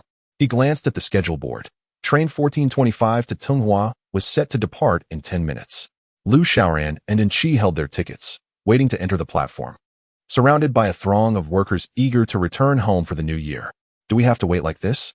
Anqi pouted adorably, her brow furrowed. "Yes, just 10 more minutes. Everyone is rushing home for the new year, so it's quite crowded. New Year? What is that? You'll find out soon enough. Just then, the loudspeaker in the waiting hall crackled to life. Passengers traveling from Beijing to Tunghua, please prepare to check tickets and board the train. Kindly do not rush and be considerate of the elderly. At that moment, the entire waiting room erupted in a flurry of movement as everyone surged forward. Amidst the cacophony, Lu Xiaoran held in Chi's hand tightly, pulling their suitcase along as they pushed their way to the front. After a considerable struggle, Lu Xiaoran and Chi managed to board the train and successfully found their seats. The narrow aisle was filled with standing passengers. During the Spring Festival, all the seats sold out quickly, and standing tickets were also eagerly purchased. Lu Xiaoran stowed their luggage in the overhead compartment, then sat down, fanning himself with his hand. The space was exceedingly cramped, suffocatingly so. Had I known, I would have preferred for Ma Lu to escort us instead. Anchi glanced up at the overhead luggage rack and then at Lu Xiaoran. There was still room above, she exclaimed, and with a sudden motion, she seized Lu Xiaoran and single-handedly hoisted him onto the luggage rack. The other passengers were taken aback. Oh no, please don't. This is for luggage, not for people. At that moment, a train attendant hurried over, visibly embarrassed by the situation. Madam, kindly remove your husband from the luggage rack. Our regulations prohibit passengers from occupying that space. Anchi, after a brief look at Lu Xiaoran perched atop the rack, gently lifted him down and placed him back in his seat. That space is for luggage, not for people, Lu Xiaoran complained somewhat petulantly. Anchi, with a playful smile, patted his head. I didn't know. Please don't be upset. Upon hearing this, Lu Xiaoran finally revealed a long-missed smile. He opened his backpack, revealing it to be filled with snacks and drinks. He then placed his laptop on the table, setting up a television series for Anchi to watch, hoping it would help her remain calm. As dawn approached, their destination awaited, and Lu Xiaoran wished for no disturbances during this time. He had prepared everything, a large bucket of popcorn, orange juice, and his laptop. Now, Anchi sat quietly, engrossed in the series while munching on popcorn. This pleased Lu Xiaoran, allowing him to breathe a sigh of relief. The train gradually set in motion, the scenery outside quickly retreating. Lu Xiaoran felt a surge of joy, for it had been a year since he last returned to his hometown, and he was finally on his way back. As night fell, the passengers succumbed to slumber, and Lu Xiaoran's eyelids grew heavy. He hastily consumed a chicken leg brought from the bar and took a large gulp of his drink, ready to drift into dreams. Wife, I shall take a nap. You stay put and watch the series without disturbing the other passengers, he murmured before leaning back in his seat and dozing off. Gradually, the surrounding commotion quieted down, except for Anchi, who remained absorbed in her show, seemingly tireless. At the far end of the carriage, a group of individuals huddled, engrossed in their cigarettes. Are all the passengers asleep? Let us make our move. There's plenty to be gained. One of them sneered. Sleeping? Not a chance. There's still a young lady awake. And she is quite a beauty. With that, they discarded their cigarette butts onto the floor, opened the carriage door, and a waft of smoke escaped as they stepped out. Each held a small blade, no larger than a finger. Anchi, still watching the series, finished her popcorn and removed her headphones, glancing around. She noticed a suspicious figure with a small blade, cutting open a passenger's luggage. Lu Xiaoran remained in deep slumber, and the surrounding passengers were lost in dreams, having been instructed not to disturb anyone. In a sudden burst of determination, Anchi sprang into action, her hands gripping the overhead rack as she swiftly scaled the space like a gecko, closing in on the perpetrator. The individual appeared to be in his 30s, with a sharp, monkey-like visage, as he rummaged through a bag that had been slashed open by a blade. Angel climbed atop his head, releasing her grip, leaving her feet clinging to the roof of the vehicle. Her head gradually drooped down, her short hair cascading over her face, resembling a specter. The man, engrossed in his search, suddenly heard a gentle female voice whispering beside him. What are you doing? Startled, he turned his head to look, only to lock eyes with Angel's dangling visage. He was met with the sight of a ghostly woman hanging above him, and in that moment, darkness enveloped him as he fainted from fright. Chapter 56. Subduing the pickpocket gang. The passenger whose bag had been slashed remained oblivious to the faint thud of the man collapsing. She was entirely unaware that she had encountered a thief. Instead, she merely smacked her lips, murmured a few words in her sleep, and turned to rest against her seat once more. Angel gently lowered her feet from the roof, standing upright again. She gazed down at the unconscious figure and glanced at the blade he had wielded, muttering under her breath, a villain. At that moment, the the carriage door swung open, and another similarly shifty-eyed individual entered, exchanging a glance with Angel. It was evident that they were accomplices. Upon noticing his comrade sprawled unconscious at Angel's feet, the newcomer turned and fled. Angel followed him quietly, unperturbed. He dashed back to the carriage where they had previously smoked, panting as he addressed a man with a scarred face. "Big brother." There's a female officer. The 7 or 8 people in the carriage stood up, and the man referred to as Big Brother was taken aback, standing up. "A female officer? That can't be. Damn it, I was careful. There are no officers on this train." "It's true, Big Brother. That charming woman is the officer." "What? Xiao Wu, take your time and explain." Xiao Wu took a sip of water and continued. "Just now, when I went to check on Xiao Qi, I saw him knocked out by that female officer, lying on the ground motionless. What are we going to do now?" At that moment, Xiao Wu noticed that his big brother and the others had suddenly recoiled, staring at him intently. "What's wrong, Big Brother?" The group, led by the scarred man, shook their heads in unison, pointing behind him. Xiao Wu turned around and was met with the sight of the beautiful Angel watching him. He was taken aback, quickly retreating 2 steps to hide behind the scarred leader. "Where are you from?"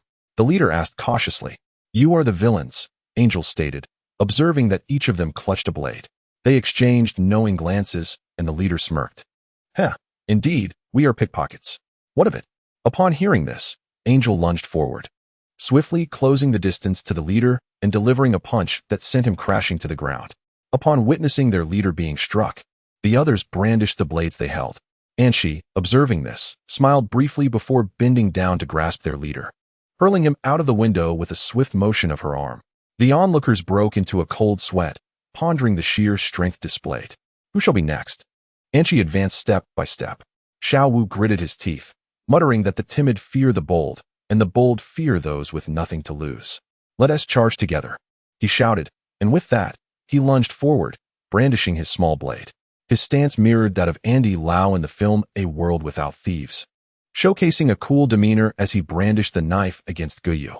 As Xiao Wu approached Anshi, poised to strike, she effortlessly seized his hand, pressing the blade into his palm, blood gushing forth amidst his anguished cries. "Ah, my hand." With a forceful grip, Anshi drove the blade deeper, rendering Xiao Wu unconscious.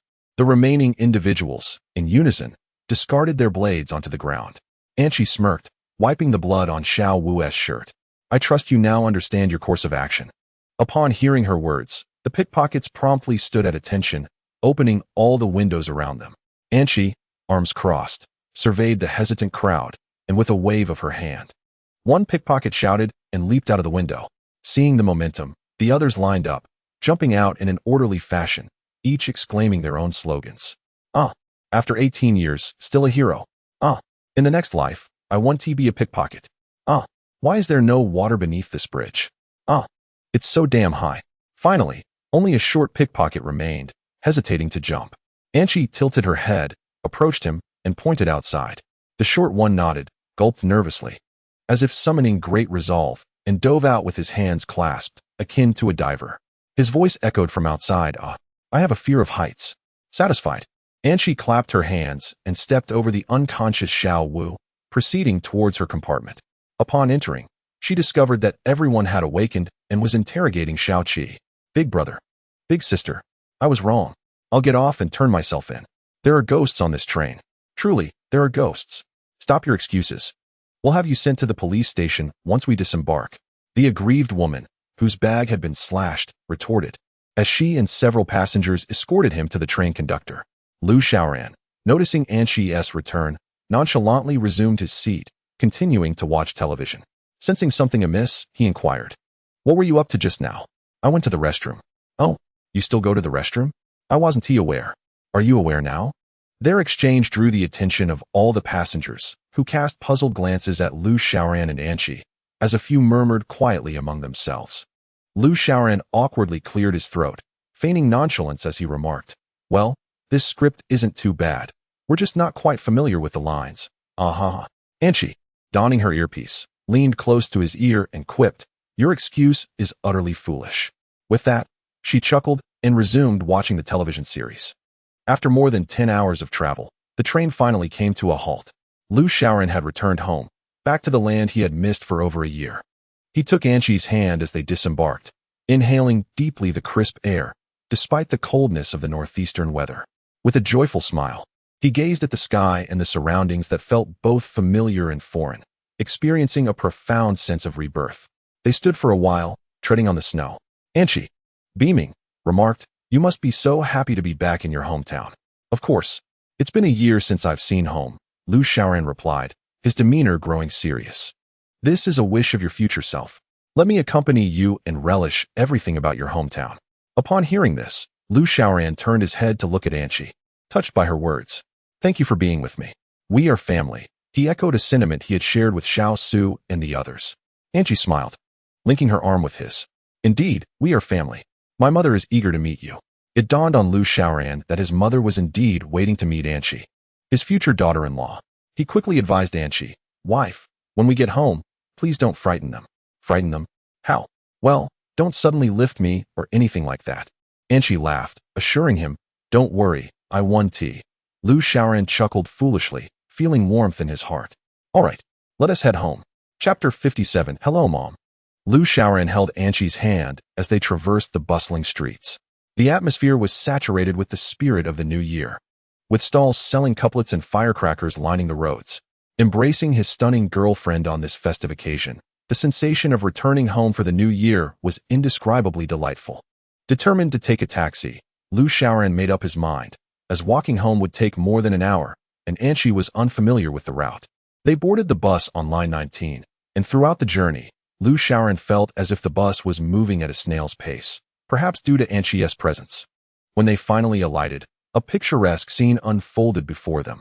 The gentle rise of smoke from cooking wafting through the air, with farmhouse courtyards neatly arranged in sight. This was Lu Xiaoran's hometown. His family home stood as one of the prominent households in the village, a two-story villa with several acres of land. Equipped with all the modern conveniences like a television and computer, hand in hand with Anchi, he dragged his heavy suitcase through the village. Upon arriving at his doorstep, he reminded Anchi once more, "Please, remember not to lift me." "I understand," Anchi replied with a smile and a nod. Lu Xiaoran exhaled softly and pushed open the gate to the courtyard. Within, a kind-faced woman was drying wild vegetables. This was none other than Lu Xiaoran's mother. "Mom, I'm back," he exclaimed joyfully. Upon seeing her precious son return, Lu's mother looked up and greeted him with a warm smile. "You've finally come home. We've all missed you. Look at you, you've lost some weight," she said, tenderly caressing Lu Xiaoran's face. "Oh, not at all. I've been eating well and living comfortably over there," he replied. "You're just full of empty words." "Is this young lady little Chi?" Lu's mother asked. Beaming at Anchi, Lu Xiaoran quickly interjected. "Oh, right. I forgot to introduce her. Mom, this is my girlfriend, Anchi." "Hello, little Chi," Lu's mother said, her satisfaction evident as she extended her hand. "Mom, you should call her Auntie," Lu Xiaoran remarked, helplessly patting his face. Lu's mother and Anchi exchanged smiles. "Oh dear. How lovely. This girl is truly charming. Her little face is quite exquisite," Lu's mother said, gently holding Anchi's hand. Feeling a bit awkward, Lu Xiaoran scratched his head and said, "Haha. Anchi is beautiful, isn't she?" "Yes, you silly boy are quite fortunate. Come, let us go inside. It's rather cold out here," Lu's mother urged as she led Anchi and Lu Xiaoran into the house. Inside, the home was adorned with festive goods for the new year. Lu's mother busily offered Anchi sweets and fruits, clearly pleased with her prospective daughter-in-law. Anchi, captivated by the colorful candies, grabbed one and popped it into her mouth without even unwrapping it. "Hey, spit out the wrapper," Lu Xiaoran exclaimed as he quickly pulled her close. With her cheeks full, Anchi blinked and, after a moment, complied by spitting out the candy wrapper. Fortunately, this amusing scene went unnoticed by the preoccupied Lu's mother. After a while, Lu's mother wiped her hands, removed her sleeves, and sat beside Anchi to engage in casual conversation. "Little Chi, life in the countryside is quite different from the city. It gets very busy during the new year, so please don't mind us." "Not at all, Auntie," Anchi replied with a gracious smile, revealing a set of pearly white teeth that contrasted beautifully against her rosy lips. "Yes, he can be a bit foolish. Please be patient with him," Lu's mother said, gently stroking Anchi's hand. "Rest assured, Auntie, Lu Xiaoran and I share a wonderful bond," she said, glancing at Lu Xiaoran. Lu's mother chuckled and continued, "That's great. Where is your family from, little Chi?" Suddenly, Anchi spoke in a mechanical tone. "My identification number is S1723598-414. My skeletal structure is composed of a rare compound alloy sourced from Jupiter's mines, controlled by artificial intelligence, emulating human neural networks through precision technology. An integrated molecular circuitry. Lou's mother looked on with a bewildered expression, unable to comprehend Anshi's words. Dear, what is it that you do? She inquired. I am a robot from the year 2080, sent by my master, who is also Liu Xiaoran from the year 2080, the future Mr. Liu Xiaoran. And I am programmed to. Liu Xiaoran quickly pulled Anshi aside, covering her mouth. Mom. Haha. Xiaoqi is reciting poetry, modern poetry, huh? Liu Xiaoran hurriedly led his mother to the kitchen. With a puzzled expression, Liu's mother asked, Xiaoran, what did Xiaoqi just say? I didn't understand a single word. Upon hearing his mother's words, Liu Xiaoran felt relieved. He then solemnly replied, Oh, Mom, you may not know, but Xiaoqi is an orphan. Her background is quite tragic. Wait, didn't you tell me that Xiaoqi is a rich second generation? Yes, Xiaoqi has worked hard to become a rich second generation. Liu Xiaoran stifled a laugh. After pondering for a moment, Liu's mother realized something was amiss and said, You're just trying to fool me. Liu Xiaoran grinned. Oh, Mom, please don't be so inquisitive. Xiaoqi is a good girl. At this, Liu's mother smiled and said, Of course I know she is a good girl. My judgment is never wrong. The mother and son exchanged a knowing smile. Back in the room, Anshi, smiling, was peeling candy. When she saw Liu Xiaoran return, she stuffed a piece of candy into his mouth. Xiaoran, spend some time with Xiaoqi. Your dad has gone to push coal and should be back soon. Liu Xiaoran nodded vigorously with the candy in his mouth, embracing Anshi with a sweet demeanor. Just then, they heard the sound of the large iron gate opening. Your dad is back. Hurry down to greet him, Liu's mother instructed Liu Xiaoran. He quickly dashed down from the second floor of the small building and ran into the yard. Dad. Liu's father was riding a donkey backwards, pushing a cart of coal. Son, you're back. Haha, I've missed you. Liu's father often treated Liu Xiaoran like a buddy. When Liu Xiaoran was scolded by Liu's mother in his childhood, Liu's father would always speak up for him, which forged a close bond between them. Dad, let me help you, Anshi said with a smile as she walked over. Liu's father was momentarily taken aback, momentarily forgetting to pedal while riding the donkey. You should call him uncle, Liu Xiaoran whispered to Anshi. He quickly clarified, Dad. This is my girlfriend, Anshi, you can just call her Xiaoqi. Liu's father then responded with a smile. Xiaoqi, you and Xiaoran go inside. I'll take this cart of coal to the storage. Just as Liu's father finished speaking, the donkey swayed unexpectedly, and it seemed he would topple over along with the cart. Liu's father tightly grasped the handlebars, the cart of coal teetering dangerously. A figure darted past, rushing in front of the donkey. Liu's father, in despair, closed his eyes. Suddenly, Anshi grasped the donkey, lifting both the cart and the man with ease. She smiled up at Liu's father and said, Uncle, it's all right now. Liu's father, precariously seated on the donkey, looked down at Anshi with a pitiful expression. Oh. Thank you. Young lady, could you please set me down? Chapter 58, Seeking a Favorable Omen in Recent Days. Anshi had been helping Liu's mother with numerous chores.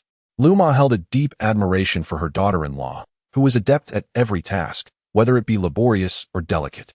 Her fondness for this daughter-in-law grew with each passing day. After all, a virtuous woman who could manage a household was the aspiration of every parent for their son. With the approach of the Lunar New Year, which was the busiest time, it was fortunate that all the necessary provisions had been purchased in advance.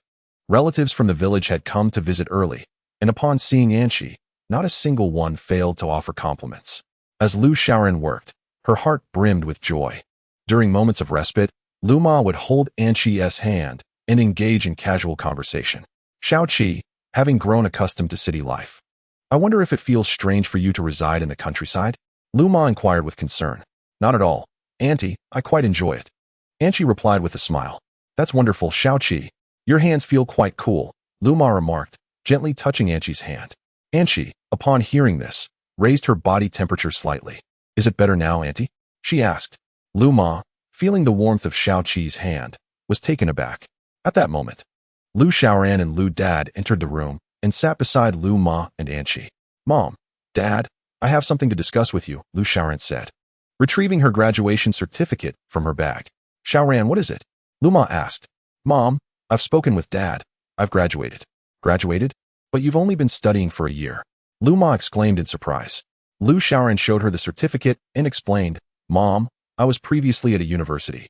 But due to my diligent studies, I transferred to Renmin University and graduated early with excellent grades. Now, Xiaoqi and I have opened a bar in Beijing, and life is going quite well."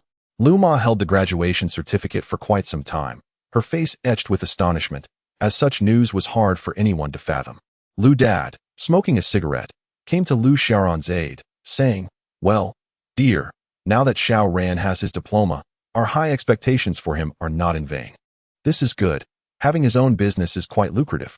Upon hearing Lu Dad's words, Lu Ma felt a slight sense of relief, offering a faint smile as she caressed the graduation certificate. "Ah, Xiao Ran, as long as you and Xiaoqi live well, that is my greatest wish.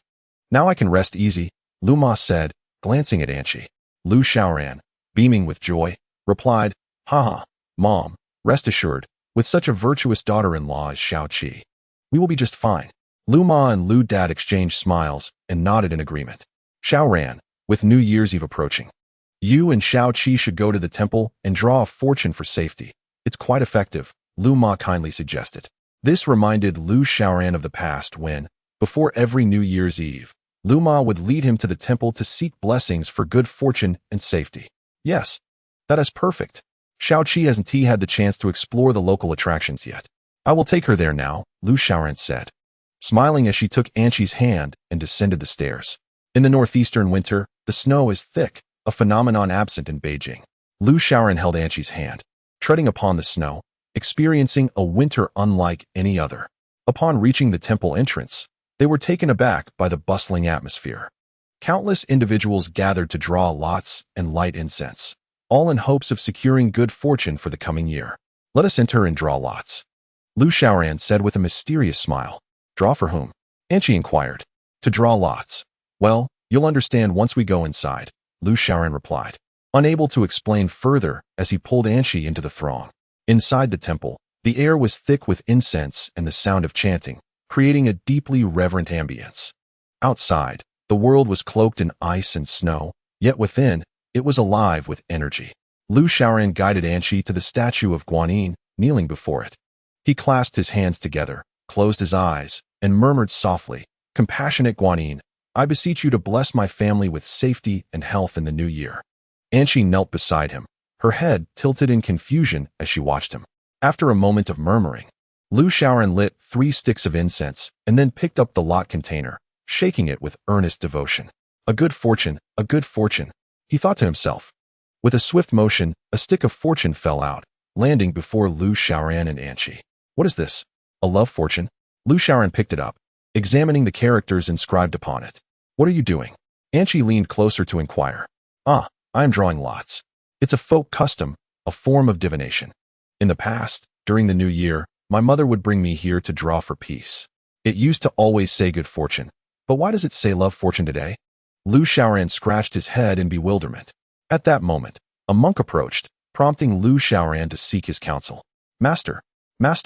The monk halted and walked toward Lu Xiaoran. His eyes were small and his earlobes large, reminiscent of Maitreya Buddha.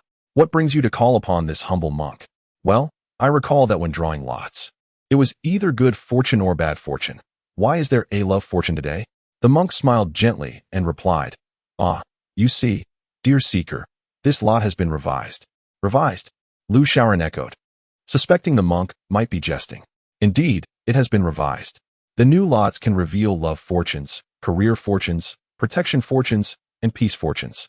Lu Xiaoran nearly fainted at this revelation, contemplating the myriad of fortunes. "I see, but I merely wish to draw for a good fortune." "Very well, then," the monk said. "Allow me to interpret this love fortune for you." With that, he sat cross-legged, grasping a string of prayer beads with an air of mastery. Lu Xiaoran thought, since he had drawn the lot, he might as well let the monk elucidate it. "May I inquire your birth date and time?" the monk asked. "June 9th, 1989. At midnight," Lu Xiaoran replied.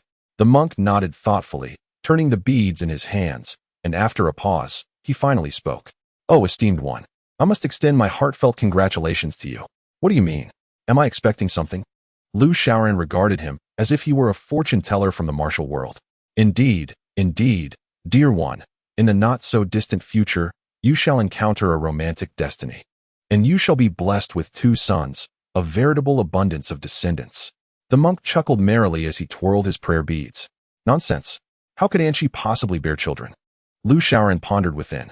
Ah, thank you for your auspicious words, master. But I merely seek a top-tier fortune. Lu Shaoran redirected the conversation. At that moment, Anchi, who had been silent, finally spoke. Well, I've figured out what you mean after observing for a while. Is it like this? With that, Anchi picked up a stick and held it before her eyes, 2 beams of laser-like intensity shooting forth from her gaze. The crackling sound of electricity accompanied a dazzling flash of blue light, leaving Lu Shaoran in a state of awe. Fortunately, having witnessed Anchi's laser prowess before, he was not overly startled. Here you go. This is the top-tier fortune you desired, Anchi said with a charming smile, delicately holding the stick. The stick bore the freshly inscribed words top-tier fortune. My dear wife, you are truly marvelous. Lu Shaoran exclaimed joyfully, clutching the top-tier fortune and embracing Anchi. Meanwhile, the monk found himself in a rather dire predicament. He staggered back in fright, his lips trembling uncontrollably, and lost his footing, tumbling to the ground. A demon indeed. Such a transgression.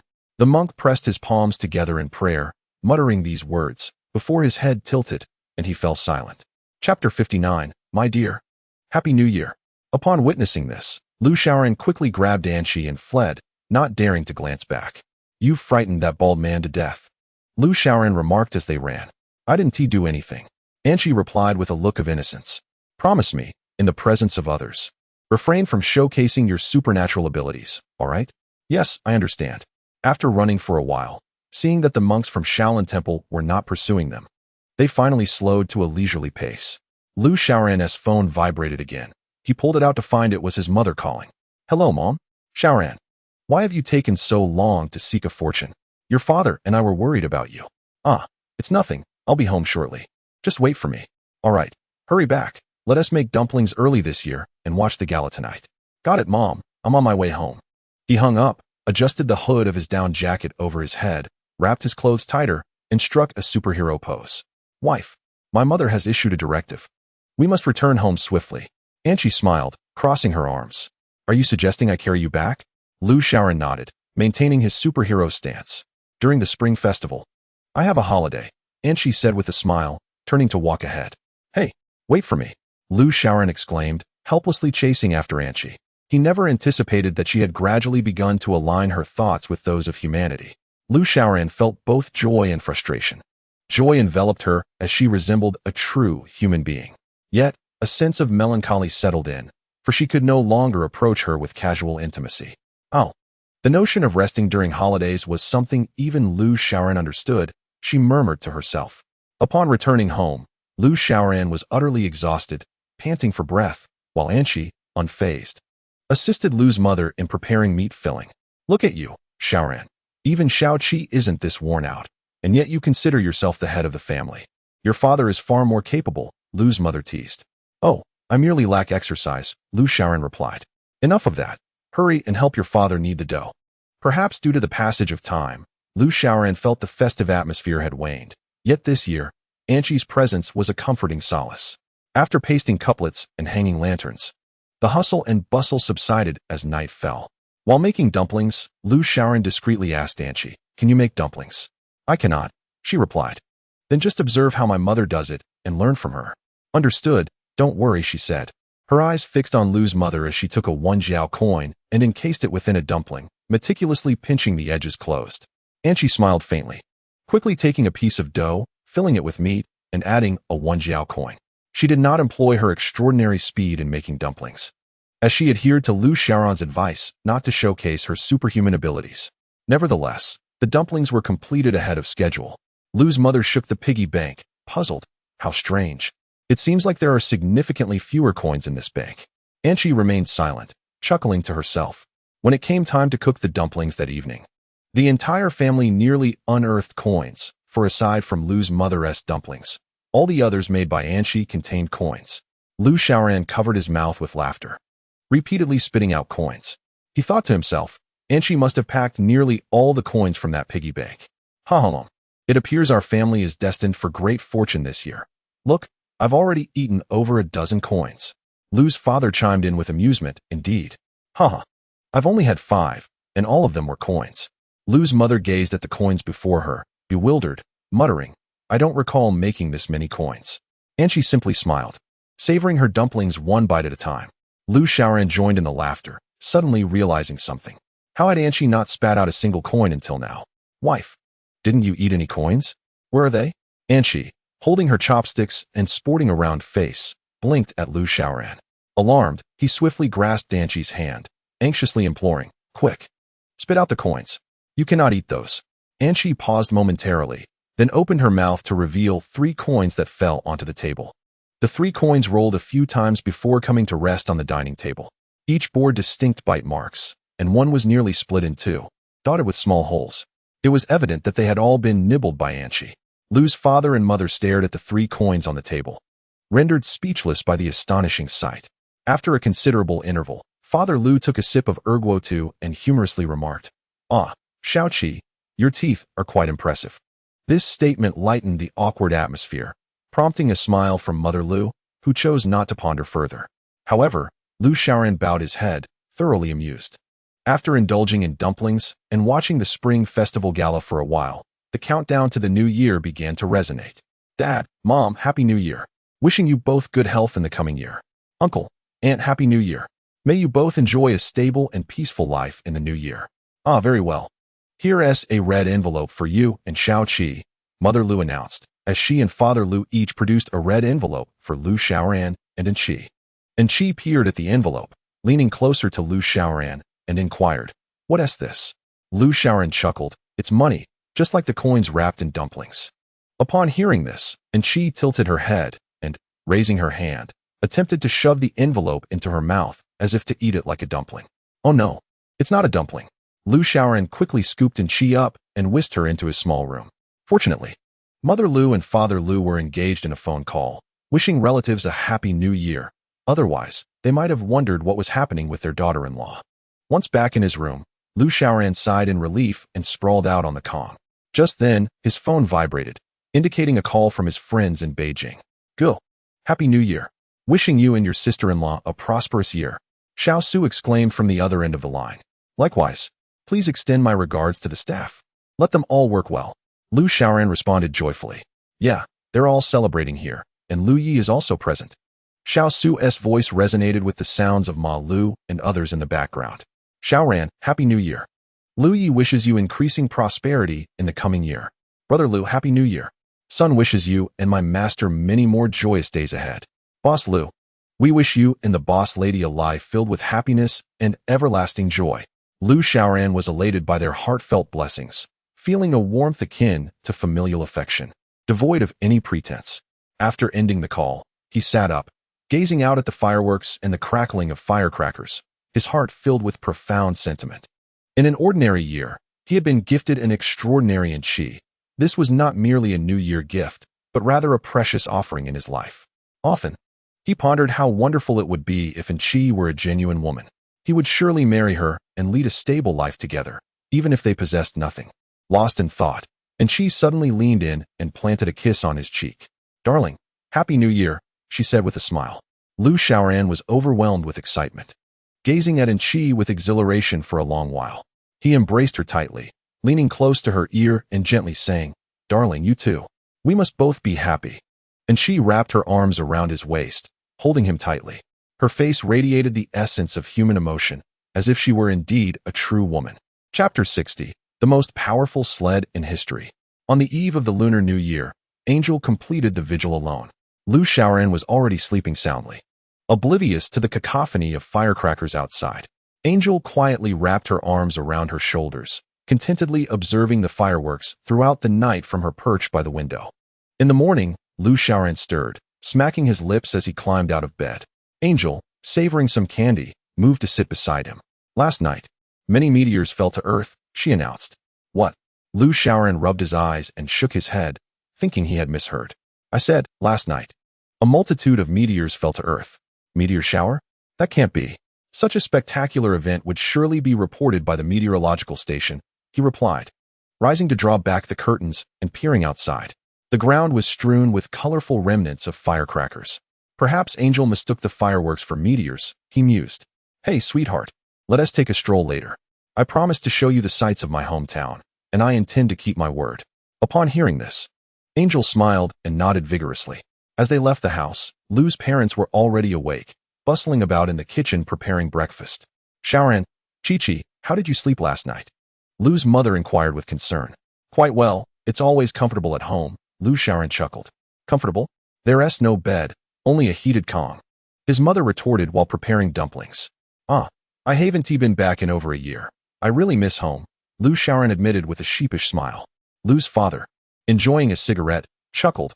"Well, you're back now. Once spring arrives, you can help me out with the farm before you head back. I'll make sure to keep you busy." Lu Shaoran nodded in agreement, sharing in his father's laughter. After breakfast, Lu Shaoran and Angel stepped outside. The streets on the first day of the new year were neither bustling nor desolate. Most restaurants and snack shops were closed, with only a few small convenience stores and supermarkets open for those visiting family to purchase fruits and beers for the festivities. A leisurely walk was just what they needed, allowing them to fully embrace the winter wonderland blanketed in snow. With the enchanting Angel by his side and surrounded by a dreamlike icy landscape, walking on the shimmering snow brought forth a profoundly romantic sensation. They walked quite a distance, leaving the village behind and entering the city.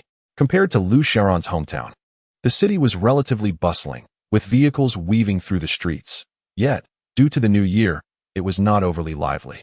People were continuously flowing through the streets, visiting one another to extend New Year greetings. "When I was young, my parents and I would visit relatives to celebrate the new year, and we would receive red envelopes," he reminisced. "Didn't that mean you would receive many red envelopes from everyone you greeted?" "Not quite. Some people were particularly stingy. I remember once visiting a distant uncle who clearly had no intention of giving me a red envelope," Lu Shaoran recounted. "What happened then?" Angel inquired, her interest piqued. Lu Shaoran cleared his throat and proudly recounted. "Later, I knelt down to pay my respects for the new year, and he quickly gave me a red envelope. Haha, I was so young back then. Reflecting on it now, it still brings a smile." And she chuckled softly and said, "Why didn't you tell me about the time you wet the bed in 5th grade?" Lu Shaoran was taken aback, hesitantly asking, "How did you know?" "The future you told me," and she replied with a playful wink. "What else did he share?" Lu Shaoran inquired with a hint of concern, pondering whether his future self had divulged all his embarrassing stories to Enchi. There was the forged report card in 6th grade. The incident during summer when he accidentally shattered a neighbor's window while playing football, falling asleep in class resting against a female classmate, and waking up to find he had worn his pants inside out. "Well, my entire history is laid bare." Lu Shaoran's face flushed crimson. It seemed the future version of him had confided everything to Enchi. With a gentle smile, Enchi wrapped her arms around Lu Shaoran's neck and softly reassured him. "Stay calm, it's all right. I won't tell anyone." "Where did you learn that phrase?" Lu Shaoran was astonished that calm had come from Enchi's lips. "In the movies." She replied, "Oh, I truly feel that it isn't I who taught you so much, but rather the films that imparted wisdom upon you." Lu Shaoran found himself at a loss for words, feeling as though he had regressed. Compared to Enchi, they seemed like two individuals from different eras. As they strolled, they arrived at Xinya Lake, a renowned ice and snow park in Lu Shaoran's hometown, a haven for those who adored skiing and ice skating. "What? No way. It's closed today?" Lu Shaoran lamented, gazing at the tightly locked gates. Turning around, he noticed Enchi had mysteriously disappeared. "Why aren't you coming in?" Enchi had somehow leaped inside the gates. "Hey, come out. This isn't right. There are guards in there, and they keep fierce guard dogs. What is there to fear? Today is the first day of the new year. As you said, everyone is out paying their respects. Who would be here?" Lu Shaoran found Enchi's reasoning quite persuasive and decided to enter. "How do I get in?" He sighed. "Jump in." Reluctantly, Lu Shaoran, clad in a heavy down jacket, clumsily climbed over the iron gate and entered. At Xinya Lake, the hill resembled a natural ice rink, with steep slopes offering thrilling experiences for skiing enthusiasts. The ski resort was deserted, save for a few sleds, tires, and toboggans. Lu Shaoran grabbed a toboggan and sat down, momentarily transported back to his childhood. "When I was little, I always looked forward to winter because it meant sledding. Haha," he reminisced, pushing off with his feet to glide forward. And she sat on a tire, smiling as she watched Lu Shaoran. He moved to the edge of the slope, took a deep breath, and shot down with exhilaration. Oh, he laughed, exuberantly exclaiming, the thrill of soaring down from the heights eliciting continuous screams of delight. The sled's pace gradually diminished, eventually coming to a halt. Lu Xiaoran sat atop it, wide-eyed like a child, his face radiating pure excitement, reminiscent of a playful old soul. Anqi descended on her tire, maintaining a more composed demeanor, arms crossed, her expression unchanging as the wind tousled her bangs. Gliding to Lu Xiaoran's side, she smiled and remarked on the fun of it all, to which he nodded in agreement with a grin. What are you doing? Who allowed you to come in here? Trespassing on the ski resort. Damn it. The old watchman from Qinya Lake unexpectedly appeared at the hillside cabin, accompanied by several large wolves, all baring their teeth menacingly. Lu Xiaoran felt a surge of dread, but it was too late to retreat. The watchman, grinning maliciously, loosened the leashes of the dogs, and the pack of 5 or 6 wolves, each about a meter long, charged towards Lu Xiaoran and Anqi like untamed stallions racing down the slope. Lu Xiaoran struggled to dismount the sled, but Anqi firmly restrained him. Stay put. Hold on tight, she said with a serious expression. Heeding her words, Lu Xiaoran expertly donned his hat and tucked his hands into his down jacket, fully prepared. At that moment, the wolves were nearly upon them, their panting audible in the frigid air. Anqi's lips curled into a slight smile as she pressed down on the sled, propelling it forward with a sudden surge of speed. Snow erupted around them, swirling in the air as the sled, propelled by Anqi, soared forth. Deep tracks were etched into the snow behind them, a flurry of white cascading around. What the hell? Is this sled equipped with an engine? It's as fast as a motorcycle. The watchman cursed from the hilltop. Lu Xiaoran could barely open his eyes. The biting cold wind felt as though it would split his skin. Frost had thickened over his eyes, his mouth agape against the wind, and his hat was blown askew. All he could hear was the howling wind, and he felt as if he were about to take flight. Then came a jolt as they hit the road. The cacophony of horns, honks, and the sound of a crash filled his ears, and he felt himself growing numb. Everything around him seemed to fast forward: the road, the village entrance, his home, and finally, the yard. He had arrived. Anqi clapped her hands, smiling as she brushed the frost from Lu Xiaoran's hair. We're home, she said with a grin. Lu Xiaoran dismounted the sled, resembling a snowman, his limbs stiff and rigid. Just then, his mother opened the door and spotted him, exclaiming, "Oh my goodness, where did this bear come from?" Lu Xiaoran wished to laugh, but he could only sense one half of his face smiling while the other remained unmoving. His mother stared in disbelief and remarked, "It's not even snowing outside. What happened to you?" After finishing his words with a stiff demeanor, Lu Xiaoran ascended the stairs like a wooden figure. Anqi smiled at Lu's mother and said, "Annie, Xiaoran is fine. He just had an ice cream." "Oh dear. This child never gives me peace of mind. It's all right. I shall go check on him." Anqi also smiled as she made her way upstairs. The sledding incident had been so severe that it took Lu Xiaoran a whole week to recover. Anqi, however, diligently prepared ginger water for him every day, providing meticulous care. "My dear, let's refrain from pushing the sled to 120 miles per hour in the future, shall we? I'm worried I might have my license revoked." Lu Xiaoran teased. "Not to worry, our speed that day was 300 miles, not 120, she replied. "Oh, that explains why the wind left my face so puffed up," he remarked just as a familiar figure appeared on the television screen. "Isn't that the reporter from Beijing TV? What brings him to Jilin TV?" As he pondered this, the reporter began delivering the news. "Dear viewers, with the new year comes new beginnings. I wish everyone their heart's desires in this new year. Could he have been transferred to Jilin TV?" Lu Xiaoran mused aloud. At that moment, the reporter continued. On the morning of the first day of the new year, around 9:20, a serious speeding incident occurred on Shengli Road. Fortunately, there were no casualties. According to eyewitnesses, the offending vehicle was an XLR convertible, and the case is still under investigation. Lu Xiaoran chuckled to himself, thinking, so the sled has transformed into an XLR convertible. Just then, Lu's mother entered the room, her face marked by sorrow. "Mom, what's wrong?" "Oh, I went to the temple fair today and learned that Master Huiming has passed away." Lu Xiaoran's heart sank as he exclaimed, "It can't be that monk." Lu's mother looked at him, puzzled, and slowly replied, "Yes, he was the most revered master at the temple." "How do you know?" "Ah, well, he was the one who interpreted my fortune on New Year's Eve," he stammered. Lu's mother nodded appreciatively. "Yes, indeed. Alas, Amitabha. May the Buddha bless good people with peace throughout their lives." During this period, Anqi would often step outside to watch the children set off firecrackers.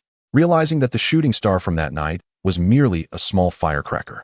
Lu Xiaoran, now brimming with vitality, was not inclined to stay cooped up at home. "Today is Valentine's Day," Lu Xiaoran exclaimed, glancing at the calendar. "What is Valentine's Day?" Anqi inquired. "It is a festival celebrated by lovers," he explained. Upon hearing this, Anqi nodded thoughtfully, a smile gracing her lips as she gazed at him. "I'll take you out for a splendid time," Lu Xiaoran said, pulling Anqi out the door, intentionally pocketing the keys to his Rolls-Royce. The streets were bustling with vendors selling flowers, gifts, and chocolates, while young couples strolled hand in hand, the girls holding bouquets. Radiating happiness, Lu Xiaoran purchased a bouquet for Anqi, along with some Dove chocolates, and they walked along, savoring the sweetness of the moment. As he contemplated where to go that day, he decided on a place that offered both delightful food and entertainment, infused with a touch of romance. Thus, the first suitable destination that came to mind was the New Middle East Paradise. The New Middle East Shopping Park primarily comprises 5 major themed marketplaces and 5 distinct streets, namely the Gastronomy Zone, Fashion Zone, Apparel Zone, Lifestyle Zone, and Entertainment Zone, which collectively cater to the quintessence of human desires: nourishment, beauty, attire, utility, and recreation. Hence, it is replete with a wide array of offerings, and the architecture within exudes a romantic charm. Lu Xiaoran, embracing the chocolate-eating Anqi, strolled towards the Middle East. Upon reaching the entrance, they observed numerous couples celebrating the occasion, affirming Lu Xiaoran's choice was indeed astute. "Shall we first indulge ourselves at the amusement park on the 2nd floor, followed by a meal at Ural?" he suggested. "Sounds good. Is the amusement park entertaining?" "Absolutely. Just don't get frightened," Lu Xiaoran replied with a mischievous grin as he led Anqi to the entrance of the haunted house. The queue was filled with young couples, all seemingly in search of thrills. Perhaps the young men wished to protect their girlfriends, who might lose their composure upon entering the haunted house, seizing the opportunity to draw closer. After purchasing tickets, Lu Xiaoran, holding Anqi's hand, stood at the entrance alongside other couples, contemplating who should enter first. The eerie sounds emanating from within sent shivers down their spines. "Why not go in?" Anqi innocently inquired. "Well, it's a bit dark in there, and I can't see clearly," Lu Xiaoran stammered, seeking an excuse. "Not to worry, I possess night vision. Let us go," Anqi declared, pulling him inside without awaiting his protest. The couples behind them rallied, cheering to bolster their courage as they surged in. Inside the haunted house, mechanical apparitions roamed, crafted with startling realism. A ghostly figure swept past Lu Xiaoran's head, while another hung from above, its tongue lolling grotesquely. The air was filled with anguished screams, causing the couples trailing behind to shriek in terror. Several timid girls were reduced to tears, while the boys bravely tried to maintain their composure, though they trembled visibly. Only Anqi pressed forward, unfazed. "Are you frightened?" Anqi turned to Lu Xiaoran and asked. "Frightened? Huh? Do you think I, Lu Xiaoran, would fear these phony apparitions?" He scoffed, feigning nonchalance as his head brushed against Anqi's. "Then could you possibly get off me?" Anqi pointed out, as he was nearly atop her. "Oh, I merely got a bit too excited," Lu Xiaoran replied bashfully, jumping off her and offering an awkward smile. At that moment, they arrived at a spacious area devoid of mechanical ghouls. The group was puzzled when suddenly a fearsome, green-faced demon leaped out, brandishing a large knife, sending the crowd into a chorus of screams. "I shall send you to hell," the terrifying figure cackled. Such performances are the hallmark of haunted houses, where live actors portray malevolent spirits, effectively frightening the patrons. Indeed, the couples turned on their heels, fleeing in palpable terror. Lu Xiaoran tugged at Anqi, attempting to retreat, but Anqi remained motionless. In the eerie ghost town, only Lu Xiaoran and Anqi were left. The ghastly figure, with its green face and sharp fangs, momentarily paused, then brandished its knife menacingly, exclaiming, "I shall send you to hell. Could you perhaps rephrase that?" Anqi replied cutely, lifting her head. The demon pondered. "This woman possesses remarkable audacity. I must act decisively." With that, the ghastly figure charged towards Anqi, gesturing wildly in front of her. "To hell! To hell! To hell!" Anqi furrowed her brow and reached out to pinch him. The demon was taken aback, struggling and kicking in vain. Anqi lifted him high and hurled him back in the direction from whence they came. The ghastly figure soared through the air like a kite, heading straight for the fleeing couples. "Ah, run!" they cried. "Goodness, it's truly coming." The couples quickened their pace towards the exit. The demon's lament echoed in the air. "There's a ghost! There's a ghost!" Woe is me.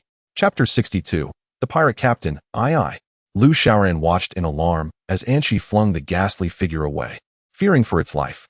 Gaining newfound courage, he grasped Anqi's hand and dashed towards the exit. The panicked couples had just emerged when the demon tumbled out after them. Oh no, a ghost!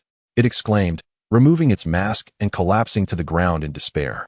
Lu Xiaoran and Anqi ran a considerable distance before slowing their pace. That was a close call. Why did you throw that demon? Lu Xiaoran exclaimed, visibly rattled. It was making a racket, and it annoyed me, Anqi replied, her expression grave. I hope that fellow doesn't injure himself. Lu Xiaoran thought of Master Hui Ming, his heart racing. What is that? Anqi pointed towards the pirate ship, her eyes sparkling with curiosity. That's a pirate ship, not an actual vessel, but it promises quite an exhilarating experience, Lu Xiaoran explained. Anqi watched the ship rise and fall, the youthful riders screaming in delight, and her interest was piqued. I want to ride it, she said with a smile. All right, let us go have some fun, Lu Xiaoran replied, laughing as he took her hand and led her towards the attraction. After purchasing tickets, they boarded the pirate ship. Anqi's face radiated excitement, clearly captivated by the ride. The staff ensured everyone was secured and waved towards the control panel. The pirate ship shuddered slightly and began to sway gently from side to side. Lu Xiaoran tightened his grip on Anqi's hand, his heart pounding with trepidation. The ship rocked back and forth a couple of times before coming to a halt, emitting creaking sounds as the machinery strained. Lu Xiaoran's heart sank. He had overlooked one crucial detail, Anqi's weight. Boom. With a series of resounding crashes accompanied by the terrified screams of onlookers, the axis of the pirate ship unexpectedly derailed, causing the entire vessel to plummet. Help! We're doomed. The pirate ship, measuring 7 to 8 meters in length, swayed precariously in midair, mere meters from the ground, directly above a small eatery. The impending disaster threatened to claim lives. Lu Xiaoran wanted to shout something, but it was too late. In despair, he reached out only to find Anqi absent, leaving behind an empty seat. In this critical moment, Anqi had somehow managed to position herself beneath the pirate ship. One leg firmly planted behind her, her slender arms thrust forward, bracing against the vessel. Lu Xiaoran and the other young passengers felt the ship shudder violently, as if it were suspended in midair. The surrounding crowd, initially cowering with heads tucked and eyes shielded in anticipation of tragedy, began to look around in confusion when no calamity ensued. They were met with the sight of a stunning beauty effortlessly supporting the pirate ship, her demeanor seemingly tranquil. Everyone stood in stunned silence, the air thick with astonishment. Gradually, Anqi lowered the pirate ship to the ground with the steadiness of an elevator. Lu Xiaoran unfastened his safety belt, leaped from the ship, and embraced Anqi. I thought I'd never see you again, he lamented. You want to die, have you forgotten? I plan to be buried alongside you in Ulur, Anqi replied, gently patting his back with a warm smile. At that moment, a crowd had gathered around Lu Xiaoran and Anqi. Feeling the pressure of the situation, Lu Xiaoran worried about how to explain it all. Just then, thunderous applause and cheers erupted from the onlookers. Bravo! That was spectacular. This film is incredibly moving. I want to meet the director. I want to invest in this movie. It seemed as though they had mistaken the whole incident for a cinematic production. Seizing the opportunity, Lu Xiaoran decided to play along. He cleared his throat and announced, well, dear movie enthusiasts, thank you for supporting domestic science fiction films. The director is my brother Emo. He'll be here shortly, waiting at the entrance. His words proved effective, prompting the crowd to disperse, all rushing toward the entrance. Anqi smiled as she pointed at the pirate ship's captain figure. It must have been too heavy, right? Indeed, it was almost too much to bear.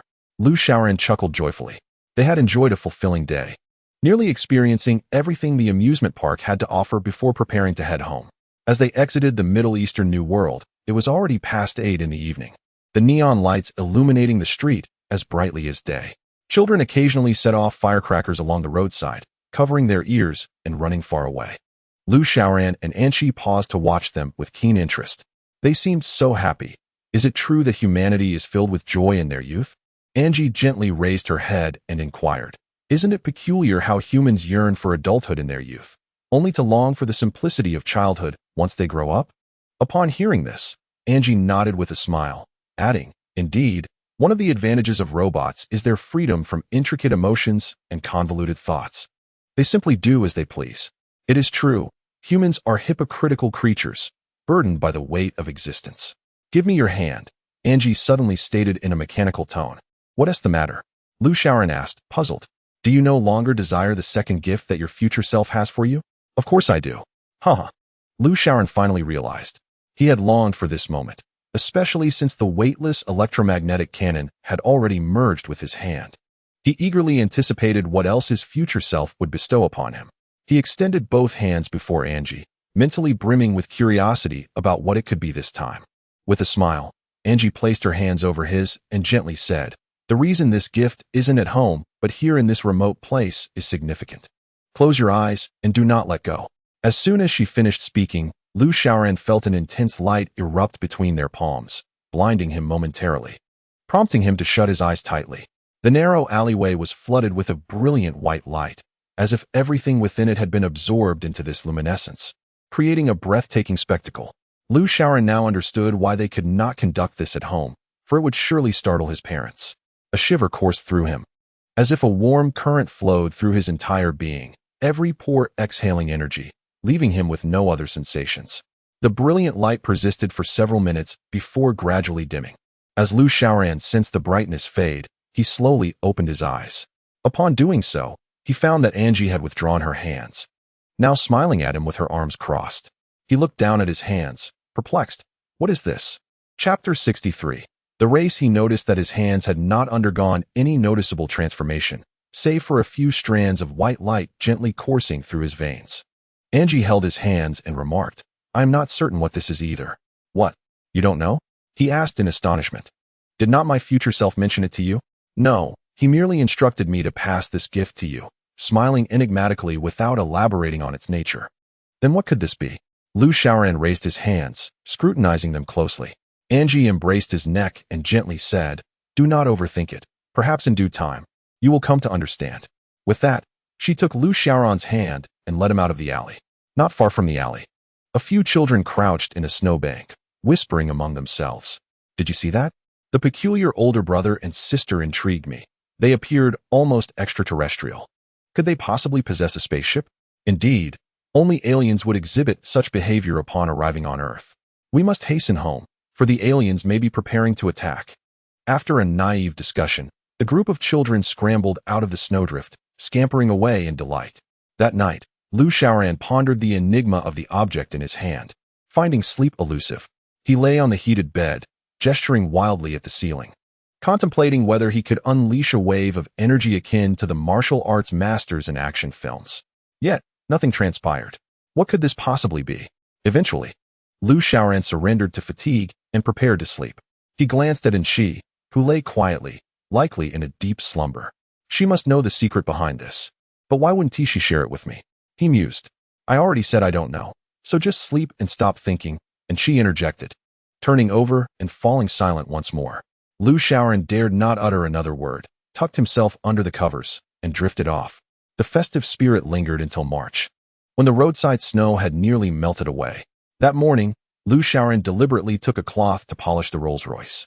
He had refrained from informing his parents about the car, fearing they would suspect him of engaging in illicit activities due to its extravagant nature. After helping Lu Mu with her chores, and she entered the house and spotted Lu Xiaoran tending to the luxurious vehicle. Are you driving today? She inquired. Yes, the weather is warming up. Let us take a drive, Lu Xiaoran replied with a playful grin. This car will attract a lot of attention. Aren't you worried about attracting trouble? And she remarked as she sat beside him. What is there to fear? I am Lu Qi, he chuckled, but paused mid-sentence, realizing he was in northeast China, not Beijing, far from the familiar territory of his friends. And she perceived his unease and smiled reassuringly, saying, No need to worry. Just go with the flow and let your hometown know your name. Comforted by her words, Lu Xiaoran smiled back at her. By noon, after a busy morning, Lu Xiaoran and Anshi stepped outside, bringing the Rolls-Royce to the alley entrance. Seizing a moment of privacy, Anshi enlarged the car, initially resembling a toy.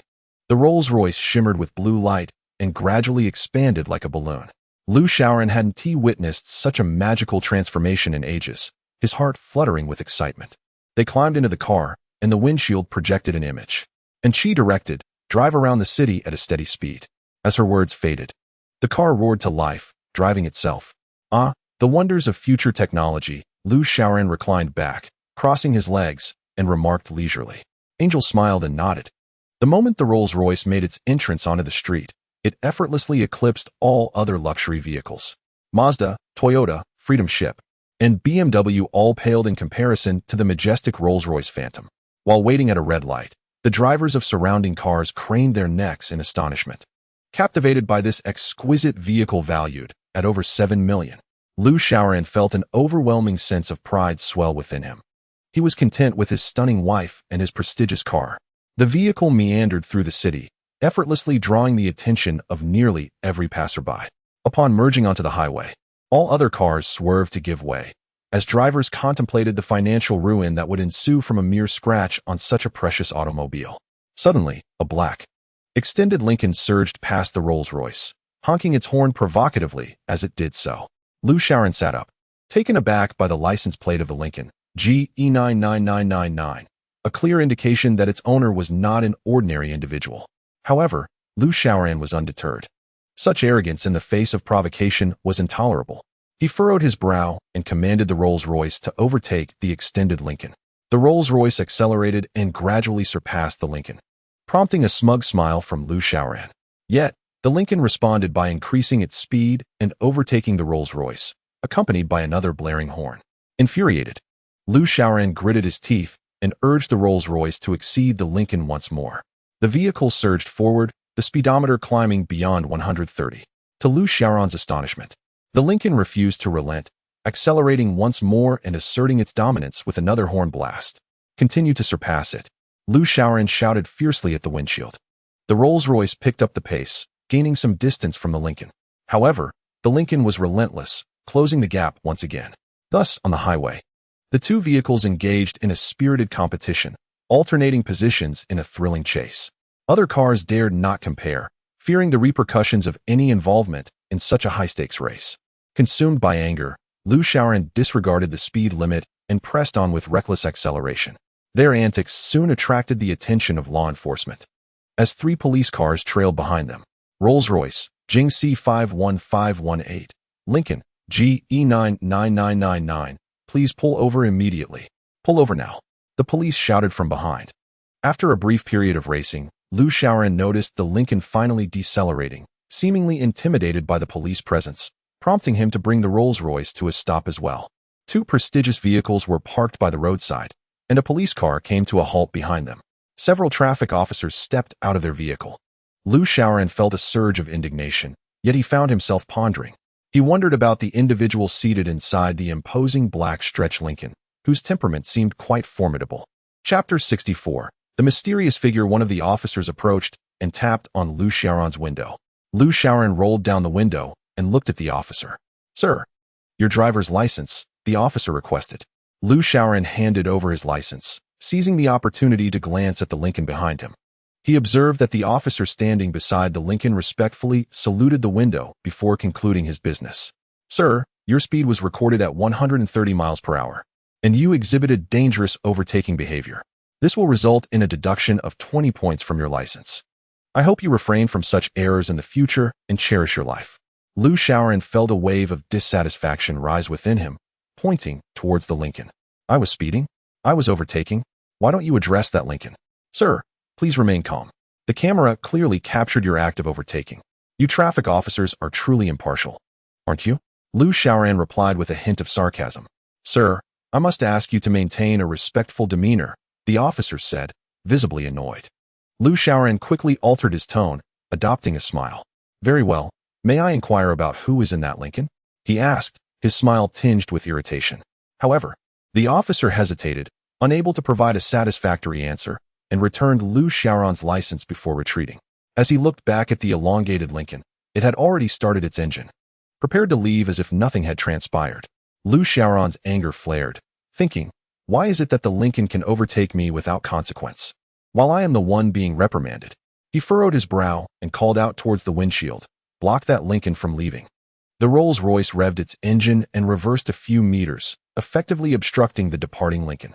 Lu Xiaoran felt a sense of satisfaction as he noticed the Lincoln halt, its driver incessantly honking.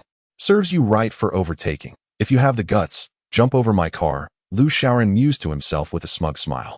At that moment, the Lincoln ceased honking, and a burly man clad in a black trench coat, his bald head glistening, swaggered towards Lu Xiaoran's vehicle.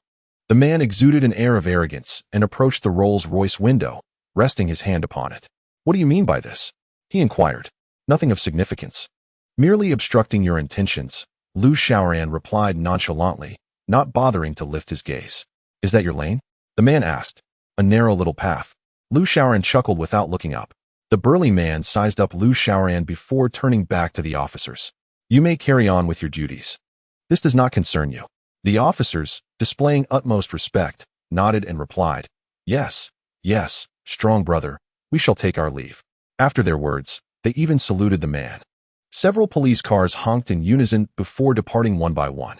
The burly man, filled with self-satisfaction, turned back and opened Lu Xiaoran's car door, gesturing for him to step out. "Come out." Lu Xiaoran stepped out of the vehicle, tilting his head slightly to gaze at the imposing figure before him. Standing at a height of 184 meters, he had to look up at this man, who towered over him at over 190 meters, with a robust physique. "I've seen your woman in the car. I refrained from taking action out of courtesy. You'd better drive away quickly and get lost," the man growled. "Get lost? What about you? I haven't done anything. Don't slander me," Lu Xiaoran retorted. "Huh, you think you're something special? My brother's car has the governor's backing, and you dare obstruct it?" Lu Xiaoran smirked. "Who the hell do you think you are?" Infuriated, the man swung a powerful fist toward Lu Xiaoran, who deftly evaded the blow with a swift movement.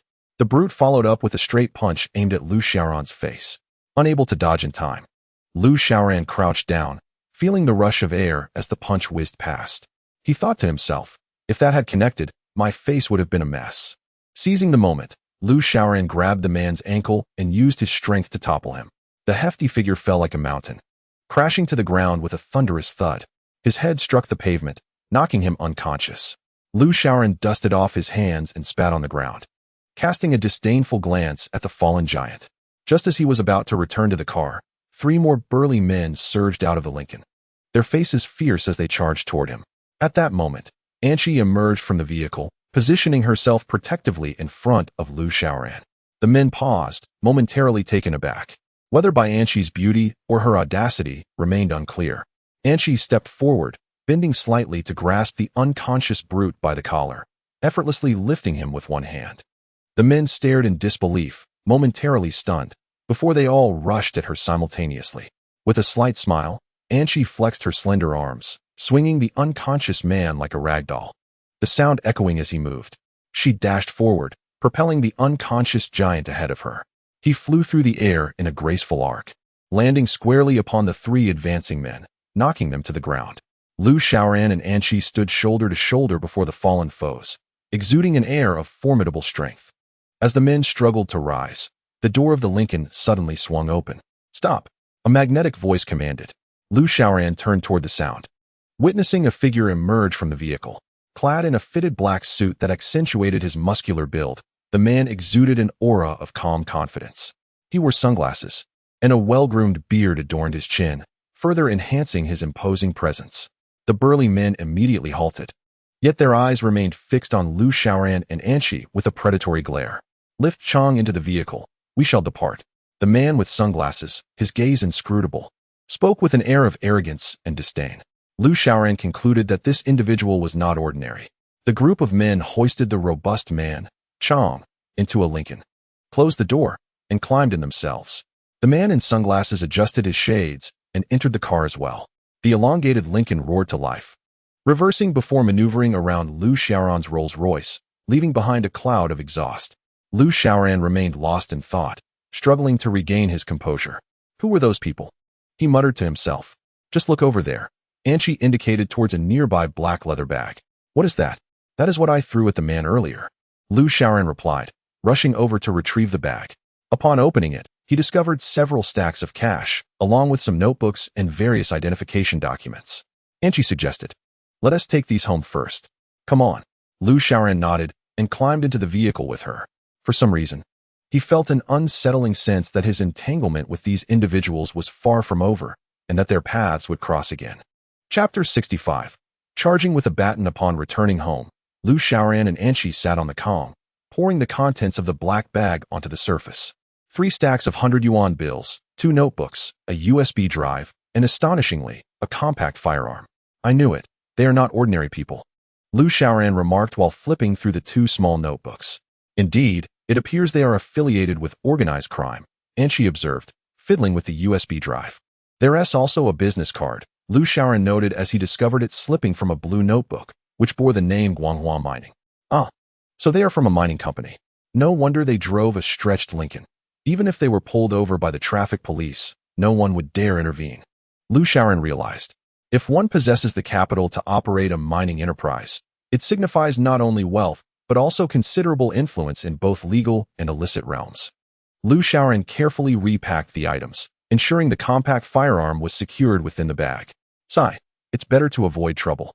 We should return this bag to where we found it. I don't want to, he protested. Why not? And she challenged. We are not in Beijing. This is not our territory. Lu Xiaoran looked at her with pleading eyes. And she smiled, brandishing the business card before him. We shall personally return it. Lu Xiaoran hastily waved his hands. No. Returning it would be a blatant provocation, an invitation for trouble. Let us just discard the bag. Are you afraid? Afraid?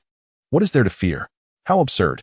Lu Xiaoran understood that Anqi was attempting to provoke him, prompting a bravado-laden response. That's good. Tonight, we shall investigate this address. Anqi declared, glancing at the business card. Wait, you can't be serious about going there? I am not jesting. Upon hearing Anqi's words, Lu Xiaoran gritted his teeth, thinking to himself that with Anqi by his side, what was there to fear? All right, we shall infiltrate tonight. He clenched his fist. That evening, Lu Xiaoran deliberately donned black attire, standing alongside Anqi, resembling 2 covert agents. He glanced at the faint white lines on his hands, pondering the purpose of the gift he intended to present to her in the future and why there had been no reaction thus far.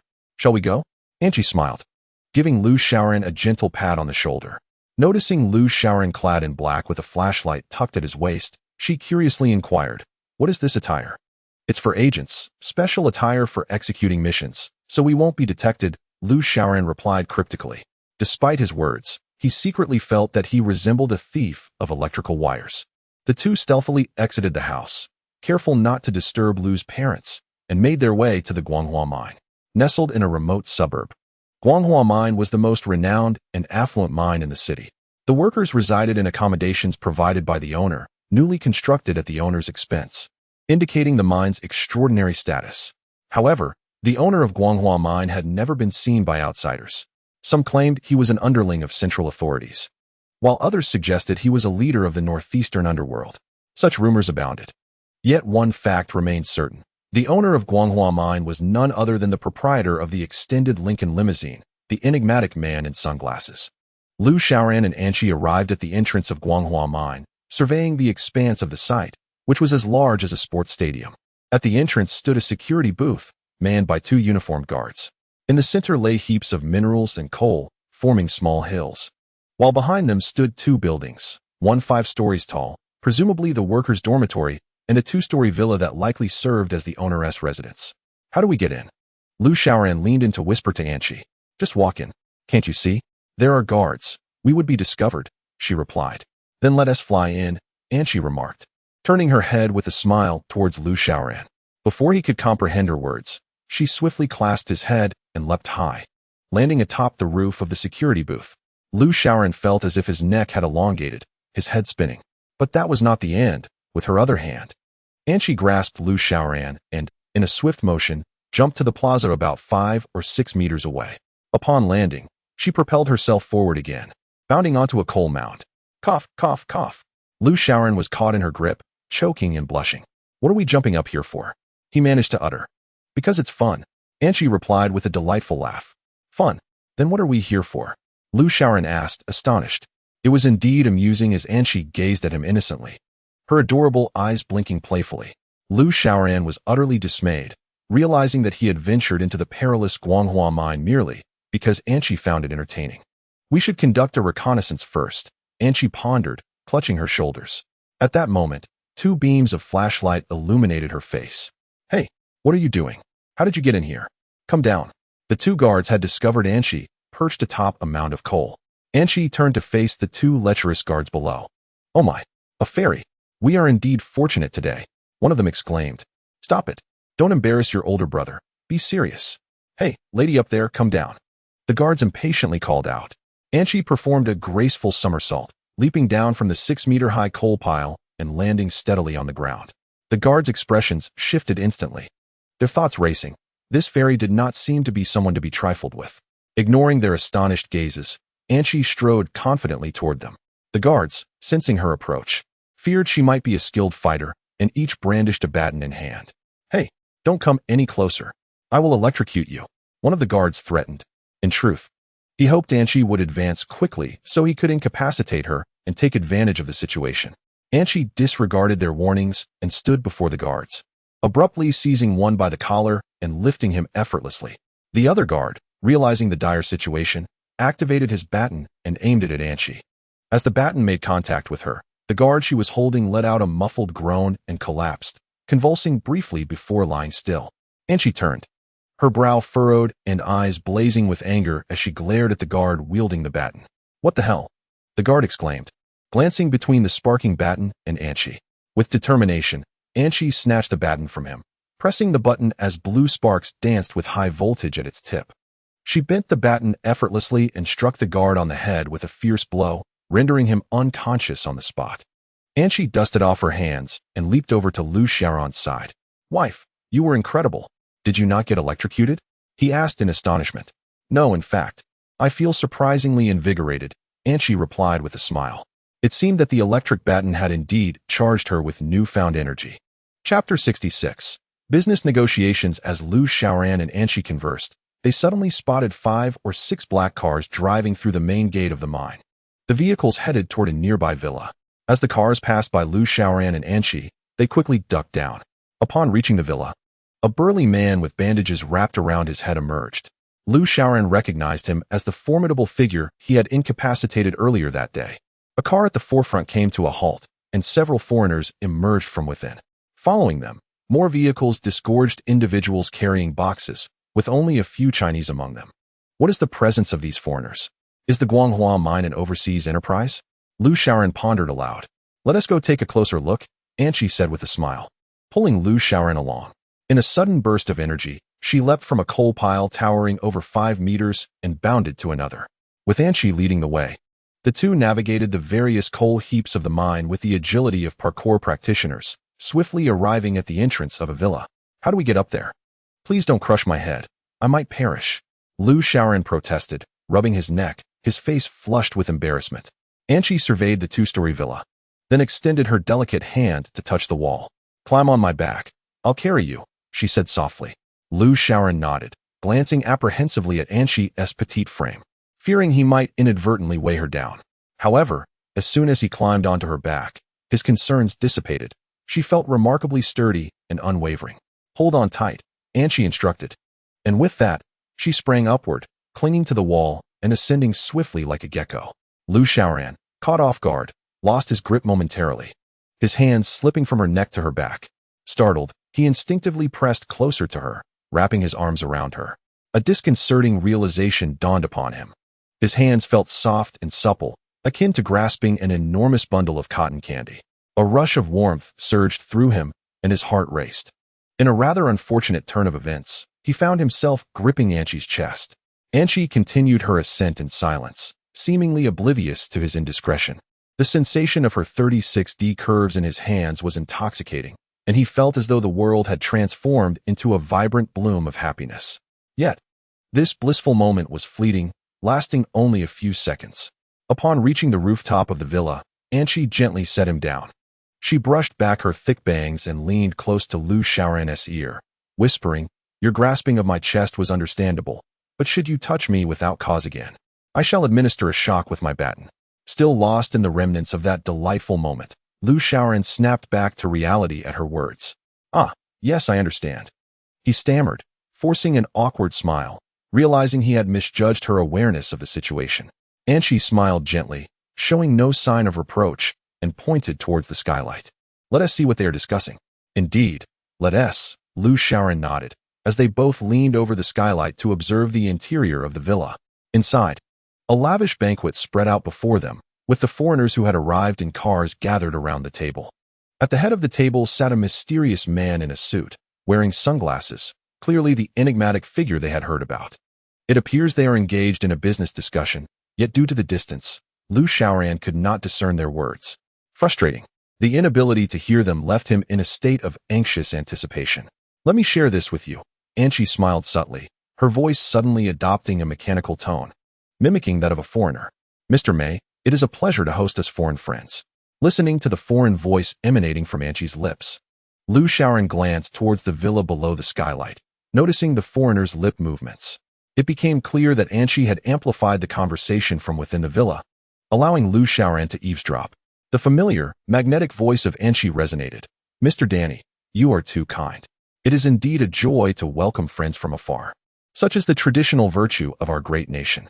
This mysterious individual spoke with an eloquence that starkly contrasted his aloof demeanor. Haha, Mr. May speaks truly. Chinese people are generous. Today, in visiting you, we represent your esteemed nation, bringing Mr. May a modest gift. Anchi's lips fell silent, prompting Lu Xiaoran to shift his gaze back to the interior of the villa. He observed the foreigner clap his hands, signaling his subordinates to bring forth several boxes and place them on the table. As the foreigners opened the boxes, the room became illuminated with the brilliance of various jewels and gold, sparkling under the light. Lu Xiaoran swallowed hard. Such scenes were typically reserved for the silver screen, and now unfolded before his very eyes, leaving him in disbelief and reluctant acceptance. Goodness, with this wealth of gold and jewels, one could live lavishly for generations. He mused inwardly. At that moment, Anchi's lips began to move again. Mr. May, these are the treasures extracted from our nation's gold mines. Please accept them. Lu Xiaoran noted the sly grin on the foreigner's face as he regarded the enigmatic figure in the seat of honor. To his astonishment, the mysterious man remained unperturbed. Pushing the boxes back, Anchi's resonant voice followed. Mr. Danny, one should not receive rewards without merit. We have not yet formalized our collaboration, have we? Upon hearing this, Lu Xiaoran observed the expressions of the foreigners darken. Nonetheless, he felt a profound admiration for the mysterious man's composure in the face of such monetary temptation, indicating his extraordinary character. Mr. May, is not the essence of business to earn profit? What harm is there in establishing an underground trading market? Came the voice of the mysterious man. Huh, Mr. May, wouldn't you prefer to earn even more? The command to dismiss them was clear. I said dismiss them, the mysterious man declared, his voice echoing through Anchi's lips, startling Lu Xiaoran. The foreigners were taken aback, rising begrudgingly from their seats. Chinese are foolish. The foreigner named Danny sneered as he approached the door. Halt! The magnetic voice rang out once more. The foreigners froze, turning to face the mysterious man, who stood resolutely, his expression concealed behind dark sunglasses. What did you just say? The mysterious figure's magnetic voice revealed a rather unfriendly tone. I remarked, you Chinese are foolish. Contempt etched on the face of the foreigner named Danny. The mysterious man suddenly chuckled coldly, adjusted his glasses, and delivered a powerful punch to the foreigner's face, causing him to stagger several steps backward until he steadied himself against the wall. Clearly, the force behind that blow was immense. FCK, exclaimed the foreigner, blood spilling from his mouth as he cursed. The mysterious man wiped his hands with a handkerchief and said, do not soil our Chinese land, and do not provoke the temper of a northeastern man. Lu Xiaoran, eagerly watching from the skylight, cheered him on. However, he lost his balance and slid straight through the skylight, crashing onto the dining table with a loud thud, flipping it over and landing on the ground. Ouch! I think I'm dead. Lu Xiaoran struggled to stand, rubbing his backside. He noticed two groups confronting each other, the foreigners and the mysterious man's faction, both glaring at him unfriendly. Lu Xiaoran approached the mysterious figure and said, I saw you earlier today. We shall discuss this later. Pointing at the group of foreigners, he boldly declared, you foreign devils, stop insulting the Chinese. We are not to be trifled with. The mysterious man behind Lu Xiaoran smiled with satisfaction. The foreigners, each with predatory glares, particularly Danny, who was covering his face, looked extremely furious. FCK, you're a jerk, Danny exclaimed, waving his hand as several foreigners rushed forward, signaling the onset of a fierce battle. Lu Xiaoran grabbed a chair and plunged into the fray, swinging wildly. Meanwhile, the mysterious man removed his sunglasses, neatly folding them and tucking them into his pocket, a slight smile gracing his lips. His eyes were piercing, instilling a sense of dread. With a quick sprint, He delivered a direct punch to the waist of the advancing foreigner. The sound of a bone snapping echoed through the air. Lu Xiaoran, momentarily stunned, failed to notice two foreigners sneaking up behind him. The mysterious man swiftly shed his black suit, tossing it towards Lu Xiaoran. Seizing the opportunity, he darted toward Lu Xiaoran's rear. The two foreigners moved to push aside the suit, only to be met with a figure descending upon them. The mysterious man executed a 180-degree spin in midair, sweeping his leg to knock both foreigners down in one motion. Using the momentum, he leapt high, delivering an elbow strike to the chest of one fallen foreigner, who immediately lost consciousness. Kneeling, the mysterious man then delivered a punch to the side of the other foreigner's face, rendering him unconscious as well. This entire sequence unfolded in mere seconds, an impressive feat that Lu Xiaoran had only witnessed from Angel before. Don't just stand there, fight, the mysterious man urged Lu Xiaoran. Finally snapping back to reality, Lu Xiaoran brandished the chair and swung it at the approaching foreigners' heads. The mysterious figure employed raw combat skills, delivering blows that sent the foreigners sprawling, starkly contrasting with Lu Xiaoran's brute force techniques. In no time, all the foreigners were incapacitated by Lu Xiaoran and the enigmatic individual. Oomph, foreign devils, this is your comeuppance. Lu Xiaoran clapped his hands. Stop, he called out, turning towards the voice to see a foreigner named Danny aiming a handgun at both him and the mysterious figure. Ha ha ha, foolish fools. Who do you think is faster, your skills or my bullets? The foreigner taunted with a mocking tone. The mysterious man straightened his posture, his solid chest beneath the shirt and sun-kissed skin indicating he had undergone special training. Lu Xiaoran challenged, what abilities do you possess, foreigner? Put down the gun. The foreigner aimed at Lu Xiaoran, sneering, I could kill you. After uttering his cryptic words, he pulled the trigger. Bang! A gunshot rang out, and Lu Xiaoran shut his eyes, feeling a rush of wind sweep past him. When he opened his eyes, he found Anshi standing before him, her back turned. With a smile, she extended her palm, fingers clenched into a fist, towards the foreigner. A bullet fell to the ground with a resounding clink. Both the foreigner and the mysterious man were filled with astonishment and disbelief, unable to fathom that someone could catch a bullet. She crossed her arms, her full lips parting slightly as she proclaimed, in the realm of martial arts, nothing is impenetrable, only speed is invincible. Lu Xiaoran, drenched in sweat, thought to himself that she was quoting movie lines again. Drop dead. The foreigner screamed, his voice hoarse, whether from fear or rage. He frantically pulled the trigger. Bang, bang, bang, bang. For shots were fired at Lu Xiaoran.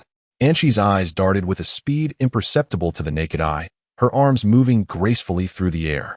Lu Xiaoran felt a gust of wind in front of him, only to glance back and see Anshi still with her arms crossed. The sound of clinking bullets echoed as 4 projectiles dropped to the ground.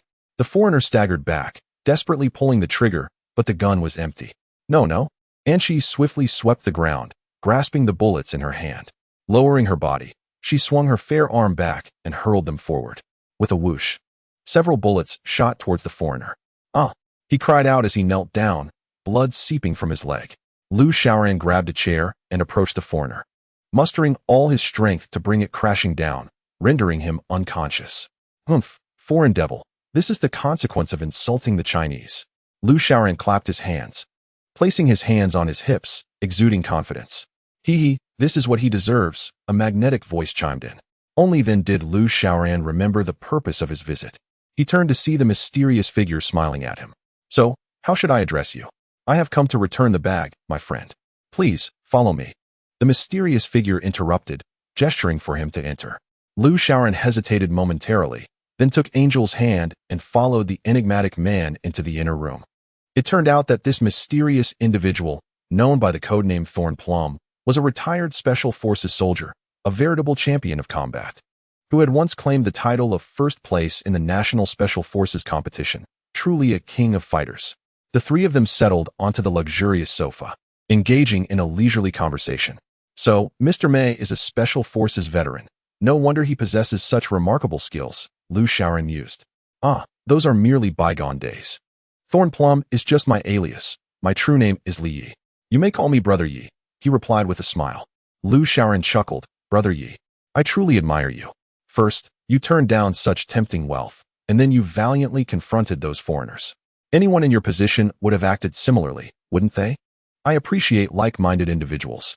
Thorn Plum smiled, patting Lu Xiaoran on the shoulder. After a brief pause, he continued, your girlfriend possesses formidable skills. She can even catch bullets? Oh, haha. My girlfriend used to perform magic tricks. Her hands are incredibly swift, Lu Xiaoran explained. Thorn Plum nodded in acknowledgement. At that moment, Lu Xiaoran took a closer look at the retired Special Forces soldier. He was robustly built, with bronze skin, a sharp crew cut, and piercing eyes that radiated intensity. His pearly white teeth stood out against his tanned complexion, exuding vitality. Today, we have become acquainted through an unexpected encounter. It is rare to find a kindred spirit in life. Henceforth, we shall be brothers, Thorn Plum remarked with a smile. Lu Xiaoran sensed the boldness and warmth characteristic of Northeasterners emanating from him. He was indeed the epitome of his region. By the way, Brother Yi, what are these notebooks for? Lu Xiaoran inquired. Thorn Plum glanced at the notebooks, a slight smile gracing his lips as he replied. These notebooks contain incriminating evidence. Incriminating evidence? Lu Xiaoran asked, bewildered. Indeed, incriminating evidence, Thorn Plum affirmed with a resolute expression. He picked up one of the notebooks, flipped through its pages, and elaborated. Do you know why the traffic police were so fearful of me today? Lu Xiaoran shook his head. I have no idea. Because whether it be traffic officers or regular police, I possess evidence against them. Thorn Plum began to recount his past. Thorn Plum was a name synonymous with glory in the Special Forces. After retiring, he returned to his hometown in northeast China, where he used his remarkable skills to uphold justice, subduing the local gangs and dismantling corrupt officials with unmatched prowess, earning widespread acclaim. His deeds garnered respect from both the underworld and the upper echelons of society. Using the severance pay from the military, he ventured into the mining business, which flourished within a few years. In northeast China, mentioning Thorn Plum elicited admiration from all. On the roads, no one dared challenge him. Yet, through a series of unforeseen events, he had crossed paths with Lu Xiaoran, leading to their current acquaintance. Regardless of the circumstances, my dear brother, witnessing your interactions with these foreigners today reveals the indomitable spirit of a northeastern man. I am resolute in my friendship with you. Haha, you flatter me. By the way, what business are these foreigners discussing? Why did you refuse their proposal? C.I. May sighed and replied, these individuals are Russians, part of the underworld, seeking to exploit my mind for drug trafficking, which I cannot permit. Lu Xiaoran nodded in understanding, pondering the undeniable connection he seemed to have with Russia. After a brief conversation, they departed from C.I. May's villa. Before leaving, C.I. May handed Lu Xiaoran a business card.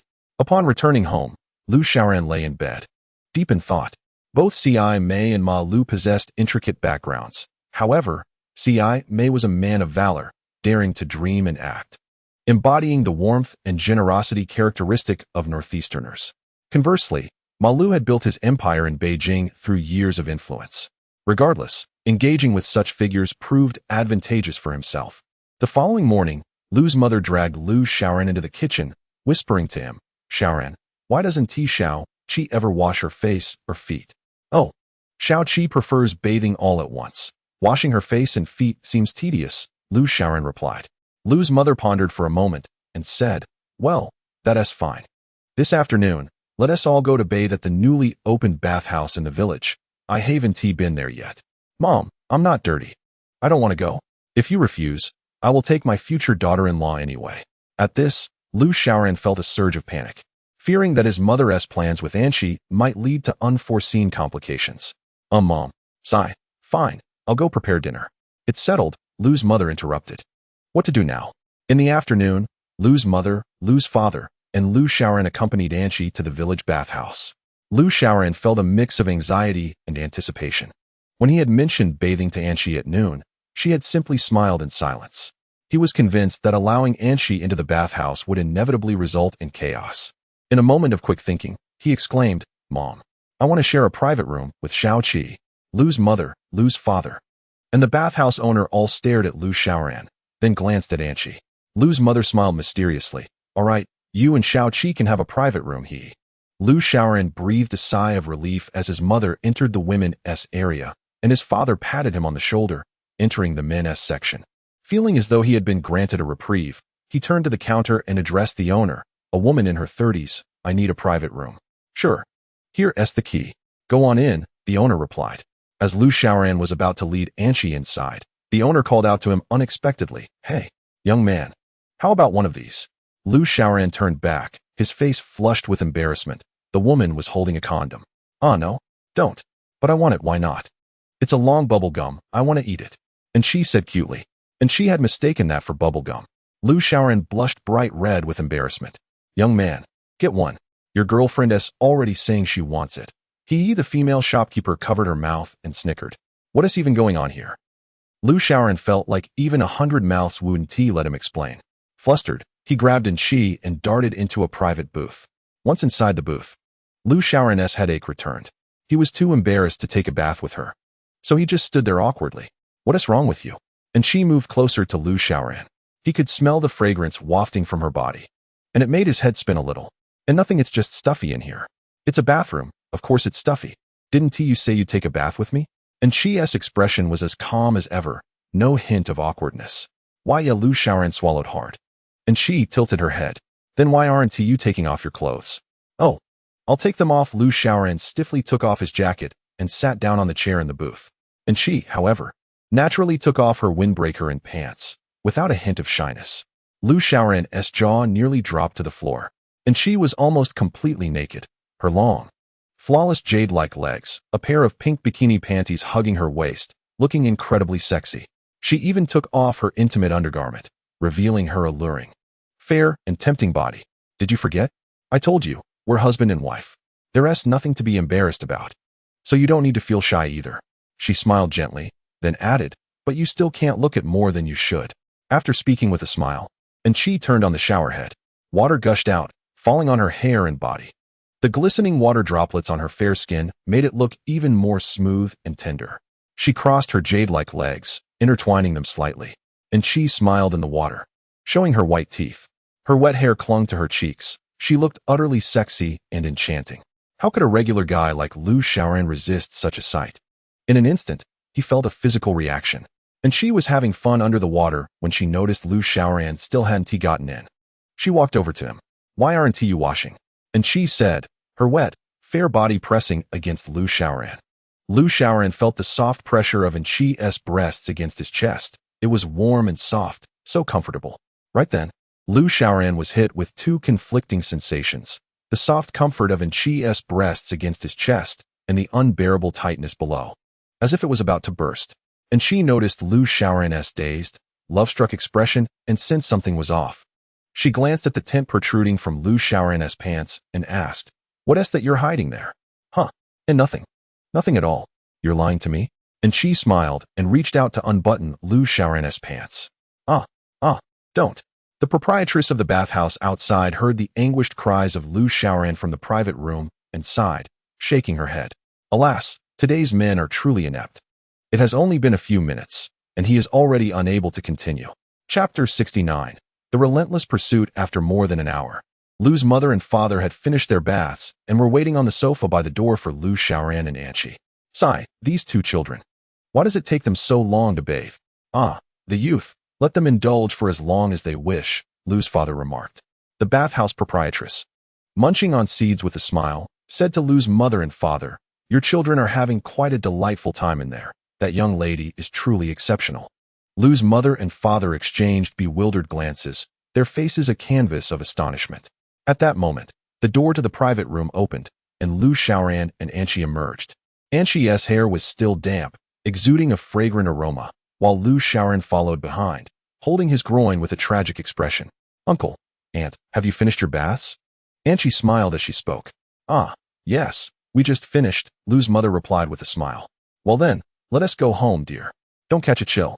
Lu's father interjected. Anqi chuckled as she and Lu Xiaoran made their way out. You pinch me too hard. Lu Xiaoran muttered in a low voice. Who told you to deceive me? You said you had nothing hidden. Anqi winked playfully. Hand in hand, they walked ahead, while Lu's mother and father whispered behind them. Upon returning home, Lu's mother and father hurried to the kitchen to discuss in hushed tones. Old man, I think this daughter-in-law is quite suitable. They have already shared an intimate bond, Lu's mother said. How do you know that? You mustn't speak carelessly, Lu's father responded, half convinced. They bathed together. How could it be otherwise? Did you not notice our son covering his groin when he came out? True, this boy is quite shameful, Lu's father admitted. Shameful? You were not any better in your day. You were even less capable than our Shaoran. The elderly couple reminisced about their youthful days, chuckling together. After a moment, Lu's mother smiled and said, "By the way, old man, I have a plan to truly support our son and daughter-in-law." "What plan?" Lu's mother smiled mysteriously and continued, "I shall provide our son and daughter-in-law with some potent stimulation, allowing our son to take the lead tonight." Lu's father nodded in understanding, and the two elders exchanged knowing smiles. During dinner, Lu's mother brought 2 bowls of soup to the table. "Xiaoqi, Shaoran, come, have some vegetable soup," she said with a smile. Lu Shaoran took the soup and, without a second thought, gulped it down eagerly. Anchi followed suit. "Mom, aren't you and Dad going to drink?" Lu Shaoran wiped his mouth and asked. Lu's mother shook her head, laughing. "Your father and I are of a certain age. We shall pass on it, haha." "Indeed. We are quite old. Why drink this stuff?" Lu's father joined in, leaving Lu Shaoran utterly perplexed. "It is merely a bowl of vegetable soup. Why all this formality?" He observed the 2 elderly individuals smiling mysteriously, unsure of what further to say. "All right, Shaoran, it's getting late. You should take Chi-Chi back to the room to sleep," he suggested. "What? Sleep right after dinner?" she exclaimed.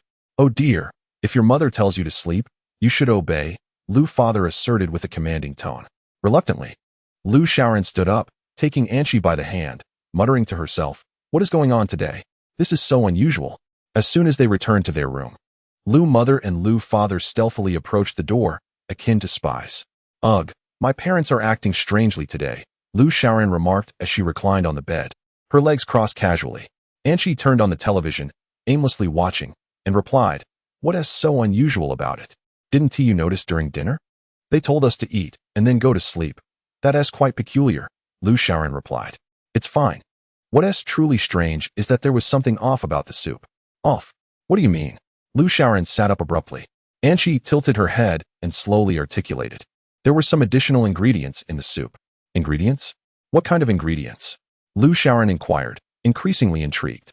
In the soup, aside from the usual seasonings, there were ethoxy, dihydro, methoxy, propyl 1H, pyrazole, 3D, pyrimidine, benzonesylphenol, methylpiperazine citrate, and sildenafil citrate. Lu Shaoran was taken aback, weakly stating, "That is impossible. My parents never received an education. How could they know such chemical elements?" Just as he finished speaking, he felt a sense of unease. He recalled Anchi's earlier words, and his expression froze in shock. "Did you just say that the soup contained ethoxy, dihydro, methoxy, propyl 1H, pyrazole, 3D, pyrimidine, benzonesylphenol, methylpiperazine citrate, and sildenafil citrate?" Anchi smiled slightly, replying, "Indeed. Not a single one is missing." "Oh no. This is the chemical composition of Viagra, surely not." Upon realizing this, he instinctively touched his trousers, his face turning crimson. "What's wrong with you?" Anchi asked, noticing his flushed face. "I'm fine. You don't look fine. I seem to have something in my trousers." Anchi glanced curiously at his lower half, a tender smile gracing her lips. Reclining partially on the bed, her loose neckline revealed a generous expanse of skin, accentuating her curves. And Lu Shaoran's gaze was drawn irresistibly. With her lips slightly parted, the alluring fragrance of Chanel wafted from her mouth. She placed her hand on Lu Shaoran's chest, gently exploring downward while exuding a sweet aroma. Lu Shaoran felt as if he might burst, overwhelmed by the sensations. "Are you feeling uncomfortable?" Anchi asked softly. "Yes. Then shall I help you feel better?" "Yes." Lu Shaoran gulped, his eyes wandering over Anchi's figure. She elegantly crossed her jade-like legs, her ample bosom resting upon the Kong, resembling 2 basketballs on the verge of bursting forth. Anchi's delicate hand gradually ventured to Lu Shaoran's lower body, pressing her bosom against his chest. Then, her head leaned close to his ear as she whispered softly, "I told you, you must not gaze too long, yet now." At this point, Anchi paused her movements. With a firm pinch on the tent that had formed beneath Lu Shaoran, he cried out in agony, "Ah, ah, ah, ah." Outside, Lu's mother and father exchanged knowing glances, reveling in their son's predicament. "Old woman, your concoction is quite potent. I wonder if our son can endure it," Lu's father remarked. "Oh, surely he can. This medicine is just what they need," Lu's mother replied with a chuckle. Little did they know, their beloved son was ensnared in a painful yet passionate embrace with his stunning wife. Chapter 70. Against feudal superstition in recent days. Lu Xiaoran had refrained from consuming anything prepared by his mother, fearing she might have added some sort of potion that could ruin his nights. The previous night, Anshi's pinch had left him with a swelling akin to that of a carrot, and he dared not entertain any thoughts. Occasionally, Lu Xiaoran would chat with Simi over the phone, finding her conversations enlightening. One morning, Lu's mother and father were engaged in animated discussion. Lu Xiaoran and Anshi joined them, indulging in casual family banter. "What are you and Dad discussing so joyfully?" Lu Xiaoran asked with a playful grin. Lu's mother sighed and replied, "Oh, you wouldn't know. The daughter of Mrs. Li from our backyard has been bedridden for 2 days, suddenly unable to speak, and we don't know what's wrong." "Well, why not take her to the hospital?" Lu Xiaoran suggested. "The hospital? Nowadays, we common folks cannot afford to fall ill," Lu's father chimed in, puffing on his cigarette. Lu Xiaoran couldn't help but agree. It seemed impossible to leave a hospital without being drained of every last penny. How can one forego medical attention when unwell? Anshi interjected. Lu's mother smiled faintly and lamented, "What can we do? We live in a remote rural area, unlike the big cities. The village clinic has fallen into disrepair, and the villagers avoid seeking treatment." Lu Xiaoran felt a surge of indignation, clenching his fists as he reflected on the exploitation of the poor. Lu's mother remained silent while Lu's father continued his narrative. "Mrs. Li has probably summoned Lu Daxian from the village. I imagine he is currently performing a seance at her home." A seance is a method of communication between the living and the deceased, typically involving 2 participants, a medium and an assistant. The medium is believed to be possessed by a spirit, while the assistant plays a supportive role. During the seance, the medium often spins, while the assistant beats a drum. There are set melodies and incantations used to summon spirits, and once the spirit arrives, the assistant facilitates communication, addressing the inquiries of the living. Sometimes, what is summoned is a so-called celestial being, and at other times, it is the spirit of a departed soul. Lu Xiaoran had been aware of such superstitious practices since childhood, and he had personally witnessed the ostentatious antics of those charlatans. Jumping the gods? The person has been ill for 2 days, and yet this is the turmoil they create? He remarked, astonished and indignant. "What can be done about it?" "You have seen it all as a child," sighed Lu's mother. "Absurd. Times have changed. If one is ill, one must seek treatment," Lu Xiaoran retorted, pondering whether the people of today had lost their sanity, their minds preoccupied with nonsensical thoughts. "Well, let us not meddle further. Let us eat," he said. Pulling Anshi to the dining table, a sly smile emerging as a cunning idea formed in his mind. After their meal, Lu Xiaoran took Anshi outside. "Oh dear, where is this child taking little cheese so early?" Lu's mother exclaimed, unable to stop him. Lu's father, pinching his cigarette, said, "I am going back to play cards," and retreated indoors. Lu Xiaoran headed straight for Old Lady Li's house with Anshi in tow. Before they reached the entrance, the entire alley was filled with commotion. Lu Xiaoran chuckled. As expected, the spectacle was just beginning. Upon peering inside, he observed a small yellow table set up in Old Lady Li's yard. An elderly man in his 50s, donned in a black long robe, had his eyes closed, stroking his beard as he muttered incantations. "Huh, a charlatan. He has not retired from his theatrics since my childhood," Lu Xiaoran muttered to himself. "What is he doing?" Anshi inquired, peeking inside. "He is a fraud, deceiving people," she declared, eager to confront him. "Let me teach him a lesson." As she attempted to rush in, Lu Xiaoran quickly restrained her. Whoa, whoa, whoa. Not so fast. Let us take it step by step," he said with a mysterious smile, guiding Anshi stealthily into the yard. The courtyard was crowded with villagers, drawn together by the spectacle. Lu Xiaoran and Anshi squeezed to the front to observe the charlatan's deceitful tactics. The small table appeared to be the stage for this fraud, with Old Lady Li's daughter lying in front of it. Her complexion was pale, her eyes dull and lifeless, and she emitted muffled sounds.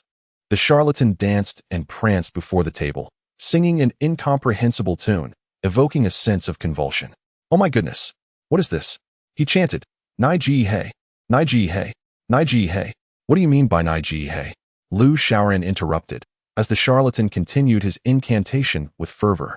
The crowd fell silent, including the charlatan himself.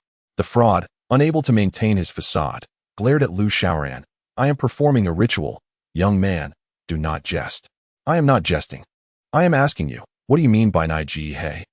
Lu Xiaoran replied coldly, observing the silence of Old Lady Li's daughter, which stirred something within him. "Offending the deities will bring retribution upon you," the charlatan warned, brandishing a piece of talisman paper at Lu Xiaoran. Retribution, my foot, Lu Xiaoran retorted, his face ablaze with anger. The charlatan, rendered speechless, took a step back and began to sketch with the talisman. What? Are you attempting to duel with me? Lu Xiaoran provocatively declared. Suddenly, Enchi furrowed her brow, darted in front of the charlatan, and snatched the talisman, forcefully shoving it into his mouth. Seizing the opportunity, Lu Xiaoran ascended onto the table, cleared his throat, and disregarding the startled crowd below, delivered a speech. Fellow villagers, let us not be swayed by the nonsensical ramblings of this charlatan. Awaken. No deity can save us. Mere words will not cure our ailments. What we need are injections and medicine. As he spoke, he sensed something amiss, for the villagers were gazing behind him, the air thick with silence. Turning around, he was taken aback, and she stood before the daughter of Old Lady Li, one hand gripping her ankle, lifting her off the ground. My wife. Put her down, Lu Xiaoran exclaimed in shock, and she smiled at him, hoisting the frail woman high, while her other fist was also raised. The crowd gasped in unison, and chaos ensued. Old Lady Li emerged from her home, her face a mask of despair, too frightened to approach. My daughter, I have no grievances with you. Please do not torment my child. And she remained unfazed, still holding the woman aloft, her fist coming down heavily upon the woman's chest. A collective gasp arose from the onlookers as Lu Xiaoran covered his face, thinking it was all over. The woman would either be dead or severely injured. At that moment, the woman, hanging upside down, suddenly coughed violently, expelling an object that landed squarely on the charlatan's face. Look, what is that? Shouted a villager leaning forward. The crowd beheld a peach pit at the charlatan's feet, and she gently set the woman down, crossing her arms with a smile directed at Lu Xiaoran. Mom, I feel so much better. I was suffocating for days, the woman exclaimed, her expression revitalized as she touched her neck, now able to speak. It turned out that a peach pit had lodged in Old Lady Li's daughter's throat, causing all this turmoil. Fortunately, and she had dislodged it. Otherwise, the charlatan's antics would have surely led to the demise of this innocent girl. Truly a divine healer. Indeed, a savior in our time. It has been ages since our village has had a competent doctor.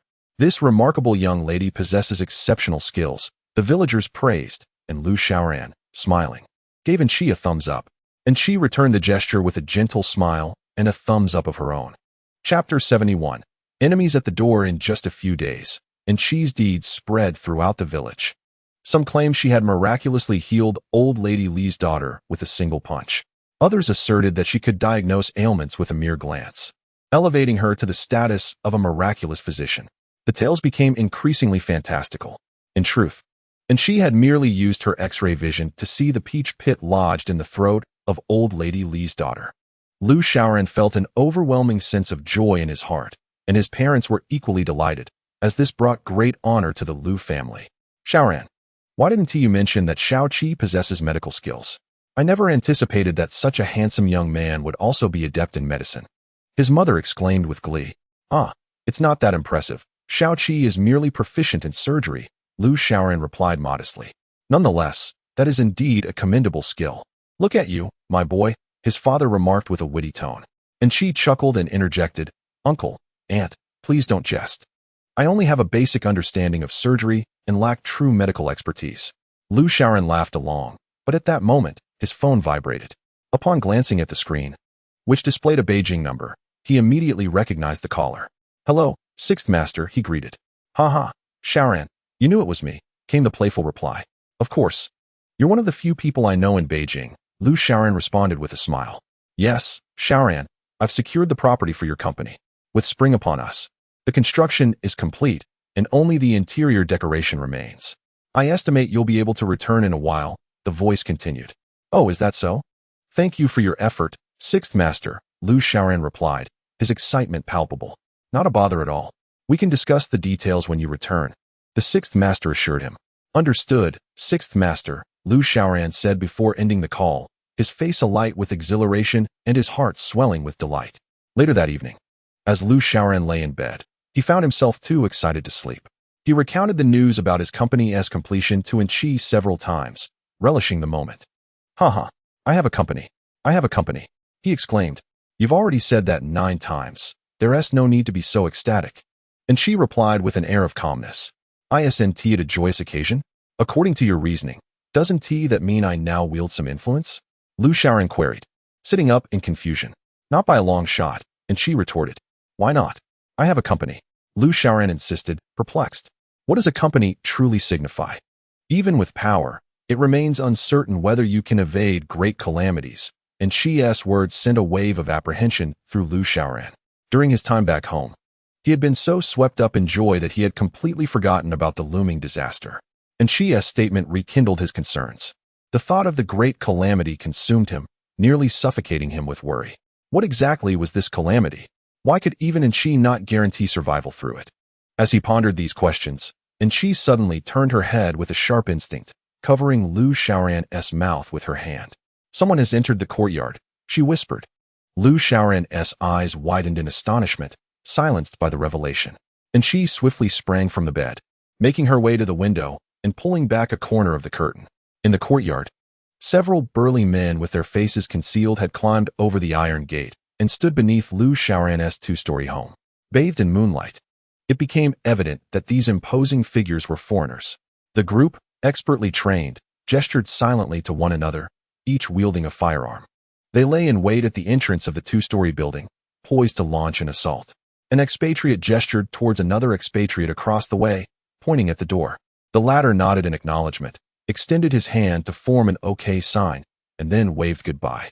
Suddenly, Anchi appeared silently behind them, tapping one expatriate on the shoulder. He turned around, startled. Anchi made a shushing gesture and then gave a thumbs up. The expatriate, momentarily taken aback, nodded and repeated the OK sign. In an unexpected turn, Anchi swiftly knocked him unconscious and seized the firearm from his grasp, bending it with ease. The group of expatriates behind remained oblivious to the unfolding drama. At that moment, a cacophony of firecrackers erupted somewhere, their explosive sounds resonating loudly, illuminating the sky with vibrant fireworks. Lu Xiaoran lay perched on the windowsill, keeping watch as per the agreement he had made with Anchi. He would guard the interior while she engaged outside. Seizing the cover of the firecrackers' den, Anchi plunged into the midst of the expatriates, wielding the crooked firearm with precision. The expatriates, momentarily entranced by the dazzling fireworks, were caught off guard, and before they could react, Anchi swiftly knocked several of them down. Fuck, is she? One expatriate roared, raising his weapon, just as Anchi felled 7 or 8 expatriates. She was ambushed from behind by another armed with a submachine gun. The gunfire erupted like a torrent, yet Anchi did not flinch or retreat. Bullets rained down upon her back, but she remained steadfast. The other expatriates, intimidated by her audacity, raised their weapons and began firing in her direction. In an instant, a storm of bullets enveloped her, mingling with the thunderous sounds of the fireworks, rendering the gunfire nearly inaudible. The faces of the expatriates were etched with grim determination, as they believed that amidst such a hail of gunfire, Anchi would surely meet her demise. As the fireworks ceased, so too did the shooting. The expatriates found themselves out of ammunition, collectively gazing into the haze of smoke. A silhouette emerged from the shadows, surrounded by a carpet of glinting bullets scattered across the ground. Anchi turned her head, surveying her clothing, which had been riddled with bullet holes, her expression transforming into one of fury. This was a gift from my Xiaoran. For the first time, Anchi felt rage surging within her. She pivoted, crouched low, and charged forward with ferocity. Like a cannonball, she barreled into the group of expatriates, sending one crashing to the ground, his head likely fractured. With a swift kick, she executed a 720-degree spin, striking another expatriate squarely in the face, propelling him out of the courtyard. Grabbing hold of one expatriate, she slammed her head into his, rendering him unconscious. 2 others brandished folding knives, attempting to slash at her, yet without lifting her gaze, Anchi unleashed a sweeping punch that felled them both simultaneously. Seizing each expatriate by their shoulders, she tossed them out of the courtyard, then took a running leap, delivering 2 powerful kicks that sent them flying beyond its confines. If this series of actions were to be captured on film, I believe that Avatar would struggle to find its market. Angel clapped her hands and turned to glare at the only remaining foreigner. The foreigner, visibly terrified, kept retreating. Were you the one who fired first? Angel asked with a cold smile, advancing with a demeanor that suggested she meant business. At that moment, Lu Xiaoran dashed out of the house, exclaiming, "Candle Angel, dear, please don't kill him. I have no intention of killing him. He is our old friend." Angel replied with a smile, swiftly removing the foreigner's hood. It turned out that the foreigner was Danny. Chapter 72. The Flying Knife. Lu Xiaoran was astonished. For this was the same Danny who had been shot in both legs not long ago. He stepped forward and kicked Danny down, grasping his neck tightly. "How is it you again? You wretched foreigner. Have you had enough of a beating?" Lu Xiaoran spoke with palpable resentment. Danny, terrified, scrambled backward on the ground, clearly frightened by Angel's presence. He managed to utter some clumsy Mandarin, saying, "I'll avenge you, you foolish pigs." Angel furrowed her brow as she approached Danny, seizing him and lifting him off the ground. "I will escort you home," she said with a cold smile, and with a swift motion. She hurled Danny into the air like a bullet. Lu Xiaoran observed that Angel's back was tattered, yet her skin remained unscathed, and her undergarments were nowhere to be found. Likely torn apart in the fray. Angel turned back and stated, "They are here for revenge. It seems that CI Mei has also been attacked." Upon hearing this, Lu Xiaoran grasped the gravity of the situation. Although CI Mei was a special forces ace, she could not possibly be as invulnerable to bullets as Angel. "We must hurry to CI Mei's mine," Lu Xiaoran urged with concern. "Wait for me to change into a different bra." Angel replied with a gentle smile as she returned to the second floor of the small building. When Angel emerged again, she was clad in a fitted suit that accentuated her alluring curves, exuding an aura reminiscent of a female agent. She picked up the scattered folding knives from the ground, gathering them all in her hands. "Let us depart. If we delay any longer, CI Mei may be in danger," Lu Xiaoran expressed with worry. Angel nodded. Stepping beside Lu Xiaoran, one hand clutching 6 or 7 folding knives while the other grasped Lu Xiaoran. This time, she did not hoist him onto her shoulder, but tucked him under her arm. "Why have we changed positions?" he inquired. "This is more comfortable." Angel replied with a gentle smile, swiftly darting into the enveloping darkness of the night. At CI Mei's mine, an eerie silence pervaded, the surroundings shrouded in darkness. Save for the bright lights emanating from her villa. Inside, chaos reigned supreme. Blood splattered across the floor, tables and chairs lay overturned, and shards of glass littered the ground. In the spacious hall, dozens of armed foreigners stood, and at their center sat a bearded foreigner smoking a cigar, embodying the very essence of a crime lord. Simi was bound to a chair, her body drenched in blood, suggesting that a fierce struggle had just transpired. "Mr. Mei, your demeanor is rather unfriendly. You have injured my men and yet refuse to cooperate with us," remarked the burly man with a thick beard, his deep blue eyes fixated on Simi. "Enough with the nonsense. This mine is not a playground for your antics," Simi replied weakly. The bearded man tossed his cigar to the ground and sneered, "Fool. Perish." He gestured toward 2 armed foreigners standing nearby. In unison, they raised their guns, aiming at Simi, their fingers slowly curling around the triggers. At that moment, 2 knives soared through the air, embedding themselves into the hands of the 2 foreigners. "Oh, damn it!" they exclaimed in pain, dropping their weapons to the ground. The surrounding foreigners immediately raised their guns, scanning the area, while the bearded man stood up, anxiously observing his surroundings. More knives whistled through the air, striking the legs of those foreigners. In an instant, screams erupted as they fell to their knees, wailing in agony. The bearded man retreated nervously, flanked by several hulking bodyguards who were also on high alert, fearful of further flying blades. Suddenly, the villa's main door burst open, and 2 figures emerged, illuminated by the powerful lights inside. Simi's eyes sparkled upon seeing Lu Xiaoran and Anshi at the entrance. "Little brother, hurry, they have guns," she shouted. Lu Xiaoran smiled and waved his hand dismissively. "Don't worry, we have guns too," he replied, producing a crooked firearm that Anshi had been holding, weighing it in his hand. "Danny," the bearded man exclaimed, turning to Lu Xiaoran. "What have you done to him?" "Oh, he's fine. He returned to Russia. I was just going to bring you back as well." "What? Why no English?" Lu Xiaoran, with a surge of energy, hurled the crooked gun at the bearded man. The bodyguard foreigners raised their weapons and fired at Lu Xiaoran. Anshi swiftly positioned herself behind Lu Xiaoran, facing the barrage of gunfire. Simi widened her eyes and turned her face away, a look of regret crossing her features. The bullets struck her but fell harmlessly to the ground, while some even hit Anshi's face, only to be caught by her hands. Clearly, Anshi was quite protective of her appearance. "I despise bullets hitting my face," Anshi exclaimed, her face filled with fury as she snatched a handful of bullets and hurled them back at the foreigners. In an instant, they all fell, riddled with bullet holes. Everyone stood in shock, including the bearded man, who remained frozen in place. Lu Xiaoran seized a chair and charged at the bearded man, delivering a series of powerful blows. Simi, freed from her bindings, approached Lu Xiaoran. "Little brother, is my sister-in-law all right? I saw her get hit." "She's fine. She was wearing a bulletproof vest." "What? But I saw them hit her face." "Oh." The bulletproof mask she wore rendered Simi speechless as he intercepted Lu Xiaoran, who was sporting a bushy beard. "Brother, leave it to me." Lu Xiaoran glanced at Simi and relinquished the bearded man to him. Simi loosened his tie, removed his suit jacket, and then unbuttoned the top 2 buttons of his shirt. Lu Xiaoran quickly stepped forward to restrain Simi. "Hey, brother, what are you doing?" "PSA man, this isn't a game." "No, brother, I seek a fair duel, a one-on-one challenge," Simi replied with a confident smile. Only then did Lu Xiaoran relax his grip, smiling back at Simi, admiring this valiant man from the northeast.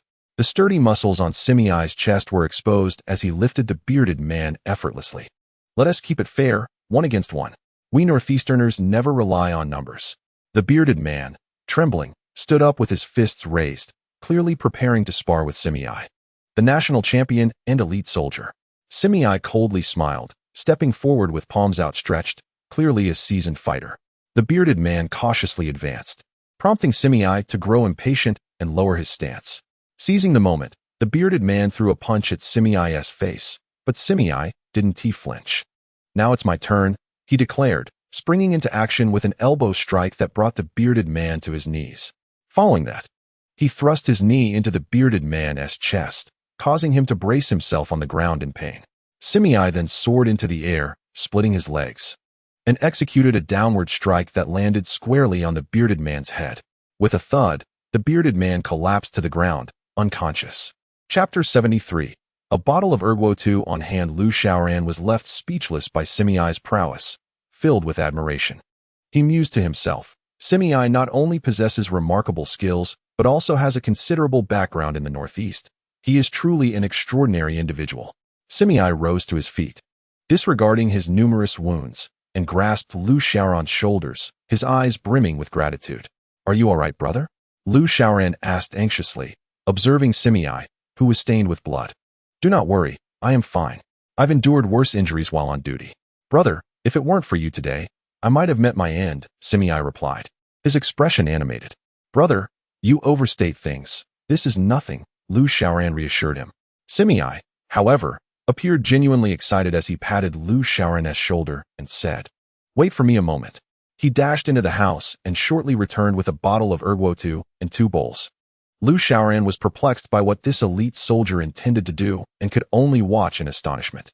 Simi placed the bowls on the ground, then opened the Underworld and poured it into both bowls. Realizing his intent, Lu Xiaoran understood that this was very much in line with the character of a Northeastern man, generous and bold. "My dear brother, I, Li, may be a man of rugged disposition, yet the skills I have honed in the military are genuine. Through recent events, I perceive that you possess the spirit of a true man. Today, once again, you have rescued me. Let us forge a bond of brotherhood through blood. What say you?" This proposition delighted Lu Xiaoran, for how could he not desire to be sworn brothers with a man of such valor as Sime? "Brother Yi, it is indeed an honor for me, Lu Xiaoran. Let us bind ourselves in brotherhood." "Excellent. I am fond of your character," exclaimed Sime.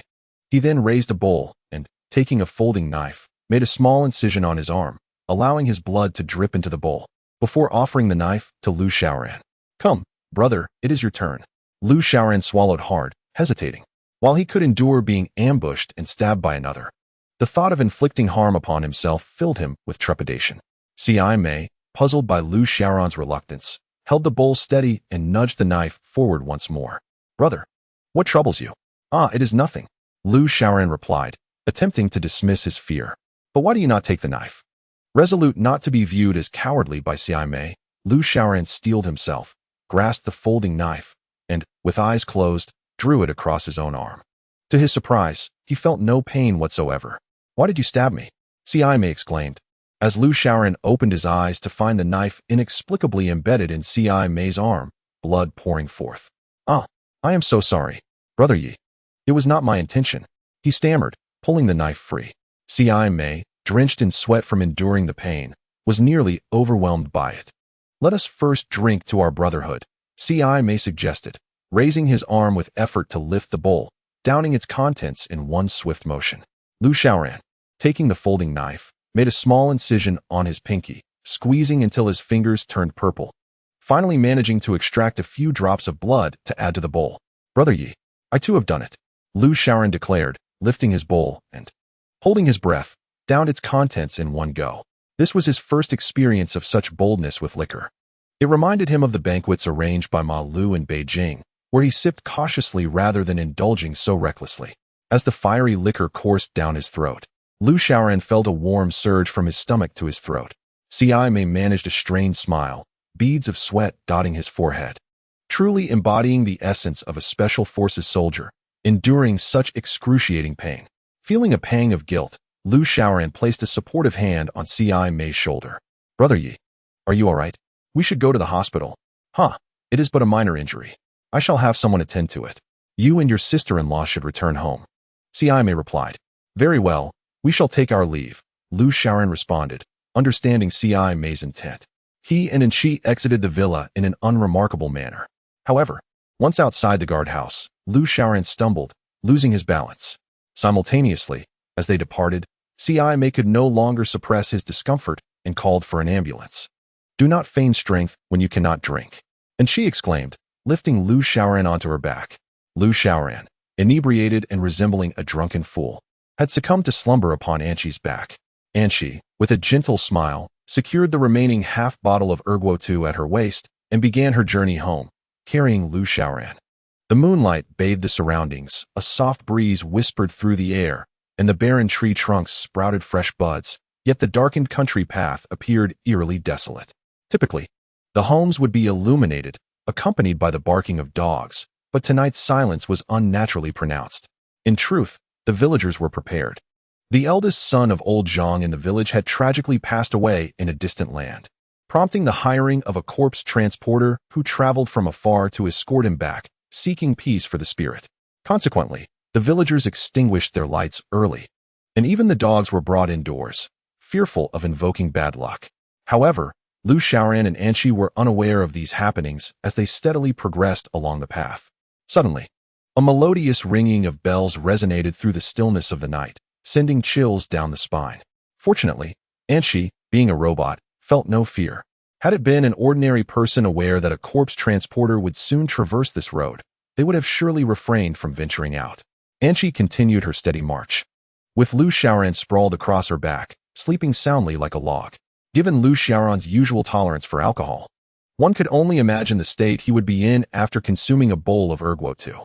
The ringing of bells echoed once more, this time clearer and accompanied by a muttering of incantations. Anqi, sensing a shift, slowed her pace and scanned her surroundings. Illuminated by the bright moonlight, she spotted two figures in the distance making their way toward her, though they were still quite far off. Not perceiving any immediate threat, she diverted her gaze and continued forward with Lu Xiaoran. The two figures, one alive and one deceased, approached swiftly.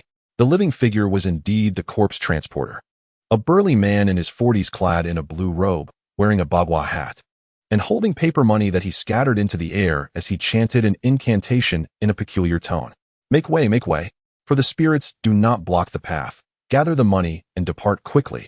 Upon completing his chant, the corpse transporter shook the bell in his hand, and the body behind him began to shuffle forward. The scene was undeniably chilling. One could scarcely endure the horror if present in person. Yet Anqi, undeterred by the cries of the corpse transporter, continued her journey. As the transporter approached Anqi, he halted, gazing at her with a look of astonishment. Noticing she was being observed, Anqi too paused. "What are you staring at?" she inquired with a serious expression. "Forgive me, young lady, but how is it that you possess the skill to transport corpses?" The transporter's face reflected genuine astonishment, his words articulated in a clumsy Mandarin. "Indeed, I carry people," Anqi replied calmly. The transporter scrutinized Anqi, then glanced at the seemingly lifeless Lu Xiaoran behind her, and finally at the bottle of Erguo at her waist. With a respectful gesture, he bowed slightly. "Impressive, truly impressive." Chapter 74. The background of the warrior king upon hearing the words of the corpse handler. Anqi tilted her head in curiosity, gazing at him inquisitively. "Where exactly did you carry this from?" The corpse handler, in turn, displayed a genuine concern for Anchi. We are almost home. Heading home? Anchi replied with innocent simplicity. The corpse handler felt a surge of respect and admiration for her. Anchi pointed at the corpse behind the handler, asking, did he drink too much as well? The corpse handler was momentarily perplexed by Anchi's implication, pausing before responding. Oh, yes, he drank too much. Well, take your time walking. I shall be on my way, Anchi stated before continuing her journey home, carrying Lu Xiaoran on her back. Truly, exceptional talent emerges. Who would have thought that a descendant from Xiangxi could be such a beautiful corpse handler? The corpse handler mused as he watched Anchi's retreating figure. Upon arriving home, Anchi, wishing not to disturb Lu's mother and father, stealthily entered through the window while carrying Lu Xiaoran. Once inside, she gently placed him on the Kong, covering him with a blanket, before retrieving a bottle of Erguo from her waist. What kind of liquor is this? Anchi pondered aloud, shaking the bottle in her hand. She uncapped it, and the aroma of Erguo wafted through the room. Raising the bottle, she tilted her head back and downed the entire contents in one go. A crackling sound echoed in the room, accompanied by a flash of sparks in Anchi's eyes, resembling a short circuit. After a brief tremor, her body stilled, and the laser-like gleam in her eyes faded. With a hiccup, she glanced out the window. Suddenly, she crouched low and, with a whoosh, leaped out through the window. Lu Xiaoran remained in deep slumber. Otherwise, he would have certainly intervened upon witnessing Anchi's indulgence in alcohol. Anchi's second bout of drunken revelry proved even more intense than the first, suggesting that the potency of Erguo surpassed that of beer. She darted through the village like a shooting star, colliding with several walls, causing many villagers to awaken, yet they dared not venture outside. Perhaps believing the corpse handler was creating a ruckus, Anchi raced through the village, spiraling in circles like a drunken fool. She dashed across the freshly sprouted grass and glided over the surface of the lake, leaving behind a trail of chaotic circles. The following morning, Lu Xiaoran awoke with a pounding headache. Oh, my head hurts, he groaned, clutching his temples as he sat up on the Kong. Noticing Anchi still asleep beside him, he recalled the previous night when he accidentally stabbed Simi with a knife, stirring a sense of unease within him. He cautiously climbed down from the Kong and approached the window, only to be astounded by the sight before him. The ground outside was marked with perfect circles, and in the distance, the grassy field bore witness to a series of concentric circles. Goodness, is this the legendary crop circle? Anchi stirred awake, sitting up and joining Lu Xiaoran at the window. My dear, did aliens visit last night? Look, Lu Xiaoran said, pointing towards the fields in the distance. I had a bit too much to drink last night. And she smiled gently, indicating the Erguo bottle by the Kong. Lu Xiaoran shivered slightly. Was Simi all right last night? Lu Xiaoran shifted the conversation. We should go check on her, and she said, pulling Lu Xiaoran downstairs. After they had breakfast, they arrived at Simi's villa, where she had been waiting at the door, seemingly aware of their impending visit. Little brother, you've come. Please, come in and have a seat, Simi greeted, her arm bandaged, which made Lu Xiaoran feel quite guilty. Brother Yi, is your arm all right? Lu Xiaoran asked with concern. Haha, it's nothing, just a minor injury. Come in, let us have a chat, Simi replied, patting Lu Xiaoran on the shoulder. The three entered the villa, which was no longer in disarray as it had been the previous night. It appeared as though nothing had transpired. Simi settled onto the sofa and invited Lu Xiaoran and Anchi to join her. Little brother, your wife is truly talented. Where did you get that bulletproof mask? We never had anything like that in our unit, Simi exclaimed with excitement. Oh, it's nothing. Haha, I made it myself, Lu Xiaoran chuckled. Simi paused for a moment, then laughed as well, saying, Little brother, I remember you telling me you were developing in Beijing. Why not return to your hometown? After pondering, Lu Xiaoran decided to withhold the details of his life in Beijing from Simi. Well, haha, my wife and I run a bar in Beijing to make ends meet. It's not too bad, he replied. So, do you wish to stay in your hometown or return to Beijing? Simi inquired. As Lu Xiaoran contemplated, and she interjected, saying, We came back this time to spend more time in our hometown and look for a job. Simi laughed, looking for a job? What kind of money can you earn? Little brother, I understand what your wife means. You both still need to stay in the Northeast for now, right? Lu Xiaoran grasped Anchi's implication and affirmed, Yes, indeed. Simi smiled and stood up, asking, Little brother, would you like to see what I have accomplished in my hometown? Yes, I would, he replied. Then let me show you, Simi said cheerfully. leading Lu Xiaoran and Enchi out of the villa to the garage in the backyard. Inside was a stretched Lincoln with the license plate E99999. The three of them got into the car. As they drove, CI May calmly remarked, "When I returned home after leaving the army, I was nothing, but with my skills, I managed to get by." Lu Xiaoran nodded with a smile, listening as CI May continued, "Now I will show you what true society looks like. It's not the so-called powerful underworld you see in Beijing." Lu Xiaoran chuckled, "All right, Brother Yi, but I've never been involved in the underworld. It's too dangerous." CI May laughed at that and fell silent. The car exited the village and made its way to the city center, where it slowed down. The streets were lined with cafes, massage parlors, and game halls. A few flamboyantly dressed women were sitting at the entrance of a massage parlor, while several tattooed men greeted the car, indicating that CI May was quite familiar with this street. He rolled down the car window and smiled at the street outside. "Not busy today?" The men and women responded with cheerful greetings. "Not busy, Brother May. Feel free to drive around." Lu Xiaoran, somewhat puzzled, asked CI May, "Did you not tell them your name?" "No," CI May replied. "It sounds nice, but only you call me Brother Yi. That's a term of endearment among brothers." Feeling a little embarrassed by CI May's comment, Lu Xiaoran smiled and continued to gaze out of the window. CI May shared much with him, including how he gradually ascended from a retired Special Forces soldier. "Initially, I merely engaged in smuggling cigarettes, but as I met more people and established connections, I came to understand the relationships with officials quite well. Thus, step by step, I arrived at where I am today." As Lu Xiaoran listened to CI May, he pondered the true nature of his character. Was he part of the underworld? A government official? A businessman? None of these seemed to fit him, yet he felt an inextricable connection to them. "Brother Yi, how did you end up resembling the underworld?" Lu Xiaoran chuckled. "The underworld?" CI May replied with a chuckle. "Whether it's the underworld, thugs, or even courtesans, these are all circumstances beyond one's control." After finishing his thought, CI May parked the car, and they arrived at the entrance of a billiard hall. The establishment was quite spacious and lavishly decorated. Lu Xiaoran was curious about why CI May brought him here. CI May lifted his chin, loosened his tie, and smiled, saying, "This is my billiard hall. I come here to unwind and play when I have free time." Lu Xiaoran felt a surge of admiration.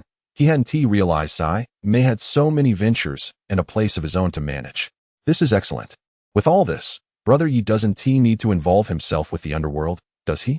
CI May shook his head with a smile, his face reflecting a sense of inevitability. "As I mentioned, if everyone were making money and living well, who would choose the path of the underworld?" He meaningfully patted Lu Xiaoran on the shoulder and led him and Anshi into the billiard hall. The owner of the hall was a hefty man in his 30s, adorned with tattoos and a large gold chain, exuding an air that suggested he was not to be trifled with. Upon seeing CI May, he immediately approached with a broad smile. "Brother, what brings you here today? Have you been busy lately?" "Huh, with spring here and not much to do. I thought I'd check in on you. Business treating you well?" "Of course. The brothers on the street are looking out for me. Who would dare not support Brother Yi?" CI May chuckled and playfully punched the man in the stomach before saying, "I'll head upstairs to take a look." The man's expression shifted slightly upon noting Lu Xiaoran and Anshi behind CI May, revealing a hint of hesitation. "They're my brothers. It's all good. Come on." CI May seemed to read his mind, smiling as he reassured him. Upon hearing this, the hefty man relaxed, his brow unfurling, and he led the way upstairs. The billiards hall is quite expansive, encompassing 3 lavishly decorated floors. The first and second floors are dedicated to billiards, but upon reaching the 3rd floor, the atmosphere shifts dramatically. Lu Xiaoran and his companions followed the portly figure to the 3rd floor, only to find an array of computers instead of billiard tables. "Brother Yi, is this a cyber cafe?" Lu Xiaoran inquired, puzzled. "A cyber cafe? What profit could one possibly glean from that?" CI May interjected, clarifying, "These computers are exclusively for my personal hackers. Each vulnerability they exploit can yield hundreds of thousands. They can target anyone's computer at will." "Brother Yi, I had no idea your entourage included hackers," Lu Xiaoran exclaimed, astonished. The skill of hackers in exploiting vulnerabilities is indeed remarkable, with profits ranging from tens of thousands to millions, indicating the solid foundation of CI May's wealth. The hackers, engrossed in their screens, rose and bowed in unison upon CI May's arrival. "Continue your work. This is my good brother. Feel free to take a look," CI May gestured, allowing them to resume their focus on the computers. CI Mei led Lu Xiaoran and Enchi into a lavish hall, seemingly designated for esteemed guests. Make yourselves comfortable, he invited, while he retrieved 2 bottles of drinks from a cabinet. He elaborated, these computer hackers can uncover the corruption of those unscrupulous officials, and their incriminating evidence rests within my USB drive. After hearing CI Mei's words, Lu Xiaoran couldn't help but admire him. Though this former soldier may appear rough around the edges, he possesses a keen ability to strike at the heart of his adversaries, grasping the delicate balance of life and death. Brother Yi, it seems everyone on this street knows you, Lu Xiaoran remarked. Indeed, these are individuals trapped by circumstance, CI Mei replied, reflecting on the hostesses and tattooed men, stirring a sense of empathy within Lu Xiaoran. CI Mei handed the drinks to Lu Xiaoran and Enchi before taking a seat on the sofa. The Underworld is a relic of the past. Today's era is not about seizing territory, but rather conducting legitimate businesses, finance, investments, casinos. That is true. Times are indeed evolving, Lu Xiaoran chuckled. Exactly. The reason I can sustain my influence here is due to owning the largest bathhouse in our city, along with these ancillary ventures. After stating this, he rose and gazed out the window. Lu Xiaoran admired CI Mei's silhouette, recognizing this soldier's remarkable ability to carve out his niche in the world, commanding respect. Meanwhile, he felt fortunate to have Enchi by his side, which paved his path to success. Ma Lu and CI Mei represent 2 distinct archetypes, one born with the qualities of a landlord, the other a man shaped by experience. Lu Xiaoran holds a greater admiration for the latter, and as he becomes a sworn brother to CI Mei, this connection serves as the key to unlocking new opportunities in his hometown. Brother, what are you pondering? CI Mei asked, noticing Lu Xiaoran lost in thought. Oh, nothing much. By the way, Brother Yi, you mentioned you own a bathhouse? Indeed, although it is the largest bathing establishment, the clientele is rather complex. There are individuals from various backgrounds, making it challenging to manage. Alas, with so many people, the variety is overwhelming. Lu Xiaoran pondered and remarked, isn't Brother Yi in charge here? Why is it difficult to oversee? CI Mei sighed and replied slowly, here, my words may carry some weight. But those with power from other territories come to the bathing center, and I cannot manage them. I lack the capacity to do so. At that moment, Enchi, who was seated on the sofa sipping juice, looked up at the 2 of them. Let me take charge of the bathing establishment. That would suffice. CI Mei was momentarily taken aback, then recollected something and said, sister-in-law is right. Given her capabilities, it is indeed possible. After all, I am unable to manage it. And my younger brother's intention is. Lu Xiaoran immediately nodded vigorously. As long as Brother Yi is at ease, we shall take care of it. Excellent. It is settled then. CI Mei laughed heartily. Driving a Lincoln, CI Mei took Lu Xiaoran and Enchi away from that street and headed towards the city center. Along the way, Lu Xiaoran mused. It seems this bathing establishment is not as easy to manage as the bars in Beijing, especially since CI Mei does not possess the same influence as Ma Lu. The path ahead appears treacherous, as the neon lights began to illuminate the night. The vibrant nightlife of the bustling city unfolded before them. The elongated Lincoln came to a halt in front of a towering building. They all alighted from the vehicle.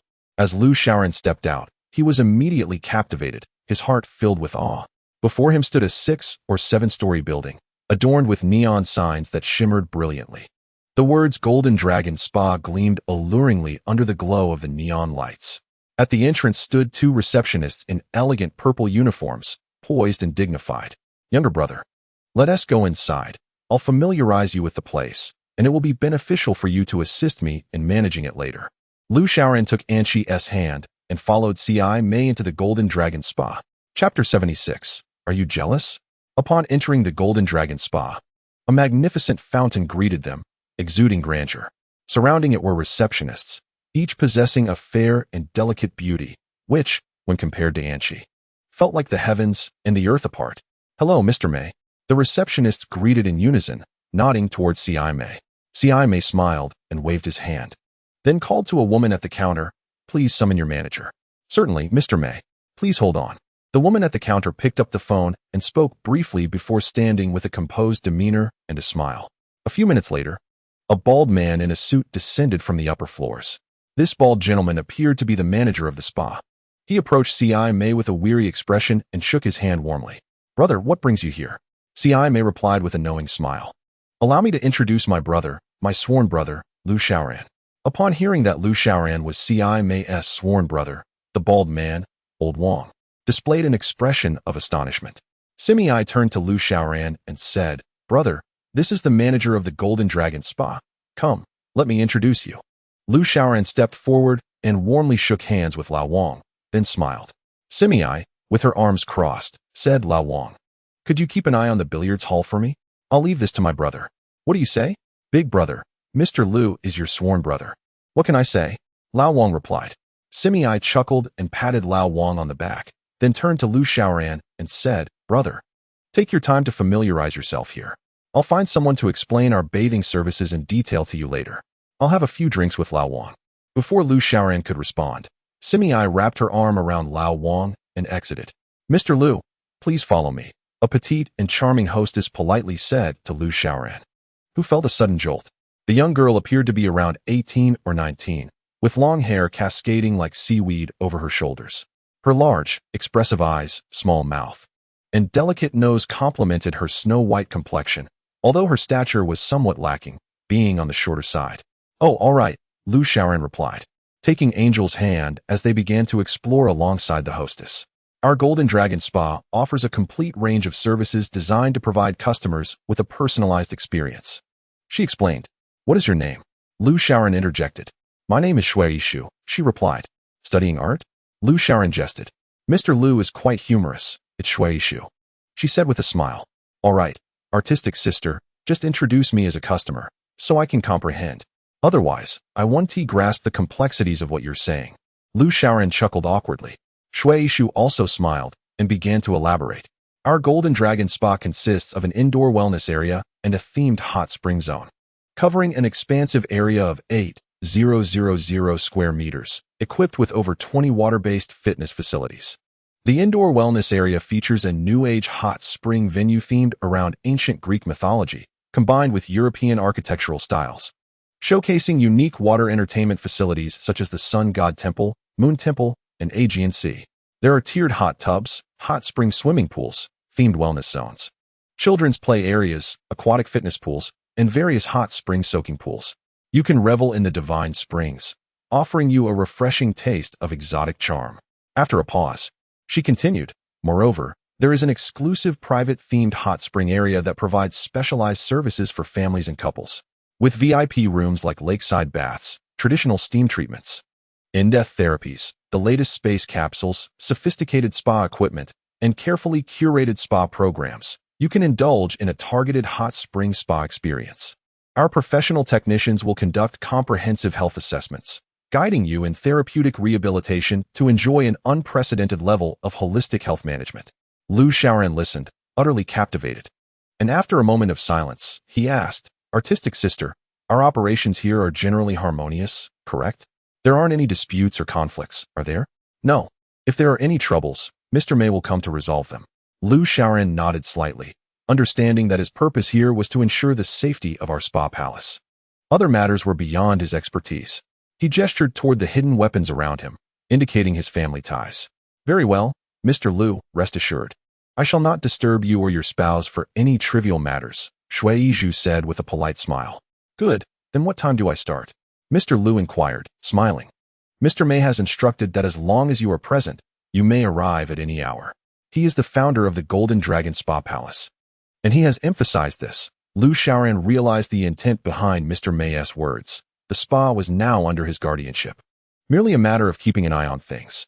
Shui Yishu produced a room card and handed it to Lu Xiaoran with both hands, smiling as she said, "Mr. Lu, your suite has been prepared by Mr. May. Here is the room card. Your suite is on the 5th floor in the first-class area." Lu Xiaoran accepted the card, smiling at Shui Yishu. "Thank you. You all may carry on." "Very well, Mr. Lu, should you require anything, simply ring the bell inside your suite," she replied. Lu Xiaoran nodded and ascended the stairs with Anqi. "You seemed quite pleased chatting with that girl," Anqi remarked, frowning. Lu Xiaoran felt a mix of joy and amusement. Could it be that Anqi was feeling jealous? Not at all. I was merely listening to her talk about the Golden Dragon Spa Palace. "Is that so? Is she prettier than me?" Anqi tugged at Lu Xiaoran's collar. "Of course not. What is wrong with you? Are you feeling jealous?" "I only eat popcorn," Anqi pouted, her fair face displaying her displeasure. Upon reaching the first-class room on the 5th floor, Lu Xiaoran took out the room card. What are you doing? Using this to unlock the door, he replied. No need, Anchi stated, her eyes emitting a piercing gaze that activated the door mechanism, which opened with a click. She ignored Lu Xiaoran and strode into the room. Hey, what's the matter? Why are you upset? Lu Xiaoran scratched his head, following her inside. The room was exquisitely decorated, with beige wallpaper that exuded warmth, a large bed, and floor-to-ceiling windows, filling the space with a cozy ambience. Anchi crossed her arms, refusing to look at Lu Xiaoran, as if genuinely upset. Lu Xiaoran smiled helplessly, sitting beside Anchi, feeling a profound sense of satisfaction. He relished the fact that he had managed to humanize the emotions of his robotic wife, who had now even learned to feel jealousy. Don't be upset. I will refrain from chatting with girls in the future. Anchi remained silent. Lu Xiaoran leaned closer to her, trying to appease her. I truly had no idea that you could feel jealous. Anchi tilted her head, blinking as she gazed at Lu Xiaoran. I'm not jealous. Then why did you say I was chatting with that girl from the art school? You are indeed angry, aren't you? Yes, I am quite upset, replied Lu Xiaoran with a joyful laugh. Haha, that's just it. It shows you care about me and are envious of our closeness. Not at all. You two have been chatting for such a long time that I missed the finale of The Divine Doctor and The Great Master. Naturally, I am upset. Angel gently remarked as she turned on the LCD television mounted on the wall. I have been overly sentimental, Lu Xiaoran replied helplessly. Chapter 77. Dive to Your Demise. In recent days, Lu Xiaoran and Angel had frequented the Golden Dragon Spa Palace, becoming quite familiar with the place. Lu Xiaoran noticed that every evening, numerous luxury cars would line the entrance, indicating that the more formidable individuals congregated there at night. During the day, he would take Angel shopping, and in the evening, they would return home to spend time with his parents before heading to the spa. Today, they arrived at the spa early. During the day, it served as a haven for swimming enthusiasts, boasting a grand swimming pool in the back hall. Mr. Lu, are you and your partner here to swim? Shui Shu inquired as she greeted Lu Xiaoran and Angel, who were making their way toward the pool. Oh, yes, indeed. What about it, my artistic little sister? Lu Xiaoran responded. Mr. Lu, please proceed to the changing room to don the swimsuits we have prepared for you and your partner, Shui Shu said with a poised smile.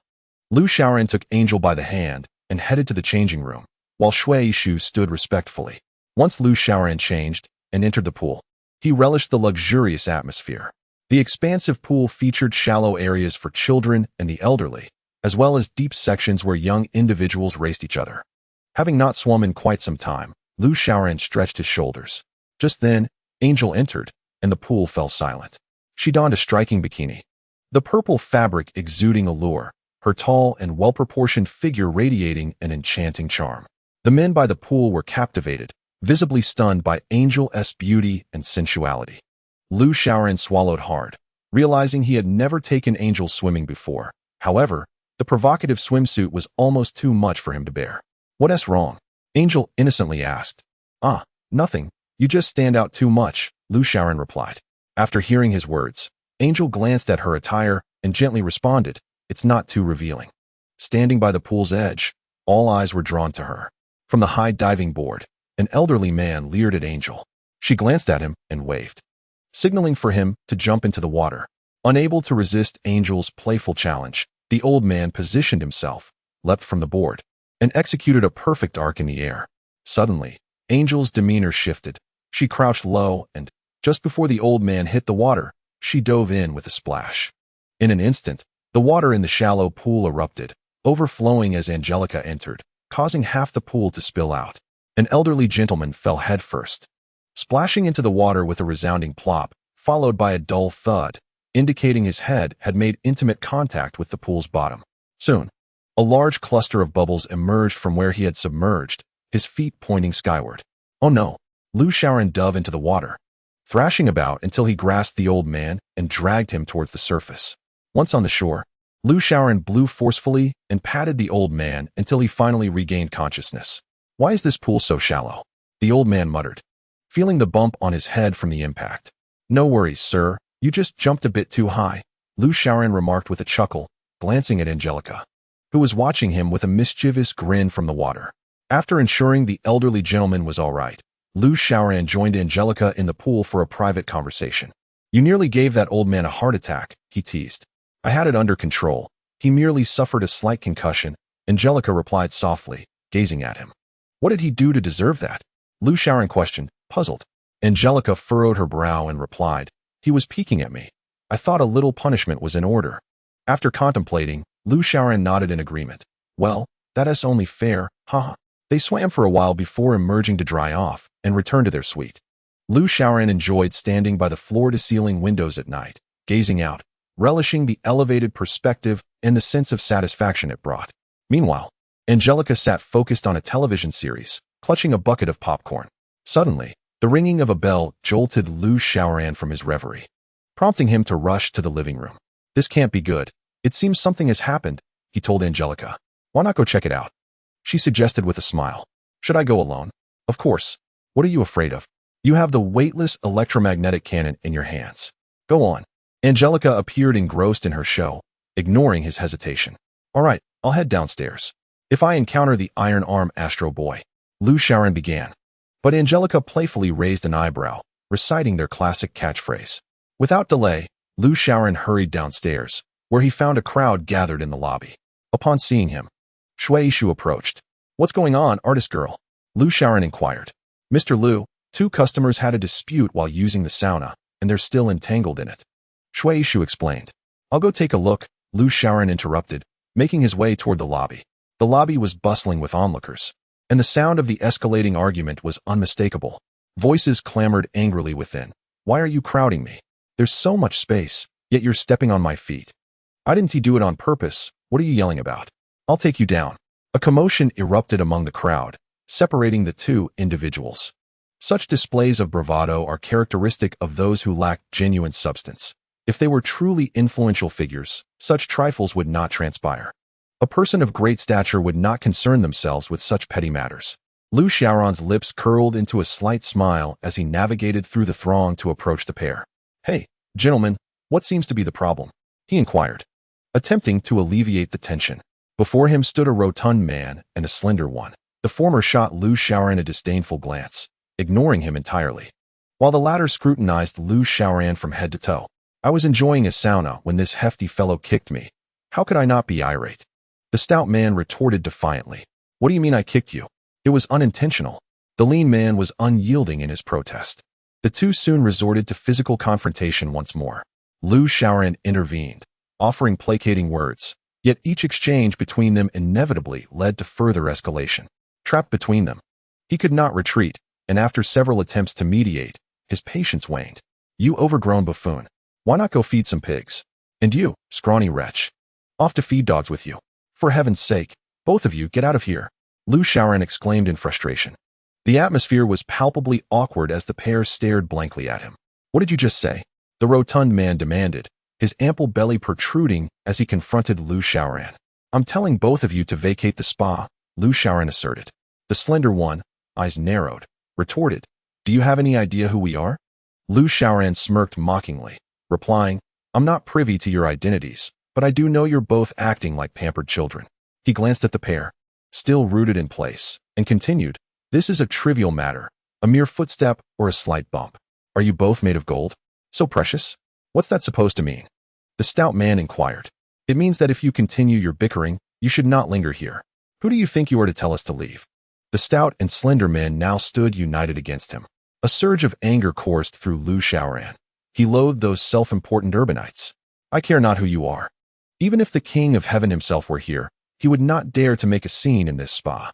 At that moment, a security guard dashed over from a distance, leaning in to whisper in Lu Xiaoran's ear, Brother Lu, perhaps we should let this go. These 2 are brothers of the Provincial Public Security Bureau chief, and we cannot afford to cross them. How amusing.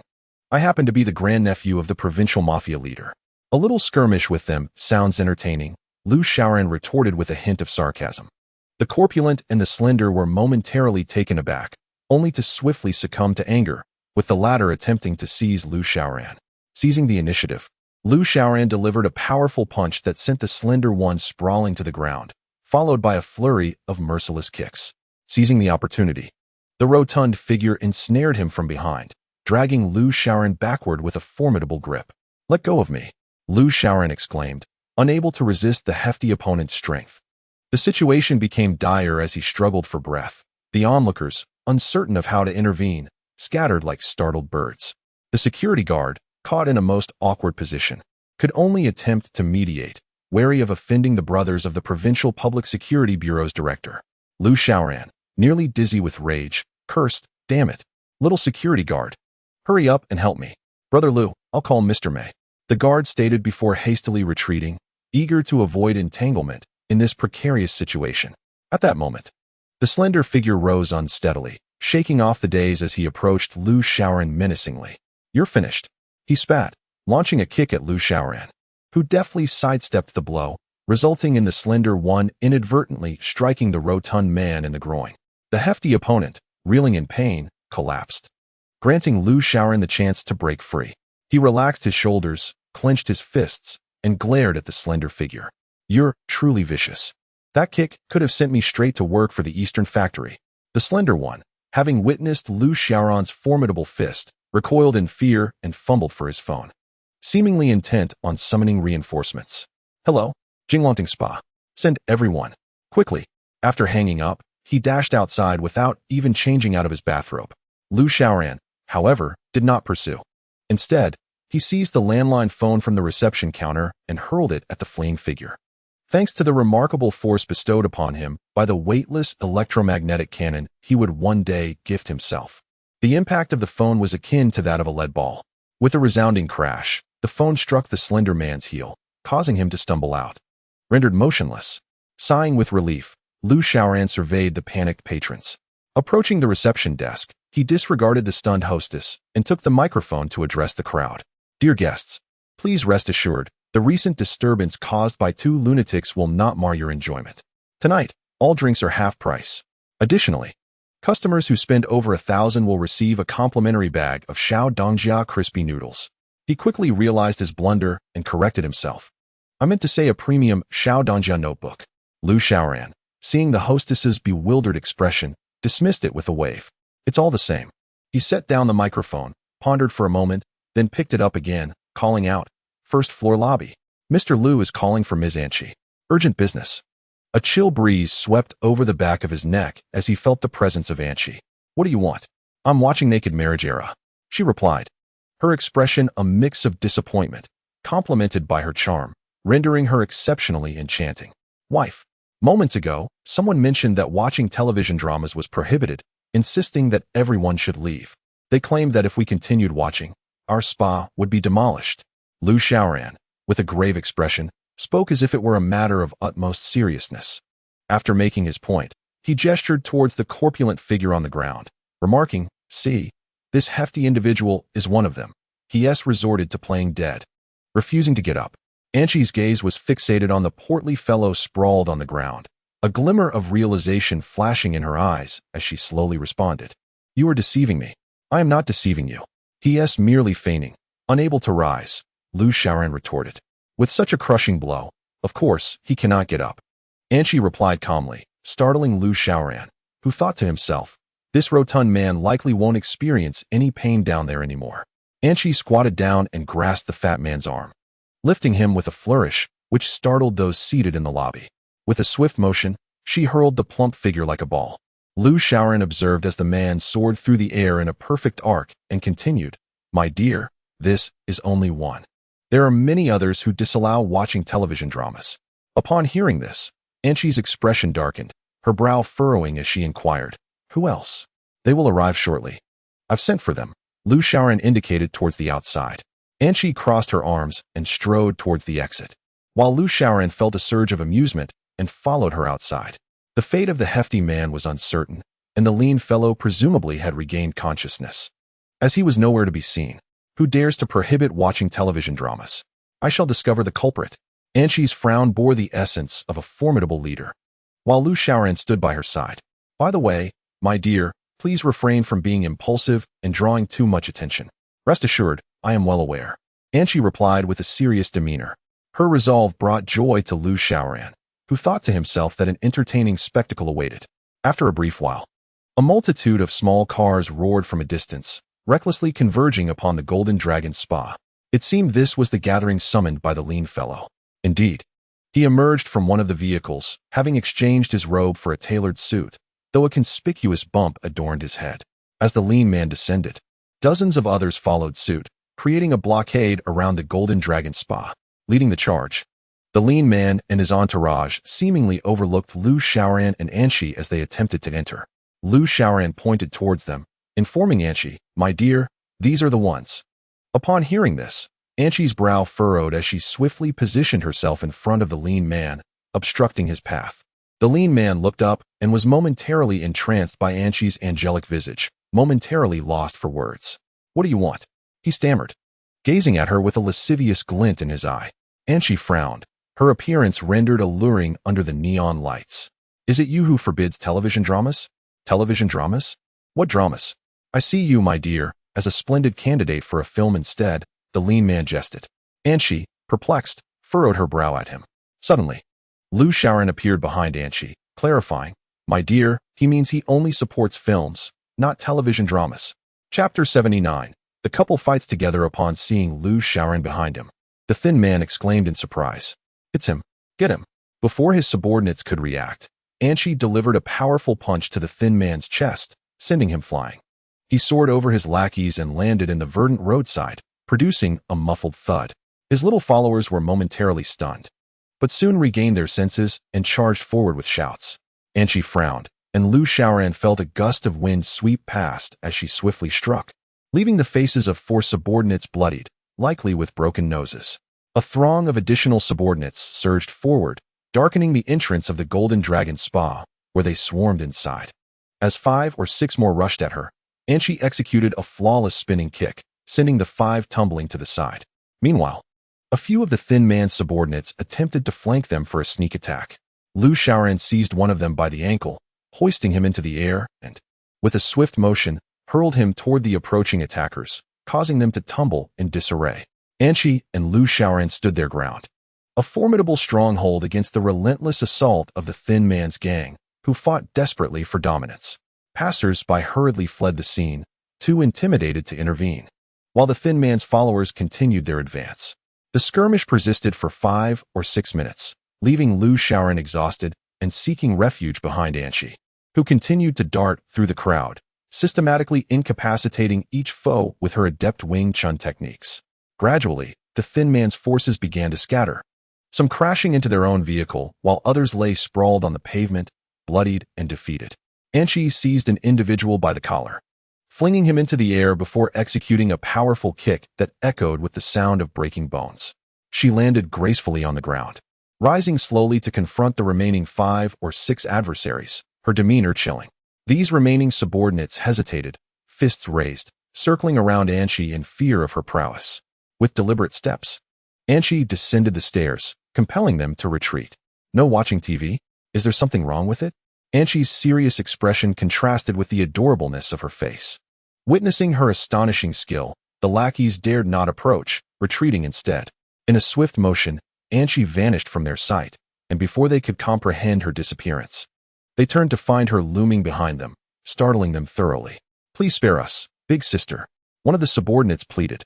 Unmoved, Anshi seized 2 of them, casting them aside effortlessly, while the remaining 3 faced her wrath as she executed a sweeping kick that felled 2 of them.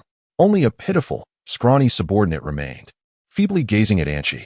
As he saw Anshi raising her hand to strike, he hastily exclaimed, "I love watching television dramas." Anshi halted, grasped his collar, and lifted him up, tilting her head to inquire, "What do you enjoy watching?" "I enjoy television dramas," the unfortunate subordinate replied from midair. "Which one do you like?" Anshi pressed on. "I like Wulong Yuan." "Go to hell." Anshi flung him away, releasing her grip. Outside the Jinglongting Spa, dozens lay sprawled on the ground, all in a state of disarray. Anshi clapped her hands, while Lu Xiaoran crossed his arms, observing the aftermath of their handiwork. Just as he was about to lead Anshi inside, an extended Lincoln arrived at the spa entrance. It was Simi-Ai. The car door swung open, and Simi-Ai hurriedly stepped out, visibly anxious as she approached Lu Xiaoran and Anshi. Concern etched upon her face. "Brother, what happened? Why did you resort to violence?" Simi-Ai gestured to the surrounding disheveled subordinates, who had been bested by Anshi and herself. Lu Xiaoran briefly recounted the events, and Simi-Ai's expression grew increasingly grim. "So it is, Brother Yi, I detest such individuals." "So do I," Lu Xiaoran replied, "but brother, They are brothers of the Provincial Public Security Bureau director. This situation is complicated. Upon hearing this, Liu Xiaoran, noticing Simi Ai's somber demeanor, felt perplexed. What is so serious about it? Brother Yi, your influence should handle this minor issue without difficulty. Simi Ai offered a wry smile and shook his head. Those who frequent our Jinglongting spa are not locals. They are outsiders with significant backgrounds, the thin and the fat, individuals we cannot afford to offend. Brother Yi, if they come, we can continue the fight, can't we? Who's afraid of whom? Liu Xiaoran's temper flared. He disliked being subservient. But seeing the resolute Simi Ai soften his stance indicated the gravity of the situation. After hearing Liu Xiaoran's words, Simi Ai took out a cigarette, lit it, inhaling deeply before releasing a cloud of smoke, his expression forlorn. Brother, you should go home and rest with your sister-in-law. We will leave this matter for tonight. We shall reassess tomorrow. Brother, I will stay. Brother, please heed my advice. Simi Ai managed a faint smile as he regarded Liu Xiaoran. Reluctantly, Liu Xiaoran acquiesced and took Anqi's hand as they departed. As they walked away, Anqi playfully waved her hand in the air, smiling as she linked her arm with Liu Xiaoran's. Throughout their journey, Liu Xiaoran pondered deeply. Never before had he felt such uncertainty.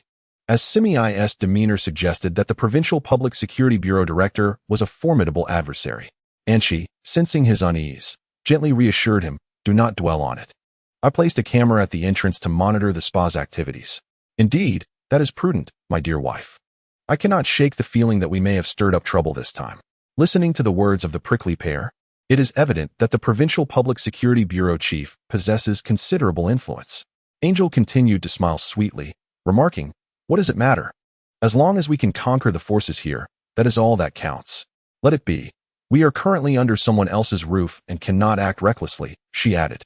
You promised to heed my every word, so do so diligently. No one shall obstruct you in my presence. Angel spoke with unwavering determination, and Liu Xiaoran felt a sense of relief upon hearing her words. What could be more fulfilling than having a girlfriend like her? Despite her being a robot, despite her frequent missteps and astonishing actions, what did it matter? Liu Xiaoran had introspected and recognized that he indeed cared for Angel's beauty and the dynamics of their relationship. It is human nature to harbor desires. However, gradually, Liu Xiaoran found himself indifferent to such concerns. Whether or not they adhered to human conventions or could engage in romantic pursuits became irrelevant. As long as he could be with Angel and share each day by her side, that was his greatest aspiration, with no other desires to speak of. Perhaps, this is the essence of true love. Irrespective of the partner's nature, one is willing to be together against all odds, regardless of poverty, appearance, or self-interest. The mere ability to coexist becomes the deepest yearning of one's heart. Chapter 80. Fei Fei is in trouble. Within the Provincial Public Security Bureau, a spacious and well-lit office exudes opulence, with a decor that commands attention. Seated in a swivel chair is a man in his 40s, donned in a police uniform, his epaulets indicating a high rank. With eyes half closed, his balding head glistens under the sunlight streaming through the window. A woman in a white uniform, bespectacled and possessing a fair complexion, is seen massaging the shoulders of the man in the chair. Lightly now, that feels wonderful. You truly know how to serve me. The officer remarked, squinting his eyes with a lecherous grin. The woman, with a flirtatious smile, leaned forward, ensuring her chest made contact with the man beneath her. Oh, Director's son, you only say the sweetest things. I never claim to be sweet, ha? My dear heart, come here. The man in the swivel chair was about to embrace the uniformed woman when an insistent phone call interrupted. Damn it, who is calling at this hour? Director's son cursed under his breath, retrieving his phone. Upon glancing at the number, his brow relaxed slightly. Hello? Hey, brother son, it's me, Big Fat. I know you are Big Fat. What do you want? Director's son replied, his tone suggestive. Is there new merchandise? Hey, brother son, I've been bullied. Came the voice from the other end, tinged with a sense of grievance. Director's son tightened his grip on the woman, continuing to smirk. What? You let someone bully you? Haha. Did you visit a brothel and get clawed by a woman? No, brother son. Seriously, I got beaten by Slim. At this, Director's son's smile faded, and his hand withdrew from the uniformed woman's clothing. You and the lean fellow have been beaten. Who did this? Did you mention me? Yes, I did. I told him that brother son is the director of the Provincial Public Security Department. The person who assaulted us claimed to be the nephew of the provincial mafia leader. And then he proceeded to beat us up. Damn it. Where's this place? Tell me. The Golden Dragon Spa is the domain of C.I. May. Upon hearing this, Director Sun's fierce expression softened slightly. He stroked his bald head and let out a sinister chuckle. What is he? I see. I will find time to pay a visit. Yes. Thank you, Brother Sun. After hanging up the phone, Director Sun gazed out the window with an inscrutable smile, his hand caressing his shoulder insignia. Brother Sun, what's the matter? Are you coming or not? The uniformed woman inquired, her eyes sparkling with anticipation. Director Sun remained silent, instead rising and pacing to the window, observing the bustling traffic below from several stories up. C.I. May, you are a man, but you have fallen into my hands, haughty and oblivious to your own insignificance. For the past few days, C.I. May had instructed Lu Xiaoran and Anqi to rest at home, not wanting them to get involved in trouble. Thus, C.I. May is indeed a man of iron will, a true masculine figure. The weather gradually warmed, and as April approached, various flowers and creatures revived. At night, while lying on the heated bed, Lu Xiaoran often found himself drowsily swatting away mosquitoes, a common plight in rural areas where pests are abundant. Oh, how annoying. Buzz, buzz, buzz. The incessant buzzing of mosquitoes kept Lu Xiaoran awake, prompting him to turn on the light in the dead of night to hunt them down. What's wrong? Why are you up? Anqi asked, lifting the covers to sit up. There are mosquitoes. I'm going crazy, Lu Xiaoran exclaimed in frustration. Anqi fixed her gaze on the air, her eyes emitting a laser-like focus. Suddenly, a crisp crack echoed, and a wisp of smoke accompanied by a burnt smell wafted through the room. A mosquito drifted down like a crashing plane. Lu Xiaoran, exhilarated, clapped his hands, exclaiming, Yes, yes, just like that. Haha. Anqi smiled gently and continued to scan the room, unleashing a flurry of strikes. Instantly, a series of crackling sounds erupted as several mosquitoes fell to the ground. Lu Xiaoran, feeling at ease, lay back on the heated bed, smiling as he closed his eyes, thinking he could finally enjoy a peaceful sleep. Outside, in the room of Lu's parents, the elderly couple murmured to one another. Old man, do you hear what is happening in Sharon's room? What is all that popping sound? Oh, the young ones are just being restless. Don't mind them. Go back to sleep. But it's so late. These two kids. Lu's mother turned over on her pillow and remarked. It's at night that young folks get close to each other. Ah, never mind, just sleep. With that, Lu's mother relaxed, smiled, and drifted off to sleep. In the morning, Lu Xiaoran swept away the mosquito carcasses that Anqi had dispatched the night before and then took her downstairs for breakfast. Lu Xiaoran had a profound fondness for the rustic cuisine prepared at home. It was delectable and, at the very least, imbued with the essence of home. And she, holding a bun wrapped by Lu's mother, took delicate bites, her eyes twinkling in delight. Lu Xiaoran cherished the sight of Anqi enjoying her meal, for her manner of eating was truly enchanting. Xiao Qi, come now, do not merely indulge in buns. Partake of some porridge and savor the braised pork. Your uncle's braised pork is simply exquisite, Lu's mother said with a smile, pushing the dish toward Anqi. Oh, Auntie, you are too kind. I can serve myself. Anqi replied with a smile, lifting her bowl to sip some porridge before grasping a piece of braised pork, opening her mouth to relish it. Oh dear, how biased you are. You neglect your son, Lu Xiaoran jested, tapping his bowl playfully. Lu's father, chuckling, poked Lu Xiaoran on the head and remarked, You rascal. Xiao Qi has resided in the big city for so long, and there is little of good fare at home. Why compete? Quickly eat your dry tofu wrapped in scallions. Truly, this is unfair, Lu Xiaoran exclaimed as he grabbed a scallion and dipped it into the thick sauce, munching away. Uncle, Auntie, compared to the fast food in the city, or even the Euler, I far prefer the dishes you prepare. They possess the taste of my hometown. Your home-cooked meals are the most delightful I have ever tasted. Upon hearing Anqi's words, Lu's mother and father beamed with joy, unable to contain their smiles. Praising Anqi for her eloquence, Lu Xiaoran felt a surge of delight within, pondering where Anqi had learned such charming phrases. Seizing the moment while Lu's parents were momentarily in the kitchen, Lu Xiaoran whispered to Anqi, My dear wife, where did you acquire such phrases? It seems as though you had rehearsed them in advance. Of course, the future me instructed me to say such things. Lu Xiaoran tilted his head, saying, It appears even the future me knew you would visit my home. That is indeed the case, and she replied with a gentle smile. At that moment, a fly buzzed incessantly above their heads, and she raised her gaze, her eyes emitting a fierce beam that instantaneously struck the fly down, producing a puff of black smoke. The unfortunate insect landed directly in Chi's bowl, splashing into the porridge.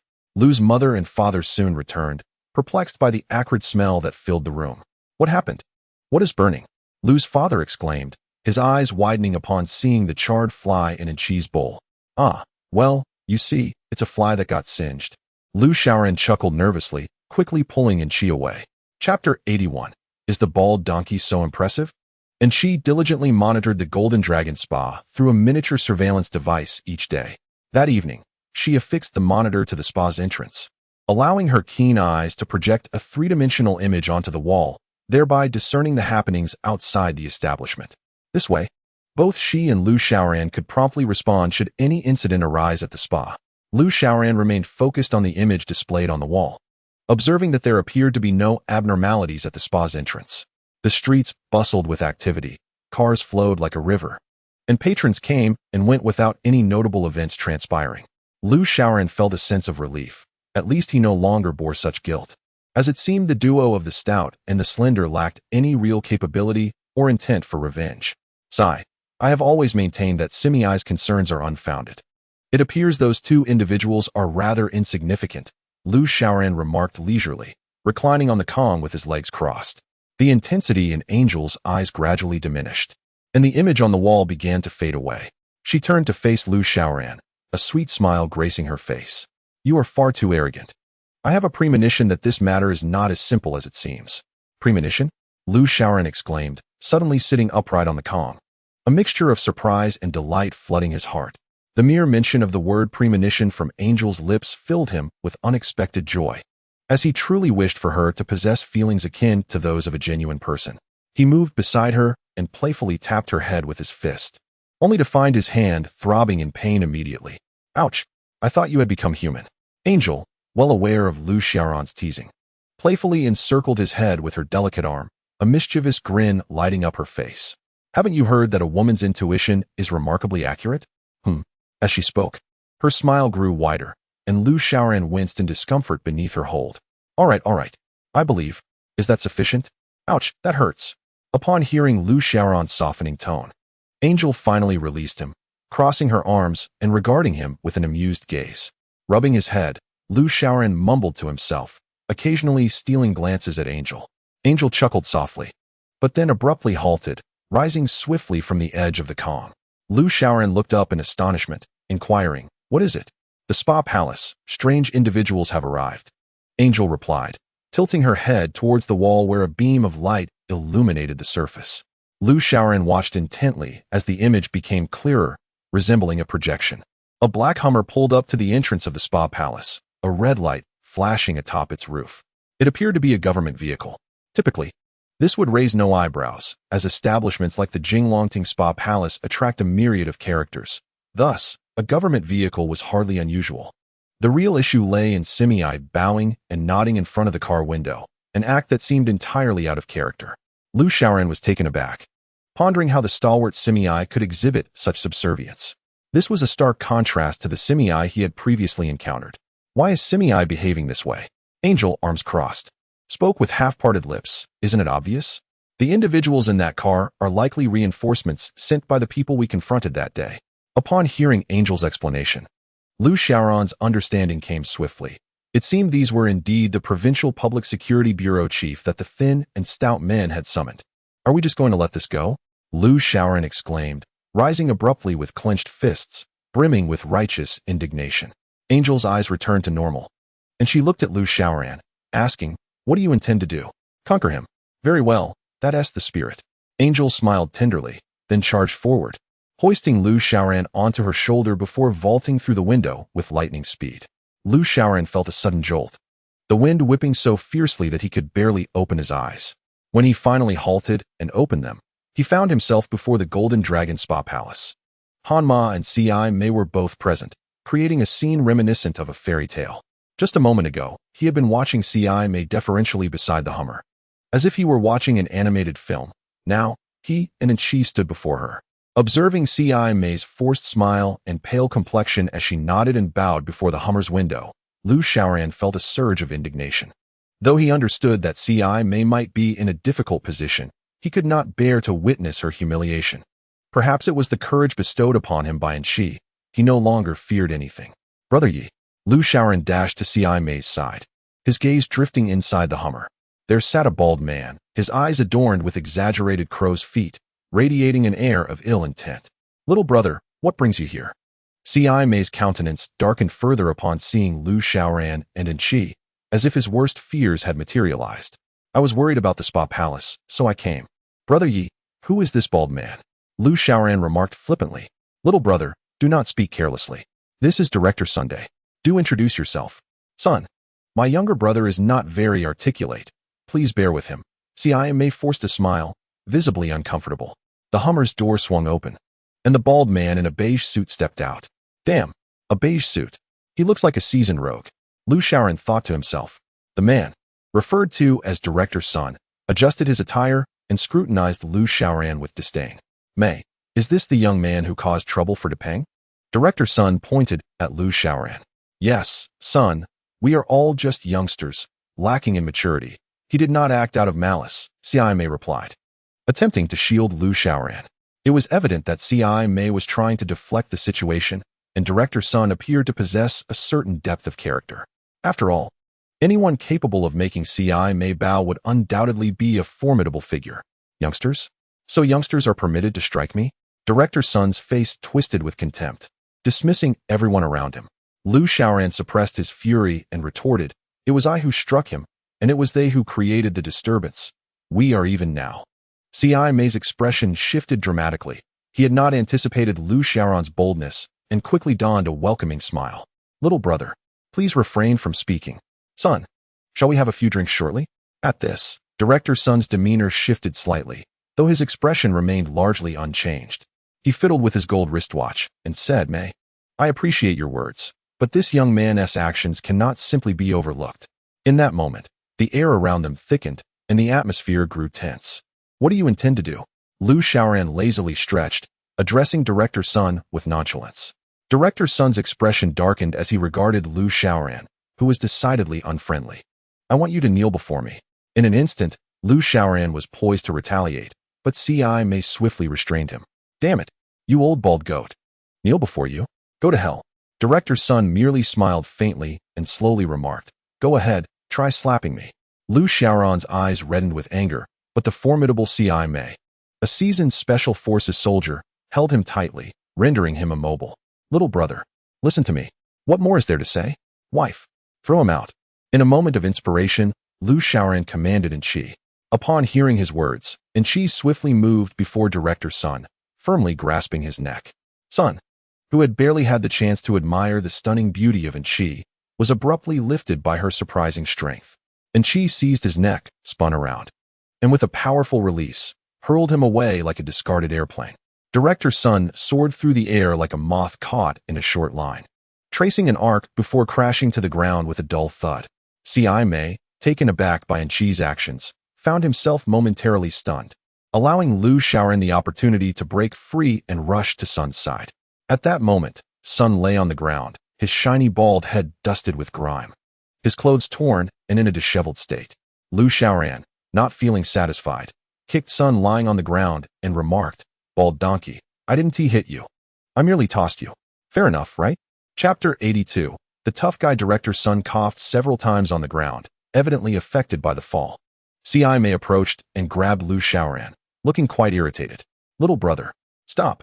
Are you crazy? Lu Xiaoran, undeterred, kicked Sun several more times before finally stopping as CI Mei pulled him aside, and she stood beside Lu Xiaoran with her arms crossed. While a crowd had gathered outside the Golden Dragon Spa, all watching intently, CI Mei went to help Director Sun up, wearing an awkward expression. But he found himself at a loss for words, as Lu Xiaoran and Anqi had reduced him to this state. Once helped to his feet, Sun's expression belied any pain. Instead, he wore a cryptic, cold smile. Well, Mei, with a little brother so skilled, are you planning to make a name for yourself? CI Mei, with an uneasy smile, replied, Son, what are you saying? My little brother is just a bit reckless. I'll deal with him later. Lu Xiaoran, overhearing, sensed that CI Mei was trying to give him an exit, yet he remained puzzled about Director Sun's true background, which prompted such deference from CI Mei. Well, Mei, your brother assaulted my man, and even through me. What a show of respect. We have plenty of time ahead. Director Sun brushed off the dirt from his suit, snorted coldly, and returned to his car. C.I. May opened his mouth as if to say something, but ultimately swallowed his words, shaking his head as he watched the black Hummer emit a cloud of exhaust and speed away. Lu Xiaoran approached C.I. May, expressing his dissatisfaction. Brother Yi, what is wrong with you? You fear foreign devils, but hesitate against a bald man like this? C.I. May paid no heed to Lu Xiaoran's words, turning around to pull him into the spa. The onlookers gradually dispersed, and Enchi followed closely behind Lu Xiaoran, arms crossed. C.I. May led Lu Xiaoran through the spa to a storeroom at the back, closing the door behind them. The spacious storeroom contained only Lu Xiaoran, Enchi, and C.I. May. With a sigh, C.I. May retrieved a cigarette from her case, placing one between her lips before offering another to Lu Xiaoran, who waved his hand in refusal. Brother Yi, I don't smoke. I understand you have unspoken troubles, don't you? Tell me, what is it that we can resolve together? As they walked, Lu Xiaoran reflected on C.I. May's actions, contemplating the difficulties she must be facing. Indeed, C.I. May paused at his words, her deep-set eyes fixed upon him as she exhaled a puff of smoke, speaking slowly. To be frank, this director's son is someone we cannot afford to offend. Cannot afford to offend? We've already driven away the foreign devil's arm to the teeth. Why should we fear a balding man? Lu Xiaoran replied, a hint of astonishment in his tone. Little brother, the last encounter with those Russian gangsters was straightforward. We were not afraid. But this director's son does not operate in the open. What difference does it make if he operates in the shadows? Lu Xiaoran exclaimed, indignation flaring in his eyes. C.I. May chuckled softly, patting Lu Xiaoran on the shoulder. Brother, I will arrange for you and your sister-in-law to return to Beijing immediately. You cannot remain in the northeast. Upon hearing this, Lu Xiaoran grew anxious and questioned, why must we leave? What is truly happening? C.I. May guided Lu Xiaoran to a chair in the storeroom, sighing before she began to explain. This director's son, named Sun Hongda, is the most notorious and cunning public security director in the 3 northeastern provinces. Although he is a government official, he is privately supported by complex criminal forces. Before even assuming his position, he had already allied with the Underworld, engaging in the trade of antiques and amassing a fortune through unscrupulous means. Unlike other gangsters who settle for the status quo, Sun Hongda is acutely aware that the Underworld is bound to face peril one day. Hence, he invested all his resources to forge connections, gradually infiltrating the Public Security Bureau. As various factions recognized Sun Hongda's rising influence, they flocked to serve under him, further entrenching his power, blurring the lines between the legitimate and the illicit. From that point on, he became untouchable in the 3 northeastern provinces. What makes Sun Hongda particularly terrifying is his insidious nature. He greets with a smile, yet turns to craft dark schemes. Many who opposed him met with dire fates. He does not eliminate his adversaries outright, but rather uses methods that leave them in unbearable torment. Consequently, many in the underworld wish to avoid any entanglements with him. His connections to countless criminal organizations, combined with his treachery, deter anyone from crossing him. Sun Hongda would not let this matter rest easily, for his pride had been utterly shattered.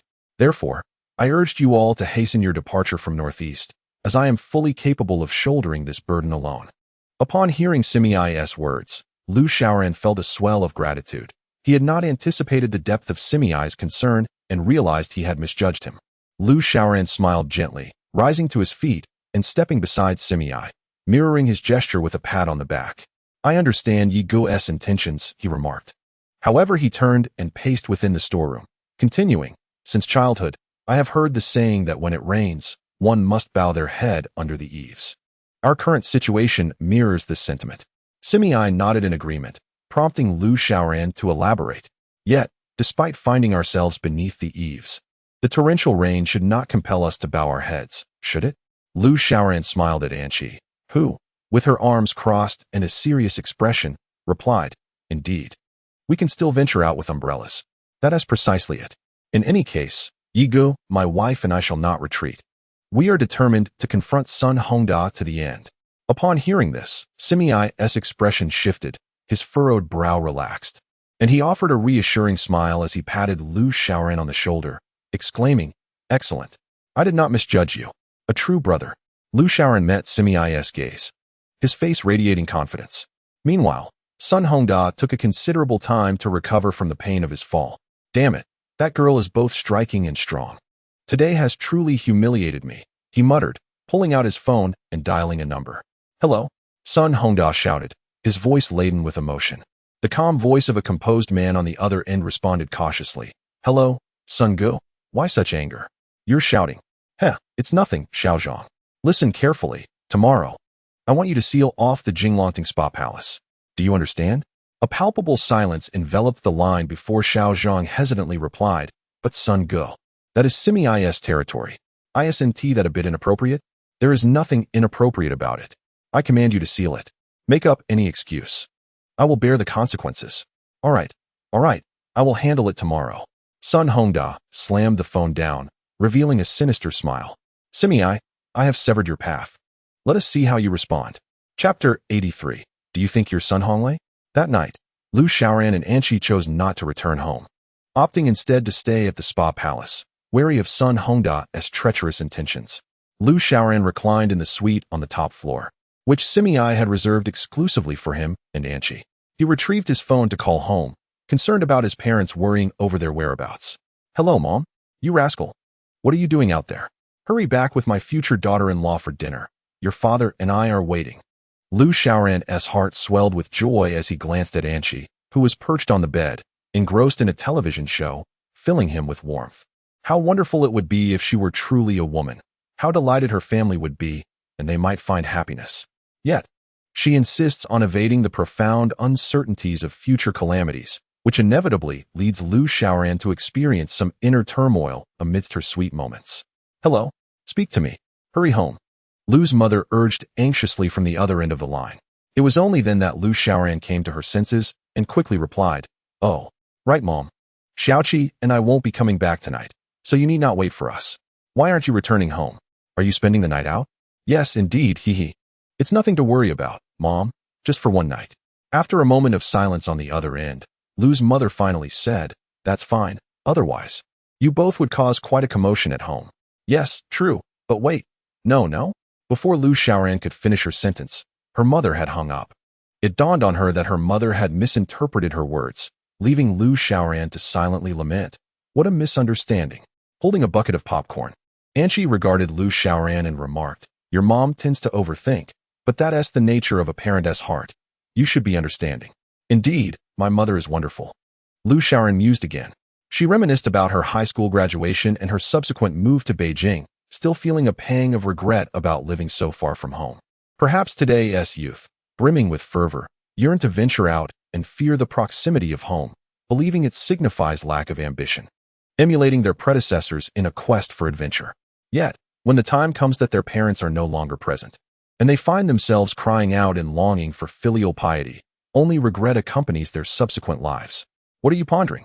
Anqi's sudden query startled Lu Xiaoran from her reverie. Nothing, haha, I'm great. Lu Xiaoran rubbed her face, attempting to invigorate herself. Someone's at the door, Anqi said, her expression shifting. Upon hearing this, Lu Xiaoran approached the window and glanced down. Indeed, a crowd had gathered in front of the spa, and Lu Xiaoran strained to see more clearly. Below, a fleet of police cars and several luxury vehicles created a striking scene. Without a moment's hesitation, Lu Xiaoran grabbed Anqi and rushed downstairs. Upon reaching the ground floor, she spotted Simi-I standing at the entrance with her arms crossed, wearing a serious expression. Lu Xiaoran hurried over and noticed that the individuals surrounding the spa were clad in police uniforms, moving about with purpose. Sun Hongda was also present, wearing a sinister smile as he watched Lu Xiaoran and the others. What is going on? What are these police doing? Simi-I calmly replied, They are sealing our spa. What? Lu Xiaoran was instantly infuriated, her fists clenched in anger as she trembled at the sight of the officers placing seals. At that moment, Anqi approached, placing her hand over Lu Xiaoran's clenched fist, gently pressing it down. Do not act rashly. Remember, they are the police. Don't do anything foolish. Anqi whispered softly in Lu Xiaoran's ear. Lu Xiaoran glanced at Anqi, forcing himself to remain composed and not act impulsively, while he watched the police loudly commanding within the spa. After the patrons were expelled from the establishment, the officers began sealing the premises, leaving Lu Xiaoran and Simi-I as mere spectators. Sun Hongdao approached them with the swagger of a victor, looking down upon them with arrogance. Brother Mei, You truly do not make things easy for me. Do you know why your Golden Dragon Spa has been sealed? Simi chuckled softly and replied in his resonant voice. It's due to inadequate management. Ah, Brother May, someone has reported that your spa is providing illicit services. You must understand, this is a serious crackdown, and the province has decided to confiscate your assets, Sun Hongda declared, his expression reminiscent of a cat mourning a mouse, provoking a queasy feeling in Lu Xiaoran. However, it was inappropriate to allow Anqi to confront him in such a public space. Continuing, he said, "This is not merely about our relationship. I have negotiated with the provincial authorities. They have sealed your spa but are not confiscating your properties, for now." Simi was well aware of the underlying implications.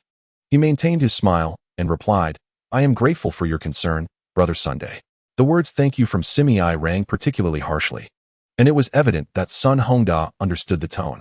Enough of this. It's nothing serious, Brother May. I'm not criticizing you. But perhaps you should reflect on your actions and refrain from unnecessary endeavors. I will speak on your behalf to the province. Wait a moment. Lu Xiaoran and Simi both turned to look at Anqi, who had been silent until now but suddenly spoke. She stepped forward, crossing her arms. Sun Hongda, having witnessed Anqi's remarkable strength, instinctively recoiled in fear. What do you intend to do? He stammered, alarmed at the prospect of Anqi hurling him away again. Anqi halted, raised her head, and regarded him with a cold smile. Do you think you are Sun Honglei? What are you pretending to be? Her words made Sun Hongda gulp and turn away. He dared not provoke the striking woman before him, fully aware of her formidable presence. Regardless, ponder your actions carefully.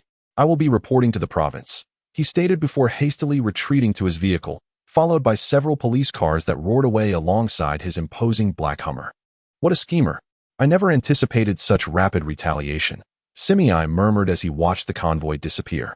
Lu Xiaoran sat on the steps, gazing at Anqi, then at the sealed spa, and sighed, Brother Yi, this is my fault. Had I not confronted the thin man and the fat man, none of this would have happened. Do not speak like that, brother. Sooner or later, Sun Hongda would have turned against me. He is indeed a petty man, Simi reflected. Indeed. Sun Hongda is indeed a small-minded individual. Now, let us see if we can stand up to him and determine who truly fears whom. Simi pondered deeply, falling silent. Anqi linked her arm with Lu Xiaoran's, gazing at him gently with a sweet smile. Sun Hongda possesses considerable power. We cannot hope to match him. Yet we cannot simply endure this. This is clearly a deliberate provocation. Endure just this one day. Angel's words captured Lu Xiaoran's attention, and he gazed at her, awaiting her further elaboration. I have my own methods to deal with such individuals, Angel proclaimed with a serious demeanor, a mysterious smile playing at the corners of her lips. Chapter 84. Shattering Glass. Lu Xiaoran found himself puzzled by Angel's confidence in addressing the duplicitous Sun Hongda. However, Ci Mei remained optimistic, though his face bore the marks of resignation. It's nothing. I still have my billiards hall. What could he possibly do? Lu Xiaoran chuckled at Ci Mei's words, offering him a measure of comfort. Brother Yi, your thoughts are indeed valid. There is nothing we cannot overcome. We shall surely avenge this grievance, he declared, glancing back at Angel, who was lost in contemplation with her arms crossed. Lu Xiaoran approached her, resting a hand on her shoulder, and smiled as he inquired, Pray tell, how shall we deal with this Sun Hongda? Upon hearing Lu Xiaoran's question, Angel looked up and smiled, her eyes narrowing with warmth. Eat, sleep, and stir up some trouble. Is it truly that simple? Lu Xiaoran asked, intrigued. Indeed, it is that simple, Angel replied with unwavering confidence. Ci Mei interjected, All right, my dear brother and sister-in-law. Let us retreat to my billiards hall. As long as the Green Mountains remain, we need not fear the absence of firewood. Lu Xiaoran nodded, taking Angel's hand as they followed Ci Mei into his stretched Lincoln, driving towards the familiar streets. In Beijing's Sanlitun Bar district, within a vibrant establishment, Xiao Su swayed a highball glass at the counter, pondering, I wonder what Rangu is up to. Sun Weixiang practiced his martial arts with fervor, panting. I just wish to know when my master will return to teach me Wing Chun. When will Boss Sun return? Wei finished reading the killer's diary, remarked Dong Zai, clad in uniform. The patrons of the bar each harbored their own thoughts, yet all secretly wished for the return of Lu Xiaoran and Angel. Sun Hongda drove back to the bureau, his demeanor radiating satisfaction, having salvaged his reputation. Director Sun, should we report the spa matter to the province? Inquired a young police officer clad in uniform. Report? Nonsense. I am the representation of the province. You needn't worry, Sun Hongda declared arrogantly. The young officer, taken aback, could only offer an awkward smile and nod before exiting Sun Hongda's office. Humph, C.I. Mei, do not be deceived by your past capabilities. Here, you must temper your ambitions. Sun Hongda mused, reclining in his executive chair, casting a sinister smile at the sky beyond the window. Lu Xiaoran and the others arrived at C.I. Mei's billiards hall, discovering that the computer room on the third floor spanned over 100 square meters, lavishly adorned. The walls featured embedded LCD televisions, the floor was crafted from transparent marble, and the surrounding walls were decorated with warm-toned wallpaper. Lu Xiaoran and Anqi reclined on the sofa, while Simi, feeling fatigued, settled down and remarked, "Brother, let us remain here for the time being. Once we deal with Sun Hongda, we shall return to the spa palace. Yigu, please rest well. We will devise a plan together. My wife and I will take our leave now. Is it all right for us to stay here?" Simi's enthusiasm left Lu Xiaoran feeling somewhat embarrassed, and he hurriedly waved his hand. "No, Yigu, I wish to go home and spend time with my parents. It has been a while since I last visited." Simi nodded thoughtfully. "Ah, I see. Well, it is indeed right to spend more time with the elderly." Lu Xiaoran smiled, bidding farewell to Anqi and Simi before departing the billiards hall. As they walked along the dimly lit streets, Lu Xiaoran held Anqi's hand and inquired, "Can you now reveal how we shall cause some mischief?" Anqi looked up, her face beaming with sweetness. "We shall start by smashing windows." "Smashing windows?" Lu Xiaoran gazed at her in astonishment, momentarily perplexed by her intention. Anqi did not elaborate further, but instead led him to a secluded alley. She retrieved a miniature Rolls-Royce, placing it on the ground before it enlarged, allowing them to enter. "Where are we headed? Aren't we supposed to smash windows?" "Yes, we are indeed going to smash windows," Anqi replied with a smile, running her hand across the windshield, which instantly displayed Sun Hongda's address. "When I grabbed Sun Hongda's clothing that night, I implanted a micro-tracker on his skin, allowing us to easily locate him." Now understanding Anqi's plan, Lu Xiaoran realized they intended to smash Sun Hongda's window. Seeing Lu Xiaoran in a daze, Anqi continued, "To deal with such a person, we must incessantly disrupt him until he can no longer tolerate it. This method is non-violent and does not violate the law." Lu Xiaoran chuckled, embracing Anqi and nodding in approval. "So that's how it is. This tactic is brilliant." Ha ha, he thought to himself. If Anqi were to engage in sabotage, she would be unrivaled. Sun Hongda was in for a tough time. The Rolls-Royce arrived at the entrance of the Provincial Public Security Bureau, where Anqi commanded it to park discreetly 200 meters away from the building. Continuing to drive, the Rolls-Royce came to a halt in a quiet alley far from the Public Security Bureau. Anqi exited the vehicle, and Lu Xiaoran followed suit. She picked up a brick from the ground, weighing it in her hand, and smiled as she gazed at the towering structure of the Public Security Bureau. "How can you be sure to hit your target? You don't even know which office Sun Hongda is in." Lu Xiaoran expressed his skepticism. Anqi remained silent, merely offering a gentle smile. She raised the brick behind her and hurled it high into the air. With a whoosh, the brick soared like a missile towards the upper floors of the Public Security Bureau. Anqi stood upright, proclaiming, "My locator indicates that Sun Hongda is in the 5th room on the left on the 3rd floor, where there are 2 others with him." Lu Xiaoran was thoroughly impressed by Anqi's skills and gave her a thumbs up. Meanwhile, Sun Hongda was engaged in a cozy moment with his secretary when a tremendous crash echoed, accompanied by a shower of glass shards that cascaded into the room, landing directly on the computer desk. "Ah!" Sun Hongda was so startled that he cried out, falling to the ground without even pulling up his trousers. The young secretary, pale with fear, clutched her chest and screamed. Upon witnessing bricks crashing into the 3rd floor, Anqi crouched down, swiftly gathering a handful of rubble and bricks, hurling them with precision. In a moment, she transformed into a veritable catapult, the stones and bricks in her hands becoming projectiles. With a makeshift fuse of bricks and stones soaring towards the 5th room of the Public Security Bureau's 3rd floor. Noticing the sudden silence, Sun Hongda cautiously stood up, feigning bravado as he declared, "It's fine. I'm here, get up." No sooner had he spoken than a series of thunderous bangs erupted, causing the furniture within the room to tremble precariously. "What the hell is happening?" Sun Hongda exclaimed, covering his head and ducking under the computer desk, fearing a brick might strike him. Outside, a young police officer, hearing the commotion within Sun Hongda's room, rushed in, narrowly avoiding being struck by a flying brick. He dodged Anqi's barrage from outside, crouching behind Sun Hongda's desk, frantically shouting into the intercom, Director Sun's office is under attack. After a while, the cacophony subsided, and a large group of officers armed with batons, all wearing heavy helmets, stormed into the room. Sun Hongda rose, surveying the chaos of his office, which was strewn with bricks, stones, and shards of glass. Who did this? Who is responsible? Find them. He roared once more, his voice echoing through the room. The officers at the door, witnessing the sight of the bare-bottomed Sun Hongda oblivious to his own predicament, struggled to contain their laughter. It was only then that he realized, his face flushing with embarrassment as he hastily pulled up his trousers. No one is allowed to laugh. If you can't find out who attacked the Public Security Bureau, you're all fired. The young officers managed to stifle their laughter and quickly exited. Anchi brushed the dust off her hands, a satisfied smile gracing her lips. Sun Hongda must be furious now, yet utterly powerless. Lu Xiaoran chuckled, huh? This will surely take him down a peg. So what shall we do next? Anchi, with a gentle and serene smile, placed her hands on her hips and said, let us go home for dinner. And later we'll visit his place to smash his windows. Chapter 85. Guess who I am? Upon returning home, Lu Xiaoran and Anchi found Lu's parents anxiously awaiting their return after their night out. Xiaoran, you mustn't lead Xiaoqi to stay out overnight again. Your father and I were extremely worried, Lu's mother admonished with sincerity. Yes, I understand, Mom. Hee. So what delicious food do we have? Lu Xiaoran replied, grinning. Always thinking about food.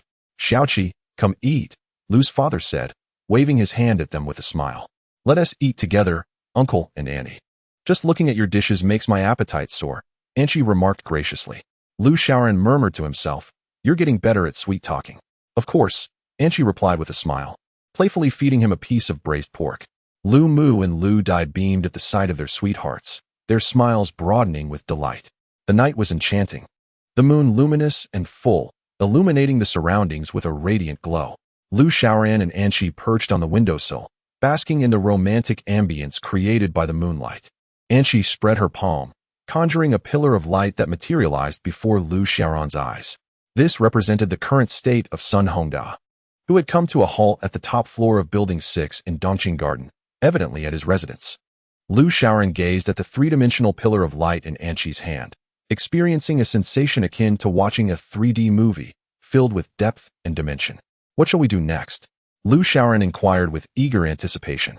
Let's pay him a visit, Anchi replied with a mischievous grin. Lu Xiaoran sprang to his feet, full of vigor as he clapped his hands and grabbed Anchi's hand. How shall we get there? By car? No need, we're going right now, Anchi declared, and with that, she hoisted Lu Xiaoran and leaped through the window, dashing towards Dongqing Garden. Sun Hongda returned home, wearied, carrying the weight of frustration from the day's events. The audacity of the attack on the Public Security Bureau was a blatant provocation. Despite deploying all available police forces to scour the vicinity, not a trace of evidence had been uncovered. It was utterly maddening. Lying on his bed, Sun Hongda found it difficult to sleep, his thoughts restless from the day's incidents. His daughter was studying abroad, leaving him alone with his wife, who was deep in slumber. Meanwhile, Anchi and Lu Xiaoran stood beneath Building 6 of Dongqing Garden, surveying the area, which was devoid of any presence. Anchi's gaze fell upon a nearby garage. What is the matter? Lu Xiaoran noticed her unusual behavior. Inside that garage is Sun Hongda's black Hummer, Anchi revealed. Intrigued, Lu Xiaoran shook Anchi's arm. Wife, open the garage door. I want to stretch my legs inside the car. It won't be too much to ask. Anchi regarded him, then nodded with a smile as they approached the garage. With a simple gesture, she pointed towards the garage. And with two beeps, the door began to rise slowly. As the garage door opened, the moonlight revealed the sleek, black Hummer parked within. Haha, watch this. Lu Xiaoran laughed as he dashed to the Hummer, running his hand along the luxury vehicle before pulling out a small knife to brandish it. Anchi tilted her head, curious about his intentions. Squatting by the Hummer, Lu Xiaoran etched away for a while before standing up triumphantly. Done. What do you think? He sheathed the knife and dusted off his hands.